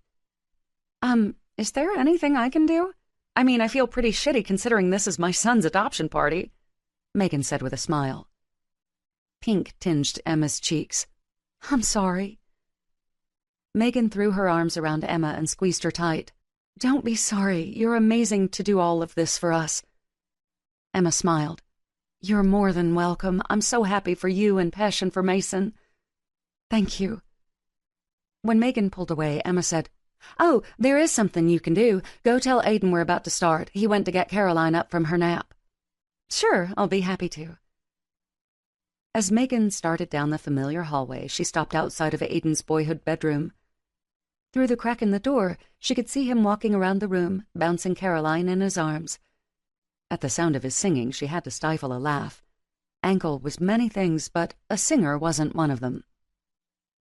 Sweet Caroline, dum, dum, dum. Good times never seemed so good. He crooned off-key. When Megan pushed open the door, Aiden jumped. Hey, he said, a flush entering his cheeks. I never really pictured you as a Neil Diamond fan, she said with a smile. Yeah, well, Sweet Caroline seems like the right thing to sing to her. He cleared his throat. What are you doing in here? Emma wanted me to come get you. Oh, he said. In his arms, Caroline began to whimper. Her little fists flailed. Shh, it's okay, Sweet Pea. Where was I? I've been inclined, Megan answered him. Right, he said over Caroline's cries. When he picked back up with the song, Megan said, That's really unfair to torture her like that. As Aiden scowled at Megan, Caroline began to quiet. Aiden's expression then turned triumphant. See? She likes it when I sing to her. But you can't sing, Megan protested. Aiden shrugged. It doesn't matter to her. Megan laughed. She has a mother with a killer voice, yet she likes to listen to you. Flashing his signature cocky grin, Aiden replied, What can I say? All women love me. With a roll of her eyes, Megan said, Give me a break. Glancing down at Caroline, Aiden said in a sing-song voice, Don't you have the sweetest, handsomest, and most wonderful daddy in the whole wide world? Caroline cooed at his question and kicked her legs. She's a smart girl because she knows how lucky she is. You're terrible, Megan said with a grin. Aiden looked from his daughter over to Megan. You want to hold my most perfect little princess? I would love to. She held out her arms as Aiden passed Caroline to her. Outfitted in a frilly purple dress and purple bow, Caroline looked like she could be modeling baby wear. Unlike Noah's strawberry blonde hair, hers was a deep auburn. She had also inherited her mother's green eyes. I have to agree that you're a lucky girl because you look just like your mother, Megan said. Aiden laughed. Yeah, she is a little mini Emma, isn't she? She is. Boy, she's going to give you hell when she's a teenager, Megan teased. I know, trust me, I know. As Caroline smiled up at her, Megan couldn't help sighing. You're a bad influence, Missy. You make me want to have another baby. Is that a bad thing? Aiden asked. No, it's just... Just what? I asked Pesh to give me a year of marriage before we start trying. I know he's ready right now, but I just want this time with him. You know, just the two of us. That's understandable. But holding her? Megan shook her head. You're just bad for business, Miss Caroline. Aiden laughed. Tell me about it. Whenever I hold her or Noah, I think how much I'm going to miss it when they're not babies anymore. It nags at me enough that I think I'll be okay if we have more. No vasectomy on the horizon? He grinned. Not yet. Still not ruling it out, though. And as far as you and more babies, you'll know when the time is right. And if anyone is patient and understanding, it's Pesh. That's true, Megan murmured. Mason appeared in the doorway then. "What, Mommy? Want ice cream?" Megan laughed. "Okay, let me give your little bad influence back to you," she said, handing Caroline to Aiden. She then took Mason's hand and started out of the bedroom. "Daddy says I have ice cream first." "Did he?" Megan said as she planned to strangle Pesh. "Uh-huh, 'cause it's my adoption day." When she met Pesh's eye, she raised her brows. Immediately his face flushed. "Spoiling him rotten already, aren't you?" she questioned in a low voice. I couldn't help it. It's a special day. Mm-hmm. And when this special day turns into an all-nighter because he's hyped on sugar, you're going to deal with him. Pesh grinned. I will, I promise. Megan leaned up to kiss him. "You're too sweet for your own good. You're always going to have me playing bad cop when it comes to discipline." But you love me anyway, right? He murmured against her lips. "So much I was almost ready to reconsider our plan about when we're starting a family." His eyes bulged at her response. It took him a few moments to speak. That means a lot that you would do that, but deep down I know how you really feel, so I'm going to be good and patiently wait 10 more months before confiscating your birth control. "It's a deal," she replied, before kissing him again. Epilogue. As soon as he finished with his last patient, Pesh practically sprinted from the exam room. He hustled into the doctor's lounge, trying hard to keep his head down and not call any attention to himself. He wanted to be able to get out the door without anyone calling him back for a consult or to pull a longer shift. Once he had retrieved his things, he started for the parking lot. "Dr. Nadine!" Christy called. Inwardly, he groaned. Yes? He questioned as he turned around. "You weren't leaving, were you?" she asked. He exhaled a defeated breath. I was planning on it. Does someone need me to cover for them? Christy winked at him. "Thought you were screwed there for a minute, didn't you?" A relieved laugh escaped his lips. I did. She smiled. "I have something for Megan." Honestly, Christy, you didn't need to do anything else for us. Waving her hand dismissively, she handed a pink gift bag to him. "I wanted to do this." After peeking inside, Pesh smiled before he leaned down to hug Christy. Thank you. I'm sure she'll love it. "You tell her we miss her around here." I will. She patted his back. "Now go on home to your girls." He nodded and then hurried out the door. Today had been his first day back after taking both paternity leave and some of his many amassed sick days. As he slid into the seat of his Jaguar, he felt a rush of embarrassment at how he had actually gotten teary on the way to work that morning after leaving Megan. It had been the longest shift of his entire life. He thought he would never be through so he could get home to her. Even now, the usual 10-minute drive home seemed to take an eternity. He anxiously drummed his fingers on the steering wheel. He'd tried not to pester Megan with too many calls and texts, but after the 10th, "How are you guys?" text, she told him to lighten up and get his head in the game at work. That's why he didn't even bother telling her he was on his way home. As he pulled into the driveway, he noticed Emma's SUV. He was glad to know that Megan hadn't been alone without him. When he pushed through the garage door into the kitchen, Emma was at the stove. Hello, he called pleasantly. Whirling around, she gave him a beaming smile. Hello to you, too. How are my girls? Good. They've slept most of the day. Pesh nodded. Noticing how quiet the house was, he asked, Where's Mason? Patrick came by and got him, along with Noah and Caroline, a little while ago. She cocked her head at Pesh and grinned. Although he swore to me that he wouldn't ruin their dinner, I have a feeling they're having ice cream right now. Pesh smiled at the mention of his son. Although he wasn't Mason's biological father, the love he felt for him was just as strong as if he had been a part of his conception. From the moment he'd been able to adopt him, he had felt an even stronger bond than before, especially when he saw Mason Nadine written on his preschool paperwork.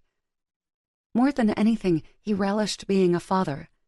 He had been forced to wait so long, while desiring it so hard, that it made it all the more sweeter. Because Mason adored baseball, Pesh had bought season tickets to the Braves rather than the opera. Even though Pesh had never been athletically inclined, he signed up to help coach Mason's Little League team as well. Every time he heard Mason say, "Daddy," It warmed his heart the same as it did to hear Megan say, "I love you." Pesh eyed the dishes on the stove. It's awfully kind of you to come stay with Megan on my first day back, but we certainly didn't expect for you to cook. It's my pleasure. Besides, it kills two birds with one stone. I can feed my family and yours. Aiden's coming by after work. Good. I'll be glad to see him. As his gaze swept toward the living room, Emma laughed. Go on, you don't have to stay here with me. I know you want to see your girls. He smiled. Thank you. I have missed them terribly today. After giving Emma a quick kiss on the cheek, he made his way into the living room. At the sight of Megan sleeping on the couch next to a frilly pink pack-and-play, his chest swelled with so much love and pride he felt like it might explode. Peeking over the side of the pack-and-play, he eyed his dark-haired daughters. After waiting so long to become a father, he had been doubly blessed when they found out they were having twins. While Aiden liked to claim that his fear of the twin gene in his family had bypassed him and instead it had found its way to Megan, that wasn't entirely true. His girls were identical twins, which had nothing to do with old wives' tales. The two of them looked so much alike that Megan put different colored socks on them to tell them apart. Although it had freaked Megan out a little at the prospect of two babies to care for along with Mason, Pesh was thrilled. Every aspect of the pregnancy and birth had been special to him. Thankfully, Megan had been blessed with great health, although she had been advised to take early maternity leave to stay off her feet. After her clinicals, she had accepted a job in the ER at Wellstar, where they sometimes were on similar shifts. The girls arrived only a few weeks short of their due date and were both healthy 5-pounders. 6 weeks later, they were thriving and were the greatest joy in his life. Sucking relentlessly on her pacifier, Maya's wide eyes took in her surroundings. She stretched and flailed her arms. If she wasn't careful, she was going to hit her sister. Since Sarah remained sleeping soundly, Pesh bent over and picked Maya up. He kissed her cheek before drawing her close to his chest. As he stared into her tiny face, he couldn't help the surge of love that overtook him. For all the years of struggle and heartache he had endured, it was moments like these that made him feel as though he was finally complete. His heart was full, and he was so thankful. Once they learned they were having girls, he and Megan had decided to give them both Indian and Irish names to represent their combined heritages. Maya, which meant princess and honorable in Indian, was coupled with Catherine to honor Emma, whose middle name was Catherine. Without Emma, he and Megan never would have met. Sarah, which meant soul, was given her mother's real name, Margaret, as her middle name. At the sound of Megan's gentle snores, he smiled. Did you wear your mommy out today? He asked Maya. She opened her tiny mouth like she wished she could respond to him. Let's wake her up. After he swept a strand of Megan's long blonde hair out of her face, Pesh leaned down to kiss her cheek. She stirred as her eyes fluttered open. Hey, she said with a lazy smile. Hello, my love, he replied. How was your first day back? She asked as she stretched her arms over her head. He grinned. Absolutely miserable without you and the girls. Megan smiled. We missed you too. She jerked her chin up at Maya. She cried for 30 minutes straight after you left. I think we have a serious daddy's girl on our hands. Really? He asked, gazing down at Maya. He couldn't help the warm glow that spread through his chest at Megan's words. At just 6 weeks old, his girls were already showing distinct and different personalities. Maya was inquisitive and fought sleep to be awake to see what all was going on. He'd ended up holding her more than Sarah simply because Maya often exhausted Megan by not going to sleep. Sarah, on the other hand, was already very sweet-tempered and a natural snuggler. She probably represented his more laid-back, quiet personality, where Maya was likely to be a little firecracker, just like her mom. Maya stared up at him, her dark eyes peering intently at him. Did you miss me, my little princess?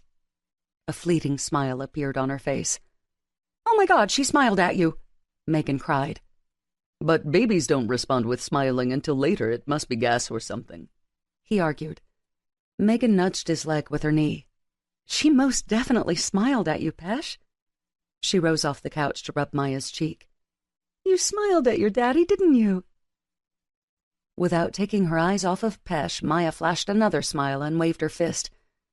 The sight caused tears to sting his eyes. He blinked fast, trying to clear them.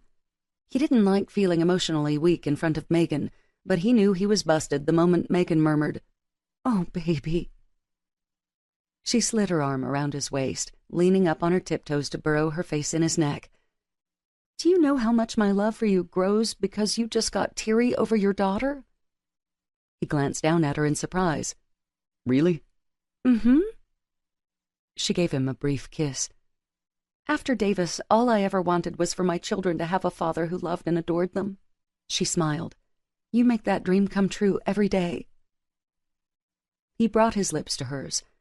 His mouth worked frantically to illustrate all that he was feeling inside, the intense love that he felt would burst from him. "I love you," he murmured against her lips. "I love you too." Just as he started to kiss her again, a loud commotion in the kitchen drew them apart. Megan rubbed his cheek tenderly before bestowing a kiss on Maya's head. She then jerked her chin towards the kitchen, and he followed her. Patrick had just burst through the back door with all the kids in tow. "We're back!" Mason called as he bobbed around the kitchen. 3-year-old Noah and his 2-year-old sister Caroline made a beeline for their mother. They began chatting nonstop to Emma while their bodies shook with unspent energy. Pesh watched with amusement as Emma's hand came to her hip and she pointed her stirring spoon at Patrick. "You gave them ice cream, didn't you?" Patrick shrugged. "I'm a grandfather. Spoiling them is what I'm supposed to do." Emma rolled her eyes. "Yeah, and then you bring them home to detox on my watch." "Mommy, I'm hungry," Caroline protested, stomping her foot. With her auburn hair swept back in pigtails and her emerald eyes narrowing in determination, she looked just like her mother. Well, her expression was pure Aiden. "Caroline Fitzgerald, you get one ice cream cone and you start acting like you have no manners. We do not stomp our feet to get what we want." She appeared thoughtful for a moment before saying, "Please, Mommy? I'm very hungry." Emma grinned. "Go wash up and then have a seat at the table in the dining room." "Come on, guys," Mason said. At almost 4.5, he was always the caretaker of his younger cousins. Noah and Caroline followed him into the half-bathroom off the kitchen. Cradling Maya in his arms, Pesh joined Emma at the stove. "Something sure smells good." "Thank you. It's Megan's favorite chicken casserole. Then there's broccoli and cheese casserole, green beans, and some cornbread, extra crispy on the edges, just like Megan loves it." The corners of her mouth turned down in a frown. "I'm sorry it's not Indian food." He grinned. "I would have been very surprised if it had been, considering how much you didn't appreciate it many years ago." Patrick nodded in agreement. "That's quite a spread you fixed for us." Emma smiled. "I was happy to do it." "Are you feeling all right?" Pesh asked, motioning to her expanding belly. Emma patted her bump lovingly before responding, "I think I felt the best this pregnancy out of all the others. You would think with a 3- and 2-year-old I would be exhausted all the time, but it's amazing how good I felt." Patrick gave a beaming smile. "I can't tell you how thrilled I am to be having yet another grandson to carry on the family name." With a wink, he added, "Not to mention the fact he's been given fine Irish names." Aiden and Emma had found out the sex of their 3rd and final child the week before. They had decided on the name Connor Liam, which was a double representation of Irish names. While Emma's best friend, Connor, was thrilled at the namesake, he also wanted them to call the baby Connor as well. In the end, it would be Liam Fitzgerald joining the rest of the crew in 4.5 months. "And is Aiden still feeling okay?" Emma opened her mouth to answer him, but Aiden chose that moment to walk in the door. "Me and my soon-to-be non-swimmers are just fine," he replied with a grin. A week before, he had gone under the laser for a vasectomy. While Caroline had been a surprise, Liam had not. With Emma nearing 34, they thought it best to finish out their family while they were still young. And while Emma was pregnant and there were no worries about conception, Aiden thought it was the best time to get his vasectomy and let it take effect. "Daddy!" Caroline squealed as she came bounding around the corner. Aiden's grin grew wider as he took his daughter in his arms. "Hi, sweet pea." She kissed both of his cheeks before she started wiggling, wanting down. Noah ran to him next, and he got to hold his son a little longer as Noah told him all about his day helping out with the babies. A cry from the living room snapped Pesh's attention away from Aiden and Emma. Megan was bending over the pack-and-play, picking up Sarah. "Aw, what's wrong, sweetheart?" she cooed as she took Sarah into her arms. As Megan rocked her back and forth, Sarah continued wailing, which caused Maya's face to crumple up as well. "You must be hungry." "I'll get their bottles," Pesh called over the twins' loud cries. "Thank you." As Emma worked to gather the kids, along with Patrick and Aiden, around the dining room table, Pesh got busy heating up the formula. Once he had the 2 bottles fixed, he grabbed them and then went to the dining room. Megan was already seated with Mason, trying to entertain Sarah to stop her crying. He passed a bottle to Megan before sitting down himself. He'd barely gotten the bottle in her mouth before Maya started sucking greedily at the formula. As Aiden reached to start spooning some chicken casserole onto his plate, Patrick shot him a disapproving look. With a sigh, Aiden dropped the serving spoon. "You gonna say grace even though it's not your house, Pop?" "Why, yes, I am. It's good for all these children to learn," he replied, motioning to Noah and Caroline, who sat between their parents, and then over to Mason. "It should be up to Pesh and Megan whether it's said or not," Aiden grumbled. Pesh held up his free hand that wasn't holding Maya. "It's fine. Truly, I don't mind." Aiden mouthed, "Suck up," at him before grinning. Pesh merely shook his head at Aiden's antics. "Then let's return thanks," Patrick said. With Maya still taking long pulls at her bottle, Pesh bowed his head. As Patrick recited the blessing, Pesh couldn't help feeling so very blessed himself. 3 years ago, the dining room would have been empty. Most likely, he would have been grabbing something on the way home or finishing some leftover takeout. But now, he had a beautiful, loving wife by his side, one he fell a little more in love with each and every day. Across from him, he had a son who was strong and healthy. In his arms and his wife's, he had 2 daughters who he couldn't wait to see what the future held for them. He also had the love and support of good friends and family. At the end of the day, true love, in its many forms, was all you could really hope for and cling to. This concludes The Pairing by Katie Ashley, narrated by Justine O'Keefe. Copyright 2014 by Katie Ashley. This unabridged audiobook is published by arrangement with Katie Ashley, care of Distal and Goderich Literary Management, and was produced in the year 2015 by Tantor Media Incorporated, a division of Recorded Books, which holds the copyright thereto. Please visit Tantor.com for more information on our growing library of unabridged audiobooks and to take advantage of special offers. Audible hopes you have enjoyed this program.